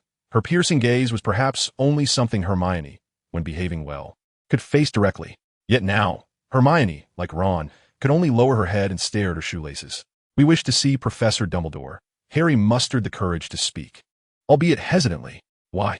McGonagall's response was curt, her attention solely fixed on Harry. It's a secret. Harry quickly realized that such an explanation would not suffice to convince McGonagall, and he lowered his head, wishing he had not uttered those words. McGonagall's irritation was palpable, discernible from her subsequent remarks. Professor Dumbledore has already departed approximately 10 minutes ago, she stated, her nostrils flaring slightly. An urgent letter from the Ministry of Magic. He has gone to London. Dumbledore is an extraordinary wizard, beset by countless responsibilities, and time is of the essence. So, is there anything else? McGonagall's tone was not one of negotiation, but rather of command. Harry, filled with anxiety, wished to say more, but Neville promptly whisked him away from McGonagall's presence. What are you doing, Neville? Harry's face flushed with urgency. Dumbledore has been deceived into leaving the school. If one were to speculate on when Severus Snape intended to pilfer the Philosopher's Stone, it would undoubtedly be tonight. He had deciphered the means to navigate through all the obstacles, and now he merely awaited an opportune moment. Dumbledore's departure presented Snape with a perfect opportunity. I dare say the Ministry of Magic would be utterly astonished by Dumbledore's sudden appearance. I understand, Harry, Neville explained, but why didn't you speak up earlier? Harry, somewhat beside himself, felt an incessant pain in his scar, which boded ill. Enough, both of you. This is not the time for infighting. Hermione intervened promptly, quelling the burgeoning dispute between Harry and Neville. Professor McGonagall had not strayed far, and furthermore, arguing resolved nothing. Harry led the way, with Ron trailing closely behind, while Hermione and Neville brought up the rear. I seldom miss Hector this much. Mediation is clearly not my forte. Neville nodded in agreement. This rather disjointed group made their way outside the castle, with Harry striding briskly. However, he was soon compelled to halt, allowing Neville and Hermione to catch up. Harry felt his luck had soured today. After encountering Professor McGonagall, they had now crossed paths with the very individual poised to steal the Philosopher's Stone, Professor Snape. Yet, Snape appeared somewhat uncharacteristic today. Even the dim-witted Ron could discern that Snape's expression was not entirely natural. Upon seeing Harry and his companions, a peculiar hint of embarrassment flickered across Snape's typically rigid face. Snape regarded them, the muscles in his face contorting into a bizarre smile. In such weather, you ought to remain indoors, he remarked, his voice as frigid as ever, contrasting sharply with his expression. We have matters to attend to inside the castle. Harry began, uncertain of how to articulate his thoughts. Oh, is that so, Potter? Then I suggest you exercise caution, Snape replied, his unnatural demeanor quickly dissipating, laced with an undercurrent of derision. His obsidian eyes locked onto Harry's vibrant green gaze. Wandering about like this can easily lead to misunderstandings. Others might assume you're up to no good. Oh, and I nearly forgot, such misunderstandings often do not occur without merit. Gryffindor cannot afford to lose any more points. Can it? Harry found himself at a loss for words, while Ron, head bowed, tugged at his sleeve and turned to exit the castle. Snape called out to them. A word of warning, Potter, this time not fixating on Harry. His head held high, he cast a sidelong glance at Harry. If I catch you roaming Hogwarts in the dead of night, rest assured, I shall personally see to your expulsion. I promise you that. Harry instinctively lowered his head. aware that defiance against Snape would be folly. Hector had advised him that the best way to evade Snape's scrutiny was to ignore him. Once Snape grew bored, he would undoubtedly withdraw. Harry wholeheartedly concurred with this sentiment. Hopefully you have understood. Snape's voice was icy. I wish you all a pleasant day. He then turned on his heel and strode towards the staff room. We must assign someone to keep an eye on Snape at the entrance of the staff room. If he emerges, follow him. Harry scanned the faces of his fellow wizards around him, first resting his gaze on Neville, then on Ron, and finally settling on Hermione. Hermione, it'd be best if you took on this task. You are the most suited for it. Why me? She protested. Naturally, it should be you. You can feign waiting for Professor Flitwick, which would lend a semblance of reason to your presence. It would not do for either me or Harry to linger around the staff room. That would surely appear as though we were concocting something nefarious. Neville nodded in agreement, while Ron added, if only Hector were here, it would make more sense for him to seek out Professor Flitwick, and Snape wouldn't dare confront him. Their conversation abruptly ceased, as they were oblivious to Hector's whereabouts. Nevertheless, Hermione willingly accepted the responsibility of surveilling Snape at the staff room entrance. As for Harry and the others, following Neville's suggestion, the three of them positioned themselves near the fourth-floor corridor. How could this be so coincidental? Is it not a bit too unfortunate? Harry mused. Chapter 62. The Return. Harry and his companions were chastised severely by Professor McGonagall, leaving them unable to lift their heads in shame as they trudged away from the vicinity of the fourth-floor restricted area, silently making their way towards the common room. Enough nonsense, Potter. If I see you here again, Gryffindor will lose another 50 points. 50 for each of you. You may believe me, I would certainly follow through. Harry swiftly abandoned the notion of returning to the restricted area, fully aware that Professor McGonagall was lurking nearby. Gryffindor could not afford to lose another 50 points. It was simply unacceptable. At least Hermione was still keeping watch on Snape. Harry nodded, just as he settled into an armchair in the common room. The portrait of the fat lady swung open. A figure he least wished to encounter at that moment emerged from the passageway. Hermione, looking quite flustered, prompting Harry to rise once more from his seat. I'm so sorry, Harry. Hermione's voice quivered, her head bowed as if she were on the verge of tears. Snape came out and asked what I was doing. I told him I was waiting for Flitwick. He went straight to find Flitwick, and I had no choice but to flee. I have no idea where Snape has gone now. Harry, I'm so sorry. Harry could only nod. This was entirely not Hermione's fault, for Snape was far too cunning.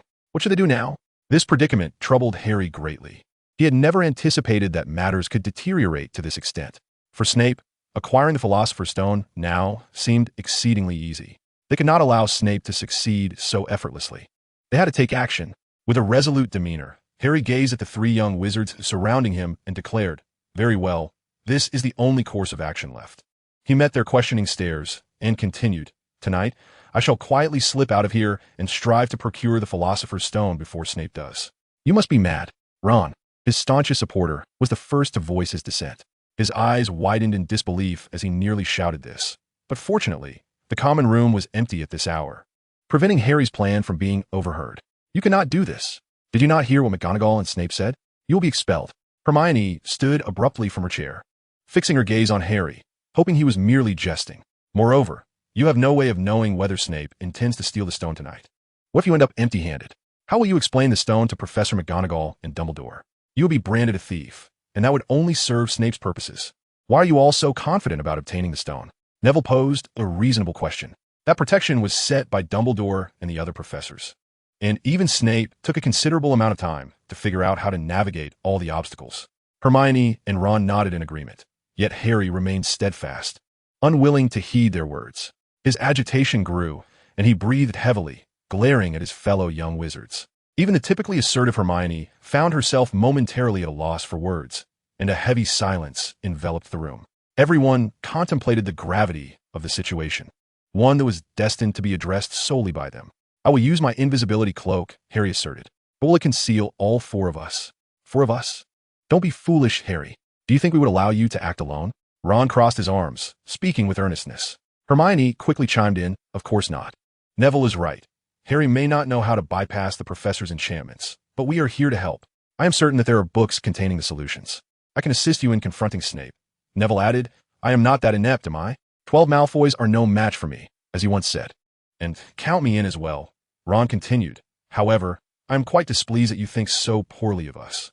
Is this how you regard your friends? If you all get caught, you will also be expelled. Hermione interjected playfully, though her mood dampened slightly at the mention of Hector's name. It would be wonderful if Hector were here, Neville murmured, and both Hermione and Harry nodded in agreement. I wonder where he has gone. Listening to you, I feel as though I am not merely absent, but rather deceased, Neville remarked, a hint of humor in his tone. It is not fair to speak of me like that behind my back, Neville. The portrait of the fat lady was pushed aside, and a familiar voice echoed from the entrance. Everyone simultaneously lifted their heads, gazing with anticipation towards the Gryffindor common room entrance. Greetings, or perhaps it is more fitting to say, long time no see. Chapter 63. Time waits for no one. However, matters became considerably simpler. At least Harry no longer had to worry about how to fit so many people under the invisibility cloak. Tonight, we shall venture into the Forbidden Forest to retrieve the Sorcerer's Stone. Harry first shared their plans for the evening with Hector, expecting him to offer some form of dissent or concern. To his surprise, Hector readily acquiesced, leaving Harry almost incredulous. I heard from Professor Dumbledore that the Sorcerer's Stone will be relocated to a more secure location by tomorrow. Hector explained further, moreover, he is indeed not at Hogwarts tonight. I have heard that something significant is to transpire at the Ministry of Magic, and he hurried off to attend to it. This was undoubtedly a falsehood sent by Snape. Harry's deductions had been validated, and he felt an exhilarating thrill coursing through him, his eyes shimmering with excitement. Snape is definitely making his move tonight. Your information is of utmost importance. I suggest you all take a look. It might prove beneficial, Hector added. Harry and Ron nodded. Rarely had Hector witnessed such fervor for learning from the two of them. Each of them clutched a hefty tome, engrossed in hopes of fortuitously encountering a spell they would soon need to counteract. Hector did not join them in poring over notes. Instead, he quietly reclined in an armchair, closing his eyes for a moment of rest. Unlike Harry and the others, Hector had no intention of being the first to traverse the trapdoor, as he found it quite challenging to suppress laughter when confronting Snape, who was impersonating Quirrell. Furthermore, compared to the mundane challenges, it was the thrill of combat that Hector truly craved. He had gained a certain awareness of his current magical prowess before the impending battle. It was essential to conserve his energy. None of them had any intention of having dinner. They were all focused on preparing for the evening's endeavors. Time flew swiftly, and one by one, the Gryffindor students retired to their beds, leaving the common room increasingly desolate. Soon, the common room became eerily empty. Ron nodded, and they rose to their feet. Now only the three of them remained in the common room. Hector, the invisibility cloak can only accommodate a maximum of 3 people. Ron remarked, so someone will have to accompany you under the cloak. Apart from him, the eyes of the other two were fixed intently on Hector, especially Neville. Yet, despite the evident eagerness in Neville's gaze, Hector hesitated little before selecting Hermione. While 3 men could fit beneath one cloak, the notion of 2 men plus Hermione struck Hector as somewhat peculiar. It simply felt inappropriate, didn't it? Moreover, to prevent themselves from becoming separated in their unseen state, Hector could even assertively grasp Hermione's hand. As for having Hector hold Neville's hand, please, this is Hector, not Albus. With a flick of his wand, Hector first cast the disillusionment charm upon himself, then upon Hermione after taking her hand in his. Harry swiftly emerged from the dormitory, clutching his invisibility cloak. We should don a cloak here. Let us hope it can conceal us all.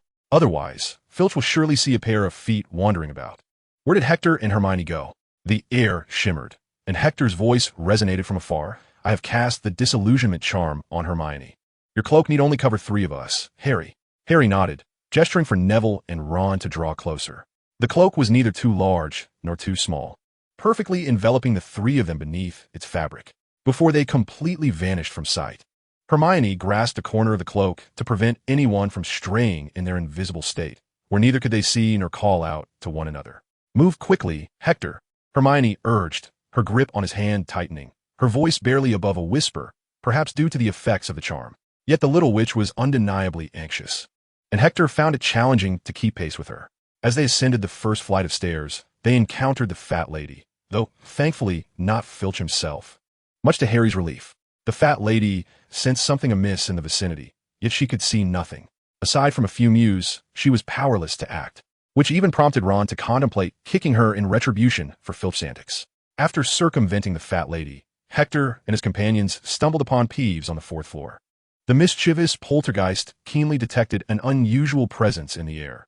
Unlike the fat lady, he possessed the ability to take action. Something invisible is lurking about here. I think I should report this to Filch, Peeves declared haughtily from midair. It would be unwise to simply banish him with a Wadawasi. However, before Hector could respond, Harry sprang into action. He lowered his voice, and Hector heard him feigning a mysterious tone. Peeves. The voice was raspy and deep. The bloody Baron wishes not to be seen. He has his reasons. Peeves' countenance shifted instantly, his arrogance evaporating, and his words turned soft and obsequious. Oh, my apologies, Lord Baron. This is all my fault. The poltergeist exclaimed as he plummeted from the air, his beady eyes darting about. I never realized it was you, Lord Baron. Of course, I cannot see you. You are invisible. Please forgive Peeves' little jest, esteemed Baron. It seemed Harry's approach was remarkably effective. Though his imitation was somewhat clumsy, it proved surprisingly potent. I have matters to attend to, Peeves, Harry exclaimed, his voice strained as if he struggled to contain himself. Thus, his words were particularly terse. You are not to return here tonight. At your command, my lord, I swear I shall vanish at once and will not reappear tonight, tomorrow night, nor on any subsequent night. As Peeves spoke, he ascended into the air once more, expressing his hope that your endeavors proceed smoothly, so I shall not intrude upon you. Peeves disappeared down the corridor with remarkable speed, akin to a deflated balloon. Splendid, Harry. That was Ron's voice, but no one responded to him.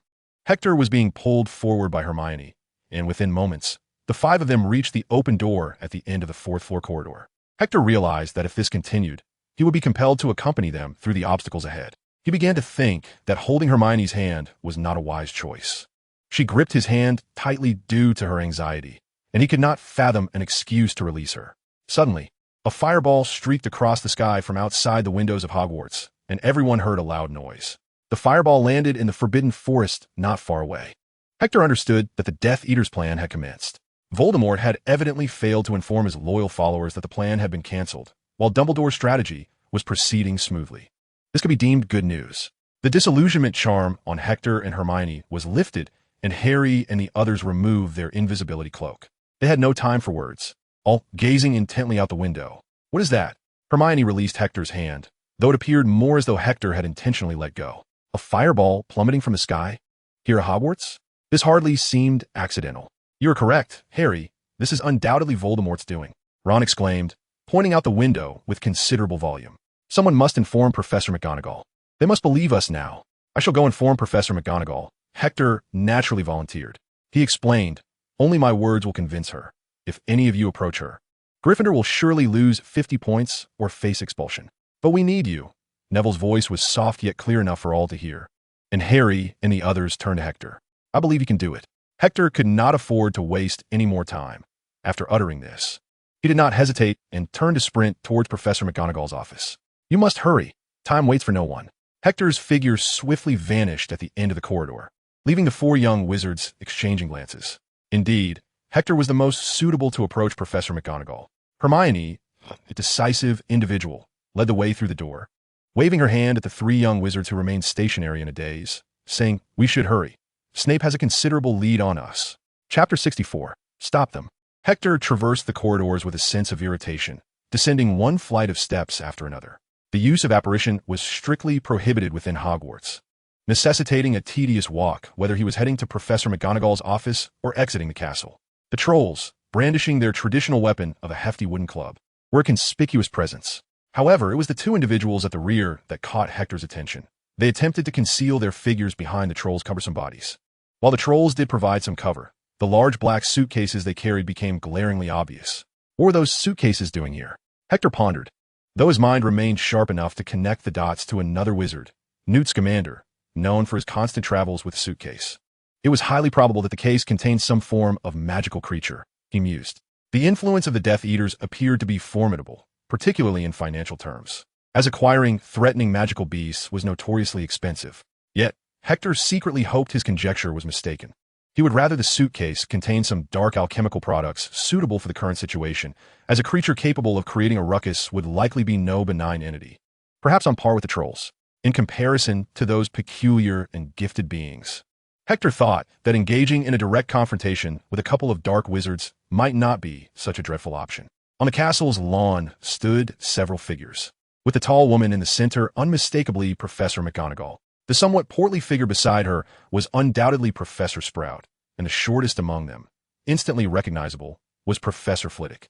Surrounding them were a few wizards, most notably Hagrid, clutching a pink umbrella and walking a large dog. Apart from him, two unfamiliar faces stood among them. one tall and draped in a deep green cloak named Emmeline, exuding a warm yet authoritative presence, and a petite woman named Molly, likely the matriarch of the Weasley clan. "Pomona, I fear so," McGonagall replied gently, observing the approaching Death Eaters. There was little tension in her tone. "Albus mentioned that the Dark Lord has orchestrated an attack on the Ministry. It is likely to be even more dire than our situation here, particularly in London. We must also be cautious to avoid violating the statute of secrecy. I had thought these despicable rodents would only dare to hide in the filthy, dark sewers," came Flitwick's voice, breaking from his usual grace when addressing young wizards. In the face of their adversaries, he did not conceal his disdain. "It truly is remarkable how much effort they have expended to drive so many trolls to this place." Professor Flitwick abruptly halted, his gaze fixated on two figures clad in black robes that suddenly emerged from behind the giant. Each grasped a standard-sized box, boldly advancing towards Hogwarts Castle. The assembled crowd braced for battle, with Hector standing behind them, drawing his wand. It was evident that the box contained a highly dangerous magical creature, its bulging form suggesting it was on the verge of bursting open. The area where the box should have been was shrouded in thick smoke, obscuring visibility and rendering the forms of the creatures within indistinct. Hector strained his eyes, catching a glimpse of one creature that resembled a leopard, albeit certainly not an ordinary one known to muggles. The other creature remained elusive, but he discerned a shadow skimming the ground, moving with alarming speed, its shape weaving through the mist and emanating an aura of terror. Hector had a hunch about the nature of these beasts, though he fervently wished his suspicions were unfounded. The creature resembling a leopard was likely the infamous venomous leopard, a creature he had encountered in his research on giants. Notorious in the classifications established by the British Ministry of Magic alongside dragons and acromantulas. This beast from East Africa was no trifling adversary. Its size far exceeded that of an ordinary leopard, and its exhaled fumes were rumored to induce lethal diseases, rendering it a walking biochemical weapon. As for the shadowy entity clinging to the ground, Hector found himself at a loss. Yet it was clear that it was singular and not a creature like the acromantula, known for its swarm tactics and formidable single-target damage. The venomous leopard was reputedly a challenge that required the prowess of 100 skilled wizards to subdue, and this lurking figure was likely no less formidable, presenting a significant threat. Professor McGonagall's spell swiftly dispelled the smoke, restoring clarity under the luminous moonlight. The silhouettes of the two creatures gradually emerged, confirming Hector's fears. It was indeed the venomous leopard. However, the creature nearby, cloaked in a thick reddish-brown coat and sporting 5 elongated legs, was unfamiliar to him, though it certainly did not appear benign. "Be cautious, it's a venomous leopard. Its breath is toxic," Hagrid exclaimed, muffling his mouth and nose with his coarse sleeve. His voice, muffled yet tinged with astonishment, conveyed the gravity of the situation. The others, heeding Hagrid's warning, promptly cast protective charms upon themselves, including Hector, who stood at the back, quietly observing. Professor Dumbledore did not mention this creature would appear here. Yaya cannot contend with the venomous leopard. "Hagrid, what is that creature lying on the ground?" This is the voice of Professor Flitwick. In comparison to the venomous leopard, the creature on the ground instilled a more immediate sense of shock within him. "Oh, Professor Flitwick, that is a manticore, which you may also refer to as a 5-legged beast. They're carnivorous and particularly fond of human flesh." Hagrid, well-versed in the knowledge of magical creatures, squinted as he gazed at the entity before him. "It should not be here. Manticores inhabit a remote island in the far north of Scotland, and no one knows their exact whereabouts." However, before he could finish his thought, the venomous leopard sniffed the air, its obsidian eyes sweeping around before it took off running. Silence enveloped the group, and even their breaths became cautious. Soon, however, the alert wizards realized that the leopard was not charging toward them. Its target was Hogwarts Castle. As for the manticore, its intentions were quite clear as it charged directly at Hector and his companions. "Now is not the time for idle chatter, Hagrid." Professor McGonagall's gaze sharpened. "Stop them quickly." Thus the battle commenced. Without a moment's hesitation, Professor McGonagall confronted the rampaging venomous leopard, while Professors Flitwick and Sprout led the remaining few against the manticore and the advancing trolls, alongside the hastening Death Eaters. How did they manage to gather so many creatures? Hagrid's voice boomed as he clumsily waved his wand. The expressions of everyone were grave. The magical resistance of the manticore and trolls was staggeringly high, as even a standard stunning spell had no effect on them. The Death Eaters hid behind the trolls, occasionally peeking out from behind them to cast a few curses at Professor Sprout and others, ensuring they maintained a safe distance from the trolls. This scene could be likened to a tactical maneuver within the magical realm, as Professor Flitwick urgently directed the scant personnel to mount a defensive counterattack. Each individual was assigned a formidable combat task, their nerves taut as they cautiously confronted the swiftly advancing trolls and the dozen or so cloaked figures trailing behind them. No one noticed Hector, moving swiftly beneath the shadow of Hogwarts Castle, or at least that was how he perceived it. The situation of the battle soon became clear. The venomous leopard was quickly restrained by the swamp created by Professor McGonagall, its loathsome green pupils fixed on her as it struggled in agony within the mire, letting out low growls. As for the manticore, despite being an intelligent magical creature, its wits were evidently lacking, as it foolishly chose to confront none other than Professor Flitwick among the throng of adversaries. The scene was dominated by the slowly advancing trolls and the shrouded figures of the Death Eaters, whose task was to create as much commotion as possible. The greater the better, to buy their master more time. However, apart from the two fervent zealots at the forefront, the remainder merely paddled along quietly. Most of the Death Eaters present harbored the thought that if today were to witness the resurrection of the Dark Lord within Hogwarts, given the mere presence of a few cats and a handful of insignificant wizards left behind in the castle, Hogwarts would inevitably fall. If the castle were soon to bear Voldemort's name rather than Dumbledore's, then these individuals before them were nothing more than paper tigers, easily dispatched by the formidable Voldemort. Hence, there is no need to exert excessive effort. Ensuring these few remained on the battlefield sufficed. How could one fight with all their might? How could one relish the spoils of victory thereafter? Thus, their actions were indeed calculated and unexpectedly executed, catching one off guard. Hector's target was these individuals. They were neither as troublesome as a five-legged beast, nor as unreasonable as fanatics. He believed that dealing with those who could merely paddle along in this scenario would not require much exertion, as they were unlikely to resort to self-destructive tactics. The issue of insufficient manpower soon manifested itself. Professor Flitwick, thoroughly vexed by the five-legged creature, found himself unable to intervene. Professor McGonagall was making satisfactory progress, yet the lethality of the venomous leopard extended beyond mere offensive capabilities. Merely restraining it was far from sufficient. After Flitwick was led away by the five-legged beast, he had Professor Sprout manage the ensuing attacks alongside the remaining two half-wizards, which was an exceedingly arduous task. The Death Eaters, sensing an opportunity, immediately abandoned their passive approach and launched a fierce assault, eager to achieve some measure of success. Fortunately, the quality of this batch of Death Eaters was not entirely lacking. Even their curses appeared somewhat clumsy.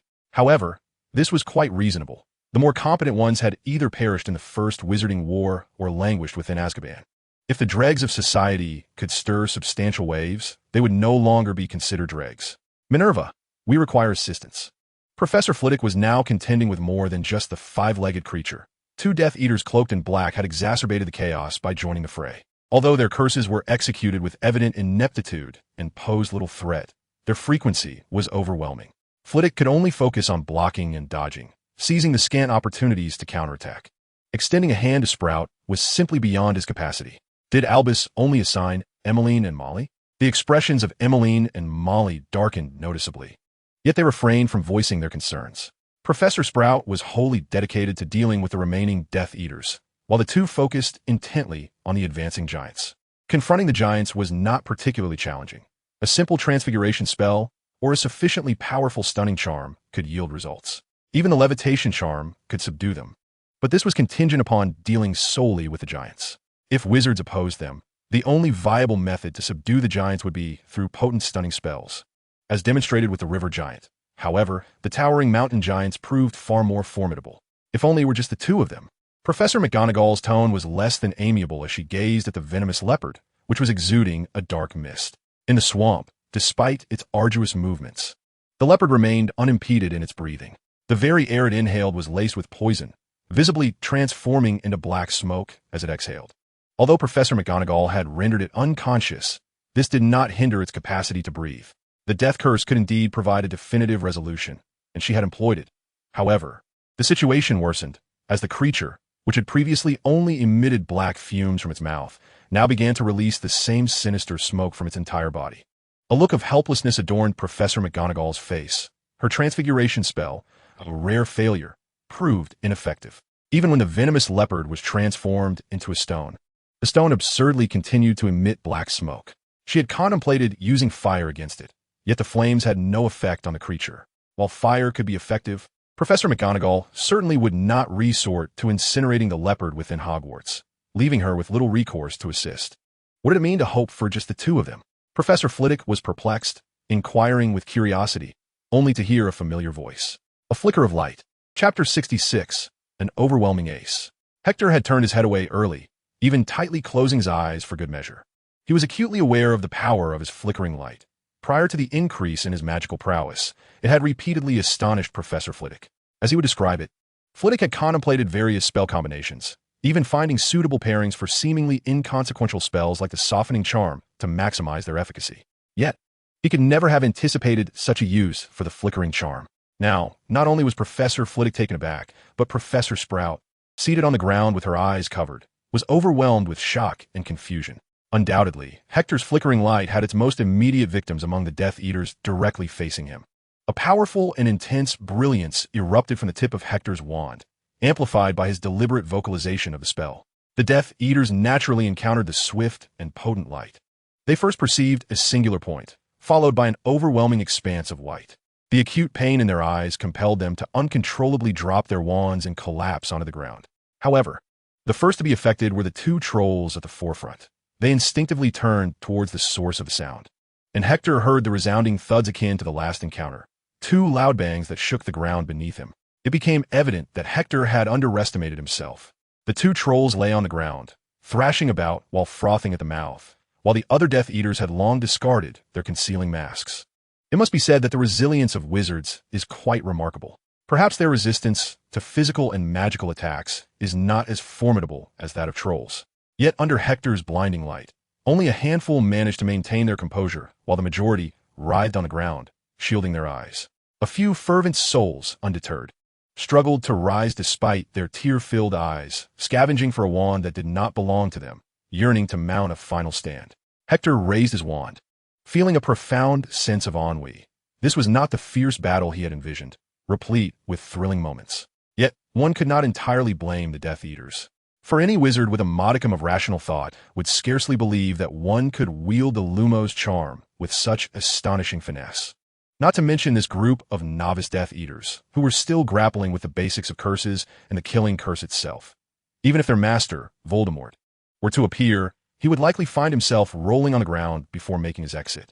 If Hector did not reflect his own visage in that egg-like head of his, he would not bear the surname Dumbledore.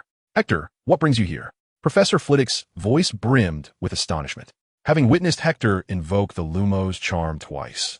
He was acutely aware of its power and dared not open his eyes. Keeping his eyes tightly shut, Flitwick inquired in the direction of the earlier sound. "I am part of the reinforcements mentioned by Professor McGonagall," Hector replied, amused by the sight of everyone around him wishing they could weld their eyelids shut. Professor Sprout was sprawled inelegantly on the ground, hands pressed over her eyes to block any light that might seep through the cracks. Mrs. Weasley and Emmeline trembled visibly, particularly Emmeline, whose lips were pressed tightly together as she clutched the hem of her clothing, looking as though she might collapse at any moment. Hagrid, too, sat on the ground, presumably having contributed to the earlier commotion, while Fong had dug a hole beside him that was nearly as deep as his own body. After a deliberate pause, Hector finally spoke. "You may open your eyes now, everyone." Gradually, they began to do so. Mrs. Weasley and Emmeline first regarded the Death Eaters with caution before turning their concern to the fallen Professor Sprout. "I'm fine, just a bit of soreness in my eyes," Sprout said, slowly rising with the assistance of the two ladies, although her eyes remained stubbornly shut, showing no inclination to open. Mrs. Weasley quietly reminded her, "Professor Sprout. It was he who cast the Lumos charm." Only then did Sprout register the information, feeling a tad embarrassed. My apologies. It truly is an astonishing Lumos charm, Hector. My head feels rather muddled, but please do ensure safety. Could you escort me to the infirmary?" Clearly disoriented from the intense brightness, Sprout had spoken those words instinctively. Soon, with Emmeline's support, she began to make her way toward Hogwarts Castle. "And you are?" Mrs. Weasley gazed at the child before her, who bore a striking resemblance to her youngest son, and politely inquired, "Oh, Molly, allow me to introduce you." Professor Flitwick swiftly completed the necessary tasks. The Death Eaters, bereft of their wands, posed no threat whatsoever. Flitwick harbored no concerns about their ability to cast spells without their wands, especially in their current dazed state. As for the five-legged creature, it lay on its back, occasionally twitching, a testament to its tenacious vitality. These magical beings would be left for Hagrid to handle. He excelled in such matters, and the Acromantula had yet to experience the legendary taste of the five-legged creature. Professor Flitwick approached briskly, slightly lifting on his toes as he embraced Hector's shoulders, pride radiating from him. "This is Hector Dumbledore, nephew of Albus Dumbledore. Hector, this is Molly Weasley, the mother of your acquaintance Ron. It is a pleasure to meet you, Mrs. Weasley. Ron, Fred, and George are all good friends of mine," Hector greeted with politeness. Mrs. Weasley, however, appeared utterly astonished. "Dumbledore? Professor Dumbledore has a grandson? How was I unaware of this?" Her warm gaze appraised Hector, her smile imbued with a grandmotherly affection. "Oh, the story is rather complex." Professor Flitwick briefly recounted Hector's experiences to Mrs. Weasley. Her expression shifted from mere kindness to one of compassion and sympathy. Poor child. Wiping away tears from the corners of her eyes, she opened her arms and enveloped Hector in a heartfelt embrace. Hector was deeply impressed by this woman. Though he could not remember his mother, he felt certain she must have been as warm and kind as Mrs. Weasley. "Do not worry, child." Mrs. Weasley gently stroked Hector's head. "If you need anything, do not hesitate to let me know. Do you like sweaters? I can knit you one." Albus was comically askew in his hat, his robe's buttons fastened incorrectly, revealing the plaid pajamas he typically wore underneath. He had not even had the time to change his trousers, sporting mismatched boots that housed bare feet within their uneven cuffs. Breathing heavily, beads of sweat soaked his graying hair as he clutched his wand, having dashed upon seeing the radiant glow emanating from Hogwarts. Without a moment's pause, he leapt from his bed, neglecting the carriage in the backyard, and apparat directly to his destination. Hector hastened his steps to meet Albus, who, upon spotting Hector, first scrutinized his grandson thoroughly before enveloping him in a grand embrace. "Albus owes me an explanation," was the first thing Albus uttered. Chapter 67. When you are ready. Albus Dumbledore swiftly returned from the Ministry of Magic, describing the Death Eaters' assault as exceedingly cautious. The majority of their forces were directed toward an attack on Hogwarts, for it proved to be a more strategic target than the Ministry, given that Hogwarts, primarily populated by students and devoid of Aurors, possessed far weaker resistance. However, Dumbledore had not anticipated all that was to transpire. His smile faltered upon beholding Aberforth seated in the headmaster's office. "Oh, who might this be?" Aberforth's tone was rather dismal. He merely cast a sidelong glance at Albus ascending the spiral staircase before hastily averting his gaze. Aberforth continued, "Let me think. Our esteemed Albus Dumbledore must be tirelessly wandering for the safety of the magical realm. Of course, he is a very busy man. Without him, the magical world would surely falter." Dumbledore yearned to defend himself, yet Aberforth would not grant him the opportunity. "I require a reasonable explanation for why those individuals appeared at Hogwarts and why you were absent during their arrival." Rising from the chair that belonged to Dumbledore, Aberforth fixed his piercing azure eyes upon him. "Surely you recall your promise. Albus, do I need to remind you?" Dumbledore was rendered speechless by Aberforth's words, unable to lift his head. He furtively glanced at Hector, who had not dared to sit. Once assured that Hector had suffered no harm, Aberforth sternly reprimanded him, a departure from his usual indulgent demeanor. This was the first time Aberforth had spoken to Hector with such gravity. However, Aberforth's chastisement was brief, as he proceeded directly to the headmaster's office. Professor McGonagall had attempted to counsel Aberforth, yet her words were insufficient to quell the fury within him. The cunning stone guardian at the entrance of the headmaster's office, upon recognizing Aberforth's approaching figure, promptly cleared the way. Hector even sensed a hint of trepidation emanating from its typically hollow and emotionless gaze. Aberforth unceremoniously took a seat in Dumbledore's designated armchair, while Hector stood obediently to the side, daunted by Aberforth's icy and furious aura, which rendered him incapable of even seeking a chair for himself. Hector attempted to explain himself, but soon realized that Aberforth's expression grew increasingly hostile. His voice dwindled to a whisper until he heard Aberforth utter, "So, you two wish to keep secrets from me, Hector?" Thus, Hector fell silent, burdened by the weight of this grave accusation, feeling that such a heavy load was beyond his slender shoulders. Surely, the broadest shoulders belonged to none other than Grandfather Aberforth. Dumbledore noticed Hector standing by, likely grasping the current situation. The immediate priority was to quell Aberforth's fury, and a lengthy explanation seemed far from ideal. Thus, Dumbledore straightforwardly admitted his fault. "Aberforth, this is my mistake. I should have informed you beforehand." However, Aberforth's imposing demeanor intensified, causing both Dumbledore and Hector to involuntarily shudder. Aberforth's voice grew increasingly frigid, and Hector felt a deep concern for his grandfather. "You promised me that Hector would not be involved in this matter." Aberforth's tone possessed a sense of relentless righteousness, while Dumbledore wore an expression of innocence. Truth be told, Hector's involvement was far from his own volition. Dumbledore himself was rather disinclined to see Hector entangled in this affair. "This is my idea, grandfather," Hector interjected. "Aberforth could prevent you from participating. Hector and the grand plans of the illustrious Albus Dumbledore remain concealed from all, unless he chooses to unveil them to you. To be frank, grandfather, the entire scheme was conceived by me. If I had not informed him, he would know nothing." Dumbledore nodded vigorously, even surreptitiously giving Hector a thumbs up where Aberforth could not see.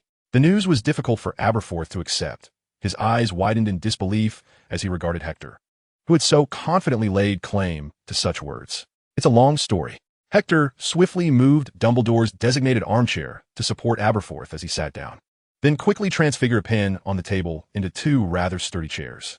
With the enhancement of his magical abilities, Hector found that even the previously cumbersome transfiguration spells had become significantly more manageable. He elaborated in detail to Aberforth about his so-called prophetic dream abilities, which Aberforth found somewhat incredulous. He cast a questioning glance at Dumbledore, who nodded resolutely. Hector also shared the specifics of his plan with Aberforth, who was particularly astonished by his grandson's insights, though his mood remained rather grim. "I can scarcely fathom how much you have kept from me," Aberforth muttered, while Dumbledore and Hector could do nothing but stare at their own shoelaces. However, Aberforth's demeanor was clearly less severe than before. He was genuinely impressed and pleased with his eldest grandson's remarkable talents, reaching out to ruffle Hector's hair as a gesture of forgiveness. "In the future, you must not keep anything from me." Upon hearing Aberforth's noticeably softened tone, Hector eagerly nodded, swearing to always inform Aberforth of any matters beforehand. At last, a smile returned to Albus Dumbledore's face. He gently patted Hector's head, who nodded eagerly and quickly bid goodnight to both Albus and Dumbledore before rushing out of the headmaster's office. Dumbledore remained seated on the chair conjured by Hector. If circumstances permitted, he too would have liked to leave with the same swiftness as Hector. However, this was, after all, the headmaster's office. Yet, Albus had no intention of departing, nor did Dumbledore possess the audacity to usher him away. Ultimately, it was Albus who rose from his seat, prompting Dumbledore to stand swiftly as well. "There will be no next time, I swear it, Albus." Dumbledore dared not utter a word, merely nodding in agreement. Hector enjoyed a delightful evening. Harry, Ron, and Neville were absent. Ron had unfortunately sustained an injury while navigating a chess game set by Professor McGonagall, and after Neville and Hermione assisted Harry in overcoming a challenge posed by Professor Snape, they took Ron to the infirmary. As for Harry, he too found himself in the care of Madame Pomfrey, courtesy of Professor Snape's rather heavy-handed approach, who claimed to be teaching Harry a lesson about his reckless behavior in perilous situations. What a proud individual, Dumbledore mused inwardly. When Harry awoke, it was the final day before leaving school. Upon opening his eyes, he beheld Professor Dumbledore seated at the adjacent bed, engrossed in a book, chewing on something. Dumbledore patiently elucidated everything to Harry, including the fate of the Sorcerer's Stone, the events of that fateful night, and the reasons behind Professor Snape's apparent disdain for him, even as he extended a helping hand during Harry's direst moments. Dumbledore deftly sidestepped the issue by citing that Harry's father, James, had once saved Snape's life. This rationale lacked substantial credibility and did little to clarify Snape's prior antagonism towards Harry. Nonetheless, given Dumbledore's esteemed reputation, Harry accepted this explanation. "Professor Dumbledore, where has Hector gone?" Harry inquired. The question took Dumbledore by surprise, and he countered with a query of his own, seeking to buy himself a moment of contemplation. "That night, we heard fierce battles erupting outside Hogwarts, which abruptly ceased following a blinding flash of white light. I recall that such an occurrence transpired when Hector wielded my wand. It inexplicably emitted light in his hands, and he could hardly use it for long." Harry articulated his thoughts with clarity, an inkling of realization dawning upon him. Dumbledore's expression momentarily betrayed tension, but fortunately, Harry remained absorbed in his reflections, oblivious to the subtle shift in Dumbledore's demeanor. Dumbledore's skill in masking his emotions was remarkable. In an instant, he reverted to his customary calm composure. "That is a most intriguing line of thought, Harry. Very well done. No caution is excessive when dealing with Voldemort." Harry nodded eagerly. He had always held a favorable impression of Hector, as he lacked the arrogant demeanor often displayed by other pure-blooded young wizards. Hector's affable, friendly, and witty nature made Harry feel remarkably at ease in his company. However, the timing of the coincidences mentioned by Professor Dumbledore was rather sensitive, which instilled a slight sense of doubt in Harry. Yet, Upon hearing Dumbledore's words and recalling Hector's typically indifferent attitude, one that seemed to care little for anything as long as he was not provoked, Harry's apprehensions gradually dissipated. After all, Hector, who often appeared exceedingly lethargic, warranted little suspicion. Aside from his formidable abilities, he seemed rather unremarkable. For Harry to firmly believe that Hector was orchestrating events from the shadows felt rather implausible, particularly as it involved doubting two individuals of Dumbledore's stature, a leap of faith that Harry was not prepared to make at this moment. As for Quirrell, perhaps his excitement stemmed from the nearing fulfillment of his ambitions. Nonetheless, it seemed that Voldemort's plans had been utterly thwarted. Most of the Death Eaters, who had evaded legal repercussions for over a decade, had been apprehended. The next time Voldemort sought to create a disturbance, he would find it considerably more challenging. In a sudden burst of excitement, Harry sat upright in bed, his enthusiasm unmistakable, while Dumbledore maintained his gentle, benevolent smile. "When will that be?" Harry inquired earnestly, his eyes sparkling with anticipation. He nearly leapt from the bed. Dumbledore, calming Harry's fervor, gazed intently into his green eyes and replied, "When you are ready." Harry had completely forgotten his initial question, now wholly ignited by Dumbledore's words. Dumbledore skillfully seized this opportunity to gloss over the matter of Hector's whereabouts, concocting an excuse to exit the infirmary swiftly, leaving Harry in a state of exuberance. As for later, should Harry remember to inquire about Hector, that would be Hector's concern, not Albus's. With that thought, Dumbledore's steps lightened.